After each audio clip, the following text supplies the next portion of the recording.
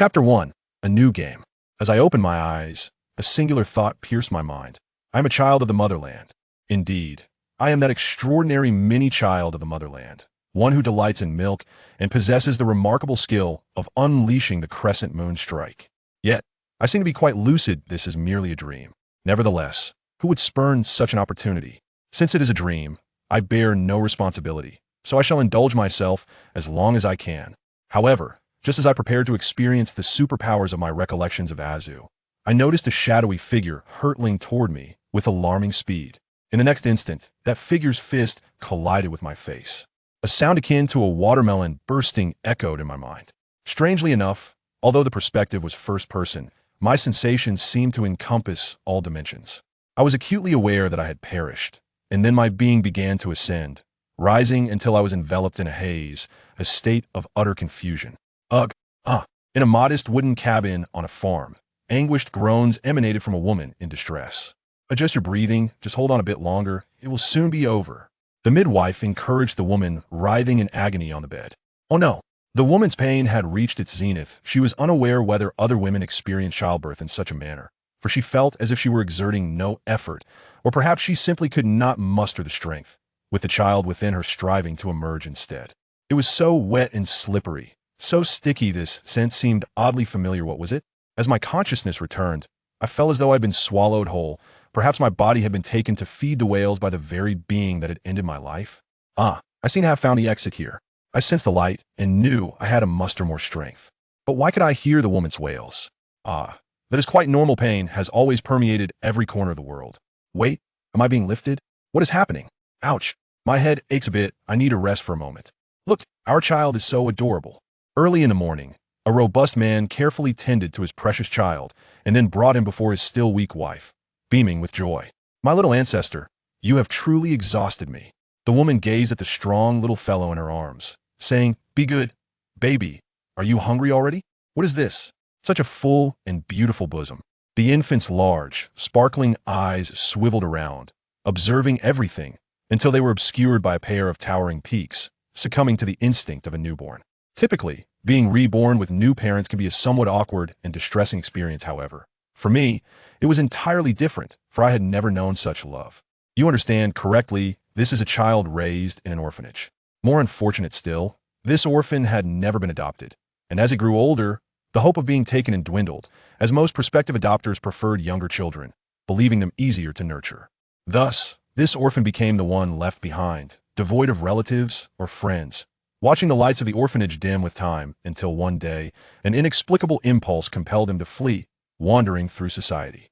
Due to frequent poor sleep, he often dreamt, and becoming a child of the motherland with a shattered skull was his final dream. Now this child has a new life and a new name, bestowed by the young couple in the mountain village, Yanzu. Time flew by, and the once crying infant had matured into a tall and upright youth. His appearance bore some resemblance to his parents, yet he was distinct, with dark golden hair and eyes as translucent as indigo gemstones. Unlike his peers, while other children remained plump and cherubic, he possessed a chiseled, rugged face at an early age, and his athletic physique in near-perfect proportions set him apart. I am somewhat concerned about his health. The woman observed as Yin Zhu drank deeply from a water ladle by the well, the cold well water trickling down his chin, tracing the contours of his beautiful muscles. Isn't this a good thing? Look at our child, he's so capable. The man beamed with pride. The woman handed him a towel to wipe off sweat, saying, "No, what I mean is, don't you think Yin Zhu seems rather precocious compared to his peers? You know I refer to more than just his physique." "Yes, I understand," the man replied, gazing in the direction of Yin Zhu's return. "Last time I arm wrestled with him, he lost, but I sensed he was holding back. My goodness, how old is he? He never plays with other children, always diligently helping us with work. I feel his responsible demeanor masks a heart that comprehends the world with maturity. He's even never quarreled or fought with other kids. I certainly wasn't half as sensible at his age. Perhaps heaven has favored us," the woman said, watching as Yin Zhu approached. Thus, she ceased the discussion. The couple's conversation was overheard by Yin Zhu, who was not eavesdropping intentionally. "No, mother, it is heaven that favors me," Yin Zhu thought to himself. Having a new life was enough to inspire such reflection, but the true reason for his sentiment was the realization that he seemed to possess the abilities of that child of the motherland. This was increasingly affirmed whenever he gazed into a mirror as he noticed he was growing more akin to that golden-haired foreigner. "Oh, it's so heavy. Mom, you must reward me with a massage afterward," Yinzu said, setting down the 2 buckets of water and feigning a pained expression as he rubbed his shoulders. "Come here and wipe off your sweat. It's time for dinner." The woman gently and attentively wiped Yinzu's brow, watching as his expression shifted from strained to one of serene contentment. Yinzu relished these moments, growing under his mother's tender care and living amidst his father's playful banter. If given the choice, he would not exchange his current life for anything. It felt as though an insatiable void had finally been filled, and he found himself wanting to express gratitude to the being who had dealt him that fatal blow. Now, Yinzu was in the bathroom, scrubbing his back alongside his father. "Hey, Azu, your mother and I both think you should make some friends," the man remarked, patting Yinzu's back with a towel. Yinzu looked up at the ceiling and sighed. "Don't say that, Dad. Our village is so small, who can I find? The other kids were just chased by dogs for riding pigs yesterday. Do you want your son to be that foolish? Your mother might feel reassured if it were so, but Azu, that's not what I mean." "Oh." Yinzu wrung out the towel and began to scrub his father's back, asking, "What wisdom do you have then?" The man turned around, placing a hand on Yinzu's head, saying, "Look around, who in the 10 miles can compare to my son? Azu, with looks like yours, if you don't marry 10 wives, it would truly be a waste of your exceptional talent." "Huh." Yinzu laughed in response. "Are you talking about yourself? You better be careful that Mom doesn't hear you." "Well, that was my dream once," the man said proudly. "To be honest, I was close to realizing it, but I met your mother, so I gave up that dream.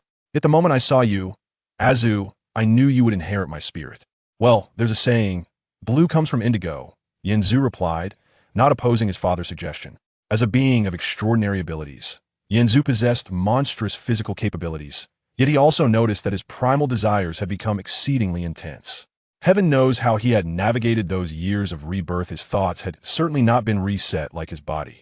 "Originally, I planned to wait until you were a bit older to discuss this," the man said, turning to look down at Yinzu. "But it seems unnecessary. My son is truly gifted." Yinzu also reflected on this in his efforts to portray himself as a normal, obedient child. He had been striving to restrain himself. Finally, his father's words felt like a pardon, and he realized he was at last allowed to seek a woman for himself. Yet, in terms of physique, he was well aware of his situation. So the question arose, where could he find a woman who was a perfect match for him? Yinzu's home was nestled in a quaint village by the mountains and water, where there were few young women. The small village could not retain the adventurous youth. They all ventured out into the world to pursue their dreams. Yinzu was an exception, having escaped the tribulations of his former life. He truly cherished the time spent with his parents. At least for now, he had not considered leaving this remote place, and the villagers expressed astonishment at the presence of such a handsome lad. Observing a young girl frolicking in the distance, chasing butterflies across the verdant lawn, Yinzu sighed through his nostrils, contemplating to himself that as girls mature, they undergo a remarkable transformation. Perhaps in just a couple of years, they will acquire a more alluring charm. "Hey, Azu, lend me a hand and help me lift this on my shoulder," called out an elder from the same village, who was clutching a wooden beam. With a gentle nudge from his foot, Yinzu assisted him in hoisting the timber. "Thank you." The elder regarded Yinzu with an approving gaze, exclaiming, "What an impressive young man you are. It's a pity my child is a boy otherwise. I would certainly wish for you to be my son-in-law." "What a shame indeed. If you put in a bit more effort, you might still have time to conceive another," Yinzu replied with a smile, relishing the warm glow of being acknowledged and appreciated. "Then I shall hold you to that." The elder hoisted the wood and departed. Yinzu, glancing at the sun, hefted the timber at his feet, preparing to head home, when he suddenly heard some peculiar sounds. As a superhuman endowed with extraordinary abilities, Yinzu possessed acute senses. To elaborate, he could distinctly hear an individual's heartbeat, and in this instance he discerned a cry for help emanating from several kilometers away. A girl's plea for assistance? This was not something he could ignore. Yinzu turned his gaze towards the source of the sound, his keen eyesight piercing through countless barriers until it finally locked onto the desperate figure. What was this? A cosplay? An orc? Yinzu beheld a girl racing for her life, adorned with a pair of seemingly soft and fluffy ears atop her head, and a furry tail swaying enticingly behind her as she ran. Beside her was a similarly fleeing boy, equally exquisite in appearance. What kind of scenario was unfolding here? Had he encountered the right person at the right moment? Merely moments after discussing a certain topic with his father, he stumbled upon such an extraordinary girl, blessed with striking beauty, and at first glance, a figure that was quite appealing, yet she exuded an air of youthful innocence. "You are fortunate, lost little lambs," Yinzu declared, setting down the wood from his shoulders. With a slight bend at the hips and a powerful push from his legs, he propelled himself forward like a missile, the gust of wind generated by sudden launch causing the surrounding flora to bow, as if honoring the arrival of a new king. Chapter 2. Until we meet again. Do you know what I cherish the most? In midair, a gaunt man clad in peculiar robes, flames dancing from his hands, gazed at the siblings locked in an embrace amidst the inferno. A wicked grin stretched across his face, reaching his ears as he declared, "What I adore most is the look of panic and helplessness on my prey's face when cornered, along with their final, desperate pleas for mercy. Ah, just look at you two. I can feel my blood beginning to thrill with excitement. Brother, don't worry about me, just run." Hulaina implored, her gaze fixed on the moon blade, clutched tightly by Xiaoyu. The crackling of burning trees resonated in the sweltering air, yet Xiaoyu's eyes remained as frosty as winter's breath. Regrettably, this icy glare could not extinguish the flames encircling them. "If I abandon you here, how am I to survive?" Xiaoyu steadfastly shielded Hulaina behind him. Though he lacked the strength to move, even an inch of death was inevitable. He would choose to face it before Hulaina. Xiaoyu felt a warm sensation at his wrist and glanced down to see Hulaina grasping it tightly, her eyes sparkling with a blend of tears and a tender smile. "I understand now," she murmured, a wave of tranquility washing over her as her earlier fear dissipated. In that moment, it seemed that nothing else in the world mattered. Life and death were inconsequential, for the most important thing was that she was with her brother. "What is that expression you both wear?" The fire-wielding man appeared incensed, unable to derive pleasure from the torment of his prey, due to the calmness displayed by Xiaoyu and Hulaina. Accompanying his fury were 8 soul rings behind him. Meanwhile, in a shadowy corner, a voice tinged with anxiety spoke. "Sir." A second voice, aged and gravelly yet composed, replied, "No rush, let us observe a while longer." "But sir, what if?" "I am here, there is no what if." The man referred to as Sir maintained an unwavering tone, despite the sight of the gaunt man unleashing 2 fiery serpents towards Hulaina and Xiaoyu. "I must see what kind of seedling is deemed worthy enough by His Holiness to send us to this remote location." And then he beheld it. He saw Hulaina's form radiating with a pink luminescence, which, in response, mirrored the chilling aura emanating from the moon blade in Xiaoyu's grasp. When these 2 forces collided, the pink glow erupted into a vast crimson mist, spreading outward. The 2 observers in the shadows inhaled sharply in astonishment. "Sir." "Ah, I see, how intriguing." The gaunt man manipulating the fire widened his eyes, revealing a manic and savage expression, his madness a mere fad to mask the rising tide of fear within him. "I knew it," he bellowed, forming hand seals as the 2 fiery serpents surged into the crimson fog. Before he could advance to assess the situation, a sharp bird's cry pierced the air, and a golden eagle abruptly soared forth, its outstretched wings slicing through the air like blades. The gaunt man, unwilling to underestimate the threat, steadied himself to engage in combat. As Hulaina and Xiaoyu, gripping each other's hands, resolved to face death together, a large black hand emerged from the ground, effortlessly dispersing the 2 fiery serpents. Hulaina and Xiaoyu opened their eyes to find a tall, slender figure approaching through the crimson mist. The man brushed aside the surrounding fog with his palm, his gravelly voice expressing admiration. "Remarkable, it can even influence my perception and judgment." He then stood before Xiaoyu and Hulaina, allowing the latter to glimpse his featuresa, solid black silhouette, from which only the contours of his face were discernible. "Who are you?" Xiaoyu sensed the terrifying power radiating from this individual, despite his calm demeanor. "Wuhuan Temple, Goemei," the man succinctly replied, lifting his hand to gently cradle Xiaoyu and Hulaina, reassuring them, "Do not be afraid, I will escort you to safety." "The Spirit Hall," both Xiaoyu and Hulaina exclaimed in unison, their eyes meeting with palpable excitement, the joy of having escaped a dire situation evident in their expressions. "Lord Daira, this is entrusted to you," Goemei said without turning, as behind him, Lord Daira had successfully subdued his opponent. With a flicker of his spirit rings, the ground beneath Goemei transformed into a pool of black, stagnant water. With a mere thought, he could plunge Xiaoyu and Hulaina into this dark abyss for a long-distance transport. However, in the next moment, Goemei furrowed his brow, glancing towards a patch of grass where a ghostly hand shot up, only to grasp at air. "Another expert?" he pondered, shielding Xiaoyu and Hulaina behind him while searching for the hidden presence he had sensed earlier. Though Lord Daira was formidable, Goemei deemed it prudent to remain and assist, lest he lose a soul Douluo on a mere mission. Such a fate would be laughable. At an astonishing speed, The figure that had evaded his soul power lockdown could not possibly be anything less than a titled Douluo or, perhaps, an exceptionally gifted agility-type spirit master, or someone possessing a soul bone capable of altering the tide of battle. Gue Mei contemplated, his spirit rings rising one after another in preparation for combat. Why hide in the shadows? If you dare to come, then reveal yourself, he declared, as a circle of ghostly hands materialized behind him, all aimed at a large tree. Behind that tree, Yanzu struggled to regulate his rapid breathing, endeavoring to calm his racing heart. The situation was utterly beyond his expectations. During the moments he had evaded his parents' gaze, he had been experimenting with the mysterious abilities that had manifested within him, each confirmation filling him with euphoric delight. He truly possessed every capability of his ancestral kin: monstrous strength and stamina, superhuman vision and hearing, a resilient and powerful physique, alongside the yet unsteady control of thermal rays. While he reveled in these surprises, Yanzu harbored a degree of apprehension. Naturally, he had not disclosed this information to anyone, striving to play the role of an exemplary son, even if at times he appeared overly mature. What concerned him was the nature of the world that birthed such a prodigy as himself. He resided in a remote village, isolated from the rest of civilization. And as a dutiful child, he had never had the opportunity to venture beyond its confines. His parents were indeed simple folk. Thus Yanzu remained largely oblivious to the wider world. Initially, he had only glimpsed fleeing youths, but on his way here, he encountered 3 more individuals. Confirming that he was not alone in his peculiarity, there were others like him. A fire-wielding, ground-hugging sorcerer, a middle-aged man possessed by a golden eagle, and another whose appearance radiated an ominous aura. Was he even human? He resembled a specter. Simultaneously, Yanzu's speed of flight was remarkably terrifying.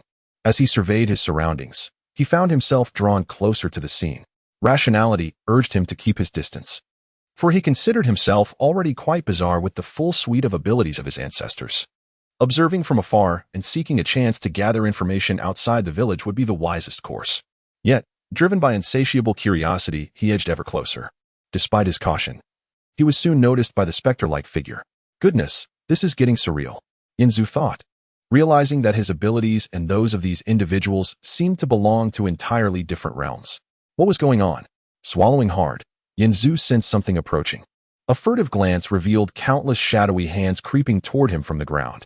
Stop! He raised both hands, cautiously stepping out from behind the tree. Addressing the nebulous figure before him, I mean no offense. Please spare me.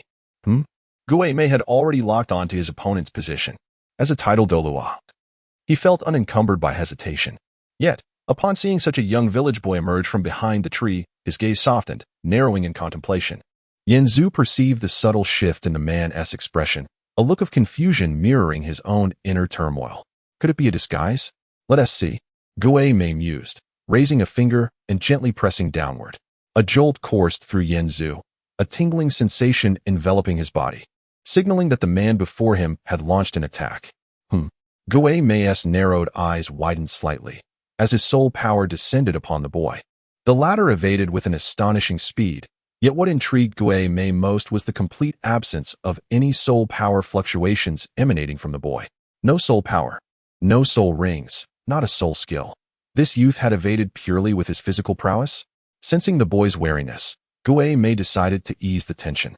The black hands beneath him coiled around the injured Hulaina and Xieyu, shielding them from harm, as he approached Yanzu, inquiring, "Young one, what is your purpose here at the Spirit Hall?" Yanzu inhaled sharply. The man's voice was raspy and sharp, akin to needles scraping against his bones. "Just passing through." "Perhaps we will meet again," he replied, still shaken. Given that this man had spoken, it seemed wise to distance himself. Curiosity had nearly led him to ruin, and such a splendid rebirth did not warrant a needless confrontation ending in his demise. Slow down. Gue Mei swiftly intercepted Yanzu's path, startling him into almost throwing a punch. "Is there something you need, uncle?" Yanzu managed a hesitant smile. Seeing the boy's wary expression, Gue Mei sighed in resignation. Due to his spirit's nature, his visage and aura were indeed rather foreboding, and it was no wonder others perceived him as a malevolent figure. "Relax, young one," he soothed. Yanzu mechanically nodded, internally questioning how one could relax in the presence of such a daunting figure. Gue Mei glanced at Lord Daira, who was nearing the conclusion of his battle, assessing the time before asking, "What is your name?" Yanzu hesitated. "I am called Shanqi." Shanji. Guei Mei nodded knowingly, recognizing that a rural child might bear such a name. Child, have you heard of the Spirit Hall? He inquired, folding his arms to appear less threatening. No, Yanzu replied straightforwardly. Perhaps I have heard of it? It sounds somewhat familiar. We shall meet again, Guei Mei remarked, observing Lord Daira as he vanquished his opponent. Shortly after, Yanzu witnessed Guei Mei's form dissipate like smoke, a gust of wind sweeping through the forest, leaving it eerily silent. Upon turning around, he found nothing but the remnants of battle surrounding him. Phew. Yanzu exhaled a breath he had been holding and sank onto the ground, his fingers massaging his temples as he processed the bewildering turn of events. Initially, he had merely intended to stage a heroic rescue, to test his own abilities. Little did he anticipate the emergence of such a monstrous being. The outcome of their encounter shrouded in uncertainty, particularly as it had genuinely startled him. He lifted his gaze to the sky, where the sun had long since dipped below the horizon, leaving behind a breathtaking display of fiery clouds. What an extraordinary world this is. The Spirit Hall? What could that possibly be? And one more thing, the girl was truly enchanting. Chapter 3, Visitors from Afar in the Grand Hall. The Spectre and Lord Diala bowed before Pope Bibi Dong, who sat gracefully with her legs crossed, resting her delicate face on one hand. Upon hearing their voices, she slowly opened her beautiful eyes. The Spectre nodded to Lord Diala, who understood and reported, Your Holiness, the culprits have been dealt with, and the orphans from the two prominent families have been brought back and settled, awaiting your summons. Bibi Dong softly acknowledged, then turned to the Spectre and inquired, You have seen the individuals. What are your thoughts? The Spectre replied, They are indeed remarkable talents, perhaps due to their kinship. They appear to have already mastered the martial soul fusion technique. Given their soul power reserves and ages, they are truly prodigious. Bibi Dong nodded in satisfaction, saying, You both have worked hard. You may retire for now. I shall summon them tomorrow. In the meantime, ensure they are well comforted. The Spectre and Lord Diala accepted the command.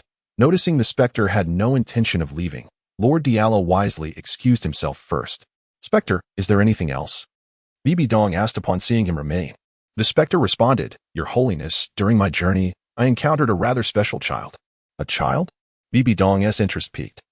It was rare for a titled Douluo to describe someone as special, a high compliment indeed, especially considering the Spectre had previously met Hulina and Xiaoyu.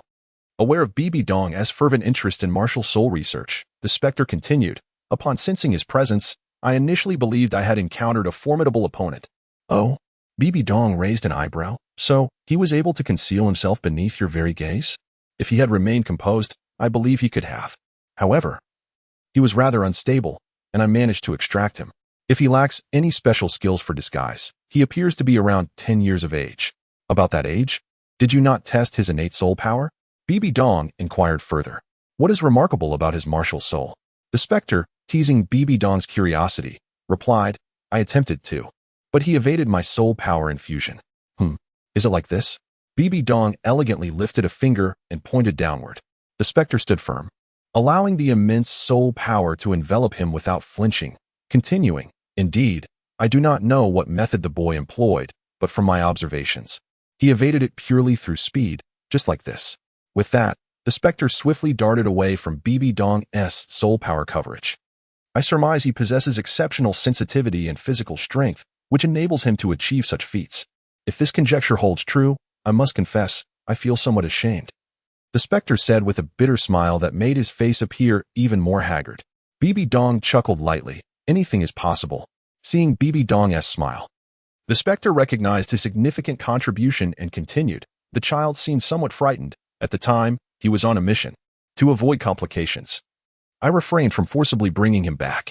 There were no missionaries in the nearby villages, so it would be prudent for your holiness to decide. Sending someone to preach locally to awaken the martial soul in that child. This way, he can gain a basic understanding of the Spirit Hall, which I believe would be a gentle introduction for a child from the countryside. You have given this much thought. Bibi Dong expressed her satisfaction with the Spectre's suggestion. She had now gained a promising specimen for her research, eagerly anticipating the opportunity to examine it herself. In contrast to her prior knowledge of Hulina and Xiaoyu, Bibi Dong found herself far more intrigued by the boy the Spectre spoke of, perhaps a reflection of her curiosity for the unknown. Azu, what is the matter today? Only eating this much? It's nothing, mother. I'm just lost in thought. I haven't finished yet. I'll wash the dishes later. Yanzu replied, his appetite seemingly diminished. Ha ha ha, you lad. Suspecting that Yanzu was merely daydreaming, his father paid no heed, finishing his meal and preparing to head out to work. In reality, his assumption was not entirely unfounded. That day, Yanzu had wandered in the forest for quite a while, returning home hastily after confirming that the two peculiar beings were no longer present. He organized the information in his mind, adjusted his mindset, and prepared to rest, but sleep eluded him. The girl's appearance lingered in his thoughts. Given the existence of such anomalies, it was plausible that the girl was not merely playing a cosplay game. Her fluffy ears and bushy tail were likely genuine. The thought excited him further. She truly was a remarkable girl, perfectly aligning with Yanzu's current sentiments. Those three peculiar beings had ruined this fleeting encounter. Yanzu sighed, wondering if he would ever have the chance to meet her again. The likelihood seemed slim, as this idyllic little village rarely witnessed remarkable events. Yesterday's occurrence was an exception. Yet, after a moment's reflection, Yanzu chastised himself for being so feeble-minded, allowing a mere glimpse of a girl to distract him. With the extraordinary abilities he possessed, he felt confident that he could have any woman he desired in the future. He merely needed to wait until he was older and his parents would allow him to venture into the world. Nevertheless, his longing for that girl surged uncontrollably, akin to spring shoots breaking through the earth. It's worth noting that in his previous life, Yanzu had been a complete drifter, every coin in his pocket spent wisely. The pressures of life had forcibly deprived him of the typical experiences of adolescence, resulting in a rather unremarkable youth. His chopsticks paused in his mouth as he fell into a stupor. Is this child all right? Yanzu's mother queried, glancing at her son, who resembled a statue, as she wiped the dining table. At that moment, Yanzu's father burst in, brimming with excitement, dropping his farming tools and rummaging through the house, while exclaiming, "Dear, quickly gather all the jars and pots. Hurry." Curious, Yanzu's mother asked, "What are you doing with the backpack?" "There's no time to explain. Yanzu, stop daydreaming and help me. Grab the basket and come with me." "What is happening?" Yanzu snapped back to reality, inquiring while strapping on the backpack. His father grinned. "Haha, fortune has fallen from the sky. Someone has come to our village to preach, and they're distributing supplies at the village entrance. Rice, flour, you name it, there's plenty." "Preaching?" Yanzu blinked, thinking to himself that in his humble understanding, most so-called missionaries were merely deceivers, feasting while others starved. Could such good fortune truly exist? For the villagers, who prioritized food above all else, such an unexpected windfall was irresistible. Regardless of age, everyone lined up orderly with their containers, receiving supplies with cheerful hearts. As the missionaries had promised ample provisions, resulting in a harmonious and joyful atmosphere without any unrest. Amidst the throng of people, the missionaries commenced their dissemination of doctrines, with all eyes fixated upon a cart brimming with supplies. In this secluded nook, the crowd held little pretense, their primary concern being sustenance and warmth. Yanzu listened intently, for the arrival of these individuals resonated with his aspirations. Perhaps by endearing himself to the missionaries, he could glean insights into the wider world, and perchance accompany them on their travels across distant lands. He was acutely aware that his family's financial constraints rendered any such excursions impossible. And as the sole male in the household, it was his duty to support his family. The radiant teachings, the celestial deity, these somewhat melodramatic phrases danced upon Yanzu's ears. Although they seemed abstract, their essence was uplifting. And thus he felt no aversion, until a certain term emerged, the Hall of Martial Souls. Yanzu instinctively interrupted the missionary's discourse, drawing the gaze of the crowd to the boy who had been rather impulsive. "We shall meet again," echoed the haunting words of the peculiar man he had encountered the previous night, sending a shiver down his spine. How unnerving. Indeed, it was the Hall of Martial Souls, the sacred abode of the angelic god, located in the city of Martial Souls. The youthful missionary approached Yanzu, sporting a seemingly radiant smile. As he drew near, he touched Yanzu's wrist. With the villagers present, Yanzu refrained from any reaction, for there was nothing to respond to. The man appeared to be examining his bones, then nodded with a grin, saying, "Age is no barrier." "Sir, what do you mean by my son is no problem?" Yanzu's father inquired with great concern. The missionary elevated his voice, addressing the assembly. "Esteemed villagers, I have been specially assigned by the Hall of Martial Souls to awaken the martial souls of the local children. Once the distribution of supplies is complete, you may gather the children here for their awakening. Those with exceptional aptitude will receive sponsorship from the Hall of Martial Souls." allowing them to attend designated academies and become soul masters. Upon this pronouncement, a wave of astonishment swept through the crowd. Was this truly a momentous occasion? Yanzu pondered, observing their reaction. Yet, words such as martial soul, academy, and soul master painted a complex expression upon his face. What manner of world had he been reborn into? The combination of these terms evoked an inexplicable intensity. What could it signify? Regardless, it was prudent to view this as an opportunity to comprehend the world through the missionaries. And thus far, their actions appeared benign. The strange entity from the previous night had not truly harmed him, though he had taken away a girl and a boy. He had mentioned they would meet again. Did this imply Yanzu might see him once more, and perhaps the girl he had taken? Yet, why had he chosen to take them? With a multitude of enigmas swirling in his mind and scant information to illuminate his thoughts, the missionary, having delivered his announcement, turned to Yanzu's father and inquired, "Good sir, might there be a child in your village by the name of Shanji?" Chapter 4. The innate martial spirit mountain chicken? How unfortunate for the child to bear such a name. Yanzu's father expressed his bewilderment. Oh, I see. The missionary then sought counsel from some elder villagers. They are genuinely searching for me. Yanzu observed the missionary's actions, feeling uncertain about their true intentions. After filling the basket and burden with rice and flour, Yanzu inquired on their way home, "Father, what are martial spirits and soul rings? Why have I never heard you mention them before?" In Yanzu's memory, his father was quite the talkative man, eloquent in speech. However, this time, he seemed to falter, as if his verbal faculties had momentarily failed him. Noticing this, Yanzu discerned the unease in his father's expression. They returned home laden with goods. Yet his father's face bore no trace of joy. Instead, there was a hint of awkwardness and anxiety in his gaze toward Yanzu. "I am sorry, Azu." Huh. Yanzu was perplexed by his father's sudden apology.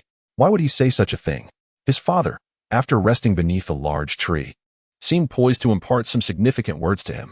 To be honest, I never anticipated the martial spirit hall would come here, nor did I ever consider that you, Azu, might have the chance to awaken a martial spirit. Yanzu's father lamented, his face etched with regret. I am but a man of no talent. With an ordinary martial spirit, your mother and I, how shall I put it? We fled from the town, seeking refuge in this remote village, hoping to live a simple life. In truth, a world devoid of martial spirits and soul masters would be preferable for us. Upon hearing his father's words, Yanzu began to grasp the underlying meaning. His parents, lacking in such talents, had escaped the complexities of urban life to seek stability in this small locality. They had never broached the subject, likely because the memories associated with martial spirits and soul masters were far from pleasant. Yanzu also felt that he, too, would not bear a prodigious martial talent. Yet, perhaps this was for the best. Yanzu's father gazed toward the martial spirit hall's entourage, a look of relief crossing his face. This way, your talents will not go to waste. You are exceptional, Azu. Surely you will awaken a fine martial spirit, one far surpassing my own. So, Azu, after we set our things down, do approach that esteemed individual to assist you in awakening your martial spirit. Awaken a martial spirit? Yanzu looked toward the martial spirit hall's procession, where numerous villagers had already gathered with their children, waiting in anticipation. In any case, this was an opportunity. Although his father had not enjoyed much success as a soul master, he still held a deep respect for the path and seemed to harbor trust in the martial spirit hall. Consequently, if Yanzu expressed a desire to accompany them for training, his parents would undoubtedly agree, marking a promising beginning. Upon returning home, Yanzu's mother beamed at the sight of her husband and son carrying a bounty of supplies, eagerly pouring them a bowl of water. Yanzu's father waved his hand dismissively, saying, "No time to rest. I must hurry to take Azu to awaken his martial spirit. We cannot afford to delay." With that, he grasped Yanzu's hand and led him outside, leaving Yanzu's mother alone with 2 bowls of water, murmuring, "Awaken a martial spirit. Well, that could be good. Hurry, Yanzu, take your place in line." Yanzu's father urged him forward. This day was extraordinary for the village, as nearly all the villagers had congregated. Fortunately, the village was small, and the queue was not long. There were only about 20 children of the appropriate age, obediently lining up to heed the missionary's guidance. Due to his considerable height, Yanzu could clearly observe the events unfolding at the front of the line. He noted the occasional murmurs of disapproval among the villagers, and a sense of anxiety began to stir within him. Oh, he felt a flicker of expectation. Martial spirit, scythe, innate soul power, level 2. Upon hearing the test report, the recording missionary sighed, shaking his head before breaking into a resigned smile. Well, while it may not hold much promise, at least it is usable, better than the previous few who manifested nothing but dog-tail grass and straw. Next, the missionary called while contemplating. By the way, the reason my team is here is to search for that child named Mountain Chicken, yet despite my inquiries, I have yet to find anyone by that name. Could I have come to the wrong place? Surely not. There are no other villages nearby. As this thought crossed his mind, the missionary scanned the line again. Among the disheveled, snot-nosed village children, there was one boy at the end of the queue who stood out remarkably. Perhaps it was due to his early development? The missionary had almost doubted his own assessment when he felt the boy's bone age. If there were someone worth noting, it would be him. The missionary mused, suddenly feeling a chill race down his spine, his heart fluttering inexplicably. What is this? The missionary swallowed hard. He had merely locked eyes with the youth. Yet he felt an overwhelming sense of dread. I must be tired. Yes, that must be it. On the other side, Yanzu pondered. Why does that fellow keep staring at me? Do they truly have plans for me? Never mind. Never mind. Thinking further will not change my fate. I cannot avoid what is destined. At long last, it was Yanzu's turn. Though it was daytime, he felt as if he were illuminated under a spotlight, the focus of everyone's gaze. For the Martial Spirit Hall's personnel, identifying the boy they were sent to find was their primary objective, while for the villagers, Yanzu was the most promising youth in the village. Feel my soul power. Do not resist it, the tester instructed, placing a hand on Yanzu's shoulder. Yanzu felt a slight prickling sensation, followed by a warm current flooding into his body. The missionary clenched his fist, covering his mouth, his index finger resting on his chin as he observed intently. When he noticed a faint, ethereal glow enveloping Yanzu, his eyes widened in astonishment.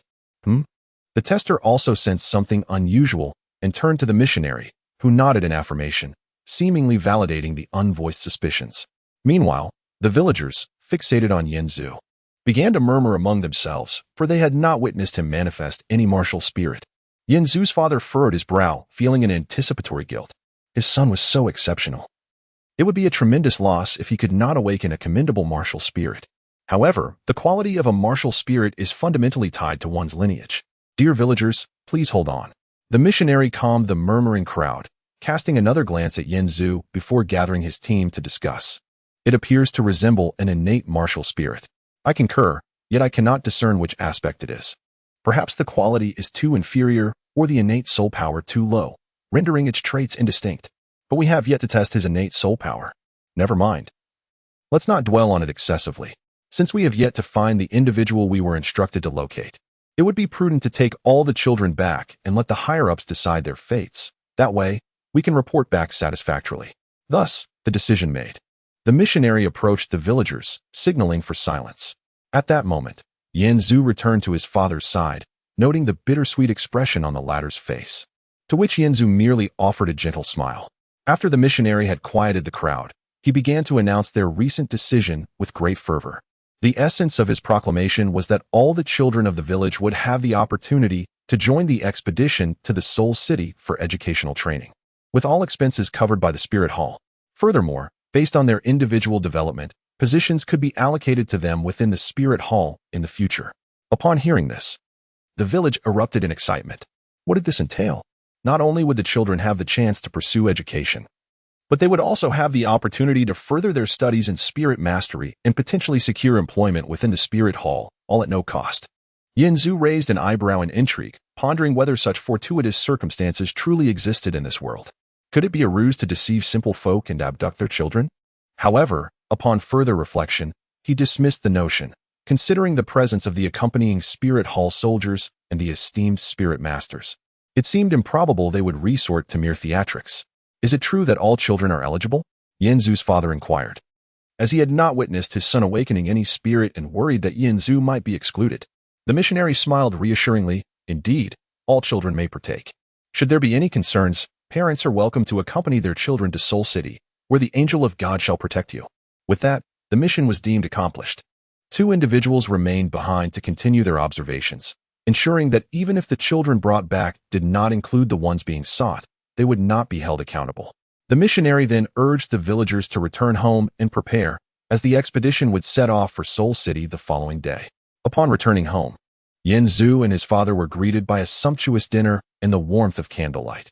At the dining table, Yanzu's father recounted the day's events to Yanzu's mother, joyously declaring his unwavering support for Yanzu to join the missionary team on its journey to Seoul City for study and training. Everything unfolded surprisingly smoothly. When Yanzu's gaze shifted from his father's delighted face to his mother's, he was met with her expression of astonishment, which suddenly filled him with an inexplicable melancholy. Constricting his chest, he perceived the hesitation and helplessness in his mother's eyes, as well as the tears that began to well up. Ahem. Yanzu's father cleared his throat and raised his glass. Regardless of the circumstances, let us toast to this momentous occasion. After dinner, Yanzu had anticipated a lengthy discussion from his parents concerning various matters, yet to his surprise, his father only advised him to retire early, citing the need for ample rest before embarking on the journey with the adults from the spirit hall the next day, emphasizing the importance of making a good impression. Obediently, Yanzu returned to his room, closed the door, and leaned against it. Silence enveloped the living room for a while, only to be broken by the soft sound of his mother's weeping. I do not wish for him to go to Seoul City, nor do I want him to become a spirit master. Azu still. I know, Yanzu's father replied in a calm tone, followed by the sound of fabric rustling as they embraced. He comforted his tearful wife, whispering, I understand. Do you think I care for Seoul City? Do I truly concern myself with whether Yanzu becomes a spirit master? My dear, I do not care at all. What matters to me is that we are together. However, I do not wish for our selfishness to stifle Azu's potential. I know you understand this truth as well. I understand, but I cannot help but feel sorrowful. And I cannot suppress my tears. What am I to do? He is my son, but he is also a young man, Yanzu's father remarked. What if he truly desires that life? Hearing his wife's rhetorical inquiry, Yanzu's father smiled helplessly. My dear, we must learn to accept reality. Azu has grown. As you know, have you not noticed how he has been distracted and listless lately? It is time. So let us not continue to deceive ourselves with falsehoods. For Azu's sake, let us make some sacrifices, shall we? Very well, I understand. Yanzu's mother wiped her tears, and then smiled. This sacrifice is worthwhile, is it not? Indeed, Yanzu murmured softly in response to his mother's question as he lay down on his bed. Chapter 5. A gloomy future that night. Yanzu lay awake, not only burdened by the bittersweet sorrow of parting from his parents, but also attuned to the movements of the group from the spirit hall. During the day, he had overheard the missionaries' hushed conversations, confirming their intent to seek him out. Their words bore no malice, yet by nightfall, their discussions about him dwindled, focusing instead on logistical plans that indicated the spirit city was a distant locale. The following morning, Yanzu's father pounded on the door with a brusque urgency. Get up, you rascal. Hurry up. From today onward, you are no longer a child. Yanzu, eyes wide open, lay in bed with a smile on his lips. With a swift motion, he sprang up and opened the door. His father entered, hands laden with a large bundle, and sat down beside the bed, saying, Here, take a look, fresh clothes, jerky, snacks, and some pocket money. Spend it wisely, although, to be honest, it hardly amounts to much. Oh, at the very bottom, there's a small formal outfit. Might come in handy for a date. Yanzu observed his father, a man both meticulous and careless, confident yet awkward. The expenses for the journey are fully covered by the spirit hall, Dad. You should keep the money to buy Mom a new dress, he suggested. Sitting on the edge of the bed, the man fell silent for a moment, then looked up at his son with a serious expression. Azu, what others possess is theirs. I won't preach grandiloquent morals, but if one day they cease to provide, will you kneel and beg for it? True wealth lies in what you have earned for yourself. Yanzu patted his father's shoulder, reassuring him, Oh, don't worry, Dad. With my strength, I could survive even in the wilderness. If necessary, I could always snag a wealthy woman to provide for me. It wouldn't be a problem. Seeing Yanzu's light-hearted demeanor, the man felt a wave of relief. All right then, we have an agreement. You must take good care of yourself and not worry your mother. She is my woman, and if you dare to make her sad, I will have to deal with you. Wow, that's a bit much, isn't it? But I promise you, this is a man's word. Yanzu exchanged a fist bump with his father, their laughter warming the heart of the woman who was in the kitchen preparing a meal. Oh, and there is one more important thing, the man said with a serious tone. Yanzu, sensing the gravity of the moment, sat up straight, attentive. Azu, for the world to become a better place, you must spread our excellent genes far and wide. More is better. Yanzu inhaled deeply, leaning back slightly, and felt a surge of confidence and vitality welling within him, bolstered by his father's conviction. Indeed, this is a remarkable mission. He stood to salute, his eyes resolute. I vow to accomplish the task. After breakfast, it was time to part ways. Yanzu, with the pack his father had prepared slung over his back, stood at the door and, as usual, said, "Dad, Mom, I'm heading out." His father responded with a radiant smile, while his usually reticent mother hurried over to embrace him tightly, tears streaming down her face, without a word. Her embrace was warm and soft, and Yanzu felt a lump in his throat, recalling his mother's earlier words to his father. "You go pack for him." I fear I might cry and upset Azu. Yet here she was, unable to contain her tears, her thoughts muddled. She wanted to speak to her son, but words eluded her. Finally, she managed to say, "If anything happens, just run back home." Yanzu nodded and awkwardly pecked her forehead, assuring her mom, "I promise I'll take care of myself, and I will come back to see you often. I guarantee it. Your son is quite capable." I know, the woman replied, still holding him tightly. Just then, the missionaries approached, reminding Yanzu that the caravan was about to depart. To avoid causing a scene in front of outsiders, his father helped his mother regain her composure. They embraced once more, waving goodbye to their son. As the carriage rolled away, Yanzu leaned out the window, waving until the bumpy countryside road obscured his view. The caravan was indeed impressive, aside from the children. Many adults wishing to relocate to the Spirit City had joined. Each wagon was accompanied by a missionary, tasked not only with alleviating the concerns of others, but also with spreading the teachings of the light, ensuring a smooth transition for the children and villagers into the Spirit City. The itinerary was tightly packed, with the carriages racing day and night. The missionaries conducted rigorous lessons, assessing the day's teachings immediately. They exhibited patience even with the less astute, insisting on teaching until mastery was achieved. At the end of the day, after concluding the lessons, the missionaries closed their books and allowed the children to disembark for some fresh air. Before that, Yanzu noticed a soldier galloping ahead, having received orders to leave the group. According to the missionaries, they were to rest and resupply in Nodding City, thus sending someone ahead to inform the local branch of the Spirit Hall. Finally, they could enter the city. Yanzu sighed in relief. He had felt stifled these past days, and it was quite different from his initial expectations.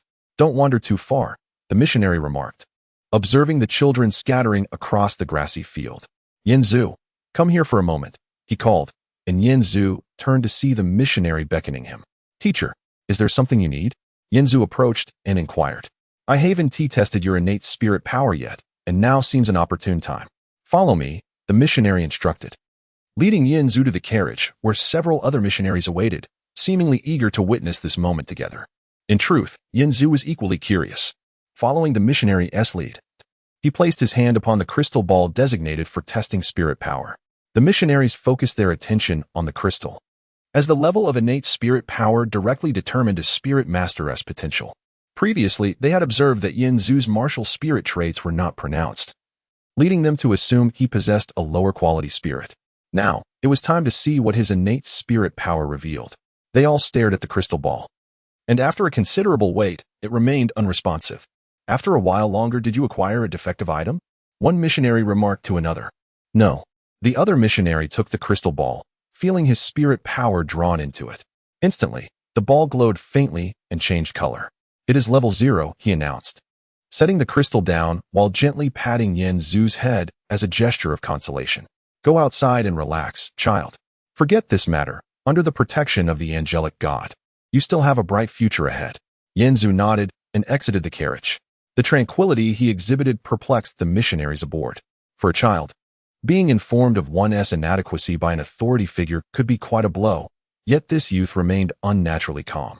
Thus, it was not merely the lack of pronounced martial spirit traits. He may not even possess a martial spirit at all. One missionary speculated, and the others silently concurred.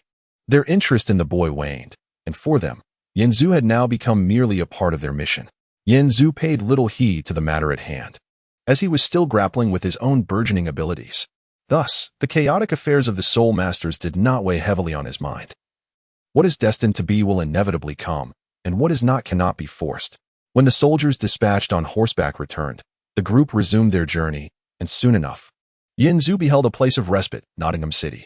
Suyu Tao, the steward of the Spirit Hall's branch in Nottingham, had long been awaiting their arrival. With such a large contingent entering the city, it would require considerable effort if no preparations had been made in advance. Therefore, Su Yuntao had already conferred with the city guards and was there to receive them. After exchanging pleasantries, Su Yuntao led the group towards the branch's accommodations. Along the way, he noticed that most of the entourage comprised farmers, farm women, and rural children, which prompted him to inquire, "What is the purpose of your journey? And why do you bring along so many elderly and weak?"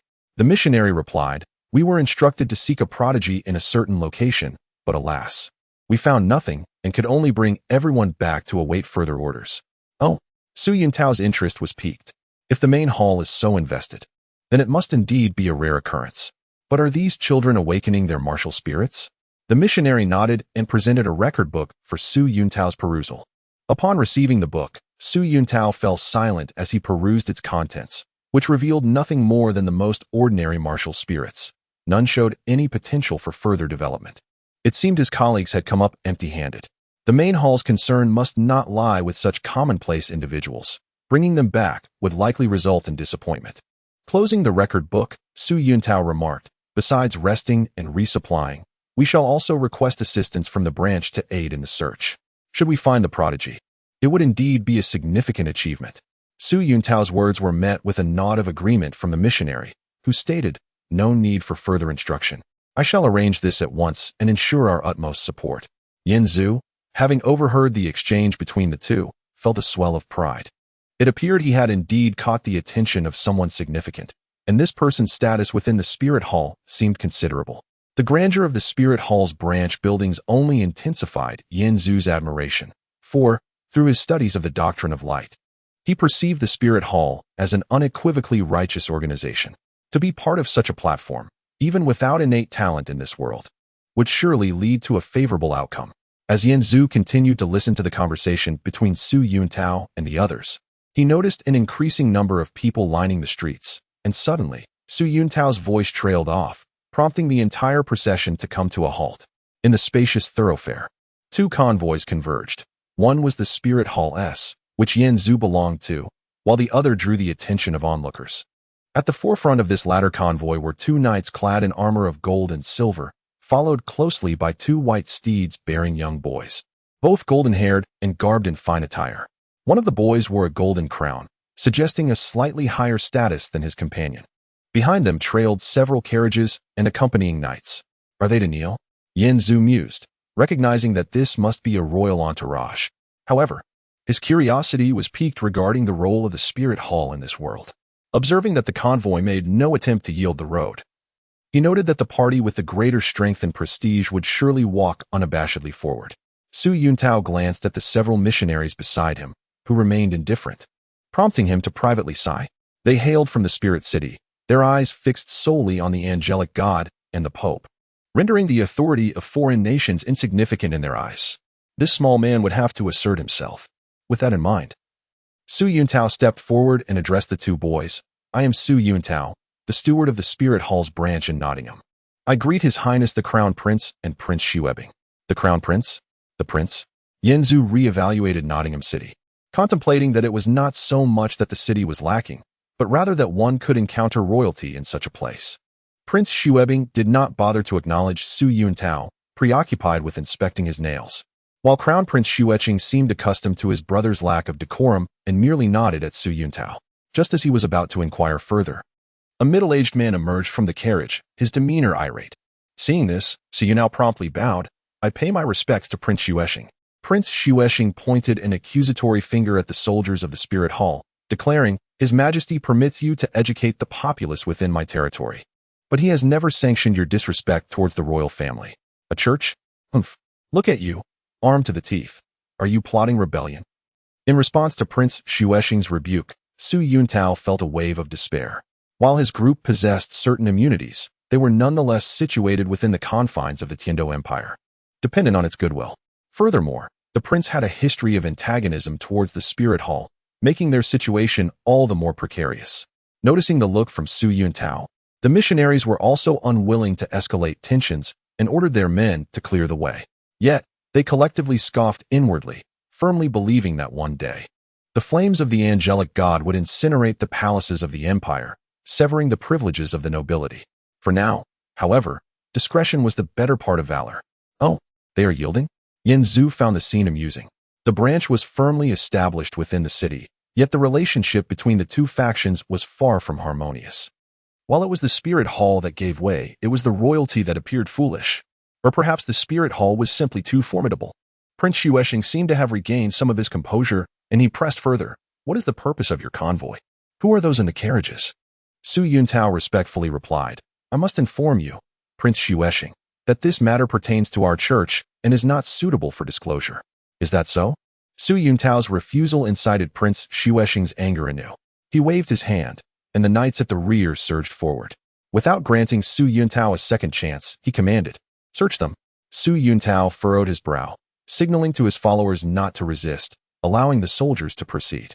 The group approached, parting the carriage curtains with their spears, revealing a cluster of bewildered children huddled with their parents.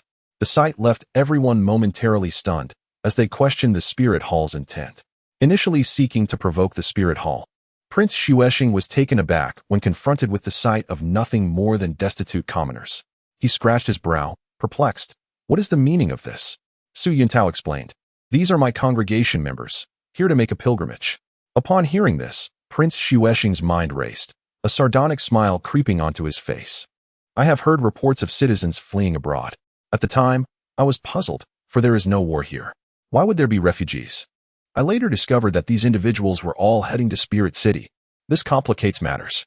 Su Yuntao remained silent, fully aware of the implications of Prince Xuexing's words. For the Spirit City, the populace represented followers, whereas for the Empire, they signified productivity. If Prince Xuexing were to accuse the Spirit City of siphoning off the Empire's human resources, it would indeed pose a difficult situation. As the atmosphere grew tense, Crown Prince Xuexing sighed. As the Crown Prince of the Tiando Empire, he regularly led royal inspections across the empire, not only to oversee the various principalities, but also to gauge public sentiment. What he had anticipated as a routine obligation had now devolved into a troubling incident, revealing the slowly surfacing discord between the Tiando Empire and the Spirit Hall. The imperial uncle need not be so wrathful. The dissemination of teachings by the Spirit Hall was, after all, sanctioned by His Majesty. The populace's pilgrimage is not an omen of misfortune, Xuexing had calmly urged, adhering to the plan to avoid any conflict between the Tiando Empire and the Spirit Hall at this juncture. Upon hearing Xuexing's conciliatory remarks, Prince Xuexing let out a cold chuckle and pointed at the children and villagers in the carriage, inquiring, So, will these individuals belong to the Spirit Hall or to our Tiando Empire? Su Yuntao quickly smiled and replied, Naturally, they are subjects of the Empire. Xuexing nodded in response. In that case, I shall take these individuals. The moment these words were spoken, Su Yuntao immediately sensed a palpable unease among several colleagues behind him. Although the individuals in the carriage appeared ordinary, they were crucial to the directives given from above. This Prince Xuexing was evidently intent on asserting dominance over the Spirit Hall in front of all present. Realizing this, the missionaries gritted their teeth, taking deep breaths to steady their nerves. Observing this, Su Yuntao understood that they had made their decision, sparing him the need for further persuasion. He promptly addressed Prince Xuexing. Everything shall be at your lordship's discretion. Yin Zhu, witnessing this scene, thought to himself, what happened to our journey to Spirit City? With this concession, will our path not also alter? What use could this Prince Xuexing have for us simple folk? It seems we may be treated as mere refuse after this display of strength against the Spirit Hall. Why does the future suddenly appear so bleak? Seeing that the Spirit Hall and its entourage dared not defy him, a slight smirk appeared on Prince Xuexing's lips. Yet, he quickly recalled the formidable figure of the Spirit Hall's bishop, Salus, who had been thriving within the imperial court. His smile promptly faded, as he thought, just watch. As long as I am alive, this empire shall not be overturned. Chapter 6. The Crown Prince's Attendant, Your Highness. How shall we deal with these people? A knight inquired of Prince Xuexing after the forces of the Spirit Hall were reluctantly forced to retreat. Having exhaled a breath of relief, Prince Xuexing expressed his disinterest in the rustic villagers, simply stating, cast them wherever needed. There is no need for further consultation. Understood. The knight turned to make arrangements, but was halted by Prince Xuexing's command. Wait. Before that, conduct a thorough interrogation. We cannot afford to overlook the possibility of spies colluding with the enemy. Observing the elderly and young huddled together in fear inside the carriage, the knight pondered to himself. What could possibly be of interest in this interrogation? A squad of cavalry disembarked the villagers from the carriage, transporting them to a nearby outpost. After a brief inquiry, they were assigned to labor duties. The elders and able-bodied were designated as official laborers for public construction, while the children were to be sent to the royal villa in Notting City as servants. What shall we do with him? It was Yin Zhu's turn when the soldier responsible for registration asked. A knight approached, scrutinizing Yin Zhu before glancing at the roster. His eyes widened in astonishment as he pointed at Yin Zhu, confirming, "How old is this kid?" The soldier waved his hand dismissively and replied, "That's what he claims. And we have no experts in fortune-telling here." The knight, upon hearing this, turned to Yin Zhu and asked, "Boy, do you find this amusing?" "Brother, I truly am this age," Yin Zhu replied somewhat helplessly. "If you don't believe me, you can ask around." Seeing Yin Zhu's insistence, the knight inquired of the already categorized villagers, "Is what he says true?" After receiving affirmative responses, the knight, deep in thought, asked Yin Zhu, "Have you ever measured your innate spirit power?" "Level 0, Yin Zhu replied candidly. "What?" The knight was taken aback. The youth before him hardly seemed ordinary. Had his innate spirit power been adequate, he could have been considered for inclusion in the knight's team. The military did not require exceptional martial spirits or extraordinary talents. It merely needed spirit power sufficient to uphold the formation. However, a level 0 innate spirit power was truly beyond redemption. His appearance is passable. Send him to the royal villa. The knight concluded his orders and departed. "Come, follow them," a soldier nudged Yin Zhu. "What the hell?" Yin Zhu watched as the children were forcibly separated from their parents, recalling his own painful farewell with his family. He thought, "We left with joy, only to face a tragic separation along the way." "Stop crying. You're making too much noise." A soldier barked at one of the children during their journey to the royal villa. "Do you dare glare at me?" The soldier turned to find Yin Zhu casting a sidelong glance at him, prompting him to draw his whip, ready to teach these villagers a lesson. "Come." Yin Zhu, initially hoping to avoid conflict, found himself unable to tolerate the authoritarian behavior of these soldiers, having grown accustomed to freedom in his past life. Seeing that Yin Zhu not only showed no fear but also dared to retort, the soldier raised his whip to strike. "Stop." A commanding voice halted the soldier, and the onlookers turned to see the soldiers escorting them kneeling in respect. "Is it him?" Yin Zhu recognized the voice as that of the Crown Prince Shueqinghe, whom he had encountered earlier on the road. This was the royal villa in Notting City, where royals and nobles would stay. After a long day of inspections, Shueqinghe was returning to rest when he stumbled upon the soldier preparing to whip the commoners, promptly intervening. Shueqinghe rode forward, and from the carriage behind him, a golden-haired girl peeked out curiously. "What happened?" Shueqinghe inquired, his tone calm, yet imbued with an undeniable authority. "Your Highness, these are the servants being sent to the royal villa." The soldier, neglecting the earlier incident, downplayed the situation. "Oh." Shueqinghe casually glanced at the children behind him and remarked, "These seem to be the ones from the spirit hall earlier today?" "Indeed," the soldier confirmed. Shueqinghe continued, "I recall there were some adults. Why are only these children left?" "Reporting to your Highness, we have assigned the adults to labor duties." The soldier thought he had successfully diverted Shueqinghe's attention from his previous actions. Shueqinghe surveyed the tear-stained faces of the children and sighed before extending 2 fingers upward. "Huh?" Just before Shueqinghe completed this motion, Yin Zhu felt the hairs on his body stand on end, a prickling sensation on his forehead, a reflex of his body sensing danger. He then witnessed a stream of energy extend from Shueqinghe's fingertips, swiftly striking the soldier's chin like a flexible whip. The soldier let out a pained cry as he was thrown back, writhing in agony, but soon he was on his knees before Shueqinghe, hands clutching his chin, repeatedly begging for mercy. That was quite a lesson, Yin Zhu thought, glancing at the soldier's chin, which showed no severe injury. Is this what spirit power can do?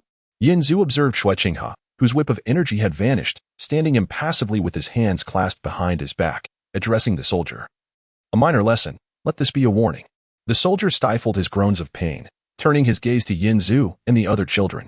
Seeing this, Shueqinghe stated, "I will handle this. You may leave." The soldiers quickly organized themselves and departed, leaving the children huddled together, gazing at Shueqinghe. Shueqinghe gestured for his servant to step forward. "Arrange for their accommodation within the city, ensuring they are well cared for. I will make further arrangements later." Turning to Yin Zhu, he added, "Come with me." Yin Zhu glanced back at the children being escorted away by Shueqinghe's attendants, feeling a twinge of unease. Despite the differences in their mentalities, having rarely played with them in the village, he felt a sense of responsibility as the eldest to protect these children from his hometown. Sensing Yin Zhu's concern, Shueqinghe chuckled lightly. "Rest assured, They will be well looked after, I promise you. Perhaps due to Shui Qinghe's earlier reprimand of the soldier.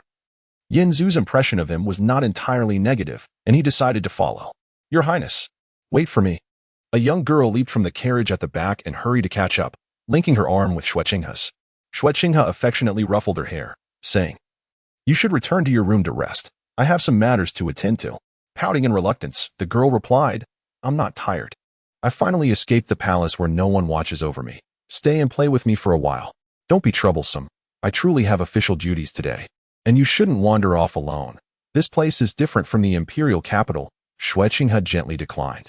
What if I want to play? I can't just go find Shui Bong, can I? The girl released Shui Qinghe's arm defiantly. Shui Qinghe chuckled helplessly. That won't be necessary. How about this? I will make time to accompany you tomorrow afternoon. Just let me have a little peace for now. Upon hearing this, the girl felt victorious, shaking Shui Qinghe's arm and declaring, I knew you were the best, so I'll go rest now. After a long day of travel, I was utterly exhausted. Snow Qinghe had sent Shui Ku away and turned to see Yin Zhu gazing at her departing figure, a flicker of disdain rising within him. He cleared his throat and inquired, Do you know what punishment awaits those who desecrate the dignity of the royal family? Caught in the act by Snow Qinghe, Yin Zhu offered an awkward smile and replied, Is appreciating beauty truly a crime? Snow Qinghe, uninterested in further discussion, noted that Shui Ku was the princess of the Tiando Empire, raised in luxury. And her beauty, coupled with her graceful demeanor, made it entirely natural for a country boy to be infatuated with her. Yin Zhu followed Snow Qinghe into his residence, taking note of the simplicity of the decor, despite it being the abode of a prince. The air was filled with a faint, pleasant fragrance that invigorated the senses. I will ask you questions, and you shall answer. Should you have any doubts, I will allow you time to ponder. Snow Qinghe stated as he poured himself a cup of tea. What is your relationship with the spirit hall? Observing the tea in Snow Qinghe's cup, Yin Zhu poured himself a cup as well. After sipping, he noticed the peculiar expression on Snow Qinghe's face and chuckled. Apologies, I was just a bit parched. As for the relationship, it has yet to be established. Snow Qinghe twirled his teacup and asked, Then what purpose do they have in bringing you here? Do not claim it to be a pilgrimage. I know that is not the case. Why do you say that? Yin Zhu inquired, intrigued by Snow Qinghe's conclusion. As I mentioned, first answer my questions, and I will grant you time for the rest, Snow Qinghe replied. They are essentially here to cultivate us. That's the gist of it, Yin Zhu stated, feeling there was nothing to conceal. To cultivate? Just you? Snow Qinghe raised an eyebrow. It was common knowledge that the Spirit Hall sought out exceptional talents, but considering the individuals previously encountered, could it be that he was simply mistaken? Your words are somewhat hurtful, Yin Zhu retorted defensively. You may dismiss them, but at the very least, I am quite the handsome one. Am I not? Oh, who claims that? Snow Qinghe observed the boy before him, noting his light golden hair, blue eyes, and striking features. He indeed resembled gold buried beneath filth, if polished. He could certainly hold his own in society. My parents say so, Yin Zhu bantered. Ah, the tender hearts of parents, Snow Qinghe scoffed, before continuing. The Spirit Hall missionaries who transported you wear the garb of the main hall, indicating that your purpose here is not merely a pilgrimage to the Nodding City branch, but rather to the main hall of the Spirit Hall. The Spirit City welcomes all followers of the angelic god, yet for them to send representatives traversing nearly the entire continent to escort you, you must possess significant standing. Such is the unpredictability of fate. I have not lied, Yin Zhu reclined, adopting a demeanor of resignation.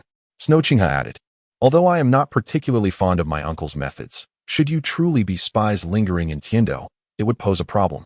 Yin Zhu quickly protested, No, we are simply honest folk. How could we be spies? Furthermore, I have shared all I know with you. How can I convince you otherwise? There is no need to persuade me. I have my judgment, Snow Qinghe replied. I have dispatched individuals to investigate the Spirit Hall. In due time, your accounts will be compared, and the truth will emerge. Until then, remain compliant. Stay here, in this place? Yin Zhu queried. Your Highness, do you not think it a bit excessive to turn a free citizen into a slave without cause? Free citizen. Snow Qinghe echoed, coldly retorting. Do you believe that being born in the Empire grants one the right to speak of freedom? Then it is no wonder that some choose to flee to Spirit City. Yin Zhu replied without hesitation. To his surprise, Snow Qinghe, the prince of the Empire, did not react with anger, but rather sighed. This is the foundation of the Spirit Hall's rapid ascent. If the spirit hall can maintain its status while the two great empires remain stagnant, a significant upheaval will soon follow. Yanzu noticed that as Snow Qinghe spoke, he seemed to be strategizing. Yet ultimately, he was the prince of Tiando Empire, not the pope of the spirit hall. What pride did he possess? Ignoring Yanzu's puzzled gaze, Snow Qinghe snapped his fingers, summoning a servant who entered the room. He instructed, "Take him downstairs to clean up and change into proper attire. Let him serve me here for a few days. Once the truth is uncovered, I shall grant him his freedom. Until then, do not attempt any tricks. Remember for whom you are working." With that, Snow Qinghe swept from the room, leaving Yanzu and the servant exchanging bewildered glances. Meanwhile, in a conference room within the Spirit Hall branch of Notting City, several missionaries from the main hall were reporting to a middle-aged man. This man was robust and unattractive, with skin resembling rough stone and various inexplicable protrusions. After listening to their accounts, he scratched his ear and said, "So you are here on the orders of His Holiness to search for talent? And instead, you encountered the ill-fated Prince Xuexing?" The missionaries, feeling ashamed, replied, "Indeed, we hope the elder will be lenient with us." The middle-aged man waved his hand impatiently. "Enough of this. You can report this yourselves. His Holiness will not hold you accountable for such matters. And I have no time to plead your case at the main hall." One missionary asked, "Isn't the elder here to assess our situation? Has something occurred nearby? If there is anything we can assist with, please let us know, and we shall redeem ourselves. Stop your prattling. I have my own tasks. You must not leak any information. No one can learn of my whereabouts, understood?" With that, the middle-aged man departed the conference room, leaving the missionaries to sigh in disappointment. In the garden, Snow Qinghe pondered over a chess piece, inquiring from the shadows, "Have you gathered all the intelligence?" The hidden middle-aged man responded telepathically, confirming Snow Qinghe's suspicions. "Ah, so they indeed came from the main hall in search of someone?" Snow Qinghe set down the piece, observing Yanzu, now freshly bathed and clad in servant attire at the entrance of his chamber. What sort of person could capture that woman's attention so thoroughly? If the opportunity arises. "My dear assassin, do keep a watchful eye." "Understood," the man replied. "Additionally, regarding those sent to the labor office and those residing in my villa, find a moment to return them to the main hall." "And what of him?" Snow Qinghe asked, gesturing toward Yanzu, who was subtly observing him. "Keep him here. There is something peculiar about this fellow, and I wish to uncover it." Chapter 7. It was him. This marks the second day of my arrival at the royal villa in Notting City.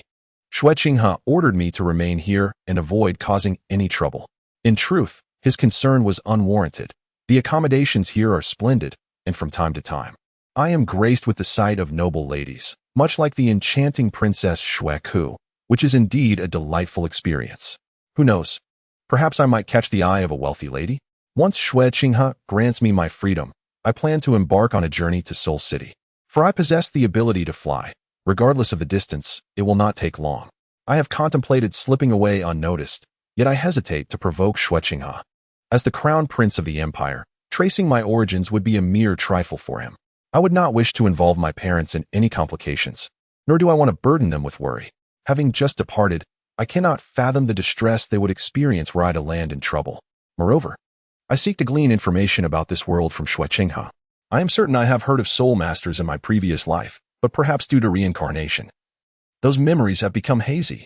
Compared to other nobles, Xuexing is rather amiable, and I perceive considerable potential in cultivating a close friendship with him. After all, as a prince, he is destined to ascend to the throne. Establishing a strong rapport with him could open boundless opportunities. However, Xuexing is not present at the royal villa at the moment. He has fulfilled his promise and taken the time to accompany Princess Xueku on leisurely excursions, revealing his apparent fondness for her, while Yanzu enjoys his leisurely days in Notting City, far away in Seoul City. The enigmatic Gue Mei receives a message that causes him to frown repeatedly. "What troubles you, old ghost?" Yu, the title Douluo, inquires, sensing Gue Mei's displeasure. "Nothing." Gue Mei gestures dismissively. They cannot even handle such a trivial task. Truly a band of hopeless individuals. Yu takes the letter from Gue Mei, glances at it, and shakes his head. Encountering Prince Xuexing is indeed unfortunate for them. Even I have stumbled at his hands in the past. Gue Mei's thoughts swirl as a pool of inky black mist coalesces beneath him. Very well, I shall go personally. It seems they have not sought the right individual. Observing Gue Mei disappear into the black mist, Yu shakes his head. He had previously retrieved the siblings Xieyu and Hulaina, and now finds himself running around for a mere country bumpkin, taking on the burden of pleasing Her Majesty. As evening descends, Yanzu reclines in a rocking chair in the courtyard, observing the servants bustling about the villa. Aside from those already summoned within the chambers of various masters, the remaining servants are assigned by the villa's overseer. Yanzu, being under Xueqinghe's command, is spared from such menial tasks. Just as Yanzu contemplates the fate of these servants, a familiar aura captures his attention. No, it is two auras. Yanzu rises from his chair to gaze at the horizon. Entering through the main gate is Xueqinghe. Earlier, he had heard Xueqinghe's laughter, and not far above, he spots a dark figure hovering, the same ghostly entity he encountered that fateful night. At this moment, Gui Mei hovers high above the royal villa, awaiting the summons of the young master. Young master, the old ghost has arrived, a voice whispers in Xueqinghe's ear. Gui Lao? What brings him here? Xueqinghe inquires, though a flicker of unanticipated hope rises within him. Perhaps it is regarding the earlier matter. Knowing what the young master anticipates, Qi Shui understands that aside from himself and the elder Shilong, the only thing accompanying Xueqinghe through the years has been the insincerity of courtly intrigues. Though he may not voice it, deep down, he yearns for even the slightest affirmation and care from that woman. Perhaps this is why he dotes on Xueqinghe.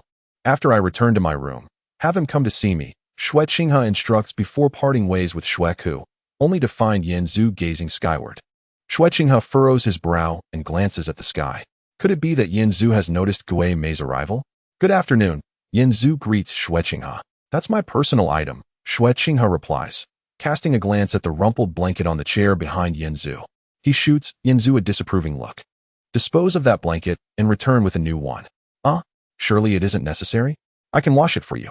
As Yanzu speaks, he notices Xueqinghe's expressionless gaze, sending a chill down his spine. He promptly falls silent and extends his hand toward Xueqinghe. What is the meaning of this? Xueqinghe asks. Money? Yanzu replies. Buying things requires money, does it not? Besides, it's for your use. How much could it possibly cost? Get lost. Xueqinghe tosses his purse to Yanzu and strides toward his chamber. Feeling the weight of the purse in his hand, Yanzu swiftly exits the royal villa. Being confined within had been suffocating, and now he finally seizes the opportunity to explore, having obtained a sum of money from Xueqinghe. Not to mention, the prince's generosity is certainly commendable. Upon reaching the entrance, Yanzu opens the purse, revealing gleaming gold coins. He cannot help but lean closer, inhaling the delightful aroma. What a fragrance! It's the same scent as in my room. Is it incense or perfume? As the question arises in Yanzu's mind, he hastily shakes his head to dispel it. Wait, he is a man. Why am I concerned about another man's fragrance? Ugh, how revolting.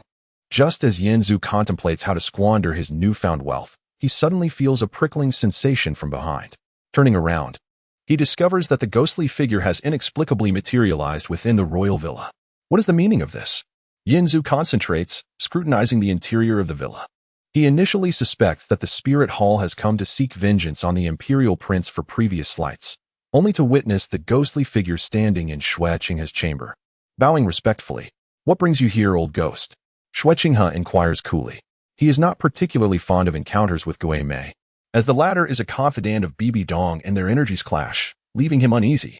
Gui Mei responds, previously, I dispatched someone to search for a young boy. The subsequent events, as the young master is aware, prompted me to come in person. Initially, I only intended to pay my respects, but unexpectedly. Unexpectedly what? Xueqinghe prods. Gui Mei replies, unexpectedly, the young boy I sought happens to be within this royal villa. So it was him? Xueqinghe pauses, momentarily taken aback. Then his expression shifts to one of confusion. Could it truly be him? Chapter 8. It turns out to be her. Is he truly someone worthy of such elaborate attention? Xueqinghe mused, propping his chin with a finger. I have perused the roster, and I recall him to be one with an innate soul power of 0. To put it bluntly, a waste. Oh, is that so? Gui Mei seemed somewhat taken aback. How did he manage to capture your attention back then? Xueqinghe inquired. Gui Mei proceeded to recount the day he encountered Yanzu, eliciting a series of frowns from Xueqinghe. So, is he concealing his true abilities? Could he be an ancient entity? Xueqinghe speculated, recalling the records that noted discrepancies between one's appearance and age due to martial souls. Gui Mei interjected, speculating at this juncture serves little purpose. I wish to take him back to the main hall. Xueqinghe scoffed, revealing his impatience. given your evident concern. It must be to curry favor with His Holiness the Pope, correct? Gui Mei felt somewhat abashed at Xue Qinghe's bluntness. As one of Bibi Dong's loyal hounds, he was well aware of the awkwardness surrounding the mother and daughter duo. Thus, he intentionally refrained from mentioning Bibi Dong. However, His Holiness the Pope is the most profound scholar of martial souls in this realm. Her discerning gaze will not overlook any talent, nor will anyone be able to conceal themselves from her. Gui Mei replied, "Enough." Xue Qinghe seemed increasingly impatient, dismissing the idle chatter. "Let me make this clear. You cannot take him away today. I have use for him." This. Gui Mei found himself momentarily speechless. What is the issue? Xue Qinghe pressed. If he is indeed concealing his strength as the young master suggests, he must have at least reached the level of a soul Douluo. To keep such a person by your side could spell trouble for the young master. Do you think that Bloodletting and Shilong are dead? Xue Qinghe retorted sharply. Moreover, a mere soul Douluo is hardly a concern for me. Yes, Gui Mei replied cautiously. Yet he remained curious as to the young master's intentions for keeping him around. This way, I shall have a response ready for Her Holiness the Pope when I return. If she inquires, simply tell her, because I desire it. Xue Qinghe declared, folding his arms and closing his eyes, signaling for Gui Mei to take his leave. Seeing this, Gui Mei felt helpless. With a thought, he sank into the black mist beneath his feet. Before returning, I should have a word with that lad, he mused, soaring into the sky where he spotted Yen Zhu standing at the gate of the guest house. I told you, we shall meet again. Gui Mei landed gracefully, patting Yen Zhu on the shoulder, and then Yen Zhu turned to look at Gui Mei, his presence still eerie even in daylight. Should I commend you for keeping your word? My people sought you out. Why conceal your identity? Why employ a false name? Gui Mei queried.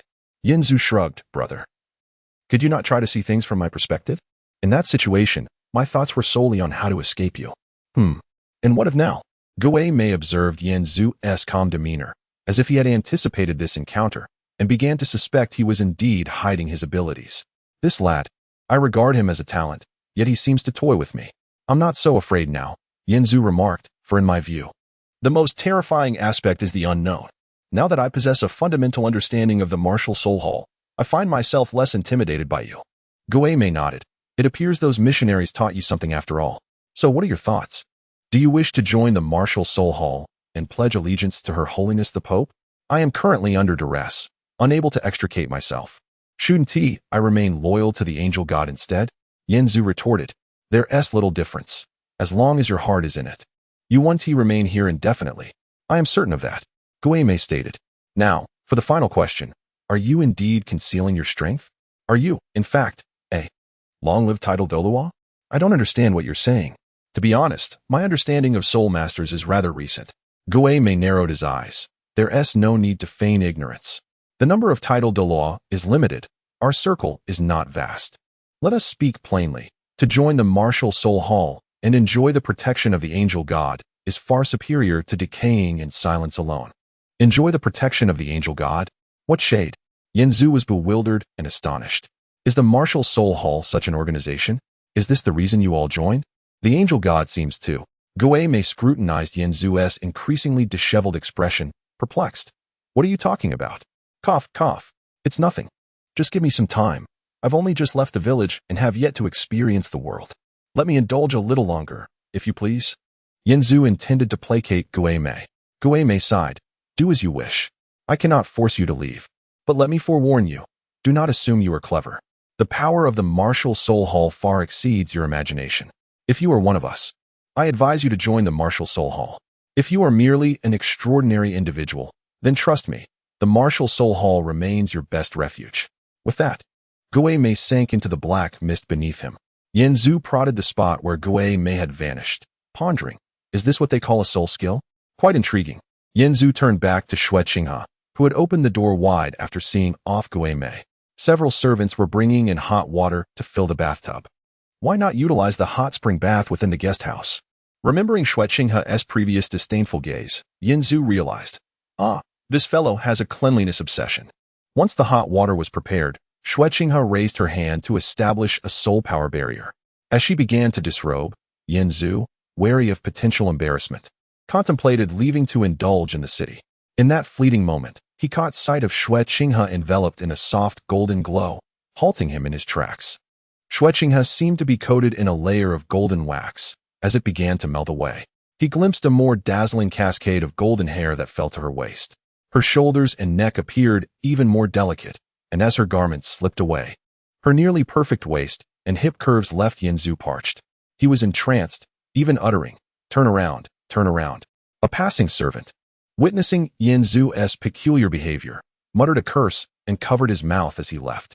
Regrettably, Xue Qinghe did not turn around, and Yanzu observed her stride into the bath. Her tall figure, long legs, waist-length golden hair, and the perfect curvature beneath. As Xue Qinghe moved, Yanzu fixated on that most crucial area, repeatedly confirming the absence of a holy sword. That is not a man's body. It absolutely is not. Regrettably, he could not discern her face, nor her. His Yanzu seized Xue Qinghe's pouch, covering his mouth and nose to inhale deeply. Ah, this intoxicating fragrance.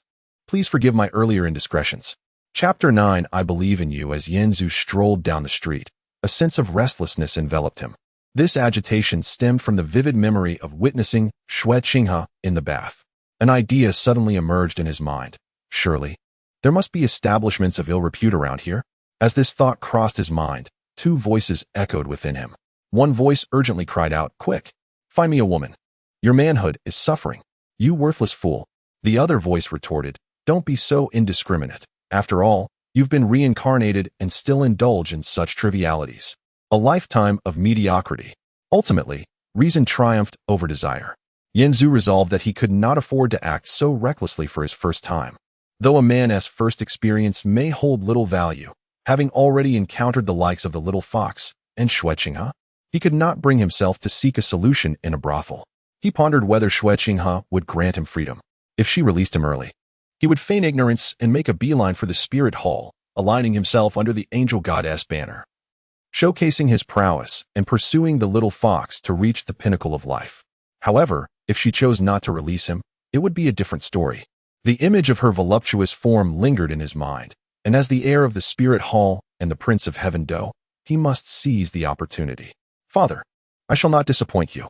He echoed his father's parting words in his heart. After meandering through Nodding City, indulging in food and purchasing various items, Yanzu returned to his residence. However, Xue Qinghe had closed herself off, leaving him with no choice but to retreat to his own room. The next morning, a knock resounded at Yanzu's door, signaling that Xue Qinghe wished to see him. "Sit down, I have some questions for you." Upon entering, Xue Qinghe wasted no time. "What is your soul power level?" "I am a waste with innate soul power at level 0. Yanzu candidly recalled Xue Qinghe's earlier assessment of him, answering without hesitation. "You are rather straightforward," Xue Qinghe remarked, scrutinizing him. "But I have a question. If you were truly a waste, how did you perceive my attack earlier?" "What do you mean?" "I didn't understand," Yanzu replied, recalling the moment when Xue Qinghe unleashed her soul power upon the soldiers. In the next instant, Xue Qinghe replicated that action, this time directing it towards Yanzu. Realizing her intent, Yanzu instinctively attempted to evade, but suddenly changed his mind, bracing himself to absorb the blow and subsequently collapsing to the ground. "Poor acting." Xue Qinghe scoffed. "Stop pretending. Get up." "I can't hide it from you. I concede," Yanzu said, springing to his feet to face her. "Why did you not dodge?" Xue Qinghe queried, observing that he showed no signs of injury. "Because I wasn't afraid," Yanzu replied. "Why not afraid?" "Not afraid is simply not afraid," he responded, a hint of pride in his tone. "So, you are laying your cards on the table?" Xue Qinghe said, "Just like before. You sensed my attack, which I found curious. Moreover, a title Douluo once visited. If I am not mistaken, you sensed his presence as well. So, I am curious. What else do you know?" Yanzu noted a subtle threat in Xue Qinghe's gaze, realizing that she likely had no intention of leaving him a way out today. It would be best to be forthright. After all, as the heir of the spirit hall, she had no reason to harm him if he genuinely pledged his loyalty. However, he resolved never to disclose the incident of peeping at her while bathing. "I also know that you are the heir of the spirit hall." The moment these words left his lips, Yanzu noticed Xue Qinghe's heartbeat quicken, her complexion paling significantly, her eyes fixed intently upon him. "Are you aware that this statement could cost you your life?" Xue Qinghe's voice trembled. Everything she had painstakingly built during her youth could not afford any missteps. The consequences would be dire. At that moment, A mere signal from her could summon the blood spirit to eliminate Yin Zhu on the spot. No, I am not aware. Yin Zhu replied, locking eyes with Xue Qinghe. From what I know, the spirit hall is the abode of the angel god, who dispels darkness and saves the suffering. As the heir of the spirit hall, you have no reason to kill an innocent person, or are you willing to betray your god? Upon uttering these words, Yin Zhu observed that while her gaze remained fierce, her heartbeat had calmed significantly. It seemed that his earlier statement had indeed struck a nerve. Indeed, if you are truly as innocent as you claim, I would not. Xue Qinghe's tone softened as she poured tea for Yin Zhu, inviting him to sit and converse, which left him pleasantly surprised. So, tell me, who exactly are you, and what is your purpose? Convince me not to eliminate you. Xue Qinghe took a sip of tea. I am merely a child of a poor rural family, Yin Zhu replied earnestly.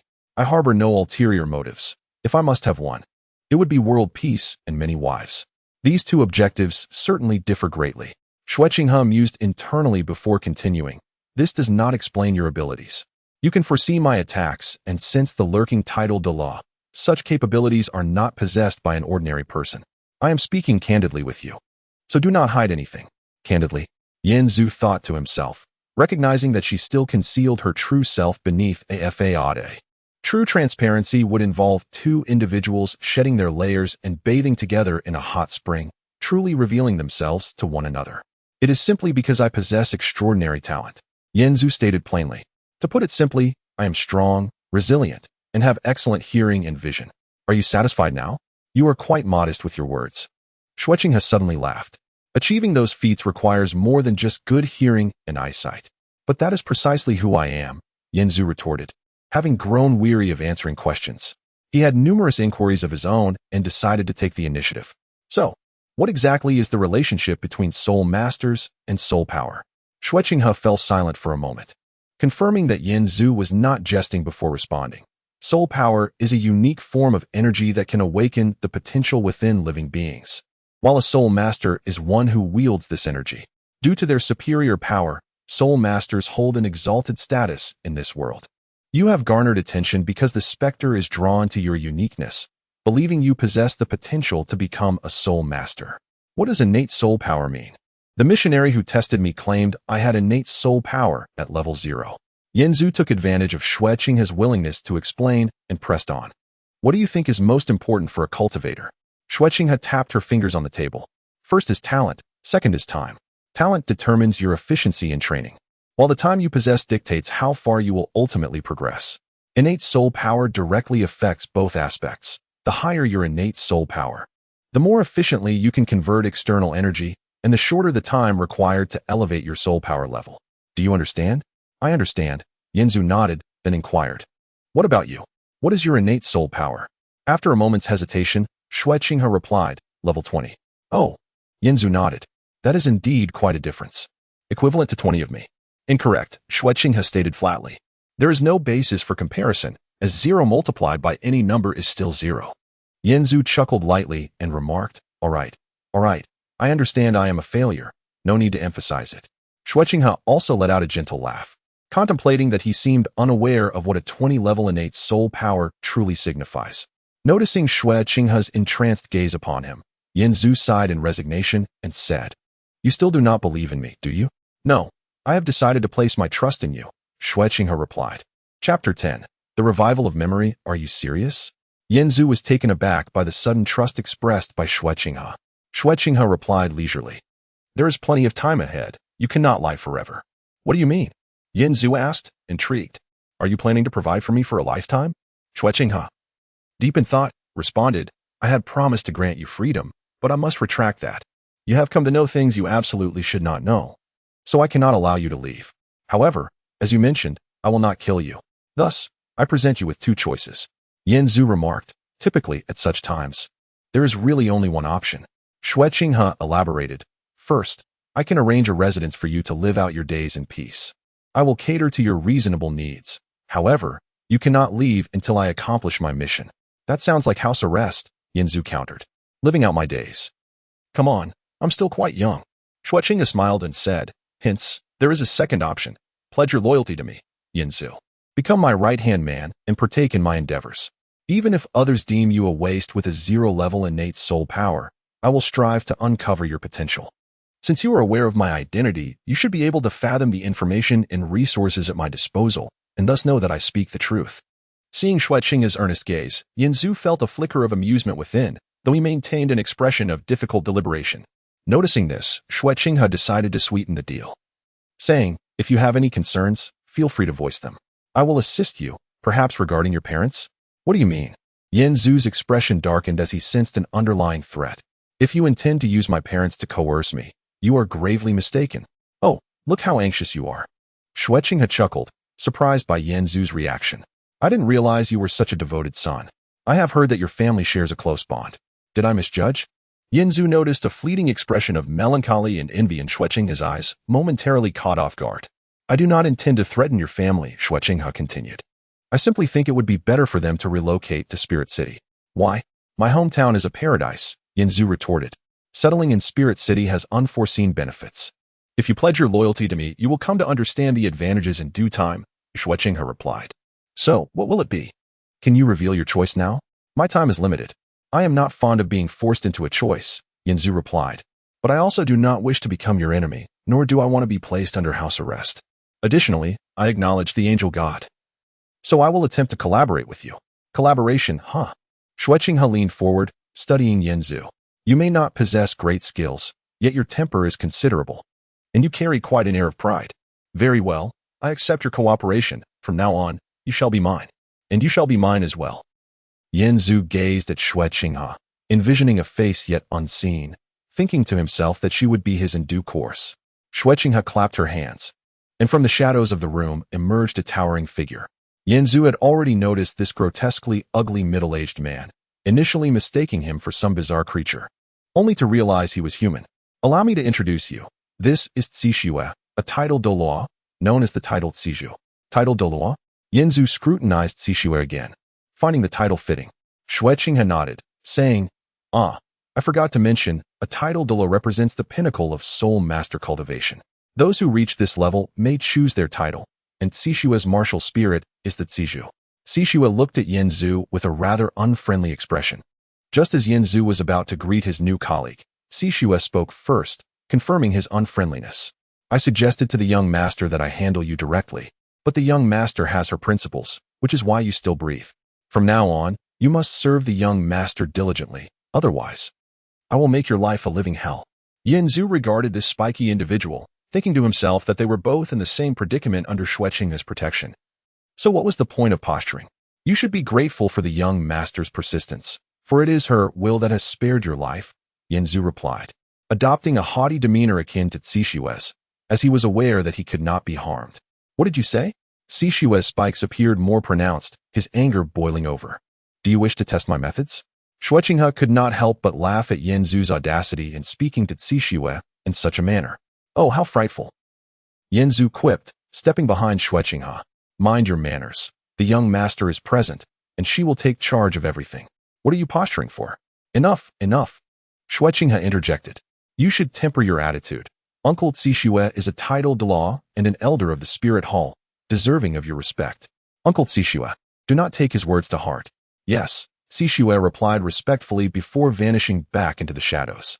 "A titled Douluo indeed," Yanzu thought, observing Cixue's retreat. "Is this truly one of the most powerful soul masters in the world? The young master of the Spirit Hall certainly commands authority. Do you wish to keep your hands?" Xueqing's voice dripped with disdain, prompting Yanzu to retract his hand from her shoulder, grinning sheepishly. It's his fault for looking so terrifying. At that moment, Yanzu heard Cixue emit a cold snort from the corner. "Be cautious. If you provoke him, he might secretly poison you, and I wouldn't be able to intervene." Xueqing warned. "With you around, I fear nothing. I am your man," Yanzu said, a hint of flattery in his tone. Xueqing shivered at his words, quickly waving her hand. "All right, go now. Take this with you. I will call upon you if needed." Yanzu reached out to accept the item Xueqing tossed at him, inquiring, "What is this?" "A soul guidance device, capable of transmitting messages," Xueqing explained. Yanzu donned it, jesting, "This is just like a little genius's telephone watch." As he approached the door, he turned back to ask, "So, may I leave?" "Yes," Xueqing replied, already engrossed in some documents, not lifting her head. "Is my house arrest lifted?" Yanzu felt a wave of relief wash over him. He considered asking Xue Qinghe when she might be free to discuss cultivation matters, but saw that she was focused on her work and chose not to disturb her. It mattered not. After all, in her presence, she had no secrets. Reflecting on this made him grateful for his ability. If his life were subject to other scrutiny, that would indeed be terrifying. Although the outcome differed from his expectations, he had effectively joined the spirit hall. He wondered about the little fox he had seen earlier. Was his fleeting encounter merely a whimsical glance? Perhaps it was best to let things unfold naturally, especially since the young master appeared quite charming. After leaving the royal residence, Yinzu arrived at the Nodding City Great Soul Arena. He had noticed this place when he had gone out to buy a blanket for Xue Qinghe. It resembled a coliseum where he could directly witness the combat prowess of soul masters, thereby assessing his own capabilities. The remaining funds acquired from Xue Qinghe were substantial enough for Yinzu to indulge in extravagant spending without a care. After watching several soul battles, Yinzu exclaimed in disbelief, reflecting on how his previous caution now seemed rather amusing. The soul masters, idolized in the arena, particularly those from the teams he was currently observing, boasted grand proclamations from the announcer. However, from Yinzu's perspective, even the strongest among them would likely succumb to a single, earnest punch from him. Their movements were sluggish, their destructive power feeble. Yinzu felt confident he could easily dismantle an entire team of soul masters. Having watched multiple battles, the initial novelty had faded, leading Yinzu to engage in casual conversation with the spectators beside him. The world is never devoid of those eager to impart their wisdom, despite their unimpressive strength. The audience was surprisingly knowledgeable, and Yinzu gleaned some information of dubious authenticity. Upon exiting the arena, Yinzu cast a glance towards the royal villa, noticing Xue Qinghe seated on her bed, eyes closed in meditation. He hesitated to disturb her, despite his desire for deeper conversation, recognizing the need for discretion at that moment. Perhaps he could explore the so-called soul-hunting forest? It would be intriguing to see these mythical soul beasts. After inquiring with a passerby for directions to the soul-hunting forest, Yinzu proceeded alone, only to be halted at the entrance by a guard. "Hand token," the guard demanded, extending his hand. "What hand token?" Yinzu queried. Just then, a serious voice emerged from behind him, stating, "Without a hand token issued by the Empire or the Spirit Hall, entry is prohibited." Turning, Yinzu beheld a scruffy middle-aged man clad in a black-gray robe, leading a young boy. The man produced a token and handed it to the guard, who accepted it with a hint of reverence, stepping aside to allow passage. The middle-aged man cast a sidelong glance at Yinzu, noticing his youth and solitary presence, yet recognizing the quality of his attire. Perhaps he was a young man seeking validation from his family. He advised, "Return and find an adult to accompany you, child. The soul beasts within may not be formidable, but they are not to be trifled with alone." With that, he urged the boy, "Let us go, Xiao-san." At the mention of Xiao-san, Yinzu couldn't suppress a chuckle. Was it possible for someone to bear such a name? This kind of mockery was undeniably impolite. He caught the boy's indifferent glance before the latter followed the man. Yinzu surveyed the forest, noting its peculiar flora and fauna, yet found no immediately perilous entities. He turned to the guard. "Is entry truly impossible without a hand token?" "Indeed," replied the guard, his expression impassive. "What about this?" Yinzu produced several gold spirit coins. The guard's eyebrows twitched. "And this?" Yinzu presented more coins. The guard's lips curled slightly. "This should suffice." Yinzu offered yet more coins, determined to gain entry. The guard, now beaming, accepted the coins and said, "Please, young master, enter." Not long after Yinzu ventured into the soul-hunting forest, the first unfortunate soul beast appeared, a wolf lunging at him. As it pounced, Yinzu extended a hand and grasped its throat, effortlessly twisting it to end its brief existence. Soon after, as he had heard from passers-by, a surge of soul power emanated from the beast's corpse, coalescing into a yellow soul ring in the air. Curiously, Yinzu reached out to touch it, and to his astonishment, the ring surged directly into his body, akin to the sensation of consuming jelly, swift and effortless.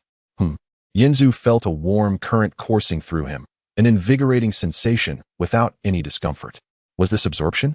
He recalled the passerby's words about the agonizing nature of absorbing a soul ring, yet his experience felt almost too pleasant, even more so than a fleeting dream. "Let me try again," Yinzu thought as he continued his exploration and slaying within the forest.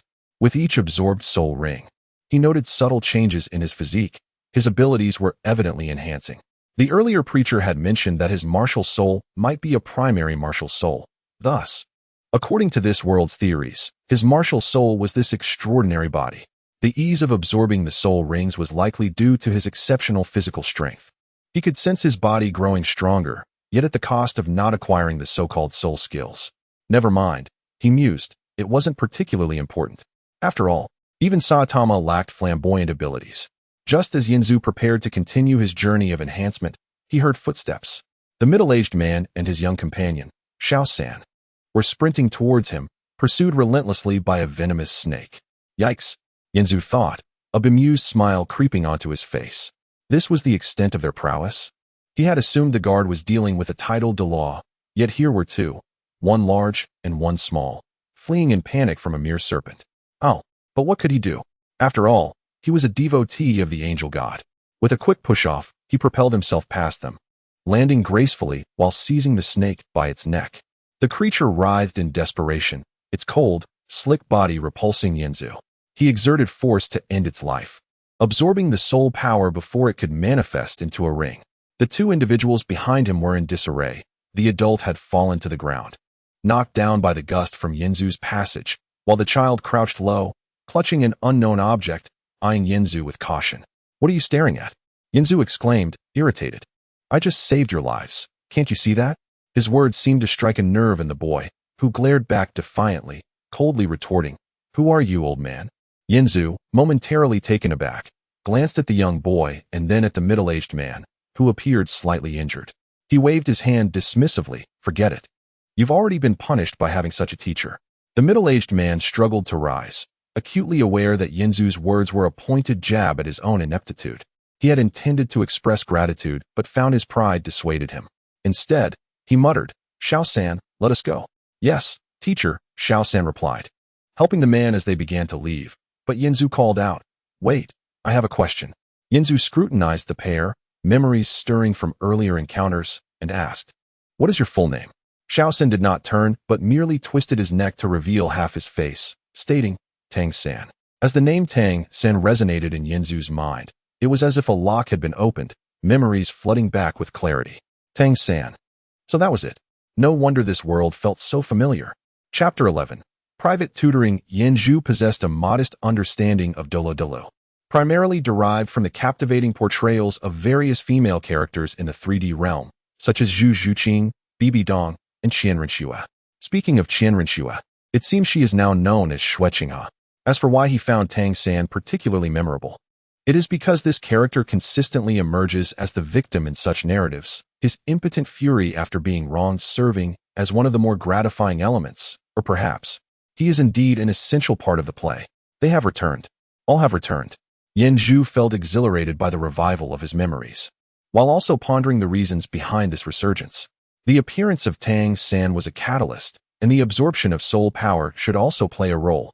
Indeed, this journey was fortuitous. Glancing at the sky, he realized it was getting late, and it was time to head back. Today, Yinzu had meticulously timed his return.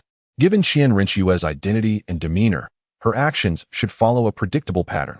If his calculations were correct, he should encounter her as she bathed. Last time, the overwhelming visuals had short-circuited his thoughts, causing him to overlook the fact that, although Qian Renxue had not turned around, he could have adjusted his position. This time, he was determined to make amends. With eager anticipation, Yinzu returned to the royal villa, only to find Xueqinghe still deeply engrossed in meditation within her chamber. He wondered if he had miscalculated. Perhaps she was not as compulsive as he had thought. If it were indeed Xueqinghe, Yinzu felt little interest. Just as he prepared to take a shower and change his attire, he noticed a gentle radiance emanating from Xueqinghe, her expression mirroring that of someone who had finally found relief after enduring a long period of discomfort. "Young master, you have reached a bottleneck." The voice of Zixue echoed from the corner. "We need to arrange a soul-hunting expedition for you." Xueqinghe slowly opened her eyes, exhaling deeply, a few beads of sweat glistening on her forehead. Yet, her heart felt unburdened, and she nodded, saying, "Let us resolve this matter in the next couple of days. We must return to the palace shortly. Then I will head back tonight to summon Old Snake. Tomorrow, we will hunt souls for you, young master." "Proceed," Xueqinghe instructed. Following her words, Yinzu felt his bracelet react, as Xueqinghe's voice penetrated his mind, Come to my room. I need to discuss something with you. Yanju knocked on Xueqinghe's door and entered. Tomorrow, I will go soul hunting, she stated while dabbing the sweat from her forehead. Xue and Shilong will accompany us, and I hope you will join us as well. Shouldn't I congratulate you first? Yanju inquired. Xueqinghe dismissed his sentiment, saying, It is merely an advancement to Soul Saint. What is there to celebrate? Ah, I suppose that is a given for you, Yanju mused, recognizing her arrogance.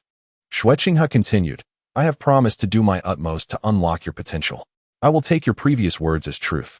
Thus, having you accompany us is intended to help you grasp the world of soul masters more swiftly.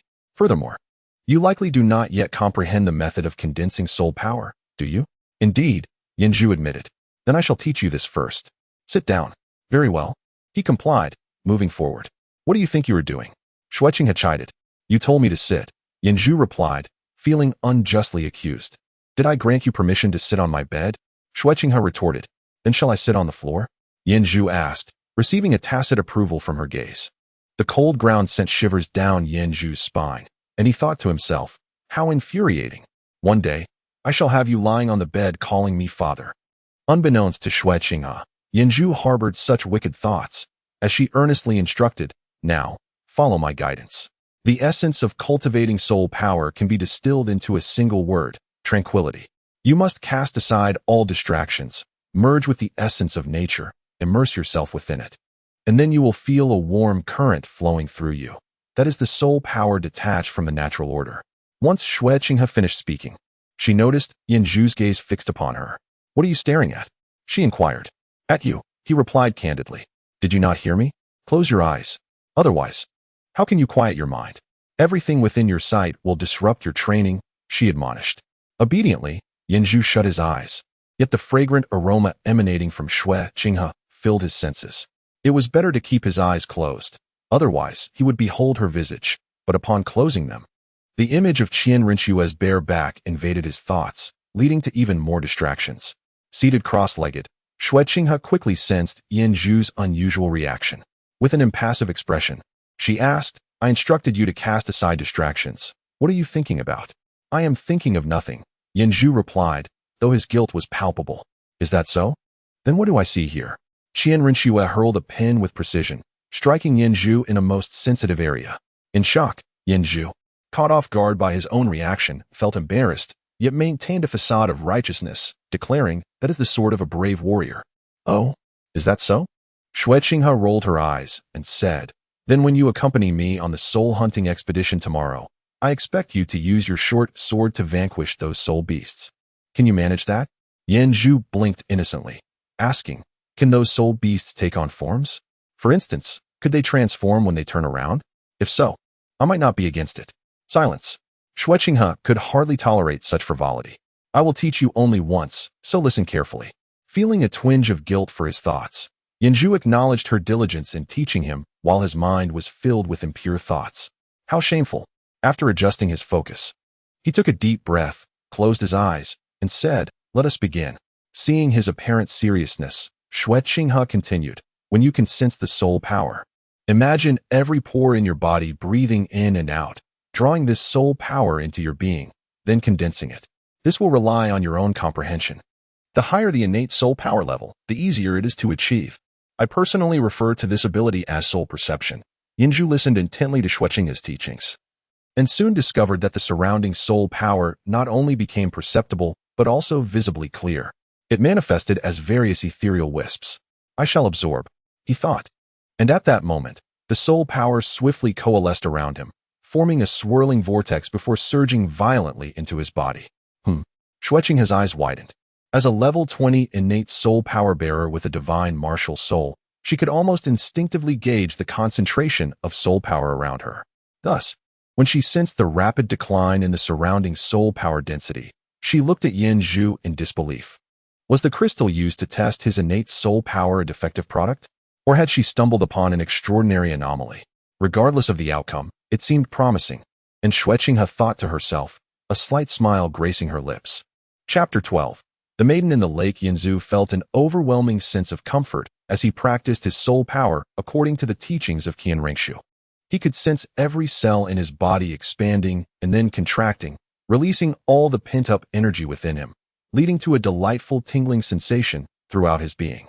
When he finally opened his eyes, it was already deep into the night, and he discovered Qian Rengshu leisurely enjoying her tea. "How do you feel?" Sensing Yinzu had returned from his meditation, Shui Qinghe put down her teacup and inquired. Had she been quietly watching over him the entire time? Although she was not the gentlest of souls, her attentiveness was undeniably heartwarming. "Have you lost your senses?" Shui Qinghe noticed Yinzu staring blankly at her and assumed he had become muddled in his training. "No, I feel quite comfortable," Yinzu replied, snapping back to reality. "Good. That's as it should be. The benefits of soul power cultivation extend far beyond mere comfort. Now that you have taken the first step, you must diligently practice. Tomorrow, join us in hunting souls and witness how I absorb soul rings. Such experiences will be beneficial for you," she advised. "Understood." Yinzu stood and stretched his limbs. "Shall I return to my room then? Where else would you go?" Shui Qinghe glanced at the starry sky outside. It seemed she had no intention of bathing tonight. As Yinzu stepped outside, he looked at Shui Qinghe, who was preparing for bed, and felt a pang of regret. "It's not a good habit to sleep without washing up after sweating, my lady." The following morning, Yinzu sensed the return of Zixue, accompanied by another tall and slender man. The two of them, upon landing, formed a striking figure reminiscent of the number 10. Traveling must have been arduous. Take a moment to rest. They received a telepathic message from Qian Rengshu. Zixue led Shilong to rest first, while Yinzu, unable to sleep, eagerly awaited Qian Rengshu's call. Qian Rengshu was undoubtedly hunting soul beasts of a millennium level, and they would be heading to the Douluo forest. Previously, they had only encountered soul beasts of a mere 100 years in the soul-hunting forest outside Nodding City, which posed little challenge. However, the Douluo forest was known for its ferocious beasts, including the Titan giant ape and the sky blue bull, both formidable guardians of 100,000 years. Deep within the lake of life lay the slumbering silver dragon king. A true test of strength awaited them. Before long, Qian Rengshu summoned Yinzu. Upon meeting, she briefly introduced Shilong and sternly instructed Yinzu to remain close to the three of them throughout their journey. They then set off towards their destination, the Douluo forest. As Qian Rengshu radiated golden light, she transformed her appearance, no longer resembling Shui Qinghe. Initially, Yinzu thought she would reveal her true form, eager to behold her beauty, but it turned out she merely used a soul bone skill to alter her appearance for convenience. Shilong revealed his martial soul and vanished into the horizon alongside Shui Qinghe. Yinzu intended to fly over himself, but noticed Zixue winking at him from atop his large porcupine mount, signaling for him to join. "Doesn't your steed hurt?" Yinzu asked, observing Zixue comfortably seated. "Are you going to get on or not?" Zixue replied, irritated after taking a swig of wine. With a grin, Yinzu hopped on, saying, "No worries. I have a steal, but I'll indulge you this time." Zixue nearly choked on his drink, having intended to tease the oblivious youth. But before he could warn Yinzu about the protruding spikes, he had already seated himself. "What is wrong with me?" Yinzu questioned. "Don't you feel itchy all over? Like your limbs are cramping and you can't breathe?" Zixue asked urgently, aware that Yinzu was also under Qian Rengshu's protection, and his poison could potentially be lethal to someone so newly initiated into soul cultivation. Yinzu gazed at the horizon. Must I feel that way? If it's crucial to you, I could pretend, but the others have already flown out of sight." Zixue then propelled his martial soul towards the sky, beginning to chase Shilong. Along the way, he remarked, "You're not an ordinary person, are you? What is your intent in approaching the lady?" "Here we go again," Yinzu rolled his eyes. "First, I'm indeed not ordinary, but I'm not what you imagine, like a title Douluo or something. Secondly, wasn't it you who detained me in the first place? How did it turn into me approaching the lady?" Zixue maintained a stoic expression. "The lady is in foreign lands, surrounded by peril. I have dealt with countless spies sent by other princes and nobles, so I advise you not to play with fire." Yinzu reclined on the porcupine, feeling as though he were on a bed of nails, yet it had little effect on him. Gazing at the expansive sky, he replied, "Uncle, don't overthink it. I will prove myself to you." Seeing Yinzu abruptly end the discussion, Zixue thought it unwise to persist, deciding to let the lad show his worth. The Douluo forest was vast, spanning both the Heaven Do and Luo empires. Upon arrival, Yinzu looked down from above and couldn't help but marvel at the bizarre yet beautiful landscape, far more enchanting than any zoo. His excitement for the novel species compelled him to leap off the porcupine. "Hey, you brat!" Zixue exclaimed in shock, hastily activating his martial soul to catch him. But Yinzu landed firmly on his feet, stirring up dust that prompted Qian Rengshu to wave her hand dismissively. Indeed, you are as resilient as you claim, Qian Rengshu mused, surprised that Yinzu had emerged unscathed from such a height. Many ordinary soul masters would struggle to withstand a 20-meter drop. Beside them, Shilong crossed his arms and eyed Yinzu's legs, saying, Kid, are your knees made of iron? I have many such iron parts, Yinzu chuckled. Disgusting, Qian Rengshu coldly remarked, leading the way, followed closely by Shilong, with Yinzu trailing behind, while Zixue guarded the rear. Why am I walking ahead? Yinzu inquired. However, Qian Rengshu remained silent.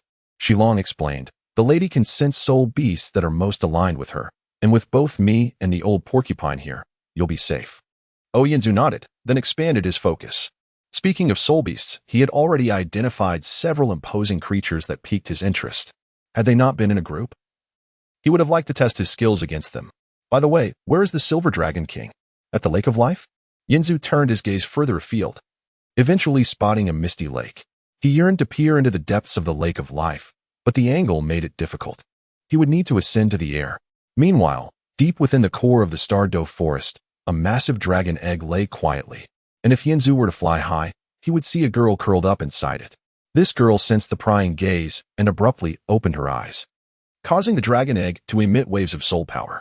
This surge of soul power provoked the Titan giant ape, who angrily thumped its chest before leaping away from the core area. Simultaneously, a colossal bull had emerged from the lake, its eyes glowing ominously, and its fiery breath expressed its displeasure. Suddenly, Qian Rengshu halted and asked, Do you all sense something? Are you referring to the earthquake? Yinzu inquired. Shilong suddenly summoned his martial spirit, wielding a serpent spear, and stepped forward to shield Qian Rengshu, declaring, The Douluo forest has never experienced an earthquake. Chapter 13. Rare Creatures. Yinzu was well aware of the origin of the earthquake, had he not mastered the art of controlling his five senses. His eardrums would have surely shattered. At the time of his birth, his acute hearing and sight nearly drove him to madness, as the world around him was an unbearable cacophony, and his vision was a chaotic blur that often led him to collide with trees while walking. However, after years of adjustment, he had regained his composure and could now clearly see a Titan giant ape bounding toward him. Initially, Yinzu presumed the creature was merely frolicking, but soon realized its intent was decidedly directed toward him. I came to test my abilities, but I didn't anticipate such a formidable challenge right away, he mused.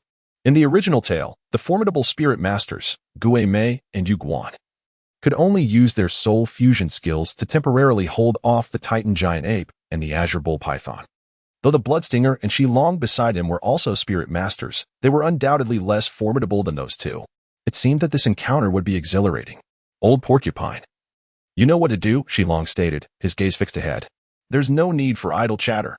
Bloodstinger took a swig of liquor and summoned his true spirit form, ready to either assist or facilitate a retreat for Qian Rengshu. Young master, I fear it is the Titan giant ape, Shilong concluded after a brief moment of contemplation. The Titan giant ape? Qian Rengshu raised an eyebrow. That seems improbable. Shouldn't it remain in the core area? Could it be that your presence has drawn it here? Shilong shook his head. It is likely just acting out of sheer capriciousness. The motives of such beasts are often quite simple. Can we hunt it? Qian Rengshu inquired casually. Shilong exchanged a knowing smile with Bloodstinger. I fear not. Qian Rengshu chuckled at her own thoughts, shrugging in mild disappointment. Then let us avoid its wrath. With that, they altered their course to evade the Titan giant ape's path. However, it was not long before Shilong, bringing up the rear, sensed something amiss. Wait, young master, it seems that beast is indeed coming for us. Shilong exclaimed in alarm. Old Porcupine. Bloodstinger summoned his spirit form at once, while Yinzu observed as Qian Rengshu was enveloped in a radiant golden light. In this critical moment, she reverted to her true appearance. Otherwise, she would be unable to unleash her full potential. This transformation allowed Yinzu a fleeting glimpse of the enchanting visage that had haunted his dreams. The moment for Yinzu to admire her was brief, yet it sufficed. Unlike the youthful guise of the little fox he had seen earlier, Qian Rengshu appeared to be in her early 20s, her skin as fair as snow. Her straight nose and slightly slender phoenix eyes lent her beauty an air of dignity, evoking not radiance but an unapproachable nobility. Yet, at that moment, Yinzu was indeed transgressing that nobility. Qian Rengshu paid little heed to Yinzu's unabashed gaze. Despite presenting herself as Shui Qinghe over the years, she possessed an unwavering confidence in her appearance, and captivating a youth of merely a decade was hardly an extraordinary feat as golden hair cascaded before him. Qian Rinxue turned to grasp the nape of his neck and lifted him into the air to observe the unfolding confrontation. "Hey?" Yin Zhu exclaimed, feigning fear. As he encircled her waist tightly, burying his head in her embrace and inhaling deeply, Qian Rinxue, who had been intently observing the situation, felt the unexpected disruption and shuddered. Swiftly delivering a light smack to his head. "Behave yourself. Do you believe I will let you fall? What is happening?" Having indulged in the thrill, Yin Zhu lifted his head only to find Qian Rinxue's face obscured. He merely chuckled, dismissing any further thoughts. "This is not good. Look, that is the Titan." Just as Qian Rinxue was about to explain the situation, an unusual sensation coursed through her body, her heart racing. She turned and scolded, "Keep your hands to yourself. And stop fidgeting. I will hold you tightly." All right. Yin Zhu complied more readily, having noticed that Shilong and Bloodstinger were now airborne. Pursued by the Titan giant ape, and heading toward them. "Younger master," they panted as they approached Qian Rinxue. "Uncle Stinger, you are injured?" Qian Rinxue frowned. Bloodstinger spat. "That beast is indeed formidable. It grazed me and caused a wound, but it's nothing serious." They peered downward to see the Titan giant ape leap onto a high hill, letting out a thunderous roar that reverberated through the air, sending shivers down their spines. Yin Zhu scrutinized the so-called 10,000-year soul beast. Its pitch-black fur shimmered faintly, and its limbs were firmly planted on the ground, with its shoulders towering approximately 9 meters high. It bore a resemblance to both a monkey and a gorilla. Its body entirely dark save for its lantern-like eyes, which glimmered like yellow crystals. Aside from its colossal stature, every inch of its body was adorned with granite-like muscles that bulged like small hills. Seeing the Titan giant ape provoke them, Shilong questioned. "What is wrong with that beast? Is it seeking death? 10,000-year soul beasts are rare encounters. In that case, young master, should we?" Bloodstinger glanced at Qian Rinxue. Qian Rinxue, stroking her chin, appeared resolute. "Let us proceed as planned." Receiving her affirmation, Bloodstinger sent a message through the soul communicator to the spirit hall. Meanwhile, in the spirit hall, within the papal chamber. "What is it?" Bibi Dong inquired as the bear spirit Douluo and the ghost leopard Douluo approached her for instructions. The bear spirit Douluo replied, "Your Holiness, we received a message from Bloodstinger, requesting our assistance in the Douluo forest." "The Douluo forest? Assistance?" Bibi Dong mused, realizing that Qian Rinxue must have made a breakthrough. However, with Bloodstinger and Shilong by her side, acquiring a mere 10,000-year soul ring should be effortless. Why then? Did she require reinforcements from the Elder Hall? Could it be that she intended to confront a 10,000-year soul beast? Given the formidable nature of the divine angel spirit and its unique purifying abilities, absorbing a 10,000-year soul ring would pose no challenge for her. Yet, such creatures are rarely encountered. Yu Guan, Gue Mei, Bibi Dong called, as the two figures who had been waiting at her side stepped forward. "At your service. You two shall replace the bear and ghost Douluo for this mission," she instructed with an impassive demeanor. Indeed, they are still mother and daughter. The bear spirit Douluo and ghost leopard Douluo thought to themselves. While Yu Guan and Gue Mei's strengths were not significantly superior to theirs, they were renowned for their spirit fusion technique. The fact that the Pope chose to send them indicated her affection for Qian Rinxue. Gue Mei was merely following orders, while Yu Guan discreetly glanced at Bibi Dong, seemingly awaiting additional instructions. However, none came. Bibi Dong merely waved her hand, signaling them to depart. "Old ghost. This mission is undoubtedly a hunt for the 10,000-year soul beast," Yu Guan remarked to Gue Mei as they journeyed. "It is also possible that they may encounter a formidable adversary," Gue Mei replied nonchalantly. "Unlikely. Who would be foolish enough to confront the young master?" Gue Mei chuckled lightly. "While no one in Heaven Do would, do not forget that half of the Douluo forest lies within the Douluo Empire. It is not inconceivable that they may cross paths with someone from Douluo. Indeed, that is a possibility. But why do you think the Pope chose to send us instead of the bear and ghost Douluo? It seems the most fitting choice. In the realm of spectral entities, even a soul beast of 100,000 years can be subdued by our martial soul fusion technique, coupled with Shilong and Cai Shue's martial soul fusion skills. It is sufficient to inflict severe damage. Though the demon bear and ghost leopard are formidable, they cannot surpass the enhancements we bring forth." Yu Guan, idly toying with his hair, remarked, "I believe it would be beneficial for His Holiness the Pope to grow closer to the young master." Thanks to the long-range soul skill of the Spectre, the two swiftly arrived at the Douluo forest, honing in on the presence of Qian Rinxue and her companions. "Did you come by bullock cart?" Cai Shui quipped upon noticing the arrival of the Spectre and Yu Guan, ignoring Cai Shue's jest.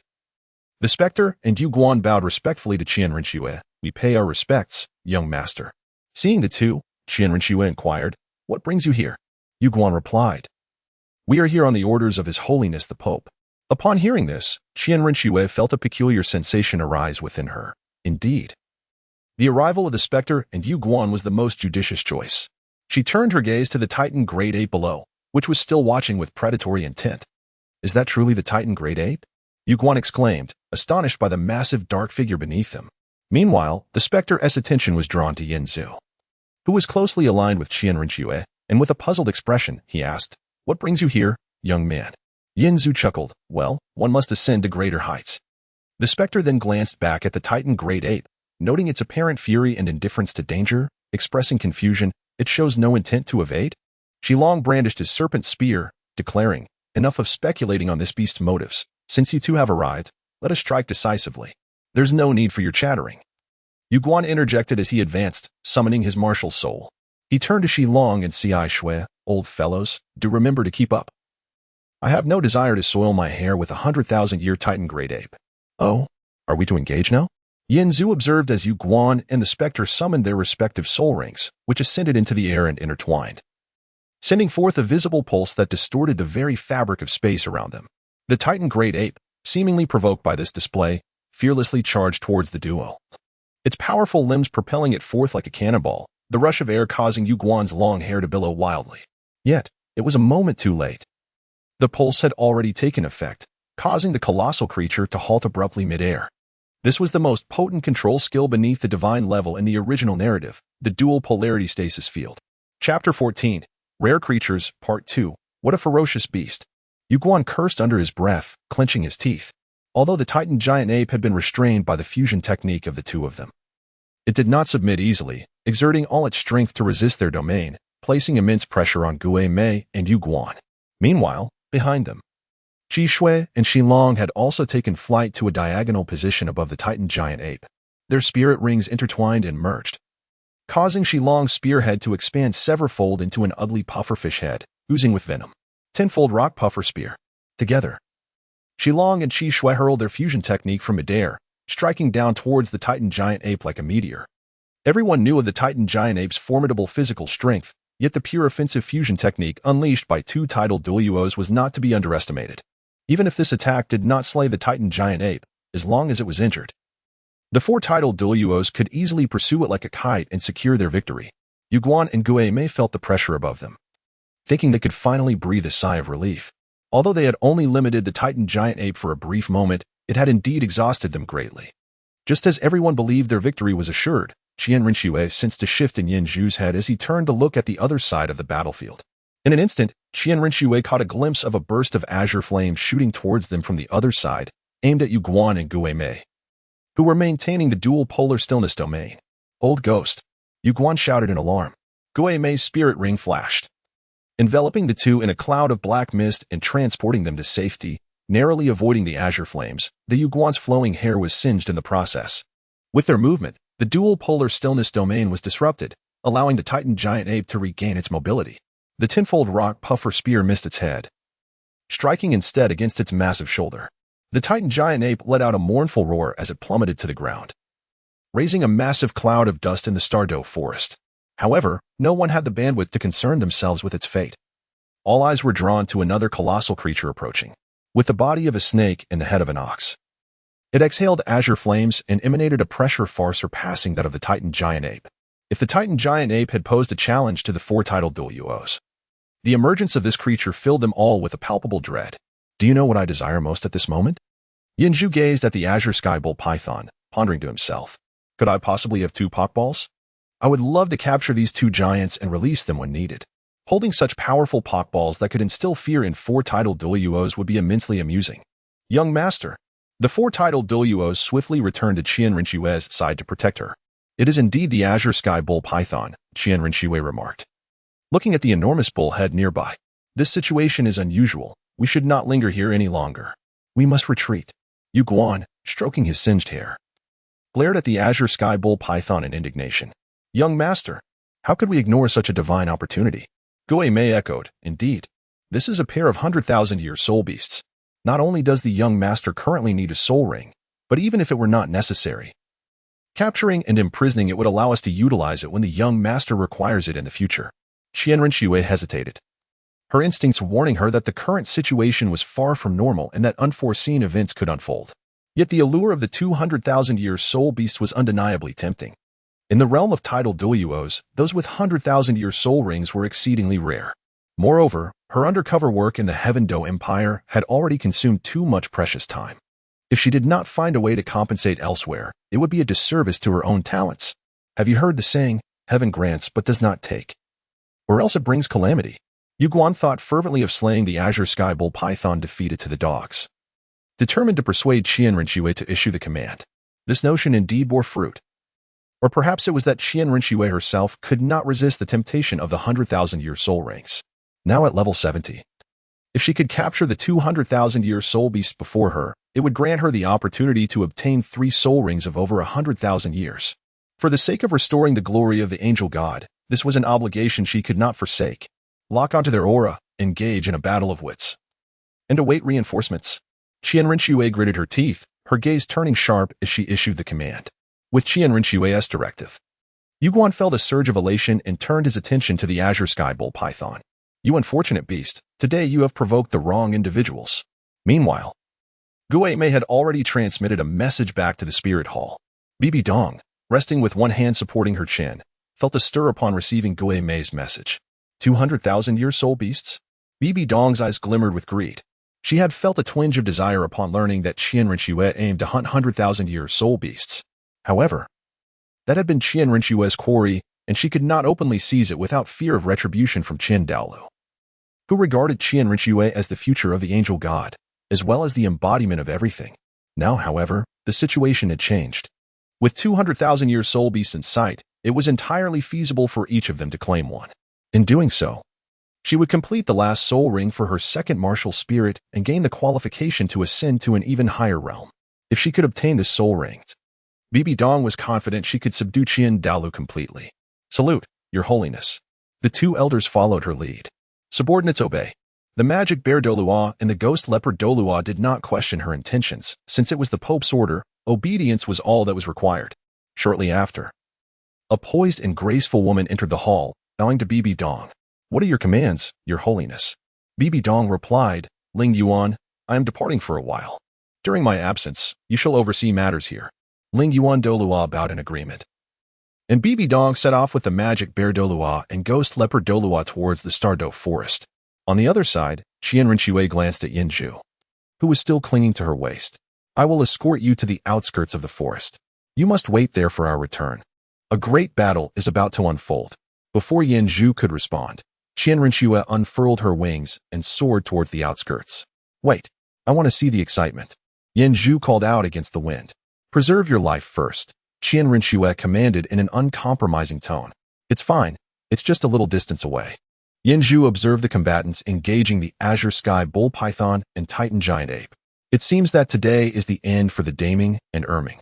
These truly are rare creatures, and it would be a shame for them to perish just like that. The Titan Giant Ape is one thing, but that bullhead of the Azure Sky Bull Python is a true work of art. However, why had they suddenly appeared here? Yinzhu pondered. He recalled that these 2 creatures had later been given to Tang San during Xiao Wu's sacrifice. What was the meaning of this? Moreover, they seemed to have a clear target, charging directly towards his group. How peculiar. As Qian Rinxue soared through the air, she heard Shilong's shout behind her. She slightly turned, evading the Azure Sky Bull Python's fiery breath. This beast. Qian Rinxue was taken aback. She realized that the Azure Sky Bull Python was pursuing her. Of course, the creature's speed could not match her wings, but such an action was utterly bewildering. Suddenly, a thought struck her, and she turned to Yinzhu. Do you think they might be coming for you? Huh, is that a possibility? I'm not acquainted with them at all, Yinzhu responded, genuinely perplexed. Don't worry. I'll find out. I promise to protect you. Qian Rinxue ceased her flight, delivering a powerful strike that sent Yinzhu soaring away, subsequently observing the movements of the Sky Blue Bull Python. Indeed, upon witnessing Yinzhu darting in another direction, the serpent altered its course as well. A flicker of confusion crossed Qian Rinxue's gaze as she swiftly flew towards Yinzhu, retrieving him midair and pausing in suspension. What is it about you that captivates him? Qian Rinxue's expression turned grave. Yanzu, with a hint of resignation, replied, I truly do not know. Is being handsome a fault? Cease your flippancy. I am not jesting. Qian Rengshu retorted. If this continues, it may pursue us to the outskirts, endangering other Soul Master teams, which would be disastrous. Then let us ascend, Yanzu suggested. Recognizing that the sky blue bull python thrived in aquatic environments. Though it rose to great heights, it could not soar. Human, spare your life. A thunderous roar reverberated through the skies of the Douluo forest, startling all who heard. The sky blue bull python stood erect, bellowing at Qian Rengshu, a spirit beast with 100,000 years of intelligence. Observing this, Qian Rengshu's resolve intensified. Yanzu had, in effect, become a valuable bait. She was untroubled by the prospect of failing to eliminate the sky blue bull python and the titan giant ape. Her concern lay in the possibility of these two fleeing deep into the forest, becoming elusive. Now, it seemed success was nearly assured. I have a question. Why do you care for him so deeply? Qian Rengshu inquired, pulling Yanzu forward. You need only spare your life. The sky blue bull python showed no inclination to converse with Qian Rengshu, launching an assault with its breath. However, Qian Rengshu, adept in flight, evaded effortlessly. Yu Egwan and Guimei hastened to provide cover, fully aware that Qian Rengshu was unscathed, yet they dared not be complacent. Old Ghost, His Holiness the Pope has arrived, Yu Egwan announced, gazing into the distance. It is time to conclude this farce. Prepare to unleash our full strength, Guimei declared. After a lengthy delay and containment, the moment for the hunt had finally arrived. Not far off, Bibi Dong, racing at full speed, beheld the bull's head suspended in midair, her heart swelling with delight. It was indeed the sky blue bull python, likely the most formidable quarry within the Douluo forest. Perfectly suited to serve as the final spirit ring for her second martial soul. His Holiness the Pope, the demon bear Douluo, and the ghost leopard Douluo exchanged cautious glances with Bibi Dong. A beautiful smile graced her lips as she replied, Let us proceed. Chapter 15, Rare Beasts, Part 3, Reinforcements have arrived. 6 titled Douluos from the Spirit Hall have gathered, initiating a challenge against the 2 soul beast overlords within the Douluo forest. They employ a series of ranged attack soul techniques to restrain and exhaust their foes. Despite the formidable physical prowess of the soul beasts, they appear increasingly beleaguered under the relentless bombardment from the titled Douluos, with wounds marring their once resplendent forms. In terms of teamwork, there is simply no comparison between soul beasts and humans. The 6 titled Douluos exhibit impeccable synergy, adeptly managing their soul power consumption, while the Titan Great Ape and the Sky Blue Bull Python find themselves relegated to a defensive stance, continuously vulnerable to exploitation by their adversaries. Bibi Dong observes the unfolding scene with a detached demeanor, waiting patiently for her subordinates to sufficiently deplete the soul beast's energy. At that moment, she intends to unleash her 6th soul skill, Eternal Creation, which disregards physical defenses and reduces energy defenses by 50%. Once struck, the injury would propagate infinitely, leaving the soul beasts to rely solely on their soul power to withstand the wounds until their energy is entirely exhausted. This move is a guaranteed killing blow for soul beasts. Yet, Bibi Dong is perplexed as to why these 2 colossal creatures do not flee. These 100,000-year-old soul beasts possess considerable intelligence. They should comprehend that they are engaged in a desperate struggle and that the wisest choice would be to expend all their strength to escape. Soul beasts instinctively retreat when faced with adversity. What could possibly justify their continued resistance? What could be worth the sacrifice of over 100,000 years of cultivation? Yu Guan, I know you are furious, but do not be careless. Conserve some soul power. The beast's desperate strike is no laughing matter. Guimei cautioned as he watched the sky blue bull python nearly strike Yu Guan due to his relentless offense. INT anticipated they could unleash domain skills. I nearly fell for it, Yu Guan replied, catching his breath. Bibi Dong noted that the 2 beasts seemed to grow more vigorous as the battle progressed, indicating that the situation might become stalemated for some time. Consequently, her gaze shifted to Qian Renshua, who was also observing the battle. She had blossomed into a stunning young woman. This was the first thought that arose in Bibi Dong's heart. Yet, it was swiftly followed by the sight of the pair of golden wings behind Qian Renshua, causing a spasm in her stomach and a slight furrow of her brow. Qian Renshua sensed Bibi Dong's gaze. Upon turning her head, she met Bibi Dong's expression of slight disdain, which momentarily chilled her heart, prompting her to quickly avert her gaze. Neither spoke the first word. Then, Bibi Dong noticed that Qian Rinxue was cradling a young man, who was staring directly at her. Yanzu had discovered something even more captivating than the two soul beasts. Since regaining his memories, he had longed to meet the continent's former beauty, Bibi Dong. And now, she stood before him, suspended in midair, as if an exquisite work of art for his admiration. Bibi Dong's figure was not as statuesque as Qian Rinxue's, but was harmoniously proportioned, with every line exquisitely rounded. Her long hair cascaded like a waterfall against the night sky, shimmering with a deep purple hue, and her eyes were as profound as the ocean, concealing untold secrets. Her countenance differed from Qian Rinxue's noble coldness. It was delicately beautiful, with skin as pale as jade, and her flawless complexion bore no blemishes. Gulps. Yanzu swallowed, unconsciously tightening his grip, only to hear Qian Rinxue emit a hiss as she glared at him. Realizing he had inadvertently hurt her, he quickly loosened his hold. Though he couldn't help but marvel at Qian Rinxue's remarkable elasticity. "You are the child mentioned by Gue Mei, are you not?" Bibi Dong initiated the conversation, though inwardly she mused. Isn't he supposed to be just a child? He appears rather mature. Has he simply developed too well?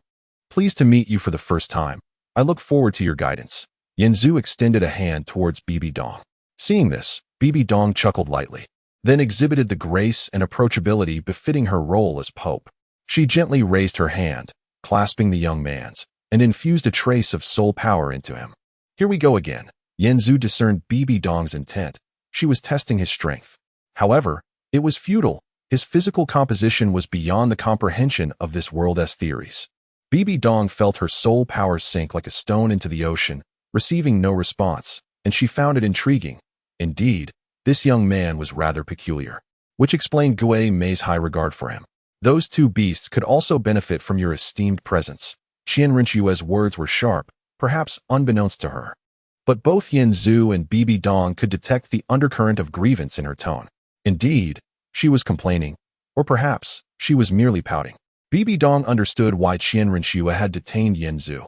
She had no lack of support, and a single thought would summon the spirit hall's full backing. Qian Rinxue merely sought to capture Bibi Dong's attention. Nevertheless, Bibi Dong scoffed internally, telling herself, "The moment I laid eyes on your golden hair and those radiant wings, I felt revulsion. Your very existence incessantly rekindles those dark memories." In Bibi Dong's heart, the hatred born from memories of imprisonment and humiliation far overshadowed the love a mother ought to possess, rendering Qian Rinxue's grievances devoid of impact. Caught between these two women, Yanzu sensed a peculiar tension. Here we have just what I need, and I just happen to be in need of it.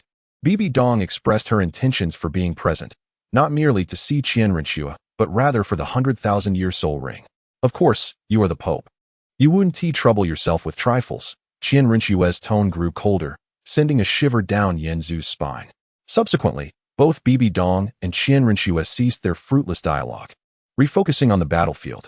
Under the concerted efforts of the 6 tidal Douluos, the sky blue bull python and the titan great ape exhibited signs of fatigue, and Yuguan glanced at Bibi Dong, signaling that it was time to reap the rewards.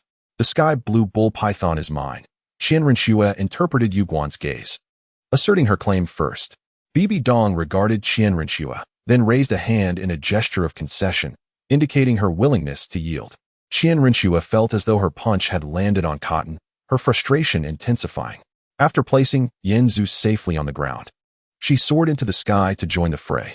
It would likely not be so easy, Yanzu thought as he observed Qian Rinxue engaging the sky blue bull python, for he had heard a sound, the whoosh of high-speed flight, indicating that someone was racing toward them, with a clear objective.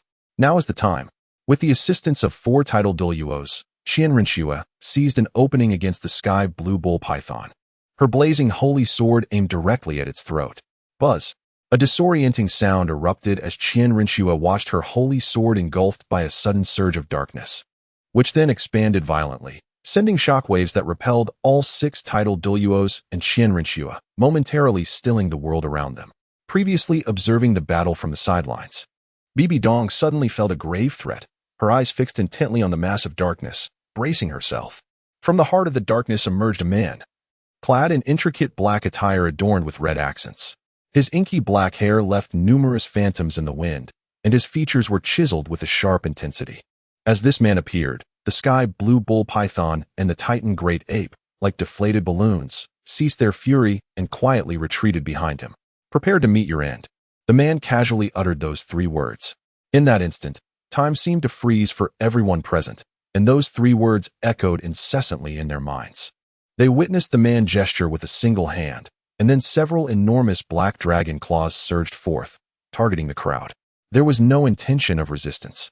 Nearly all the titled Douluos were consumed by a singular thought, to flee, except for Bibi Dong and Qian Renxue. Bibi Dong could discern the man's strength and approximate capabilities, while Qian Renxue, in her fearless disposition, remained undaunted by the man's darkness. However, this very fearlessness nearly cost her life, had Bibi Dong not acted just in time. The thunderous explosion resonated through the sky as Bibi Dong positioned herself before the crowd, neutralizing the initial wave of assault. Not good, Qian Renxue exclaimed, hastily glancing at the ground. The man before her exhibited no oversight. His sole skill had even locked onto Yan Zhu, who was concealed at a distance by Qian Renxue. What? Am I included too? Yan Zhu had intended to heroically rush forward to rescue the damsel in distress. But he was taken aback that the man had not forgotten him even from such a distance, instantly tensing every muscle in his body. Bibi Dong also sensed a strike that she had overlooked, yet there was little she could do. Firstly, she was currently undergoing a divine trial, her powers severely limited, and the man's formidable strength surpassed her expectations. To fend off this attack was an immense challenge. Furthermore, even if she wished to remedy the situation, it was already too late. Damn it. Qian Renxue propelled herself towards Yan Zhu with utmost speed, chiding herself for bringing him along.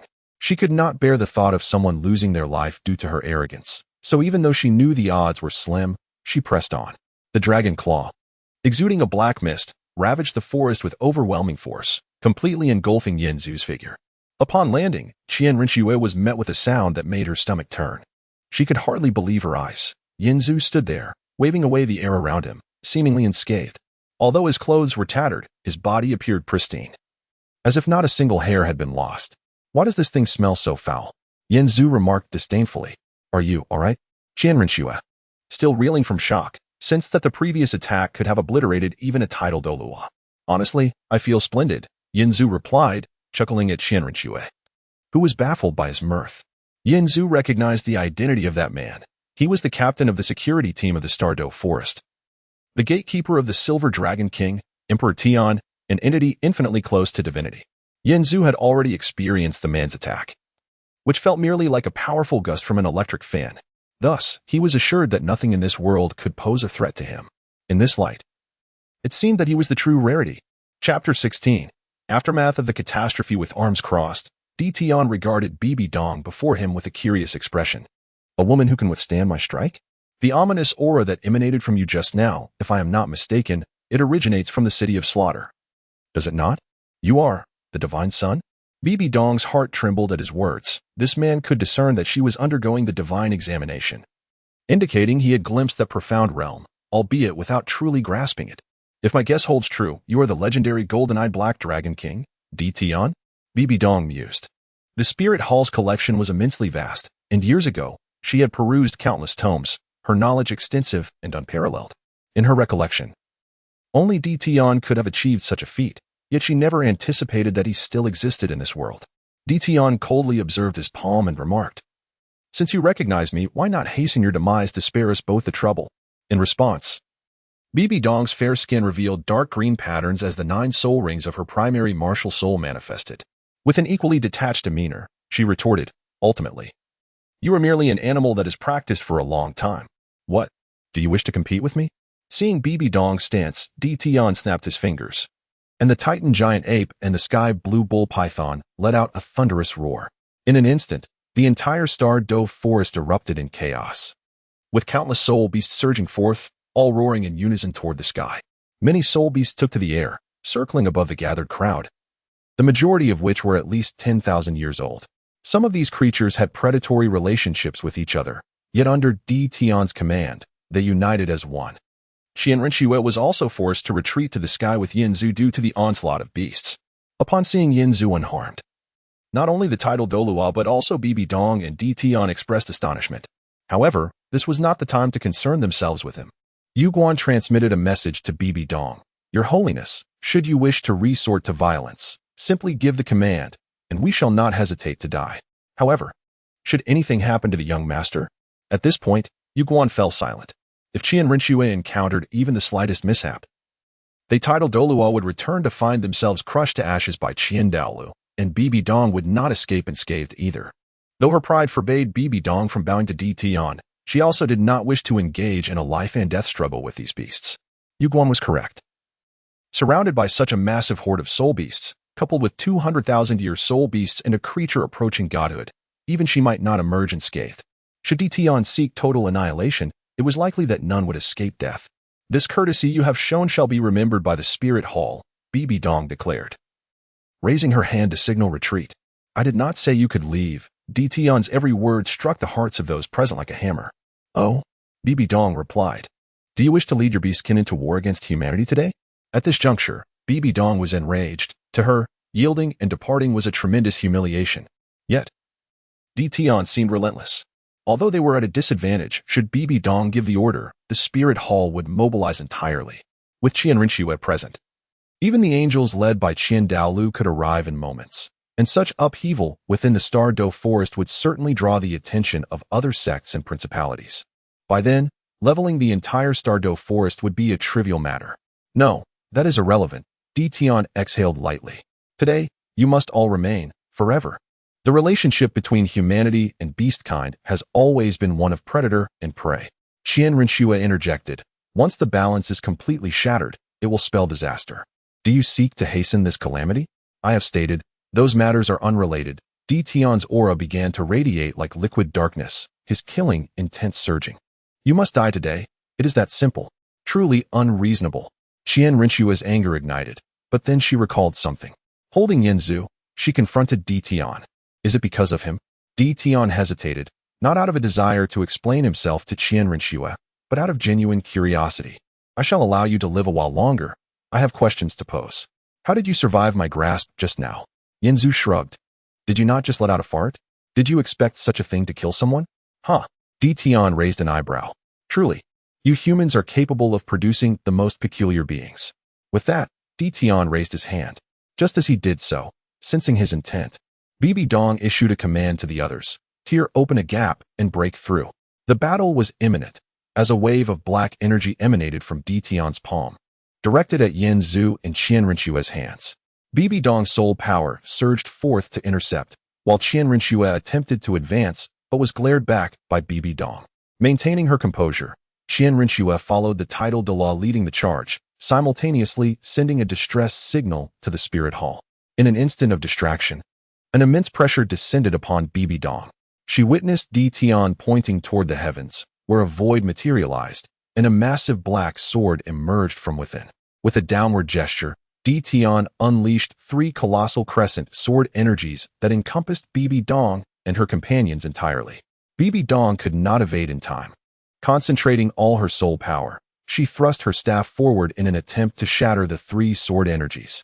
She indeed broke the first, but as the second followed, her staff splintered, and she felt her entire body quake, followed by a spurt of blood. Whether her secret was discovered or she severed ties with Qian Daolu was now irrelevant. Bibi Dong could no longer afford to keep the restrictions of the divine examination intact. If she did not act swiftly, she would be obliterated by Di Tian's soul skill. Just as she prepared to reveal her trump cards, a searing heat surged in her shoulder, and powerful arms enveloped her. Yanzu, Qian Rinxue gasped as she struggled to break free with the 6th title Douluo. Suddenly, the Yanzu she held vanished. When she turned, she saw Bibi Dong, bloodied and on her back, and behind her, Yanzu. He can fly? What is he doing? What is that red beam? Countless questions flooded Qian Rinxue's mind. Young master, Si Xue and Shi Long, ever vigilant of Qian Rinxue's movements, rushed over upon noticing her momentary daze, forcibly aiding her in the escape. They could not concern themselves with others. Qian Rinxue had grown up under their watch, and as her bodyguards, they knew that should she suffer any harm, Qian Daolu would not spare them. Ghostly charm, what are you doing? Si Xue bellowed. Breaking through the beast tide had not been difficult for the title Douluo, but the sky blue bull python and titan giant ape had rallied. with countless soul beasts rallying to turn the tide against humanity. Ghostly charm. Now's your chance. In a fierce struggle, the magic bear Douluo and the ghost leopard Douluo valiantly created a space for the ghostly charm, allowing him to seize a fleeting opportunity to activate his teleportation soul skill. A swirling mass of black mist emerged, and as Qian Rinxue was enveloped within it, the ghostly charm swiftly transported her to the Douluo forest. With their fears alleviated, the remaining tidal Douluo began to unleash their hidden trump cards in their desperate bid for survival. Meanwhile, Bibi Dong looked up to see Yanzu's chin. The young man was tightly holding himself in an embrace. Uncertain whether it was intentional or not, one of his hands, resting on his upper body, bypassed his shoulder and pressed against his side, as if he were kneading. Yet, this was not the moment to dwell on such thoughts. Even if it were deliberate, she decided to overlook it for now. Her gaze shifted to Emperor Tian, who unleashed a crimson beam from his eyes, effortlessly piercing through the last two sword energies he had summoned. The speed of the light was so swift that Emperor Tian barely had time to react, and upon being struck, he was sent reeling back, the red ray seemingly slicing through the sky itself, extending far beyond, leaving Emperor Tian unaware of where he was ultimately propelled. Stop! Stop! Yanzu freed his hand from Bibi Dong's legs, rubbed his temples, and forcefully closed his eyes, opening them repeatedly until he regained his composure. This is precisely why I dislike using this technique, he mused internally, as the exhilarating release of energy was both thrilling and addictive, making it nearly impossible to cease once begun. As smoke billowed from the distant fall of Emperor Tian, Yanzu inadvertently shifted his focus back to Bibi Dong, who had now closed her eyes, blood trickling from her lips, resting limply in his arms. Feeling the softness radiating from her, Yanzu couldn't help but revel in the moment. A glance around revealed that the spirit beasts, having witnessed Emperor Tian's defeat, had scattered, while Qian Rinxue and the remaining tidal Douluo had managed to break free. After the tumult of battle, only he and Bibi Dong remained. The injured Bibi Dong. What an intriguing development, Yanzu pondered, lost in thought, when suddenly the beauty in his arms spoke. Have you had your fill? Bibi Dong's voice betrayed no emotion. Not yet, Yanzu replied candidly, his hands tightening their grip once more. Bibi Dong seemed to react, but then she shuddered violently, coughing harshly as blood uncontrollably spilled from the corner of her mouth. Not daring to provoke her further, Yanzu swiftly descended to the ground, gently laying her against a sturdy tree, allowing her to lean against it, and wiped the blood from her lips, asking, "How do you feel?" Bibi Dong did not respond. She had not anticipated that Emperor Tian's strike would inflict such grievous harm. Pain coursed through her veins, as though an alien energy was wreaking havoc within her body, rendering her speechless and longing only to rest and recuperate. Hey! Yanzu leaned closer, gently patting her cheek. Truly beautiful, he thought as he observed Bibi Dong from such proximity, a thought surging uncontrollably in his mind before he leaned in to kiss her. Bibi Dong's body offered a slight response, yet she lacked the strength to resist. This meager reaction only fueled Yanzu's desire, and he grasped her face, coaxing her mouth open, indulging in the sweetness of her lips, tinged with the metallic taste of blood. Suddenly, Yanzu found himself wanting to rise, his face contorted in a plea for mercy as Bibi Dong fiercely clamped down on his tongue, as if intent on severing it entirely. Chapter 17. The Dragon King's sigh. Rest and recuperate. I shall keep watch over you, Yanzu managed to utter, gazing at Bibi Dong, whose chest heaved with agitation, threatening to expel blood. Bibi Dong's lips quivered slightly. What did you say? Yanzu leaned closer. Step back. Bibi Dong sighed deeply, just a bit. I can hardly breathe. Would you like me to massage your chest? I've heard that it can help ease your breath, Yanzu thought to suggest, but refrained, knowing that Bibi Dong was gravely injured and her emotions were in disarray. Her ethereal beauty and gentle demeanor almost made him forget the peril she posed as a volatile woman. The folly of infatuation. Yanzu shifted back slightly and sat down, adopting a kneeling position to face her. Bibi Dong seized the moment to regulate her breathing and mend her wounds. Fortunately, the abundant soul power within the Douluo forest facilitated her swift recovery. Gradually, Yanzu observed Bibi Dong's complexion improving, becoming more delicate and radiant. As Bibi Dong opened her eyes, she surveyed her surroundings warily. Rest assured, he has not arrived, Yanzu reassured her, noticing the concern etched on her forehead. Bibi Dong regarded Yanzu, temporarily overlooking his prior audacity. You seem to possess considerable extraordinary abilities.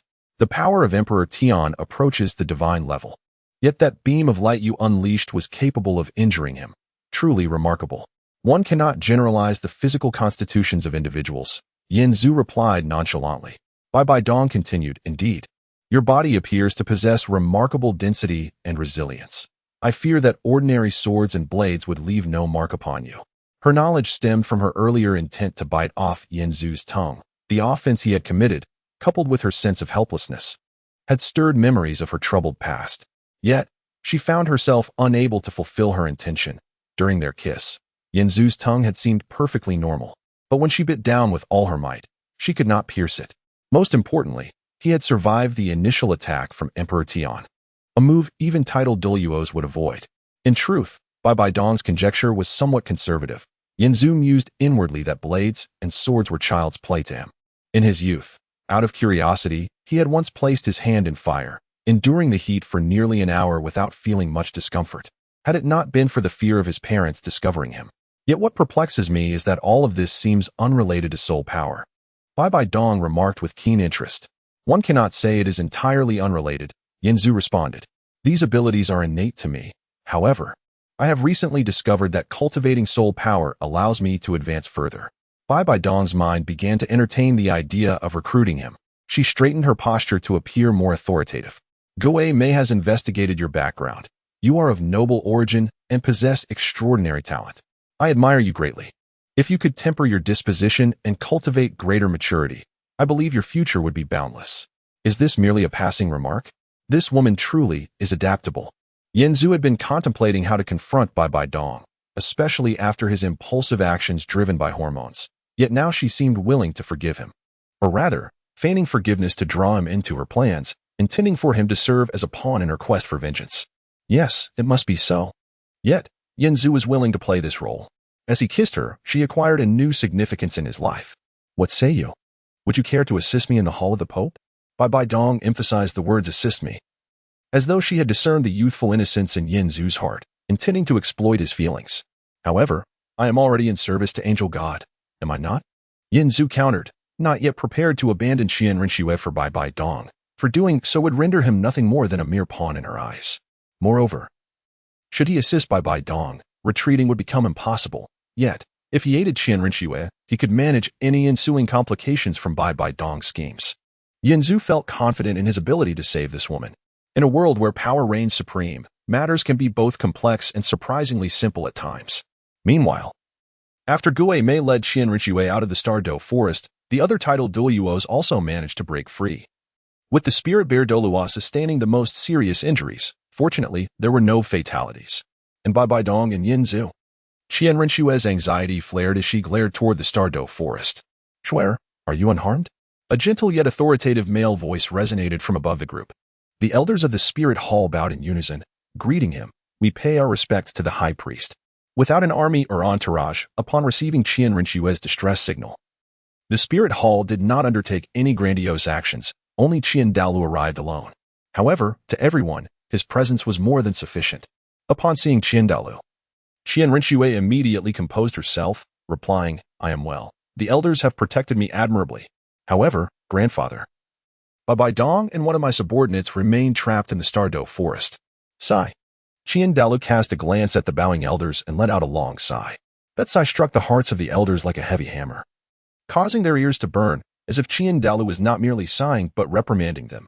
You useless fools. Grandfather, the legendary golden-eyed Black Dragon King, Emperor Tian, has suddenly appeared, causing the situation to spiral out of control.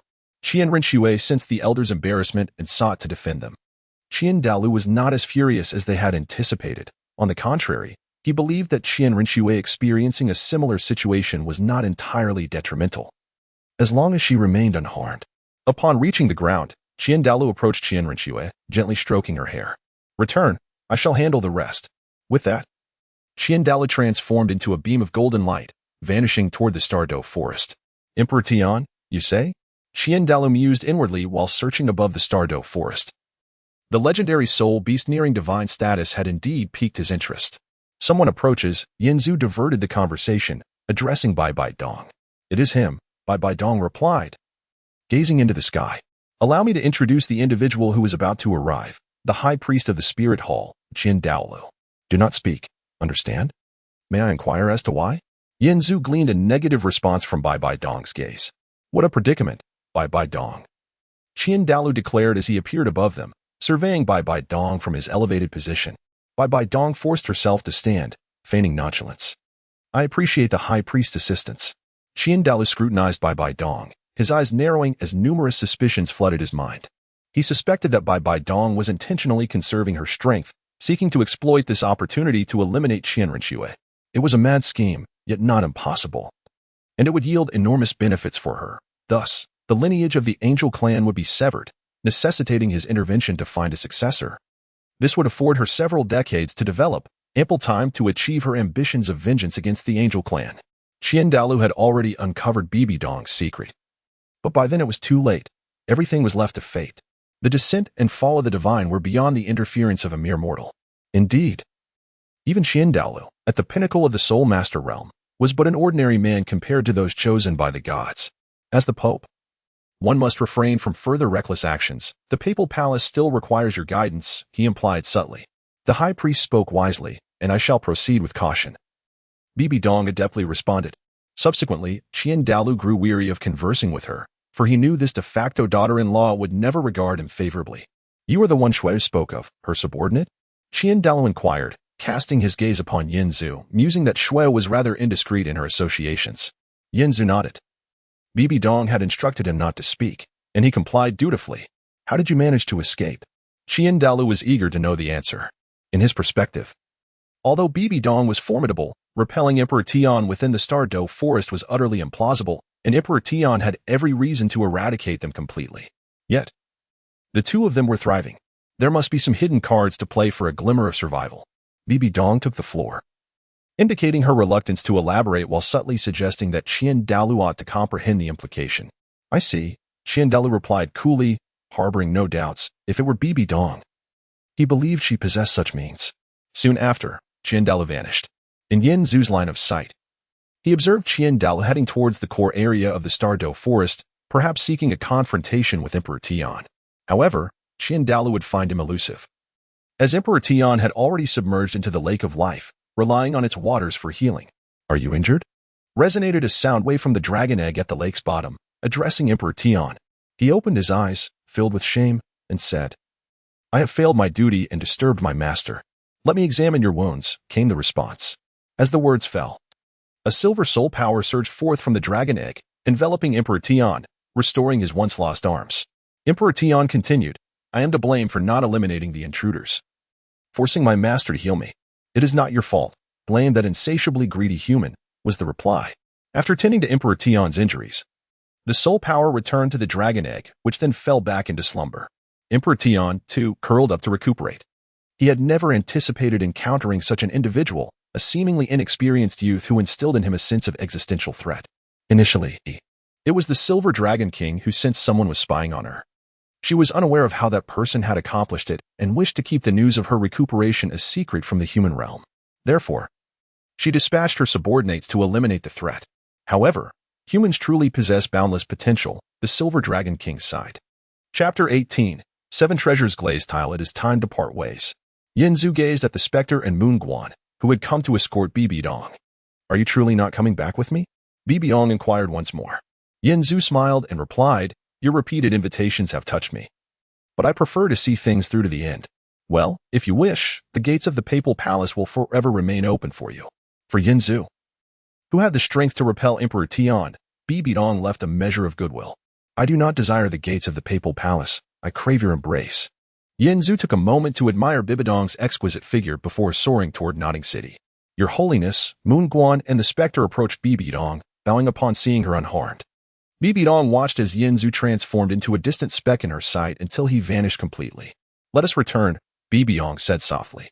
The specter remarked, Your Holiness. I never imagined he possessed such capabilities. Capabilities? Humph. He not only has abilities but also a remarkable audacity, Bibi Dong mused internally. Memories of previous moments resurfacing in her mind. Her tongue flicked, and she closed her eyes, wishing to forget Yanzu's earlier transgressions, but the thoughts lingered stubbornly. Regardless, Credit must be given where it is due. Bibi Dong refrained from blaming the specter for his oversight, and the three of them proceeded directly to the spirit hall. Meanwhile, within the grand hall of the Seven Treasures glazed tile school, a portal flickered, and a tall, broad-shouldered, yet somewhat lean middle-aged man materialized. Bone uncle, you have returned. What is the situation? Ning Fingji, who had been resting with his eyes closed, promptly rose to inquire. The matter is neither trivial nor significant. Bone Douluo Gu Rong replied leisurely, sitting down to enjoy a cup of tea. It may seem inconsequential because the actions of the spirit hall do not involve us or other factions. On the surface, they are merely hunting souls. Ning Fingji, puzzled, asked. Hunting souls? What kind of soul hunting necessitates such formidable forces? 10,000-year soul beasts, Gu Rong stated, sipping his tea. Two of them. The ever-quiet sword Douluo and Xin raised an eyebrow. Two 10,000-year soul beasts. Ning Fengji exclaimed in astonishment. Does that not imply that the spirit hall might acquire two more titled Douluo? Moreover, those capable of absorbing 10,000-year soul rings must be. Gu Rong shook his head, not necessarily. Based on the information we have gathered, combined with my observations, they appear to be hunting souls for the young master of the spirit hall, who possesses a six-winged angel spirit. A young lady, you say?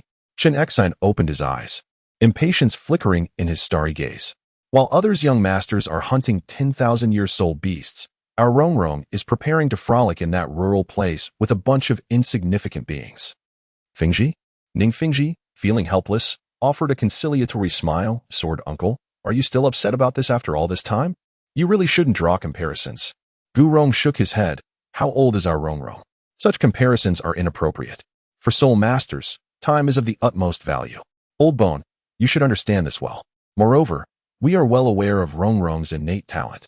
Her current level does not align with her potential due to her laziness and frivolity. Chen Xin showed no sign of softening his tone in response to Ning Fingji's attempt to placate him. And you still intend to send her to such a place? If she ends up comparing herself to those country bumpkins, she may become even more arrogant. Ning Fingji felt a slight headache coming on. Opting to refrain from provoking Chen Xin further, he continued to inquire, Bone uncle, what happened next? Gu Rong continued. Then, Emperor Tian appeared and was subsequently driven away. However, the spirit hall did not come away unscathed either, retreating in a similarly disheveled manner. Thus, the farce came to an end. Emperor Tian? Ning Fingji and Chen Xin exclaimed in unison, with Chen Xin losing his usual composure. Are you referring to the legendary golden-eyed Black Dragon King, Emperor Tian? Ning Fingji sought confirmation. Gu Rong nodded. Indeed, the oppressive aura was undeniable. I nearly revealed myself. Chen Xin furrowed his brow. You mean to say that Emperor Tian was repelled, and thus someone like Qian Dalu was among those dispatched by the spirit hall? That fellow is still alive? Gu Rong confirmed. Qian Dalu is indeed alive. You need not worry about that.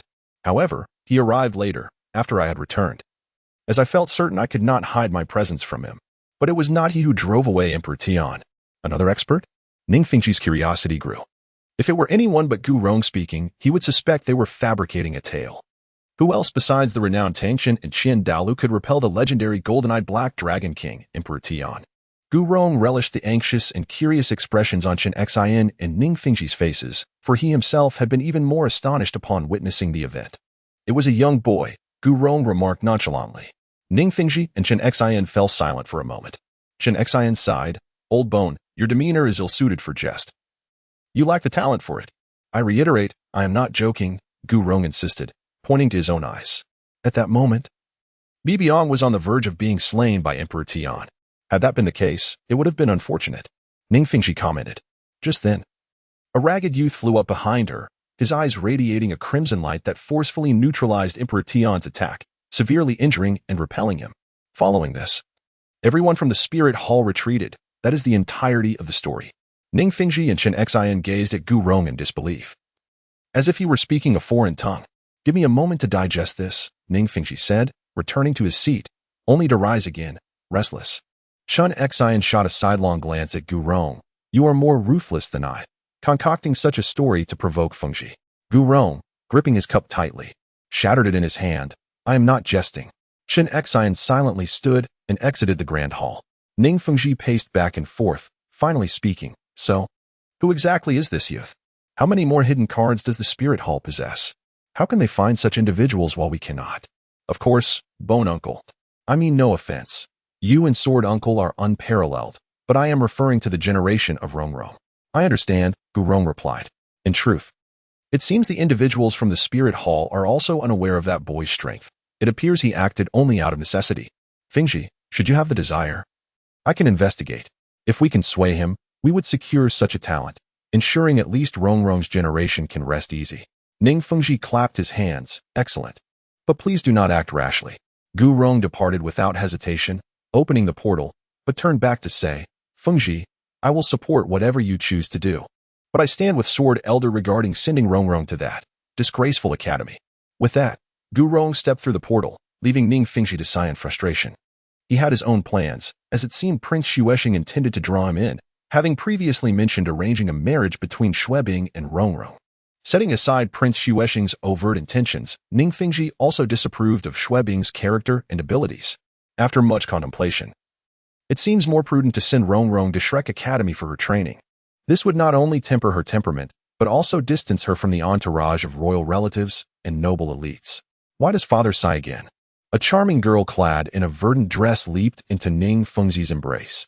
He remained silent, merely lifting his hand to gently caress Ning Rongrong's hair, his heart brimming with conflicting emotions. He cherished her, yet feared that unrefined jade would not become a gem. He wished to cultivate her, yet dreaded the hardships and losses she might endure, all while needing to guard against unforeseen pitfalls. A father's role is indeed fraught with challenges. The girl, too, played with Ning Fengji's hair, inquiring, Father, it seemed you were just discussing me? Did I overhear something about sending me to Shrek? Ning Fengji pondered before asking, Rongrong, if one day you were to venture out on your own, would you dare? Upon hearing this, Ning Rongrong placed her hands on her hips and proudly declared, What is there to fear? But that is a matter for several years hence. Ning Fengji then drew Ning Rongrong close, choosing silence. For he too should cherish every moment they shared. Are you actually back? Yanzu had just stepped into the royal garden when he heard the voice of Xueqinghe, who had now transformed into the crown prince of Tiando, engrossed in a game of chess in the courtyard. You say that as if a lost dog knows to return home. What? Do you consider yourself a dog?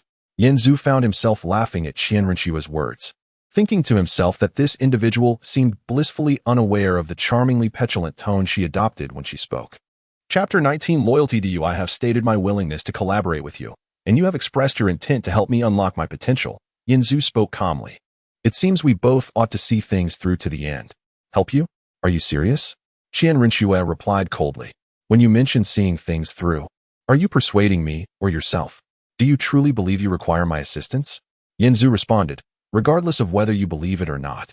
The things you taught me previously were genuinely helpful, thus we can still achieve mutual success. Qian Renshue turned her face away, and upon seeing Yanzu's sincere expression, she sighed. Those things could easily be taught at any Soul Master Academy. With your capabilities, merely showcasing them would have kings and sects vying for your attention. Why must you feign humility before me? Rest assured, Yanzu smiled. Your thoughts merely reflect your unease. I must apologize for having concealed so much from you. Each of you has asked me what my intentions are, but truthfully, I have no agenda. Then why act this way? Qian Renshue inquired. Why do you wish to remain by my side? Why were you willing to endure such treatment from Prince Xuexing? I possess no ulterior motives, nor do I harbor dreams. Yanzu asserted. However, I am determined to safeguard the dreams of others, those I hold dear, my parents, who simply wish to spend their lives in peace in our hometown. For their sake, I am willing to compromise on certain matters, as it does not significantly affect me. As for why I choose to remain by your side, I must ask you, do you lack confidence in the future of the angel god? This is a serious question, Qian Renshue replied, her demeanor shifting. I firmly believe that light will eventually illuminate the entire continent. If that is the case, why do you doubt me? Yanzu countered. Why can I not be one who is willing to pursue this beautiful vision alongside you? Qian Renshue was momentarily at a loss for words, before continuing. I find it hard to believe that you genuinely wish to follow me for the sake of the angel goddess future. What other reason could there be? Yanzu questioned. Yes, in part, it is indeed significant that you could assist me in having children. Their eyes met, and the air fell silent for a moment. You once claimed that you trust those you employ. Yanzu broke the silence. In the end, Qian Renshue seemed to convince herself and asked, Are you well? Not injured? I hope. Hearing this, Yanzu laughed. I am perfectly fine. Would you like me to strip down for you to examine? Then you should rest for now. Qian Renshue said as she rose, as if concluding an important matter, her demeanor appearing lighthearted and content. It is a pity that I must disguise myself as Xue Qinghe. Yin Zhu reflected as he watched her departing figure, feeling a sense of regret. The following morning, Xue Qinghe and the others prepared to set off back to Tiando City. Xueku insisted on riding with Xue Qinghe but was kindly persuaded to return, instead inviting Yin Zhu to join her carriage. What an unexpected honor. Yin Zhu remarked as he entered the carriage, looking at Xue Qinghe. Time is precious, especially once we return to the imperial capital. It will only become busier. Hence, I would like to ask you a few questions, and I suspect you have many inquiries for me as well. Feel free to ask, Yin Zhu reclined, gazing at the ceiling of the carriage. What abilities do you possess? Please elaborate, Xue Qinghe inquired. Since you have pledged your service to me, it is only prudent that I understand you to make reasonable arrangements. Yin Zhu contemplated for a moment and replied, there is nothing particularly special. My physical strength is quite formidable, as you have witnessed. So you truly withstood that attack? Xue Qinghe gasped. Aside from that, Yin Zhu pointed to his eyes with 2 fingers. My eyes can emit thermal rays, and my senses are quite acute. That is about it. There is nothing more. You resemble a powerful assault-type soul master, Xue Qinghe noted. Most assault-type soul masters merely enhance their attacking and defensive capabilities. By your description, you could be compared to a level 99 soul master. If you say so, then it must be so. Do you have any questions for me? Xue Qinghe asked. None. Are you certain? Indeed, I have none. Once we return to Tiando, my time will be limited. Are you absolutely sure? Speaking of which, Yin Zhu sat up. What arrangements do you have for me once we arrive in Tiando? Xue Qinghe replied, initially, when I was unaware of your capabilities, I hoped you would attend the Tiando Royal Academy. What is your reasoning? Firstly, there you would have access to the best educational resources, and secondly, I hoped you would make connections there. Yin Zhu, to accomplish certain goals, one merely needs to secure a few key individuals. This is the advantage of a top-down revolution. It does not require unnecessary sacrifices. I understand that you have already secured a pivotal position, so your current task is to continue winning over others? Yin Zhu perceived Xue Qinghe's intentions. She had become the crown princess of Tiando. The empire was effectively under her control. All she needed to do was to continue consolidating her alliances while eliminating those who would not compromise. Although you are quite exceptional, you are still relatively young. Are you not? Xue Qinghe regarded Yin Zhu with a complex expression. I do not wish for you to be stained with too much blood. I hope you understand that I do not see you as a tool for slaughter. Therefore, I wish for you to attend the Tiando Royal Academy, where you can enjoy your youth while assisting me with several matters. Tell me, Yin Zhu listened intently. Are you familiar with the 3 great sects? Xue Qinghe asked. They are the Haotian sect, the Blue Lightning Tyrant Dragon Clan, and the 7 Treasures Glazed Tile School. The Haotian sect has gone into seclusion, while the Blue Lightning Tyrant Dragon Clan dominates the Jiolong mountain range. The current leader of the 7 Treasures Glazed Tile School, Ning Fingji, manages the treasury of Tiando and simultaneously holds the position of national teacher. So the latter 2 are currently the most powerful sects, correct? Yin Zhu inquired. Precisely.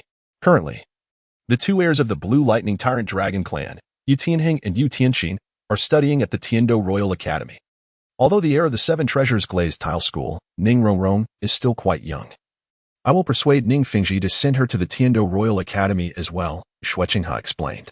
The future and decision-making authority of these sects ultimately rest with these heirs. Securing them means securing their factions, thereby avoiding bloodshed. Do you mean for me to win them over?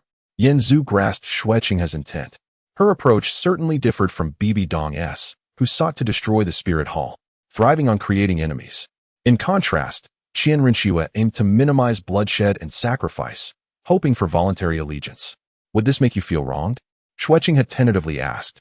I mean, with your strength, would such tasks make you feel I am underutilizing your capabilities? Yin Zhu shook his head. No, not at all. I find it quite agreeable. After all, it is the Tiando Royal Academy, and it carries your name. I cannot even begin to imagine how exhilarating that will be. Speaking of which, I never had the chance to enjoy a normal campus life in my previous life. Yin Zhu suddenly became lost in thought. After escaping the orphanage, his days were filled with wandering, working under the table, and scavenging for scraps. Later, even when he had some strength, he merely took on odd jobs, existing in a daze. If you can think this way, then that is wonderful. Xue Qinghe observed Yin Zhu's lack of dissent and couldn't help but smile. This fellow, though formidable to the point of being terrifying, still possessed the essence of youth. If he could find joy in this, it would undoubtedly be for the best. After a brief silence, Xue Qinghe continued, Yin Zhu, There are a few thoughts I wish to share with you. Yanzu immediately straightened, responding, please, go ahead. Xue Qinghe remarked, in my view, the most terrifying thing is uncontrollable power. You possess such strength at such a young age. Should it spiral out of control, the consequences would be unimaginable. The angel god is a deity of salvation, yearning for a peaceful world rather than one drenched in blood. You have studied the doctrines of the angel. This should resonate with you. Yanzu nodded in understanding, and then he noticed Xue Qinghe's hand casually resting on her thigh. A sudden impulse surged within him, and he took her hand in his. Startled, Xue Qinghe instinctively pulled back, but Yanzu held on firmly, and a rush of warmth coursed through her hand. She watched as Yanzu kissed the back of her hand and declared, I pledge my loyalty to you, my angel. A wave of heat swept from her hand to her chest, surging to her head and reddening her ears. This sensation was fleeting, yet it left her shivering, as if a chill had washed over her, causing goosebumps to rise. She withdrew her hand, casting Yanzu a look imbued with unspoken meanings, and said, thank you. After some time on the road, the convoy arrived at the capital of Tiando. The grandeur of the capital was unmistakable. Yanzu gazed up at the towering structures, which dwarfed those of Nodding City, and marveled at the throngs of people bustling about, creating an atmosphere of extraordinary liveliness. Take this letter to the Tiando Royal Academy and seek out Dream Machine. He will arrange everything for you, Xue Qinghe instructed, handing him a letter. You prepared this letter last night. Yanzu inquired as he received her handwritten recommendation.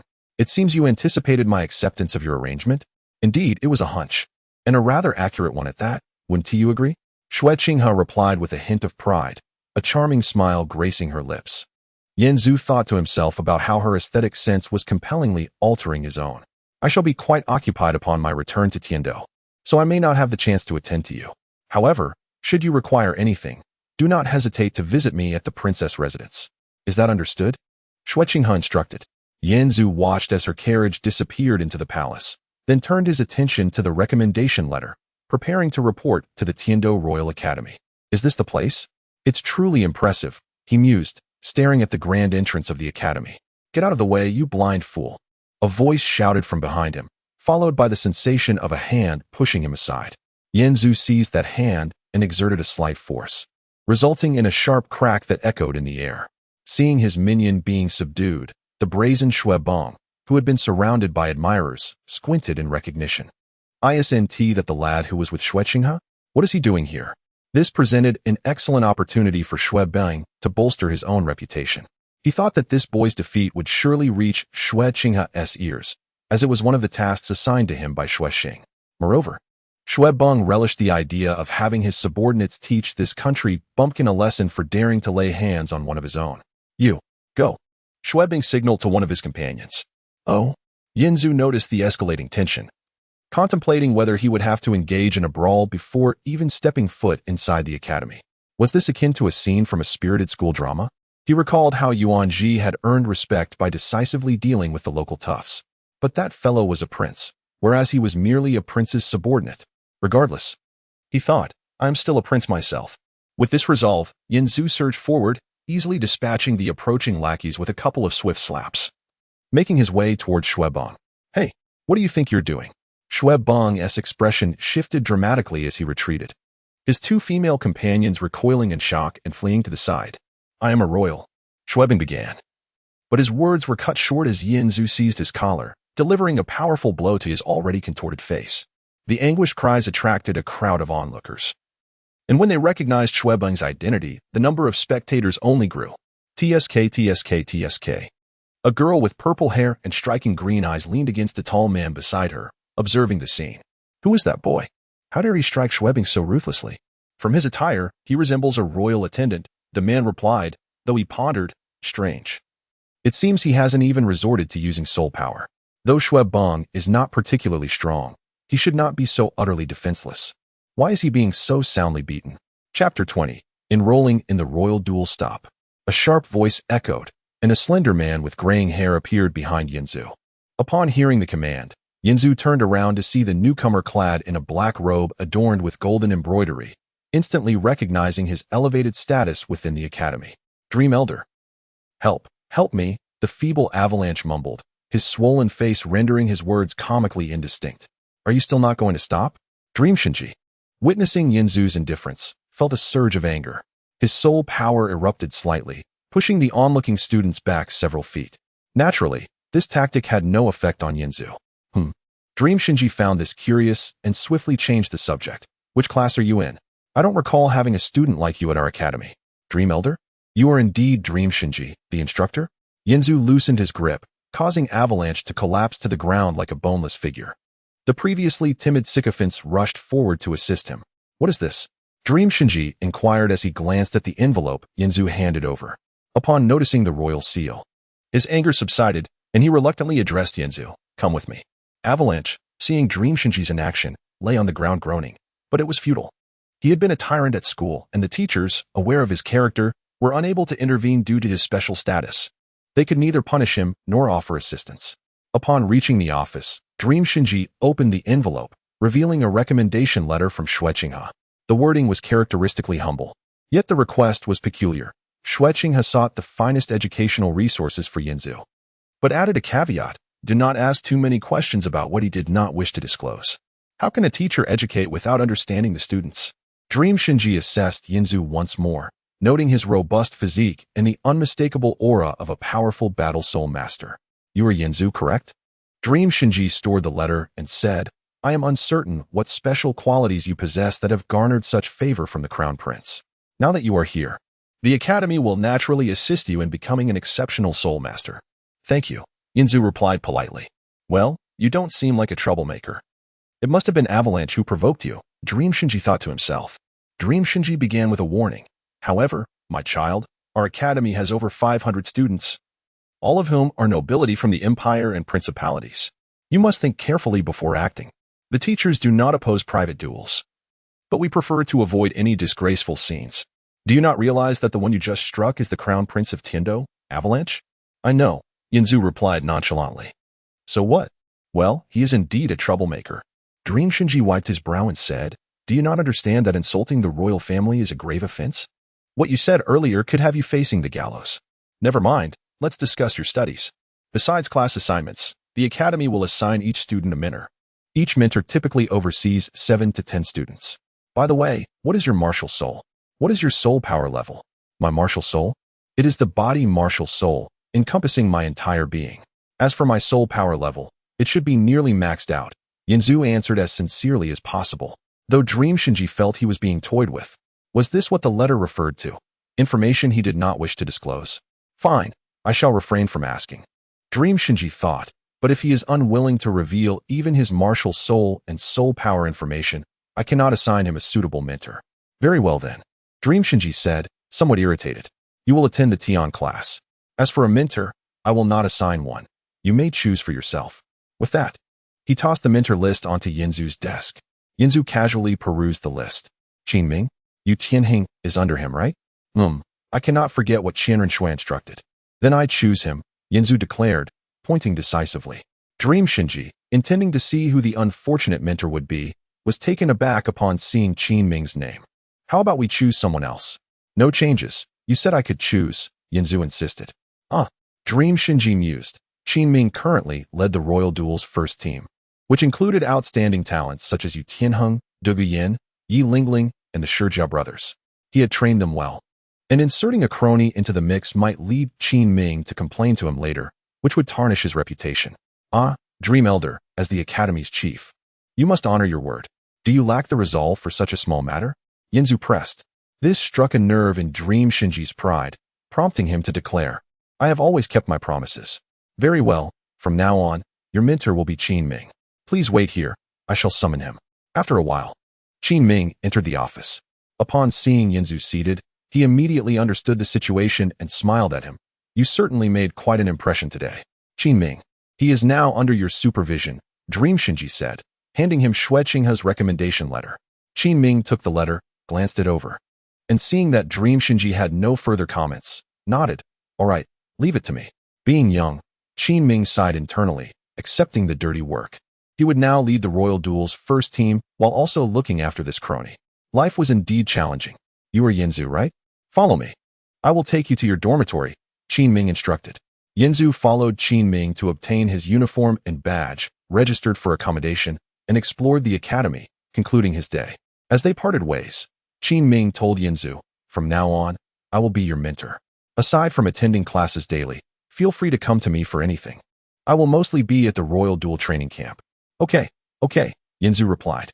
After seeing Qin Ming off, Yinzu lay in bed, marveling at the luxury of having a single-occupancy dormitory at the Royal Duel Academy. He had made contact with Yu Tianheng, who was the other one. Ning Rongrong, right? However, according to what he had encountered with Tang San, Ning Rongrong was still quite young.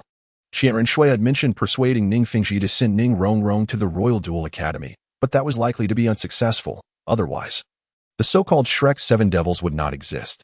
Never mind, I shall not dwell on that. Let me enjoy the view first. Yinzu sprang up, pulled open the curtains, and instantly opened the gates to paradise. Across the way was the girls' dormitory, and Yinzu's perspective allowed him to gaze upon hundreds of noble female students in their youthful forms. They were separated by the small cubicles of the dormitory building, displaying their activities like channels. Some were showering, others practicing yoga, while some engaged in various tasks appropriate for the hour. With a swift motion, Yinzu drew the curtains shut, tossing and turning in bed, unable to sleep. He grumbled internally, "This is truly torture. Qianren Shui, you must ensure I have 10 children." Chapter 21. The Entrance to the Imperial Combat Academy, Part 2, Boss. He has arrived. In the Imperial Combat Training Camp, Yu Feng cast a glance towards Yu Shenheng, who was watching the commotion. Yu Shenheng lowered his legs that were perched on the chair and turned to the entrance. "I never expected he would be placed directly here." Du Guyan leaned her head against Yu Shenheng's shoulder, speaking softly. Yu Shenheng snorted, seemingly unimpressed by the new recruit. However, this was understandable, as Qin Ming had approached him the previous night, instructing him to take good care of the newcomer as the captain of the Imperial Combat Team. When Yu Shenheng inquired about the reason for such specific instructions, Qin Ming, somewhat helpless, informed him that Yinzu was the prince's man. "I don't care whose man he is. Once he is here, he must abide by our rules," Yu Shenheng declared, rising to his feet and tossing his jacket onto the chair. "Which one is Yu Shenheng?" Yinzu strode into the training camp, unbuttoning his uniform without raising his head as he loudly inquired. Yu Shenheng had initially intended to give this privileged newcomer a stern warning, but was taken aback by Yinzu's audacious demeanor. He snapped his fingers and declared, "I am he." "So, what now? Are you prepared for your welcoming ceremony?" With that, Yu Shenheng gestured towards the arena, his meaning unmistakable. "Oh, looks like a show is about to unfold." Yu Feng produced a bag of snacks and settled down, while Osro and the Shurjia brothers, who had been sparring, also gathered around. "There's no helping it. This is the custom of our imperial combat," Osro mused. "Have you forgotten? You were also thoroughly beaten by the boss when you first arrived." "That was you," Yu Feng retorted dismissively. "I can fly, so I didn't suffer as much as you. How long do you think he can last?" Osro posed. "To be honest, he managed to overpower Xu Ebing without giving her a chance yesterday, so he shouldn't be entirely useless," Yu Feng replied earnestly. At that moment, Yinzu had already ascended the arena to face Yu Shenheng. "Are you ready?" Yu Shenheng had initially meant to lecture the newcomer, but Yinzu interjected with a question. You might be a bit too arrogant," Yu Shenheng thought to himself, relishing the prospect that this newcomer might be foolish enough to challenge the position of the team leader on his first day. "Get ready, here I come," Yinzu stated nonchalantly. Then Yu Shenheng felt a powerful gust of wind rushing towards him, followed by a tremendous force striking his abdomen, expelling all the air from his chest and leaving a metallic taste in his mouth. The ceiling whirled past him rapidly, and as a dull thud echoed from behind, Yu Shenheng lost consciousness. "Boss." It all transpired in an instant, just as the members of the Imperial Combat prepared to bet on how long the newcomer could endure. They witnessed their towering leader's body fly past them and crash heavily onto the ground, eyes wide open, motionless. At first, they were stunned. But soon Osro and Yu Feng screamed and rushed over, while Du Guyan and Yi Lingling stood frozen in shock. Unlike those who had been placing bets, Du Guyan and Yi Lingling had witnessed the entire scene unfold. Yu Shenheng Henti even had the chance to unleash his martial soul before the newcomer was upon him, moving with the speed of a flicker, delivering a straightforward punch to Yu Shenheng's abdomen. Just like that, Yu Shenheng was sent flying from the arena, unconscious. "I'll come back when you wake up," Yinzu remarked, jumping off the arena without looking back. "Wait," Du Guyan called after Yinzu, fury evident in her voice. "If you dare to harm Tianheng, I want to let you off easily." With that, she revealed her martial soul. "Lingling, don't just stand there," Yu Feng shouted. prompting Yulingling to snap back to reality and activate her martial soul, the nine-heart begonia, to heal Yushinhang's injuries. Yin, stop. Regaining consciousness. Yushinhang saw the purple soul rings glowing around Dugu Yin and quickly called out to her. Oh. Hearing Yushinhang's voice, Yinzu turned around to see Yulingling cradling the begonia. He thought to himself, almost forgetting her presence, she truly possessed remarkable healing skills. Tianhing, how do you feel? Dugu Yin rushed over to support him. I'm fine. Thank you, Lingling, Yushinhang replied, casting a complex glance at Yinzu. He realized that Yinzu had actually held back. The punch he had delivered felt as though it could have pierced Yushinhang's body. Damn, what kind of monster is this guy? Where is his martial soul? You've won. Yushinhang pressed his hand against his chest, struggling to say to Yinzu. I, Yushinhang, am not a man who cannot accept defeat. According to the rules, from now on. You are the captain of the Imperial Combat Team. No. Yinzu waved his hand dismissively. I didn't come here to hear you concede. This is not about that. The captain should be the strongest. Yushinhang averted his gaze. I said I'm not here to hear you concede, Yinzu reiterated. On the contrary, I want you to be a man who never admits defeat. What do you mean? Yushinhang inquired. No one in the Imperial Combat Academy is your opponent, right? If things continue this way, even if you, Yushinhang, possess exceptional talent, it will be hard for you to progress. Yinzu found a place to sit and adjusted his uniform. Thus, I have come to apply some pressure on you, the captain of the Imperial Combat Team. So, be grateful and continue to strive with the mindset of defeating me. When you feel you can fight me, come find me. I will be right here. You. Yushinhang gazed at Yinzu, whose expression radiated invincibility. Suddenly, he seemed to grasp something and asked, Did your grandfather send you? No. Yinzu shook his head. I am an ordinary student who entered the Imperial Combat Academy through the back door. Then why? Because I hold you in high regard. Yinzu replied. After all, I am now a member of the Imperial Combat Team, and I cannot tolerate having a captain who is a worthless coward. So, strive to earn my recognition, Captain. This exchange left the members of the Imperial Combat Team in astonishment, pondering the true purpose of this newcomer. He had decisively defeated Yushinhang, yet claimed he did not wish to be the leader, merely hoping for Yushinhang to grow stronger and earn his acknowledgement. Then, I will not hold back, Yushinhang declared, breaking free from the support of Yufeng and Dugu Yin, extending his hand towards Yinzu. As the captain of the Imperial Combat Team, I welcome your addition. Cough. Yushinhang coughed forcefully, prompting Yufeng, Osro, and others behind him to hurriedly express their welcome. Yinzu scanned the crowd and asked, Don't you have a younger brother, Yuxiangxin? Where is he? He transferred, Yushinhang replied. He was invited to Thunder Academy, preparing to compete against me in the Soul Master competition. By the way, I heard from teacher Qinming that your name is Yinzu, right? Yufeng attempted to engage in conversation. Just call me Azu, Yinzu replied. Feeling he had overdone it and perhaps frightened them, that was not his intention, as he did not plan to isolate himself. Azu, what is your martial soul? Yushinhang asked directly. What level of soul power do you possess? Though I may be somewhat conceited, I am certainly no fool. Yet I couldn't even withstand one of your punches. I possess a body martial soul. My martial soul is my body, Yinzu stated.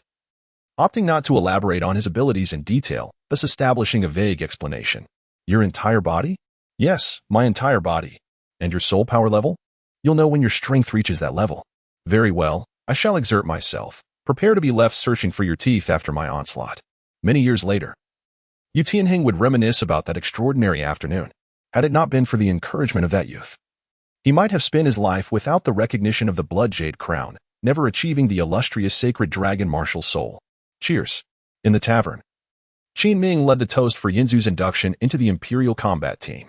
Initially, Qinming harbored concerns about Yinzu's ability to integrate into his group of students, as they were all the most exceptional talents of the Imperial Combat Academy, each with lofty ambitions, particularly Yu Tianhing, who was fiercely competitive and respected only strength.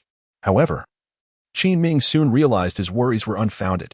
Upon arriving at the Imperial Combat Training Camp, he found that Yinzu had already forged bonds with the others, and Yu Tianheng's demeanor towards him was remarkably amicable, indicating that Qinming's words had borne fruit.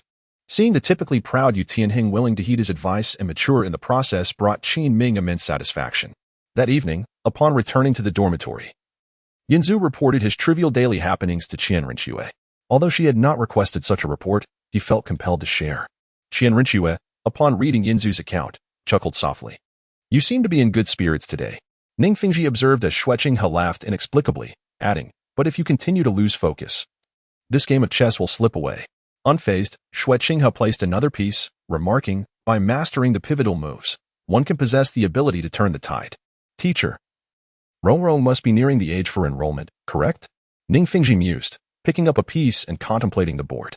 She is quite lazy and fond of play. Let her be. Teacher, do not hesitate in your decisions, Xueqinghe teased. Ning Fingji, with a hint of exasperation, replied, "What? Are you also interested in Rongrong? Your Highness, if you could elevate your soul power level, I would gladly entrust Rongrong to you. However, your focus must remain on state affairs, which may prove challenging." Xueqinghe understood that Ning Fingji was not jesting and was well aware of the 7 Treasure Glazed Tile School's circumstances. He could easily manipulate his soul power level to deceive, but he had no intention of marrying Ning Rongrong. Thus, he proposed. What concerns the teacher is also known to the student. Recently, I have taken in a new individual. I wonder if the teacher would be interested in a meeting. Perhaps he could change your mind. Oh, it seems you hold this person in high regard. Ning Fingji, intrigued, inquired further. To put it simply, he is quite extraordinary and undoubtedly to your taste, Xueqinghe responded. If the teacher is inclined, I shall arrange a meeting at a convenient time. What do you say? Ning Fingji placed his piece with a smile, declaring, Then I shall await the outcome with great anticipation.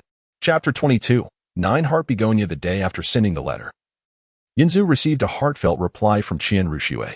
In her letter, she even enclosed a sum of money for him, which Yinzu believed was primarily a reflection of her concern. At the end of the letter, she wrote, "If possible, take some time. I have someone I wish to introduce to you." Who could it be? Yinzu did not dwell on it. He took the money sent by Qian Ruxue and penned a letter in return, informing his family of his unexpected fortune in gaining the prince's favor and that he was now living at the Royal Combat Academy. Everything was well. After completing this, Yinzu headed to the Royal Combat Training Camp. Recently, Yu Tianhing had persistently challenged him, but upon realizing he could not force Yinzu into a second move, he ceased his reckless assaults and began to focus on self-cultivation, which allowed Yinzu some leisure time. "Azu, come here for a moment." Just as Yinzu was about to attempt a conversation with Yu Lingling out of boredom, Qin Ming called him over. "What is it?" Yinzu inquired. Qin Ming said, "I've heard about your situation with Tianheng. I apologize for my earlier rigid impression of you. I thought, it's all right, it's not your fault. Some things I indeed did not clarify," Yinzu thought to himself, as he realized that some matters were ultimately indefinable. "Well, here's the thing," Qin Ming continued, looking towards Yu Lingling. "Lingling told me yesterday that she has broken through to level 30. In a few days, I will take everyone to hunt for her soul beast. Make sure to keep some time free." He paused, then added, "What I truly wish to convey is, Azu, if there is any way I can assist you, please do not hesitate to ask. Regardless of the circumstances, I am your teacher. The prince's letter of recommendation has made it clear that we won't pry into what you choose not to share, but I still hope to be of help. I am almost moved to tears, but let's just maintain the current state. It makes me feel very at ease," Yinzu replied. Qin Ming seemed a bit disheartened by his student's lack of need for him, yet Yinzu had more pressing matters to attend to.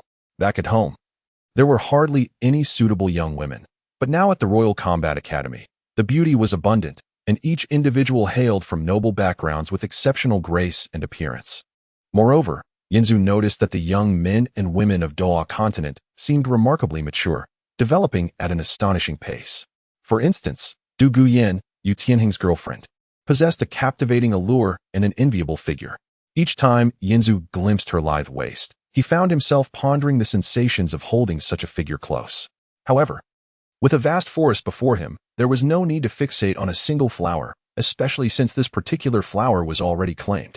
Although such a pursuit might seem more thrilling, it was truly unnecessary. Congratulations. Having learned of Yi Lingling's breakthrough from Qin Ming, Yinzu seized the opportunity to engage her in conversation. Yi Lingling replied coolly, "Congratulations for what? Should I set my sights on a new goal?" Observing Yi Lingling's indifferent demeanor, Yinzu reflected that compared to Du Guyan, she lacked the same dazzling charm and her figure was not as striking. In terms of appearance, many in the academy surpassed her, and her personality was rather subdued and aloof. Yet perhaps therein lay her appeal. Yinzu felt increasingly drawn to her, sensing a unique aura about her that he could not quite articulate. "Are you referring to the breakthrough?" "Thank you." Yi Lingling nodded at Yinzu. "You seem quite composed," Yinzu remarked, somewhat impressed by her demeanor. Yi Lingling shook her head. "Not really, just." a lack of expectation. Oh, I see. Yinzu understood her sentiment. The nine-heart begonia martial spirit, regardless of the level, possessed only one soul skill, healing. However, its healing efficacy was unparalleled, boasting a high utilization rate of soul power, thus ranking just below the 7-treasure glazed tile pagoda among support-type martial spirits. The notion of having no expectations implied she would not gain any new soul skills. This line of thought indeed carried a hint of melancholy, as obtaining new soul skills felt akin to the thrill of winning a lottery. Yet she would forever remain untouched by such exhilaration. And you? What is your level? Yi Lingling inquired. Are you interested in that? Yinzu was surprised by her initiative in starting a conversation. Everyone is curious. After all, we have yet to see you use your soul skills, Yi Lingling replied. Well, there will be opportunities. Yinzu was about to ask what kind of soul beast she desired when he suddenly recalled his recent excursion to the Star Doe forest with Qian Rushua. He hesitated, contemplating whether to join Qin Ming and the others, especially since he had recently dealt a blow to Di Tian, who did not appear to be the magnanimous type. He worried that he might unwittingly bring trouble to them. It should be soon, Yi Lingling said, looking at Yinzu. Teacher Qin Ming mentioned that once we all reach level 30, he will take us on a journey across the continent to enhance our abilities through practical experience. Oh, are you the last to reach 30? Yinzu asked. Yi Lingling shook her head. No, Yufeng is. He has yet to break through to level 30. Are you free tonight? Yinzu inquired. What's up? Yi Lingling countered. Recently, I've been feeling a bit bored and thought about going out for a stroll. Would you be able to be my guide? Yi Lingling scrutinized Yinzu, leaning in slightly and tilting her head. Are you suggesting that you want to sleep with me? Yinzu was taken aback by her words, drawing the attention of those around them. Must you have such a stark contrast in your speech? Yinzu murmured. Isn't that so? Yi Lingling shot him a sidelong glance. Of course not. Yinzu adamantly denied. At least tonight, he certainly had no such intentions. Liars. Yi Lingling did not seem to trust Yinzu. Oh, why would you think that? Have I done anything to make you feel nauseated? Yinzu asked in confusion. Yi Lingling replied. No, but the way you stole glances at me and Sister Yin resembled that of a starving ghost. Impressive, you actually caught me, Yinzu admitted to his covert gazes. But I assure you, I truly had no such thoughts tonight. Yi Lingling extended her slender finger to point at the tip of Yinzu's nose. You are not the first to propose an outing with me. Have you thought this through? Curious, Yinzu asked. What do you mean?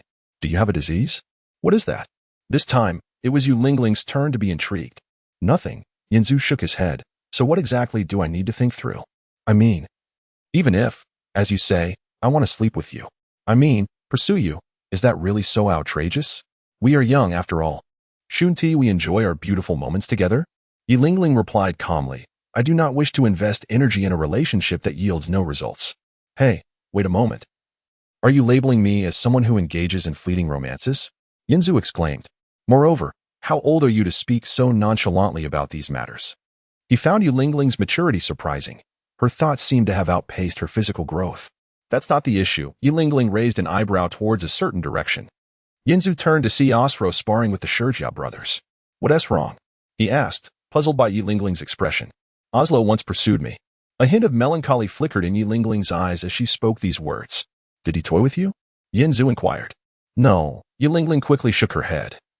I was quite happy during that time, but after coming to know certain matters, we parted ways. What matters? Is it that he?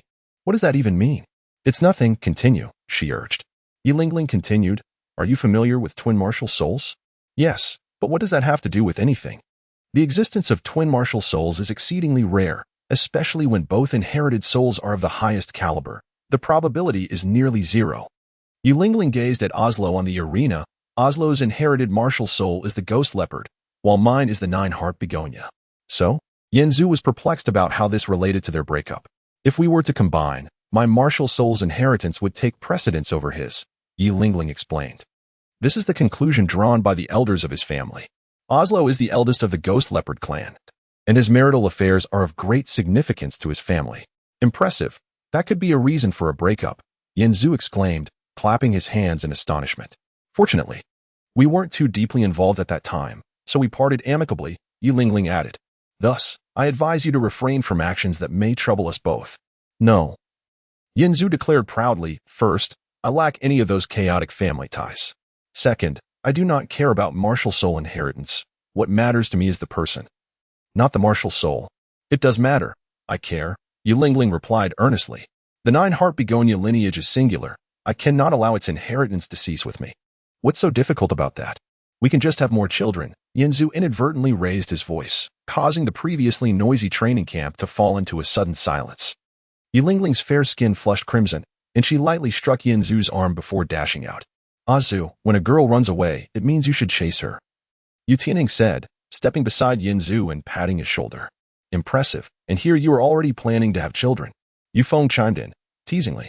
No matter. I'll catch up first, Yinzu resolved, following Yu Lingling's footsteps to his small tavern. What are you following me for? You creep. Yu Lingling cast a sidelong glance at Yinzu. You ran away just to have me chase you, right? Yinzu remarked, observing Yu Lingling sitting idly without ordering anything. Would you like a drink? Chapter 23. Specific issues. It has become evident that Yu Tianheng, the sole member of the Royal Combat Team with a girlfriend, offers advice worthy of consideration. Upon catching up, Yinzu noticed that Yu Lingling's demeanor had softened considerably. Indeed, intimate conversations should occur in unfamiliar surroundings.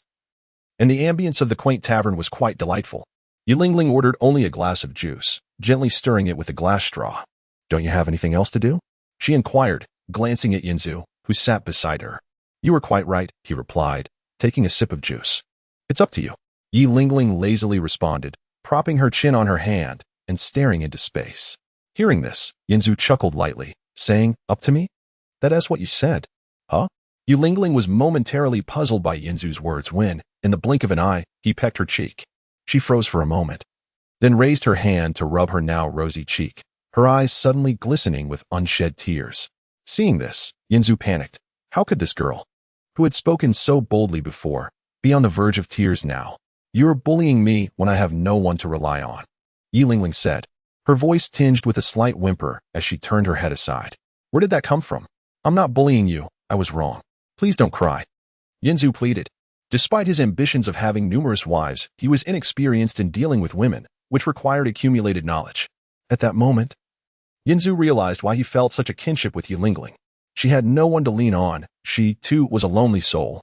Before arriving at the Royal Combat Academy, she had lived a life of hardship and wandering. It was difficult to fathom what she had endured, which lent her words a unique flavor. Unlike the noble ladies born into affluent families at the academy, Yu Lingling possessed a hint of the world's struggles. I was once a wanderer too, Yinzu mused inwardly. Was that the source of this special connection? We have both experienced tumultuous times. I am your support. Isn't that enough? Yinzu extended his hand, clasping Yu Lingling's small hand. Yu Lingling withdrew her hand, saying, Find someone else to tease. I'm not in the mood to play with you. I'm not playing. I'm serious, Yinzu insisted. You don't really like me. You simply need someone to entertain you and share your bed, Yu Lingling remarked with a hint of disdain, as though she had seen through Yinzu's intentions. Must you make the atmosphere so intense? Yinzu felt the pace of their conversation was advancing too swiftly and decided to slow down. Let us not dwell on that. We can finish our drinks here, take a stroll in the city, and then return to the dormitory. What do you think? Yu Lingling remained noncommittal. So Yinzu settled into a comfortable silence, waiting for time to pass. After a song concluded, Yu Lingling stood up to leave and said, Let us go. As they exited the tavern, Yinzu spotted a group of soldiers clad in armor, brandishing long spears, approaching. Is there trouble here? No, they are coming for me, he realized, noticing the leisurely Prince Xueping. Ah, at last, I've caught you outside the academy, Xueping exclaimed, clapping his hands. You've caused quite a stir, Yu Lingling whispered to Yinzu behind her. Isn't that Yu Lingling? Xueping beamed upon seeing her. Lingling, you didn't attend the ball I invited you to last time. Prince Xueping, I am Yu Lingling, she replied. Why so formal? Xueping said, reaching out as if to place a hand on her shoulder. Yu Lingling stepped back, inadvertently colliding with Yinzu. He instinctively wrapped his arms around her waist, and Xueping's expression stiffened, twisting into a grimace. Rather than feigning arrogance, it seemed Xueping was merely being himself. Lingling, there's about to be bloodshed here. You should stay out of it and return to the academy, he said, smiling at her. Yu Lingling leaned closer to Yinzu's chest and whispered, I'll hold him off. You hurry back to the academy. Once there, he can't do anything to you. Upon hearing her words, Yinzu tightened his embrace and smiled softly. That's fine, but unnecessary. I promised to be your support. And I meant it. Seeing that the two were dismissing him and whispering to each other, Xueping's anger flared. What are you waiting for? Kill this kid right here. He commanded his soldiers. The soldiers, obeying his command, advanced with their spears, their soul power condensing at the tips, threatening Yinzu. Faced with an army of trained soldiers capable of executing formations, even a soul saint or a soul Douluo would find it challenging to contend, especially in overwhelming numbers. After all, an ant can kill an elephant. Xueping had covertly summoned these soldiers from Prince Xuexing to exact revenge for himself. Don't escalate this. You should go back. Yi Lingling urged, feeling the lethal threat of the spears, her small hand pressing against Yinzu's chest. Strike first to avoid being overwhelmed. Evasion is futile. Yinzu held Yi Lingling tightly, unwilling to release her so easily, feeling grateful for the assistance Xueping had unwittingly provided. If you seek death, don't drag me into it. Yi Lingling thought, realizing how reckless Yinzu was being, considering that even as a prince's subordinate, attacking a royal was a capital offense. The soldiers, unwilling to defy Xueping's orders, launched their assault on Yinzu. Yi Lingling watched the spears advance, closing her eyes, pressing her forehead against Yinzu's chest, curling up in fear. Yinzu, cradling her, charged forward, forcefully pushing aside the soldiers in his path, heading straight for Xueping. The prince felt a sudden pressure in his chest, a sweetness in his throat. And the world spun before he found himself pinned beneath Yinzu's foot. If you dare move again, I will crush him. Yinzu glared at the soldiers who intended to intervene. Do you dare to touch me? I am a royal prince. Xueping struggled beneath Yinzu's foot, shouting, You, kill him. I will reward you handsomely. Why ask if I dare? Yinzu coldly replied, slowly applying pressure with his foot. You, ugh. Xueping felt as though a mountain were pressing down on him. His limbs flailing uncontrollably as his face flushed crimson, his eyes bulging as if they might pop out. Watching the scene unfold, Yi Lingling suddenly found the boy who had so shamelessly pursued her earlier to be exceedingly terrifying. Azu, stop. A commanding voice rang out, and Yinzu smirked, thinking, at last. You found your voice. If you hadn't spoken up, I might have actually crushed him. Yinzu ceased applying pressure and turned towards the source of the voice. Finding Xuexing standing with his hands clasped behind his back, his expression serious. Brother, save me. Xueping, overwhelmed by despair and fear of death, called out to Xuexing for help. Xuexing glanced at Xueping, then at Yinzu, signaling for him to release his foot. He won't have such thoughts again. He remarked, looking at Xueping. Right? Xueping nodded vigorously.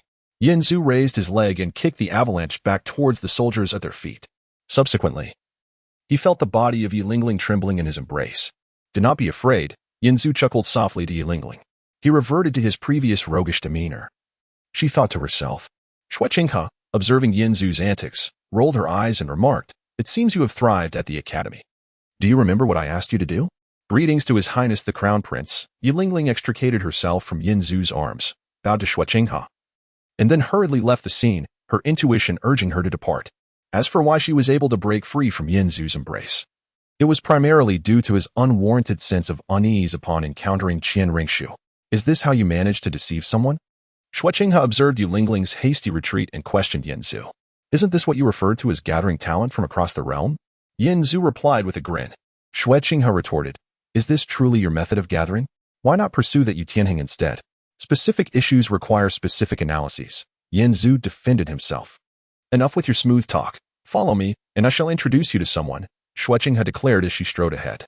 Yinzu turned back, gestured towards the avalanche, signaling it to remember the lesson, before hastening to keep pace with Xuexing. Chapter 24, Complicated Circumstances, Part 1. Yinzu followed Xuexing into an elegantly antiquated tea house, ascending 3 flights to a private room. As soon as he entered, Yinzu felt an intense gaze fixed upon him. He looked up to find the source, a tall man standing there. Beside him sat a young man of exceptional charm, leisurely savoring his tea. That is Fengji, the youth I mentioned earlier, Gu Rong whispered to Ning Fengji. Upon hearing this, Ning Fengji was taken aback, his brow furrowing as he glanced at Yinzu behind Xuexing. This cannot be right. He cast another look at Gu Rong, as if to question. Are you certain? Gu Rong was equally astonished. The youth had previously mingled with the spirit hall, and now he appeared to be aligned with Xuexing. So, whose side is he truly on? Various speculations flooded Ning Fengji's mind, altering his perception of Xuexing. Nevertheless, he restrained his curiosity and adopted his usual approachable demeanor. Allow me to introduce, Xuexing interjected, positioning himself between the two. This is my mentor and the national master of the Tiando Empire. The sect leader of the Seven Treasure Glazed Tile School, Ning Fengji. Oh, so he is Ning Fengji. Yin Zhu mused, observing the distinguished figure with a thought that the lineage must be impressive, and the one beside him must be the Bon Douluo Gurong. Your Highness, is this the youth you mentioned a few days ago? Ning Fengji remained still, scrutinizing Yin Zhu, although he bore a striking appearance and stood tall. Had it not been for Gu Rong's prior warning, who could have guessed that this youth was capable of directly repelling Di Tian? Shuo Qinghe continued the introduction. This is Yin Zhu, whom I recruited during my inspection of Notting City. He is currently training at the Royal Fighting Academy, and his strength is not inferior to that of a five-ringed Soul King. Indeed, the prince truly knows nothing of his background? Ning Fengji pondered as he heard Shuo Qinghe mention Yin Zhu's strength, feeling the situation grow increasingly intricate. His interest in Yin Zhu intensified. To possess such formidable power at such a young age raised questions about his origins. Ning Fengji intended to probe Yin Zhu for information. I have no master. I am self-taught. My body is my martial soul, and I possess an indeterminate level of strength that increases in the presence of formidable opponents. Is there anything else you wish to inquire? Yin Zhu nonchalantly sat down to sample the fruit platter. His demeanor increasingly audacious since his encounter with Di Tian in the Stardow Forest. Shuo Qinghe cast a sidelong glance at Yin Zhu, his eyes seeming to question. What are you doing? Quite the character, Ning Fengji remarked with a smile. Your Highness elevates you, so you must possess exceptional qualities. In a few days, it will be my daughter's birthday. Would you care to visit the Seven Treasure Glazed Tile School as my guest? I shall arrange for my sect to provide you with guidance. Shuo Qinghe seized the moment, adding, to receive instruction from the sword Douluo Chen Xin is indeed a privilege. My mentor holds him in high regard. Rest assured, I will certainly bring him along. Ning Fengji had anticipated this meeting eagerly. Believing Shuo Qinghe was introducing a youthful hero, exceptionally gifted to potentially replace Chen Xin and Gu Rong. Although the outcome aligned with his expectations, it brought him an unsettling surprise. Thus, the meeting was brief. They arranged to celebrate Ning Rongrong's birthday at the Seven Treasure Glazed Tile School and exchanged a few casual remarks before parting ways. Could you not display a more amiable demeanor? On the way back to the academy, Shuo Qinghe complained to Yin Zhu. Have I been inhospitable? Yin Zhu replied, unaware. Shuo Qinghe sighed. He is the sect leader of the Seven Treasure Glazed Tile School, overseeing the Tiando Empire's treasury, wielding nearly half the wealth of the world. Yes, and he plays a crucial role in our grand plan. I understand, Yin Zhu interrupted. If so, should I summon him back to polish his boots? Shuo Qinghe halted, glaring at Yin Zhu. You truly lack appreciation. Do you think I introduced you to him for what reason? Yin Zhu stretched his arms towards the sky, exclaiming, of course, for a brighter tomorrow. Do not jest. I am serious, Shuo Qinghe replied solemnly. Ning Fengji has no sons, only a daughter, Ning Rongrong, who is yet unmarried. If I were to speak on your behalf, and given your strength, the likelihood of him bestowing Ning Rongrong upon you is quite high. Thus, could you please exercise a bit of restraint in front of Ning Fengji? Yin Zhu nearly choked on his juice, waving at Shuo Qinghe. Wait. How old is Ning Rongrong now? Shuo Qinghe contemplated. Approximately. Not very old? In disbelief, Yin Zhu exclaimed. What are you suggesting? Are you trying to set me up with a daughter? How absurd. What are you even talking about? Shuo Qinghe regarded Yin Zhu as if he were a peculiar creature. Marriage matters are best arranged early. Some are even predetermined from birth. Besides, are you that old? Yin Zhu straightened his back defiantly. Not at all. Care to see for yourself? Shuo Qinghe kicked him lightly, but Yin Zhu remained unfazed, while she felt a twinge of pain in her toes. Pondering whether this was the strength of a top-tier powerhouse able to refine even their most vulnerable points to such an indomitable state. Again, with more force, Yin Zhu urged, raising an eyebrow at Shuo Qinghe. Shuo Qinghe rolled her eyes. In any case, Ning Fengji understands my intentions and grants me this favor. In a few days, we will celebrate Ning Rongrong's birthday at the Seven Treasure Glazed Tile School. I wish to see how capable you truly are. Therefore, please present yourself well and prepare some gifts to win Ning Rongrong's favor. Also, do not overdo it and cause any trouble. Isn't your plan asking too much of me? Yin Zhu spread his hands. Must I even sacrifice my lifelong affairs in the process? Shuo Qinghe huffed. Though Ning Rongrong is young, she is undeniably a beauty. Do not take advantage and then play coy. Furthermore, this is merely an engagement. It does not imply you must share a bed with her. What are you thinking? I am merely assisting you in resolving a significant life matter, saving you from frivolously pursuing every flower you encounter. You should be grateful instead of arguing with me. Unjust. Until now, I have only attempted to court Yulingling. There has yet to be any progress. Is it too early to label me a philanderer? Yanzu protested against Xue Qinghe's premature judgment. In truth, what troubled Qianren Xue was Yanzu's earlier gaze at Bibi Dong in the Stardow Forest. This fellow was undeniably a flirt, a definition Qianren Xue had formed through various observations that had etched itself deeply into her mind. It is getting late. I must return. I will come to fetch you in a few days, and we will head to the 7 Treasure Glazed Tile School together. Do take this seriously and refrain from being so carefree, Xue Qinghe instructed Yanzu earnestly. Yanzu raised his hands high, then bowed deeply at a 120-degree angle, exclaiming, "Understood. Thank you for your graciousness." Watching Xue Qinghe depart, Yanzu scratched his cheek, reflecting, Qianren Xue has just set me up for an engagement. What is this about? Yet, given that Ning Rongrong is a 24K pure beauty, it is not entirely unfavorable, though it may require considerable effort to nurture. Humming a tune, Yanzu spotted Yulingling at the school gate. "Waiting for me?" Yanzu said, somewhat taken aback. "Not at all. It is getting late.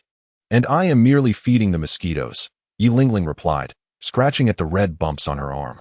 Upon her return to the academy, she intended to share this matter with Qin Ming or Ming Xinji, yet she hesitated, fearing that her reaction might cause unnecessary trouble for everyone. After all, Xue Qinghe had already arrived, and there seemed to be no significant issues. Nevertheless, a sense of unease lingered in her heart. Thus, after finishing her meal, she wandered at the school gate, and upon seeing Yanzu return safely, she breathed a sigh of relief. "Come, let me escort you back to the dormitory," Yanzu said, reaching out to grasp Yulingling's hand. Who was in the mood for such childish antics? How shameless, Yulingling retorted, withdrawing her hand. Yet she still walked alongside him, not shying away. The evening breeze was refreshing, and the fragrance of the young girl filled the air, creating an atmosphere of sheer delight. Upon reaching the entrance of the dormitory, Yanzu remarked to Yulingling, "I promised I would be your support, and I intend to keep my word. So, should you encounter any difficulties, do not hesitate to seek me out. After all, I have plenty of free time." Yulingling felt a tumult of emotions, uncertain of what to say. The very next moment, even if she had wanted to speak, the words eluded her as Yanzu swiftly cupped her face in his hands and kissed her directly. The intensity of the kiss was intoxicating. Yanzu was determined not to miss any opportunity. Yulingling found her mind blank, her heart seemingly held captive, as if it had ceased to beat. And a slight difficulty in breathing enveloped her. "Good night," Yanzu whispered those 2 words in her ear before departing with a flourish. Leaving her standing alone in the wind, her fingers grazing her lips, as if her very soul had been whisked away. Chapter 25, Complex Situations, Part 2, Something Felt Amiss. Ning Fingji reclined in his seat, fingers tapping rhythmically upon the table, while Gu Rong remained silent beside him. Was he an undercover agent sent by the Spirit Hall? An informant lingering near the prince, biding his time? Ning Fingji pondered, or perhaps he was dispatched by the prince himself to forge an alliance with the Spirit Hall. After all, the current relationship between the Spirit Hall and the Heaven Do Empire was rather ambiguous. If the influence of the Spirit Hall could be fractured, it would indeed be advantageous. It was also plausible that he belonged to neither faction, with both the prince and the Spirit Hall vying for his allegiance. Given how the prince had introduced him to me, this could very well be a method of recruiting talent. Was it conceivable that the prince had already struck some sort of agreement with the Spirit Hall, rendering this youth, Yanzu, indifferent to whom he heeded? Gu Rong also entertained a hypothesis. Could there truly exist a power capable of contending with the legendary golden-eyed Black Dragon King? How enticing. Ning Fingji sighed deeply, contemplating whether joining the fray would lead to self-destruction. After a moment of silence, he resolved, everything in this world has its price. If one bids correctly, nothing is unattainable. Nevertheless, let us first allow the old sword master to assess his capabilities, Gu Rong suggested.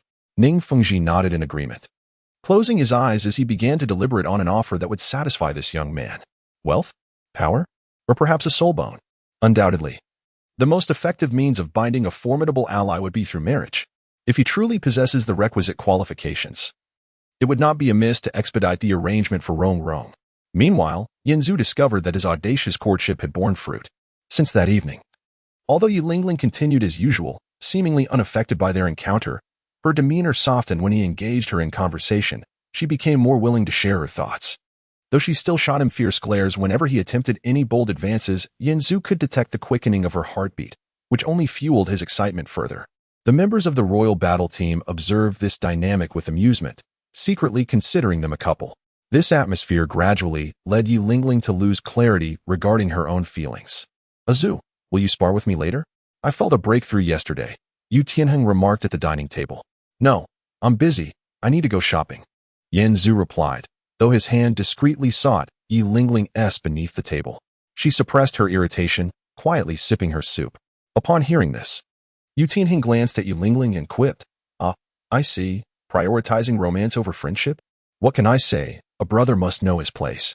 Zhuge Yin covered her mouth. Teasing, I just fear that Azu lacks awareness. They might leave as 2 but return as 3. This elicited laughter from everyone. While Yi Lingling buried her face deeper into her bowl, nearly disappearing. Qin Ming chuckled helplessly before clearing his throat and earnestly advised, Azu, stay safe. You still need to assist Lingling with her soul hunting tomorrow. After dinner, Yin Zhu insisted on dragging Yi Lingling out of the Royal Battle Academy and into the streets of Heavendo City. How do you manage to surpass Tianheng despite idling about all day? Yi Lingling inquired, gazing at the night scenery with a hint of boredom. Well, one must recognize that not all physiques are created equal, right?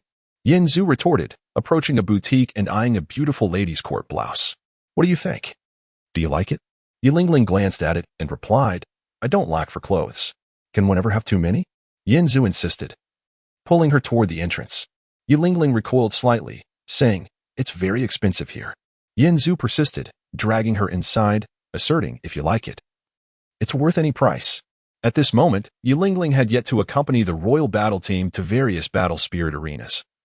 She had been specially admitted to the academy due to her talent and martial spirit, with the academy's financial support and aid from the spirit hall. Her needs were easily met, yet she had no capital for extravagance. Furthermore, her relationship with Yin Zhu was still ambiguous, making her reluctant to accept his generous gifts. Do you have enough money saved up for this? Yi Lingling asked. Yin Zhu chuckled. Oh, it's nothing. His Highness the Prince will cover it. I'm going out with him the day after tomorrow, and today's outing is also for some shopping. I don't need it. Yi Lingling once again declined his kindness.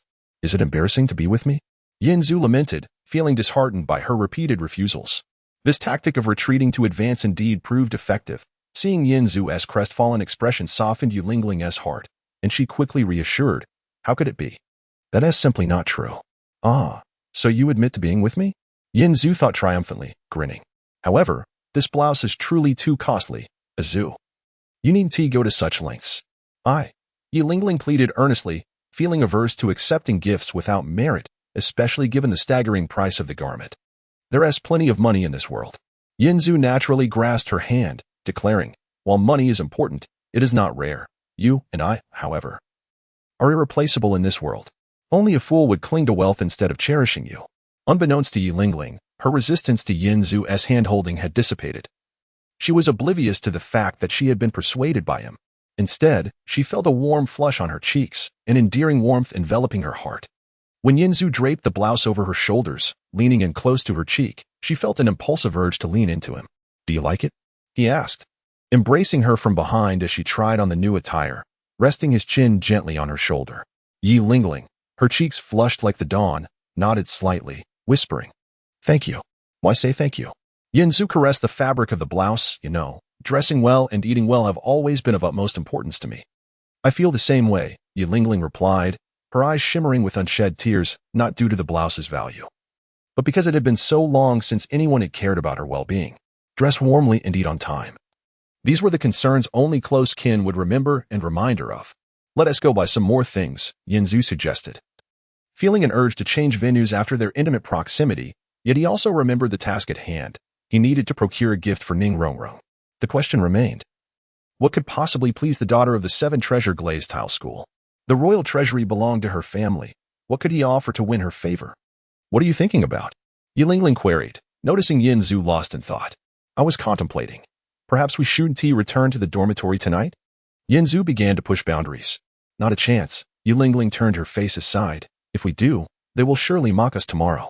I like the way you mentioned, Yin Zhu replied, his eyes sparkling as he gazed at her, causing her to blush deeply, though Yi Lingling had cast aside her defenses. That evening, Yin Zhu did not achieve his desire for their first intimate moment. Instead, they sweetly returned to the dormitory after their shopping spree. Before departing, Yin Zhu envisioned countless scenarios, rehearsing in his mind, determined to seize the moment. However, he found that when a girl truly relies on him, his desires were unexpectedly tempered. He was willing to honor her every wish. In gratitude for Yinzu's unwavering reliability, Yilingling seemed to express even greater affection. As they parted ways, they shared a tender embrace in the small grove, allowing him to indulge in a moment of intimacy. To this, Yinzu could only remark that such sweetness, though petite, was undeniably charming. Despite not spending the night together, they found themselves the subject of light-hearted teasing from the members of the Imperial battle team the following day. Indeed, those who revel in gossip and amusement often disregard the truth. Amidst the jovial atmosphere, the Imperial battle team arrived at their destination, the Starry Forest. Would there be danger? Yinzu cast a glance deep into the forest, its vastness surpassing the limits of his vision. He then surveyed Yilingling and the other members of the Imperial battle team, silently contemplating. Emperor Tian, I advise you not to stir trouble. For this time, I am determined to unleash a wave of lethal force. There is no alternative. Chapter 26, A Precious Gift. Let us take a moment to rest by the fire. After a long day of travel, Qinming chose a relatively open area to make a fire, and the group huddled together for warmth. Lingling, what kind of soul ring do you desire? Yinzu inquired as he handed her some roasted meat.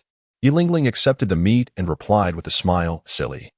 Do you think it's something I can simply wish for? Qinming interjected, Lingling is not particular about soul rings since she cannot acquire new soul skills. As long as the age meets her capacity, she is content.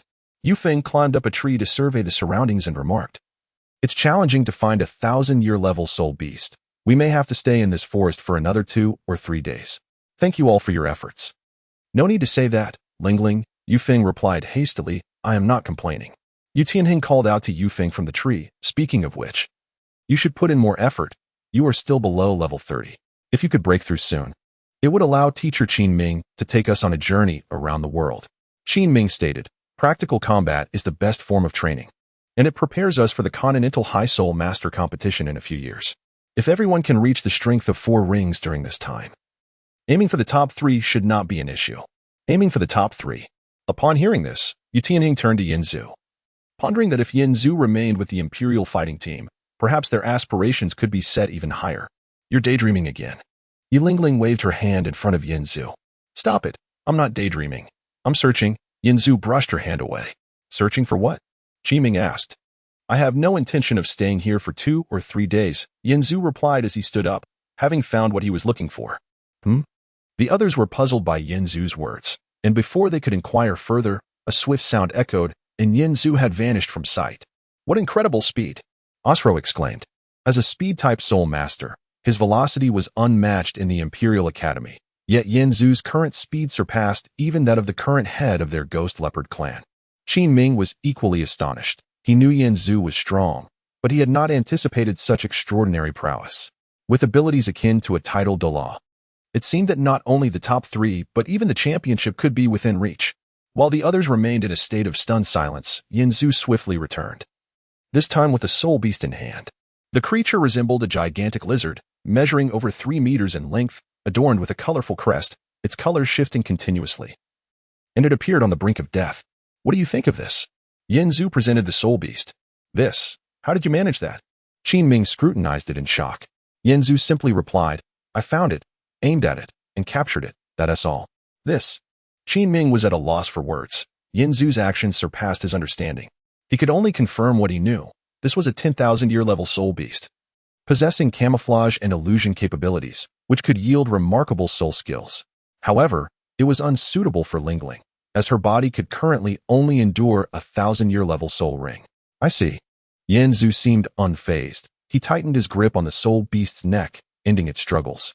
Black soul power began to seep from the giant lizard, flowing directly into Yinzu's body. How refreshing. Yinzu sighed contentedly. What have you done? Qinming watched in disbelief, suddenly feeling dizzy. Had everything he learned and studied over the years been flawed? Was he too outdated? I killed it to absorb the soul ring, Yinzu stated matter-of-factly. If I've caught it, I certainly won't waste it. Have you broken through? Why haven't you mentioned it? Qinming pressed on, feeling the magnitude of the revelation as a mentor. Though Yu Tianheng and the others were equally astonished by Yinzu's actions, their lack of experience led them to wonder.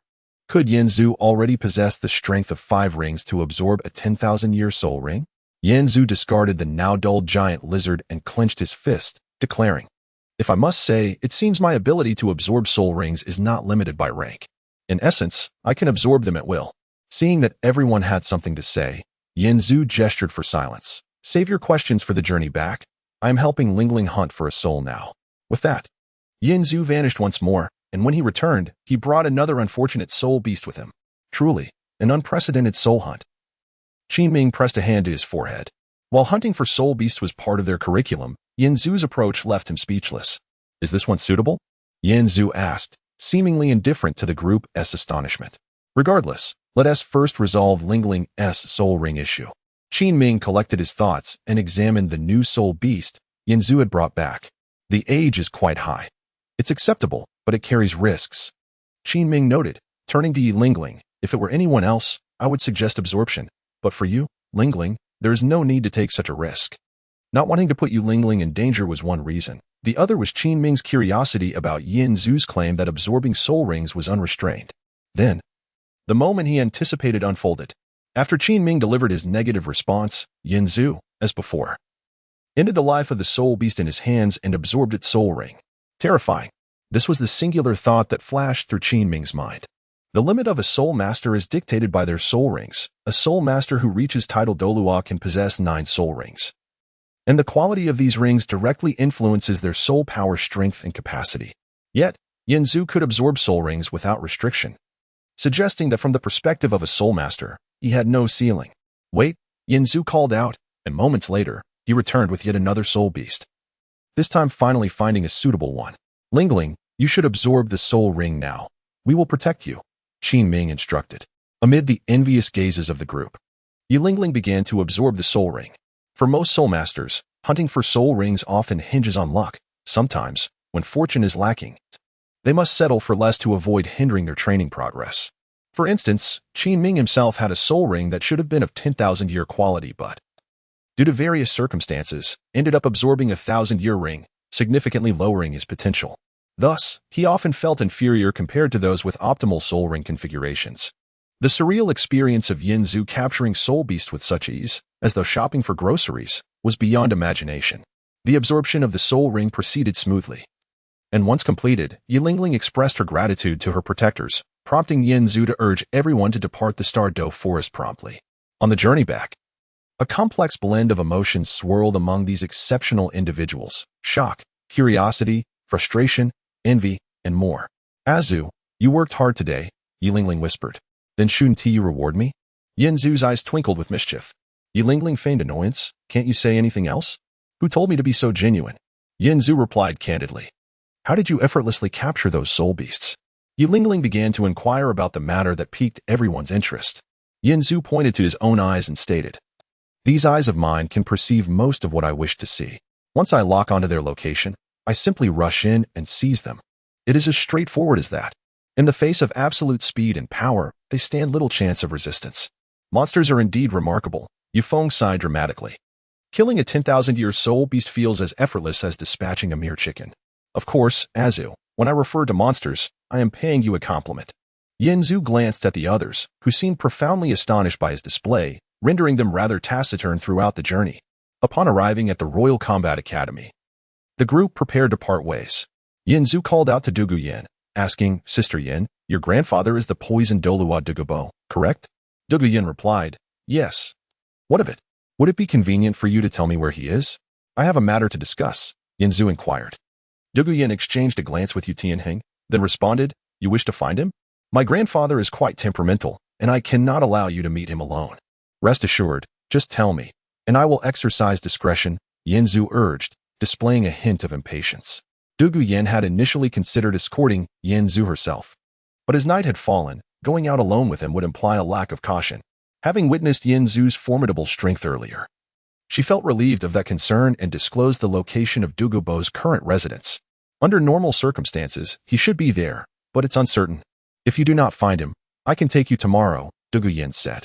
All right, thank you, Sister Yin, Yanzu replied, immediately setting off. Hey, what do you need to see him for? Yi Lingling asked, detaining Yanzu. Be good, don't ask. When I return, I will bring you something wonderful, he said.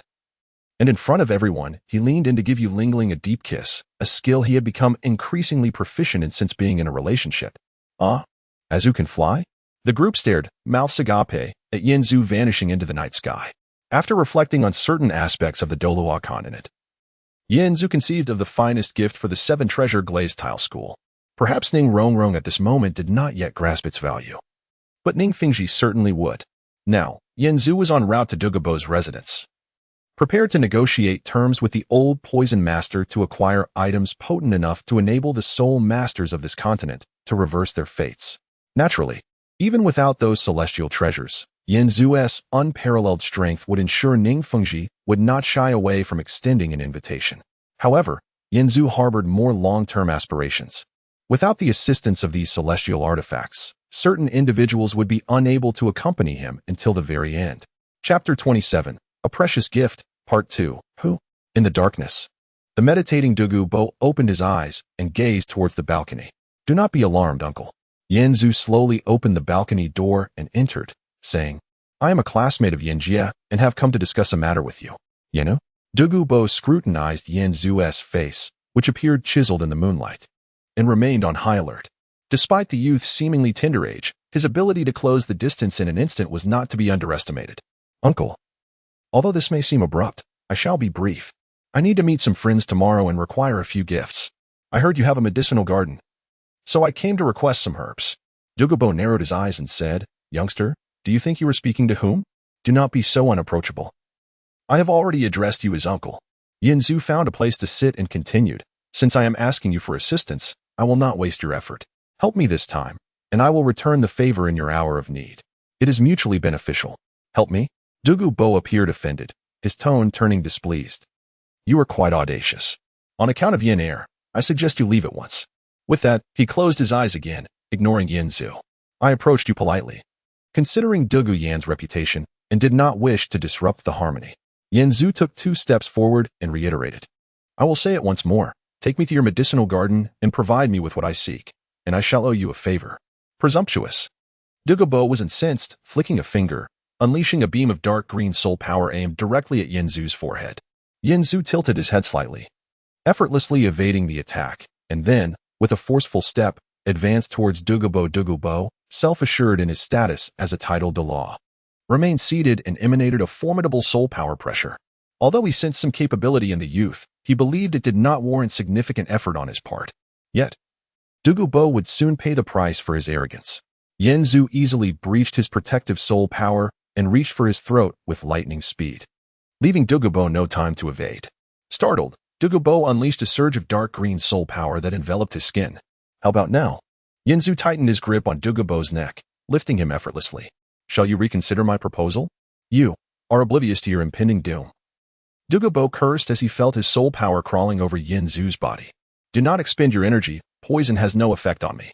Yinzu dismissed Douluo's intention, his tone dripping with disdain. You. Douluo, astonished that Yinzu seemed completely unaffected, attempted to retaliate. But a chill coursed through his back, an ominous threat of death. This youthful adversary, with a mere squeeze, could easily snap his throat. How fragile the human body is. Yinzu mused, observing Douluo in his grasp. Even after attaining the titled Douluo level, his physical strength was not vastly different from that of an ordinary person. This fearsome poison Douluo was merely an old man in his hands. How ironic. Who exactly are you? Douluo, realizing his inability to struggle, resorted to stalling for time. Yinzu released Douluo, casually straightening his collar, and said, Uncle, I have no personal vendetta against you, so there is no need for such fury. I am merely here to negotiate. Why reject me so vehemently? Douluo scrutinized Yinzu for a long moment before finally exhaling. Yes, you have proven your worth. However, I have a question. If you can satisfy my curiosity, I shall grant your request. Yinzu nodded. I am pressed for time, so please be succinct. Douluo's demeanor turned stern. I, Douluo, bear the title of poison and pride myself as the world's foremost expert in poisons. How is it that you can ignore my green scale snake poison? I was born this way. Do you believe me? Yinzu replied. I do not. Douluo remained expressionless. But that is the truth, Yinzu responded, equally unfazed, indicating he was not jesting. Douluo stroked his chin in contemplation. You speak of a trade. What is it that you desire? Yinzu stated, some herbs. To my knowledge, you possess them in abundance. That depends on our respective needs. If it does not conflict with mine, Douluo's request emerged. I want you to assist me with my research. Yinzu clenched his fist. My ability is innate. I must warn you, even if I fully cooperate, you may end up with nothing. Let us proceed. Douluo did not engage in further banter, summoning his martial spirit and soaring towards the sunset forest, with Yinzu closely following. Soon, they reached their destination. You can keep up? Douluo regarded Yinzu, who kept pace through the depths of the sunset forest, his admiration for the youth growing. Yinzu observed the bizarre flora and soul beasts dancing in the night, producing eerie sounds that sent chills down his spine. Stay close. We are almost there. Douluo led Yinzu to a location resembling a volcanic crater. Looking down, Yinzu indeed spotted a lake where red and white waters distinctly mingled. And at the bottom lay two colossal dragon bones. Yinzu closed his eyes to absorb the abundant soul power in the environment. No wonder it was a treasure trove of nature. Here, one could cultivate and progress at an astonishing rate. Douluo, noticing Yinzu's impatience, suddenly chuckled. I must warn you, the area below is rife with toxins. If you perish within, it would be a fate you cannot bear. Upon your demise, I shall thoroughly examine your corpse. As long as you are pleased, Yinzu replied, recalling the descriptions of those mystical herbs from the original text. Too occupied to respond to Douluo's mockery. Speak, what herbs do you require? Douluo asked, crossing his arms after descending into the ice and fire yin-yang eye. Do not disturb me. I am contemplating. Yinzu glanced around, marveling at the plethora of rare and exotic plants, his senses overwhelmed. Among them were orderly tended medicinal fields. Undoubtedly Douluo's handiwork. However, the items Yinzu sought were not among them. Let us start with the easier ones, Yinzu thought, soon identifying the celestial mushroom chrysanthemum. Its flamboyant appearance making it stand out amongst the flowers. Previously, in the Douluo forest, he had witnessed the martial spirit of the chrysanthemum Douluo, Yuguan. Although it had changed due to soul ring absorption, it remained recognizable. After carefully placing the herb into a pre-prepared container, Yinzu continued his search. While Douluo trailed behind, observing him collect unfamiliar flora, his desire to inquire suppressed by pride. Chilua tulip. 8-petal fairy orchid. I cannot distinguish between them, Yinzu remarked, looking at two herbs that resembled those from his memory but were hard to identify. He decided to gather them for later verification at the spirit hall. Have you found what you need? Douluo watched Yinzu collect one herb after another, feeling a pang of sympathy despite not having cultivated them himself. That should suffice. Yinzu had intended to search for the heartbreak red. But whether due to his oversight or lack of similar specimens, he decided to give up. After securing his gathered herbs, he prepared to leave. I have yet to inquire. What is your name? Douluo, he replied. Yinzu, from the heavenly class of the Imperial Do Academy, is on the same team as your granddaughter. Should you require anything, feel free to reach out to me directly. I shall remember this favor. I am in a hurry, so I must take my leave. Without waiting for Douluo's response, Yinzu soared swiftly toward the spirit hall. How exceedingly remote this place is, Yinzu thought as he hastened to Spirit City. Upon arrival, he surveyed the 3 great halls of the spirit hall but found no trace of Ju Douluo Yueguan. What brings you here at such an hour? A shadow emerged from the mist, gazing at Yinzu.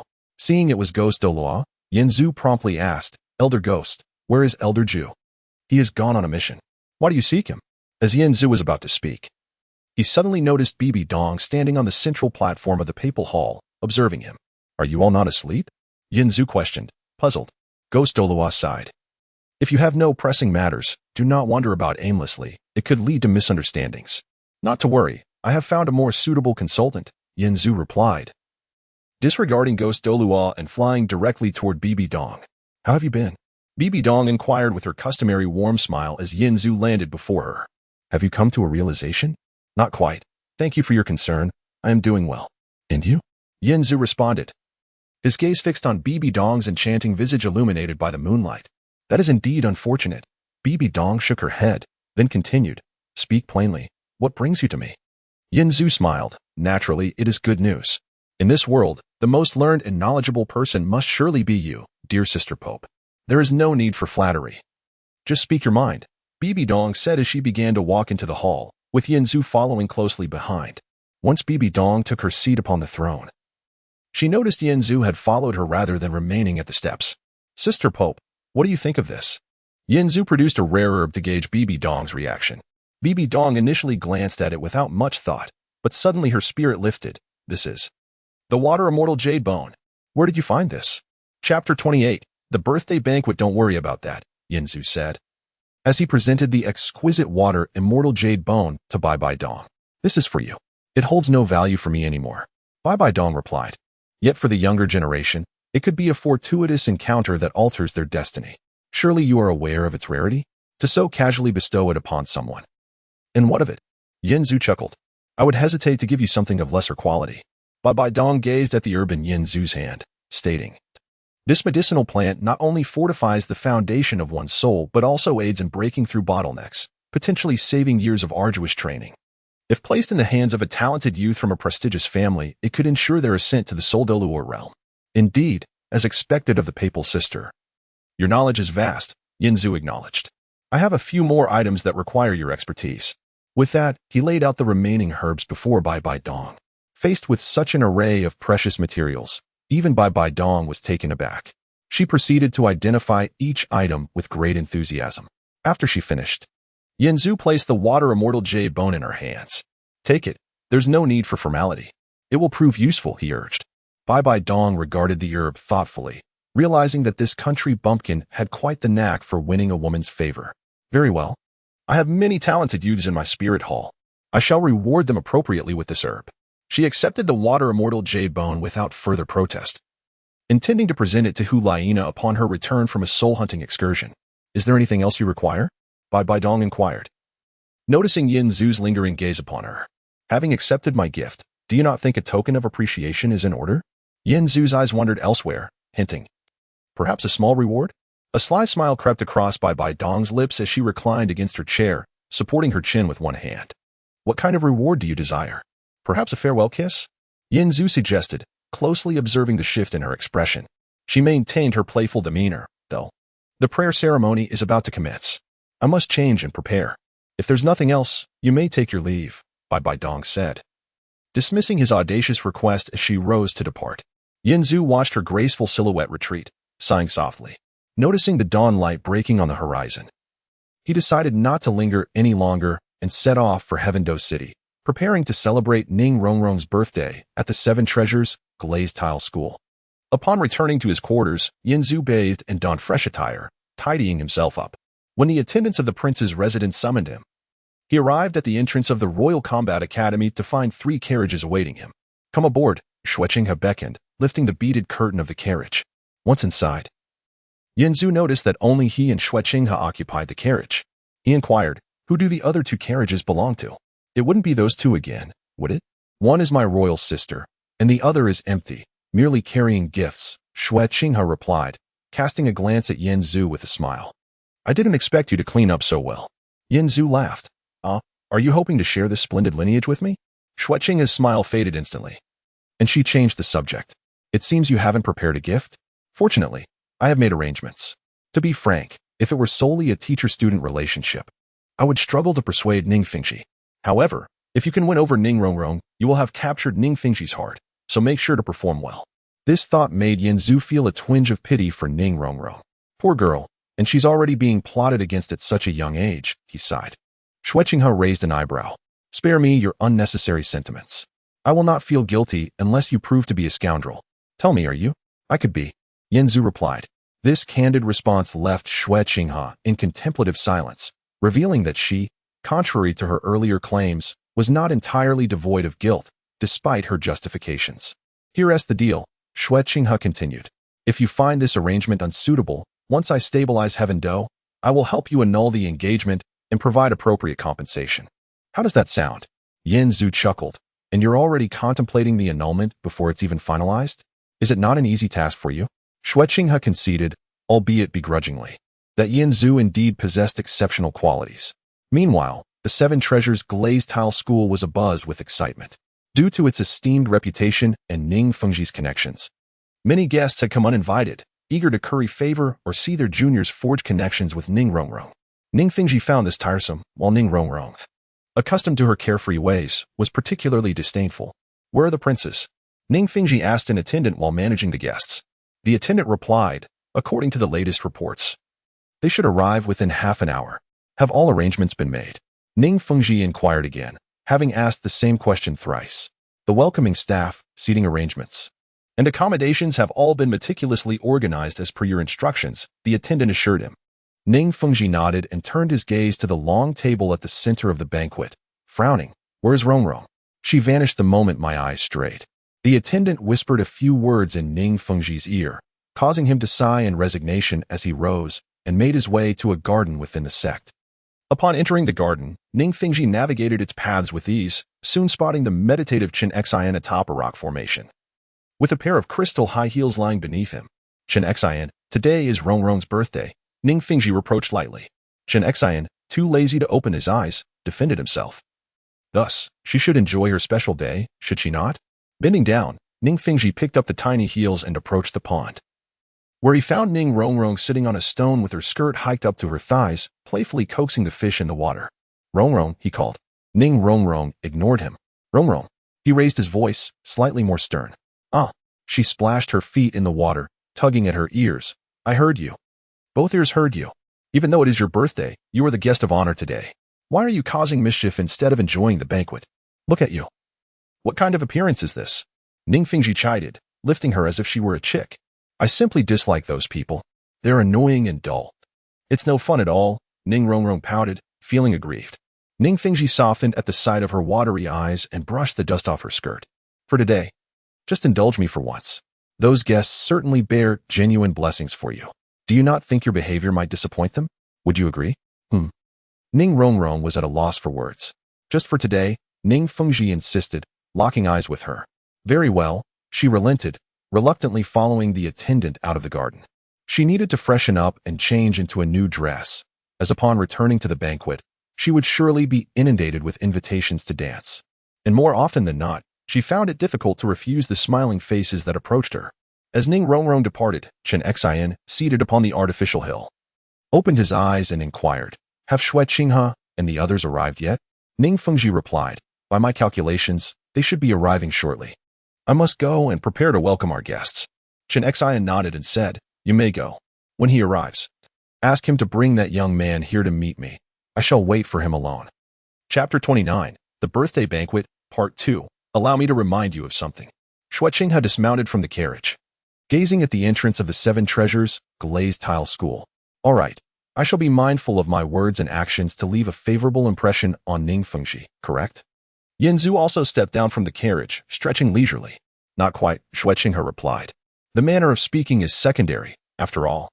People tend to be quite forgiving of the personalities of the strong.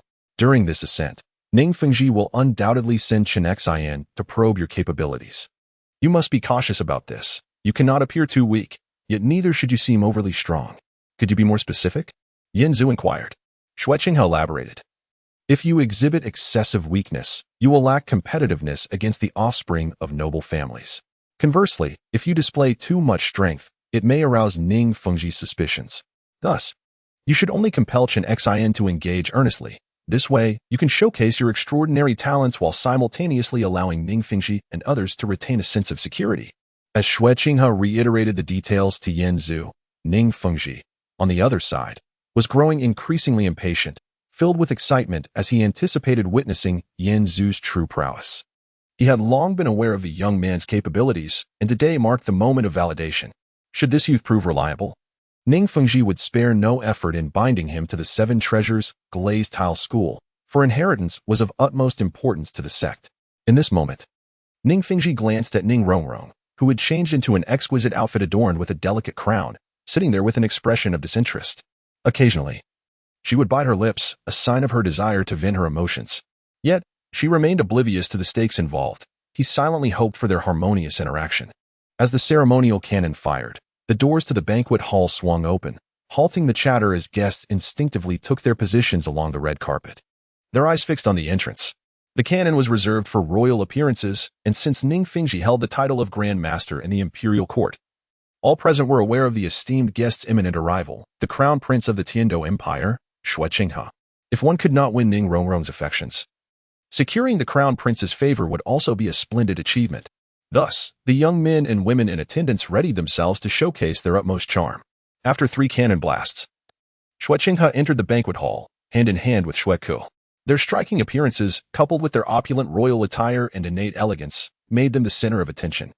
Yin Zhu and another man trailed a few steps behind, a position usually reserved for the crown prince's trusted confidants. Meanwhile, Ning Fingji took Ning Rongrong's small hand, leading her toward Xue Qinghe, with Gu Yong closely following, his gaze seemingly piercing through Xue Qinghe to fixate on Yin Zhu and another unfamiliar yet oddly familiar figure. Though they were all well acquainted, formalities ensued in the public setting, largely consisting of Xue Qinghe and Xue Ku exchanging playful banter to amuse Ning Rongrong, who diligently responded, each moment stretching into eternity.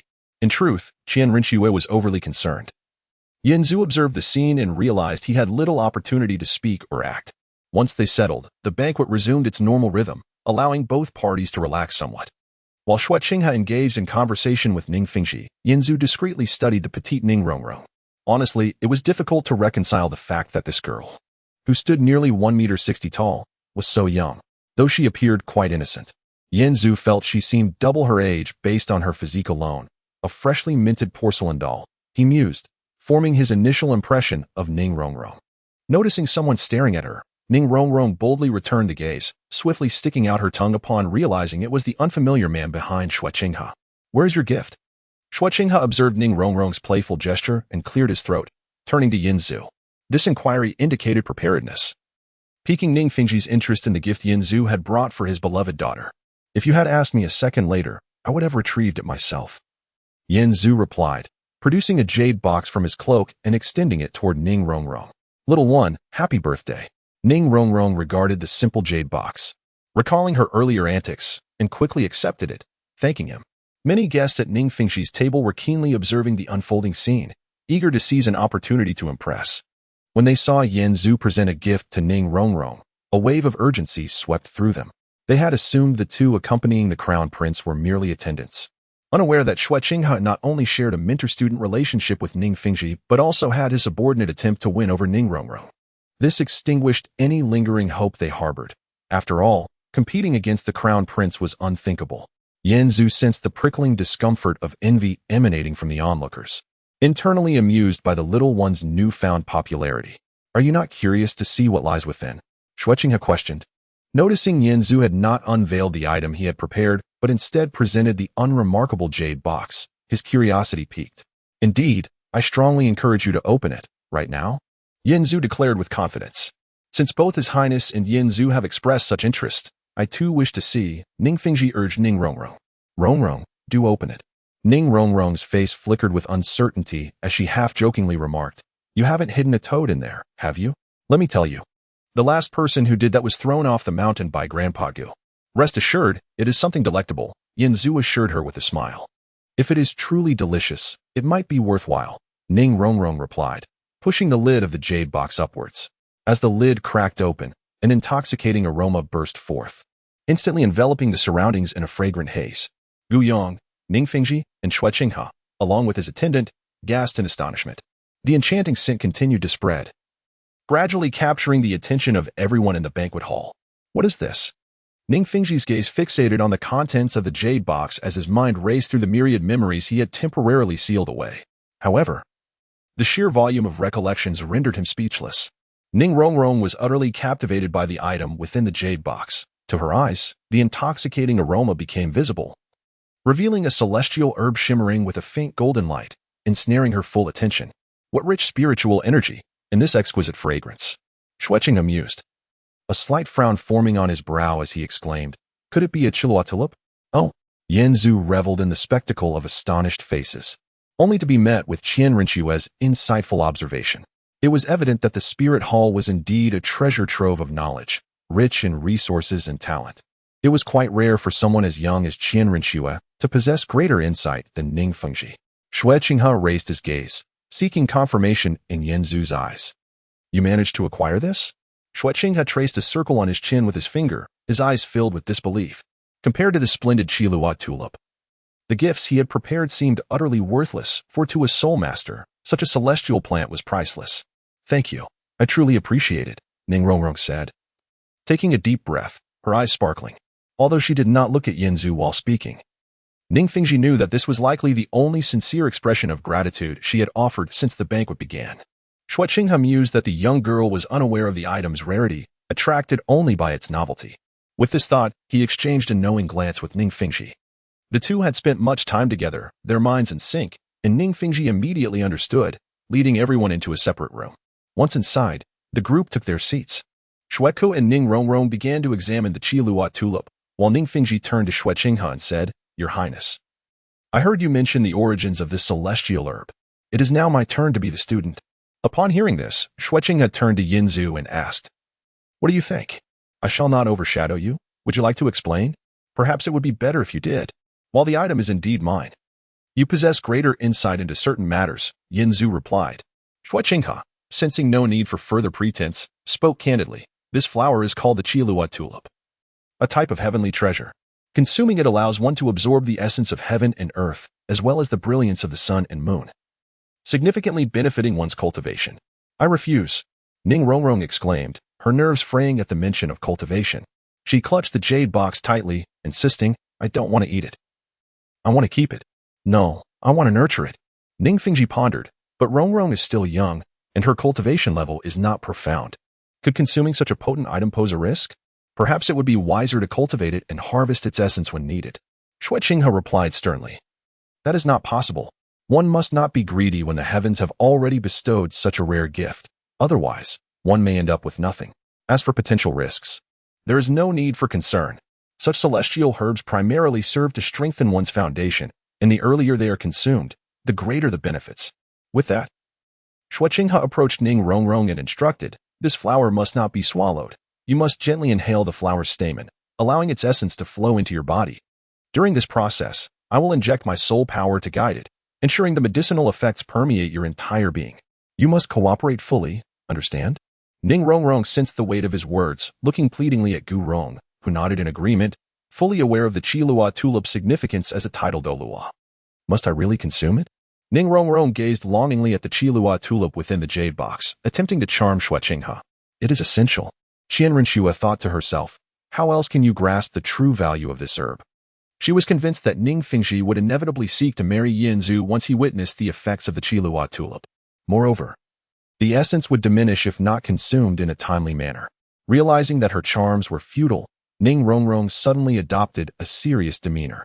Observing this, Qianrenxue began to guide her in the proper method of consuming the Qiluo tulip, simultaneously channeling her soul power to assist Ning Rongrong in assimilating the medicinal properties.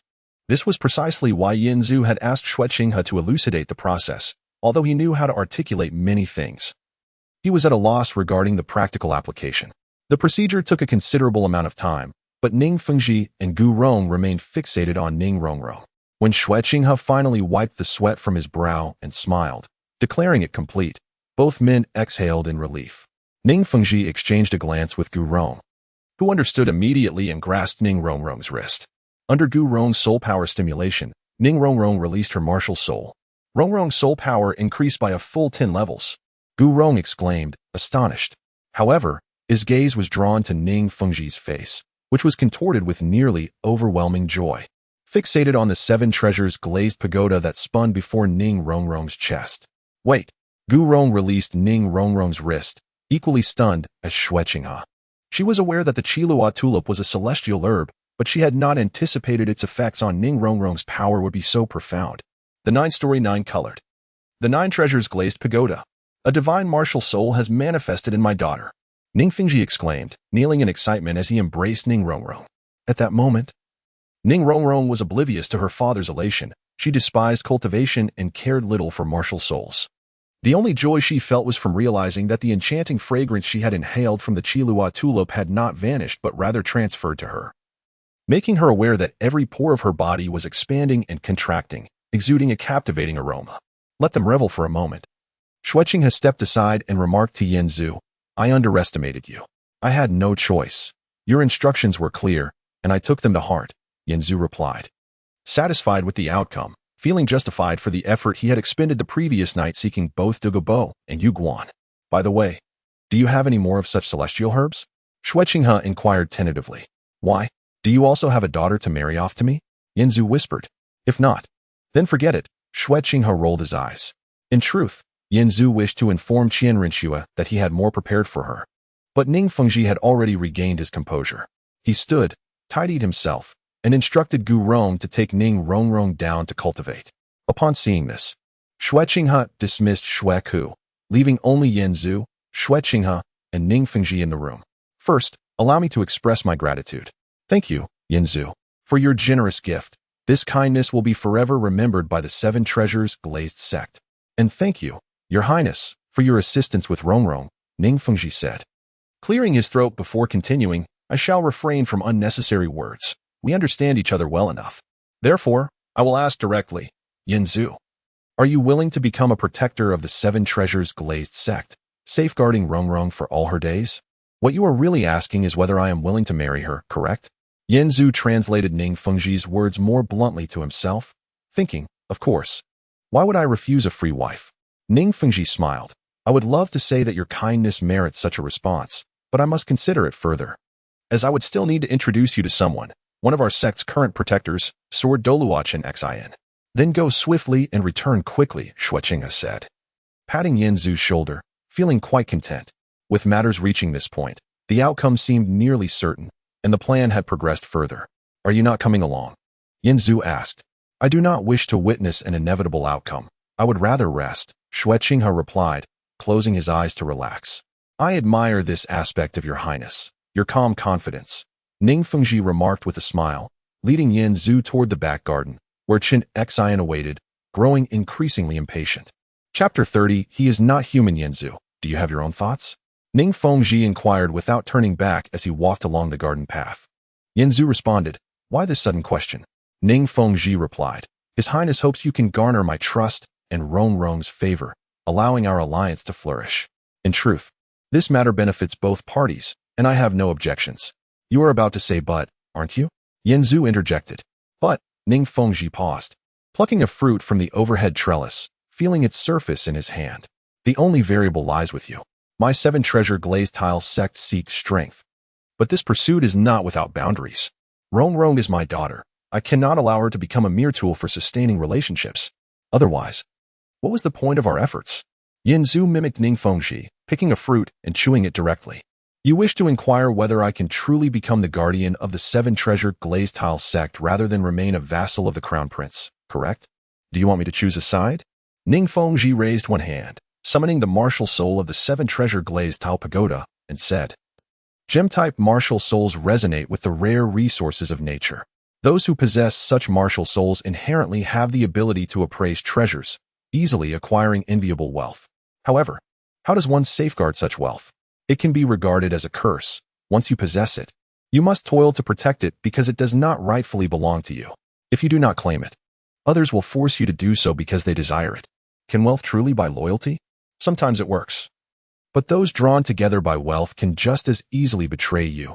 Relinquishing their lifeblood into another's hands is hardly wise. Yin Zhu frowned slightly, finding the fruit less than palatable. No wonder Ning Fengji merely toyed with it. Ning Fengji continued his discourse, thus, besides diligently cultivating their own talents. The most crucial task for our sect's successors is to find their guardian, to forge unbreakable bonds of trust, reliance, and mutual growth. Rongrong seeks such a person, not merely a tool who obeys others. This fruit tastes rather unpleasant, Yin Zhu remarked after swallowing. Indeed, it is a variant of a walnut. Ning Fengji observed, noting that Yin Zhu had not discarded the remnants. Your teeth are quite resilient. You can tackle tough challenges. Yin Zhu licked his numbed lips and stated, let me put it this way. This matter indeed originated with Xue Qinghe. But that does not mean I am entirely beholden to her. I have my own thoughts. Your thoughts? Pray, share them, Ning Fengji smiled. To go with the flow, that is my philosophy, Yin Zhu declared boldly. Is that to say you have none? If you wish to live by those 4 words, you must possess enough strength to back them. Life is often filled with inevitabilities, is it not? Ning Fengji remarked. It used to be so, but not anymore. I will pursue what I desire, and I need not heed anyone's command. Am I clear enough? Yin Zhu mused, recalling how his past was riddled with constraints, abandoned due to lack of guardianship, forced into menial labor for survival, and countless other tales of hardship. Ning Fengji appeared satisfied with the response, a look of contentment gracing his features. You possess the confidence to navigate among the major powers solely through strength. I admire such self-assurance. I appreciate individuals with character, for they do not drift with the tides. They possess their own convictions, their principles. One last question. Do you have feelings for Rongrong? Though she is still young, we can contemplate the future. To discuss feelings at this juncture seems rather absurd. We shall see, Yin Zhu thought as he gazed ahead, where a figure awaited with bated breath, white-haired, with a hint of beard, yet remarkably youthful and spirited. Yes, let us wait and see. It is time for me to broaden my horizons, Ning Fengji said as he reached the corner, exchanging a knowing glance with Chen Xan.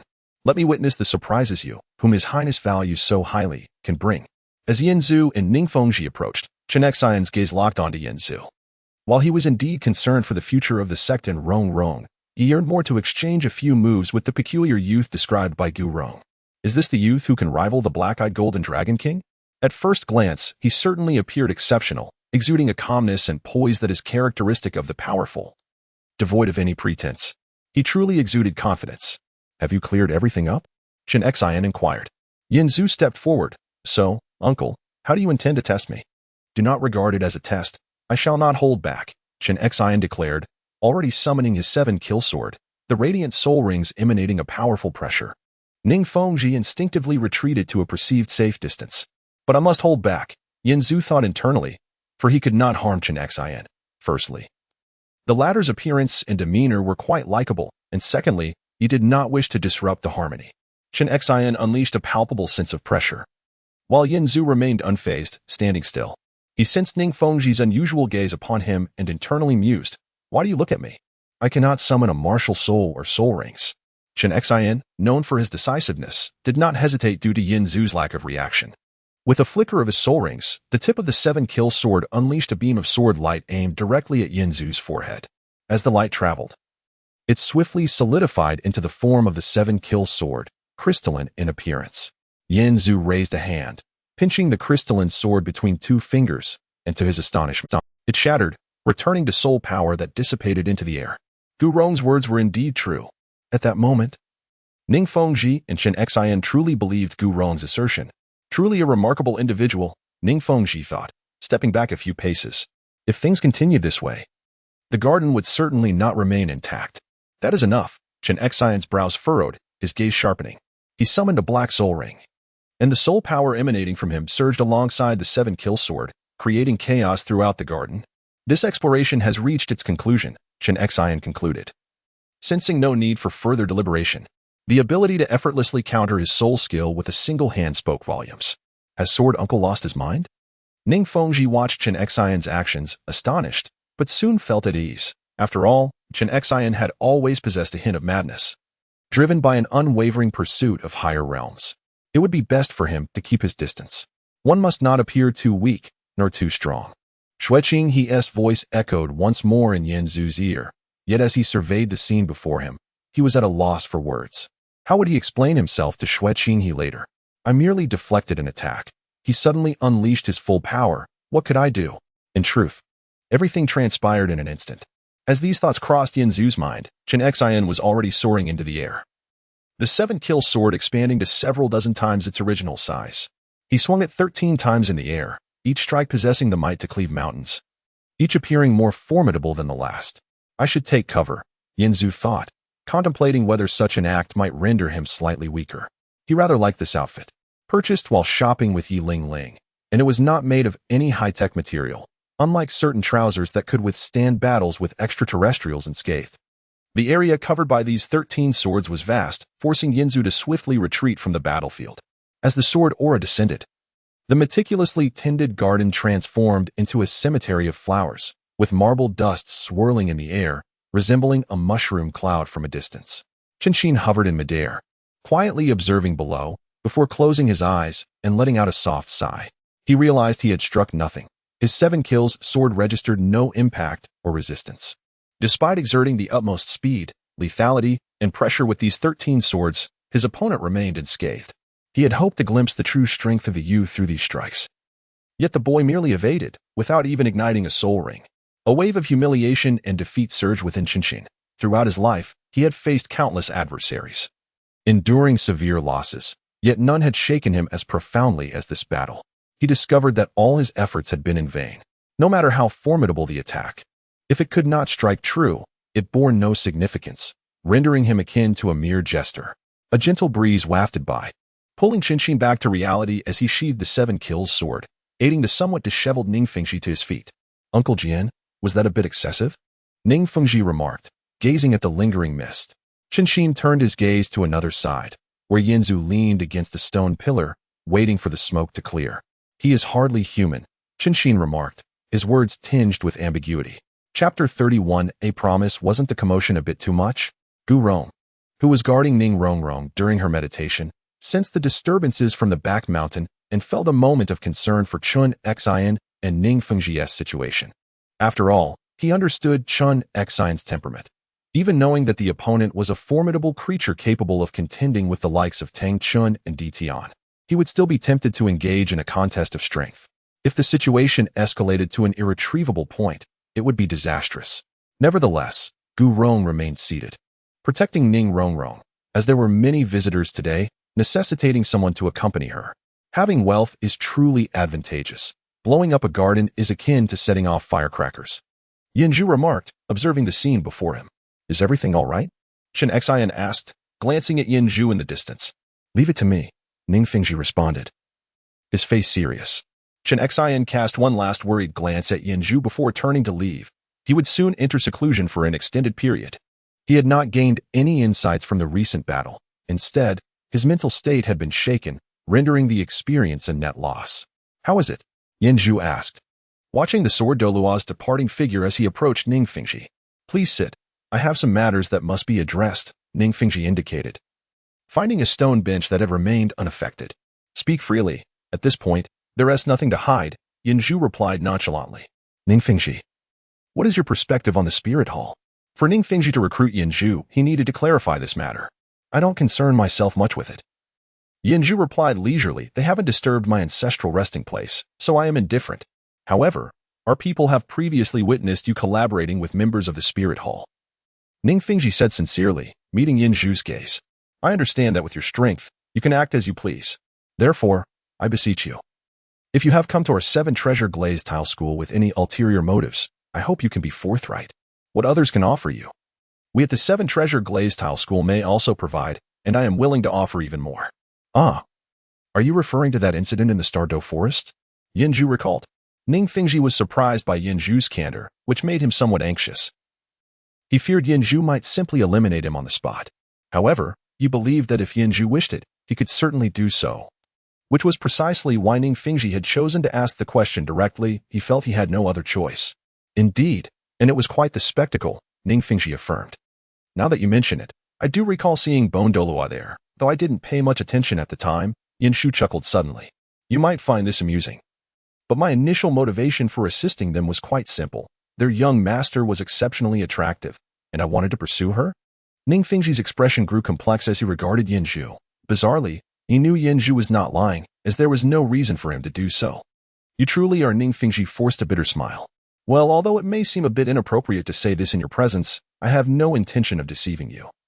Yinju stated. That's quite all right, Aju. Your honesty makes you seem more genuine. At your age, engaging in such matters is quite normal. I don't mind. But I can't guarantee that Rongrong will feel the same. That will depend on your methods, Ning Fengji chuckled. Of course, you must ensure she does not suffer. All of this is contingent upon your acceptance of me, Yinju replied. I have already accepted you, Ning Fengji asserted. Otherwise, I wouldn't be speaking so freely. Aju, since I became aware of your existence, I've pondered whether you might be a divine gift bestowed upon our 7-treasure glazed tile school. Yet, reaching out to you is undeniably perilous, considering your immense strength and connections with the Spirit Hall.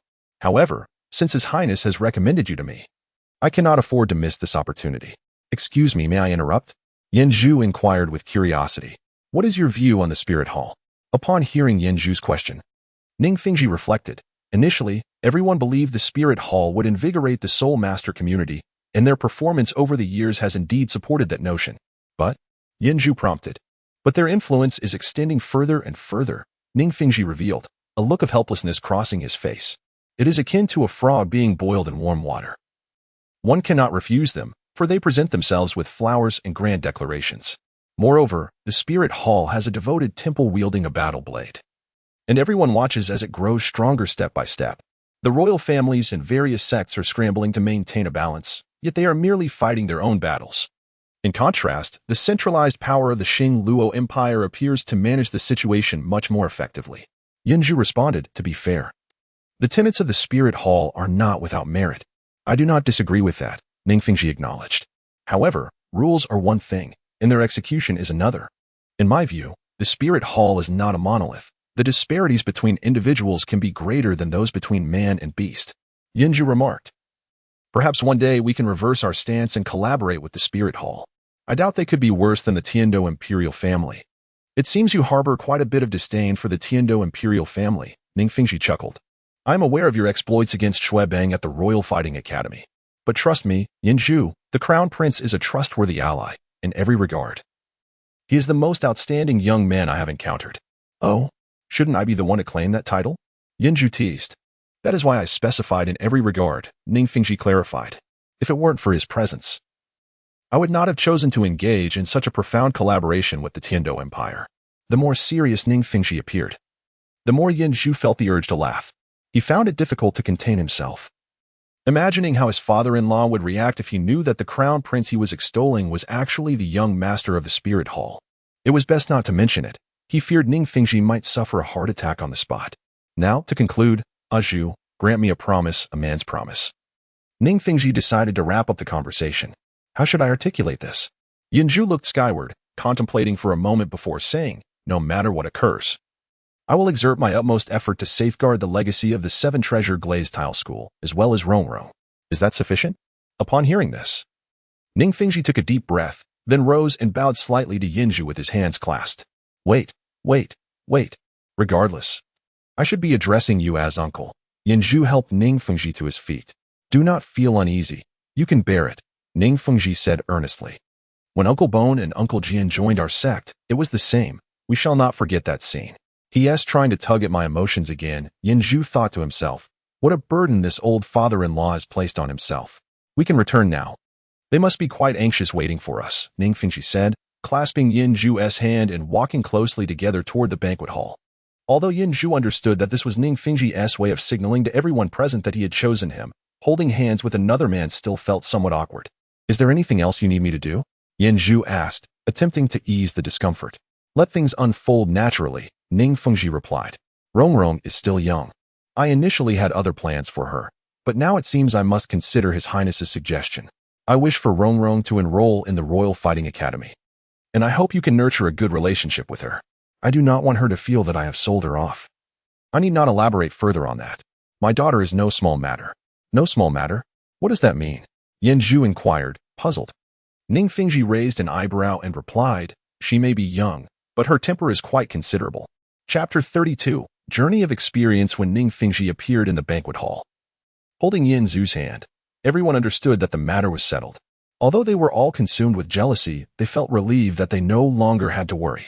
Shueqinghe, with a teasing glint in his eye, looked at Yinzu and said, Congratulations. Congratulations to the teacher for finding a fine son-in-law. Congratulations to you, my boy. She suddenly faltered, unable to find the right words to describe Ning Rongrong. Ning Fengji chuckled. Your Highness, I owe this to your introduction. Shueqinghe responded playfully. Why should the teacher be so modest? I'm not entirely selfless either. Ning Fengji continued, with this in mind. I plan to enroll Rongrong in the Royal Academy of Douluo, while I have Uncle Jian and Uncle Gu to teach her, as the heir of our sect. She cannot remain sheltered in a honeyed cocoon. Though I wish to be lenient, I only have this one daughter, and I often find it hard to be strict, which has led to her being quite spoiled.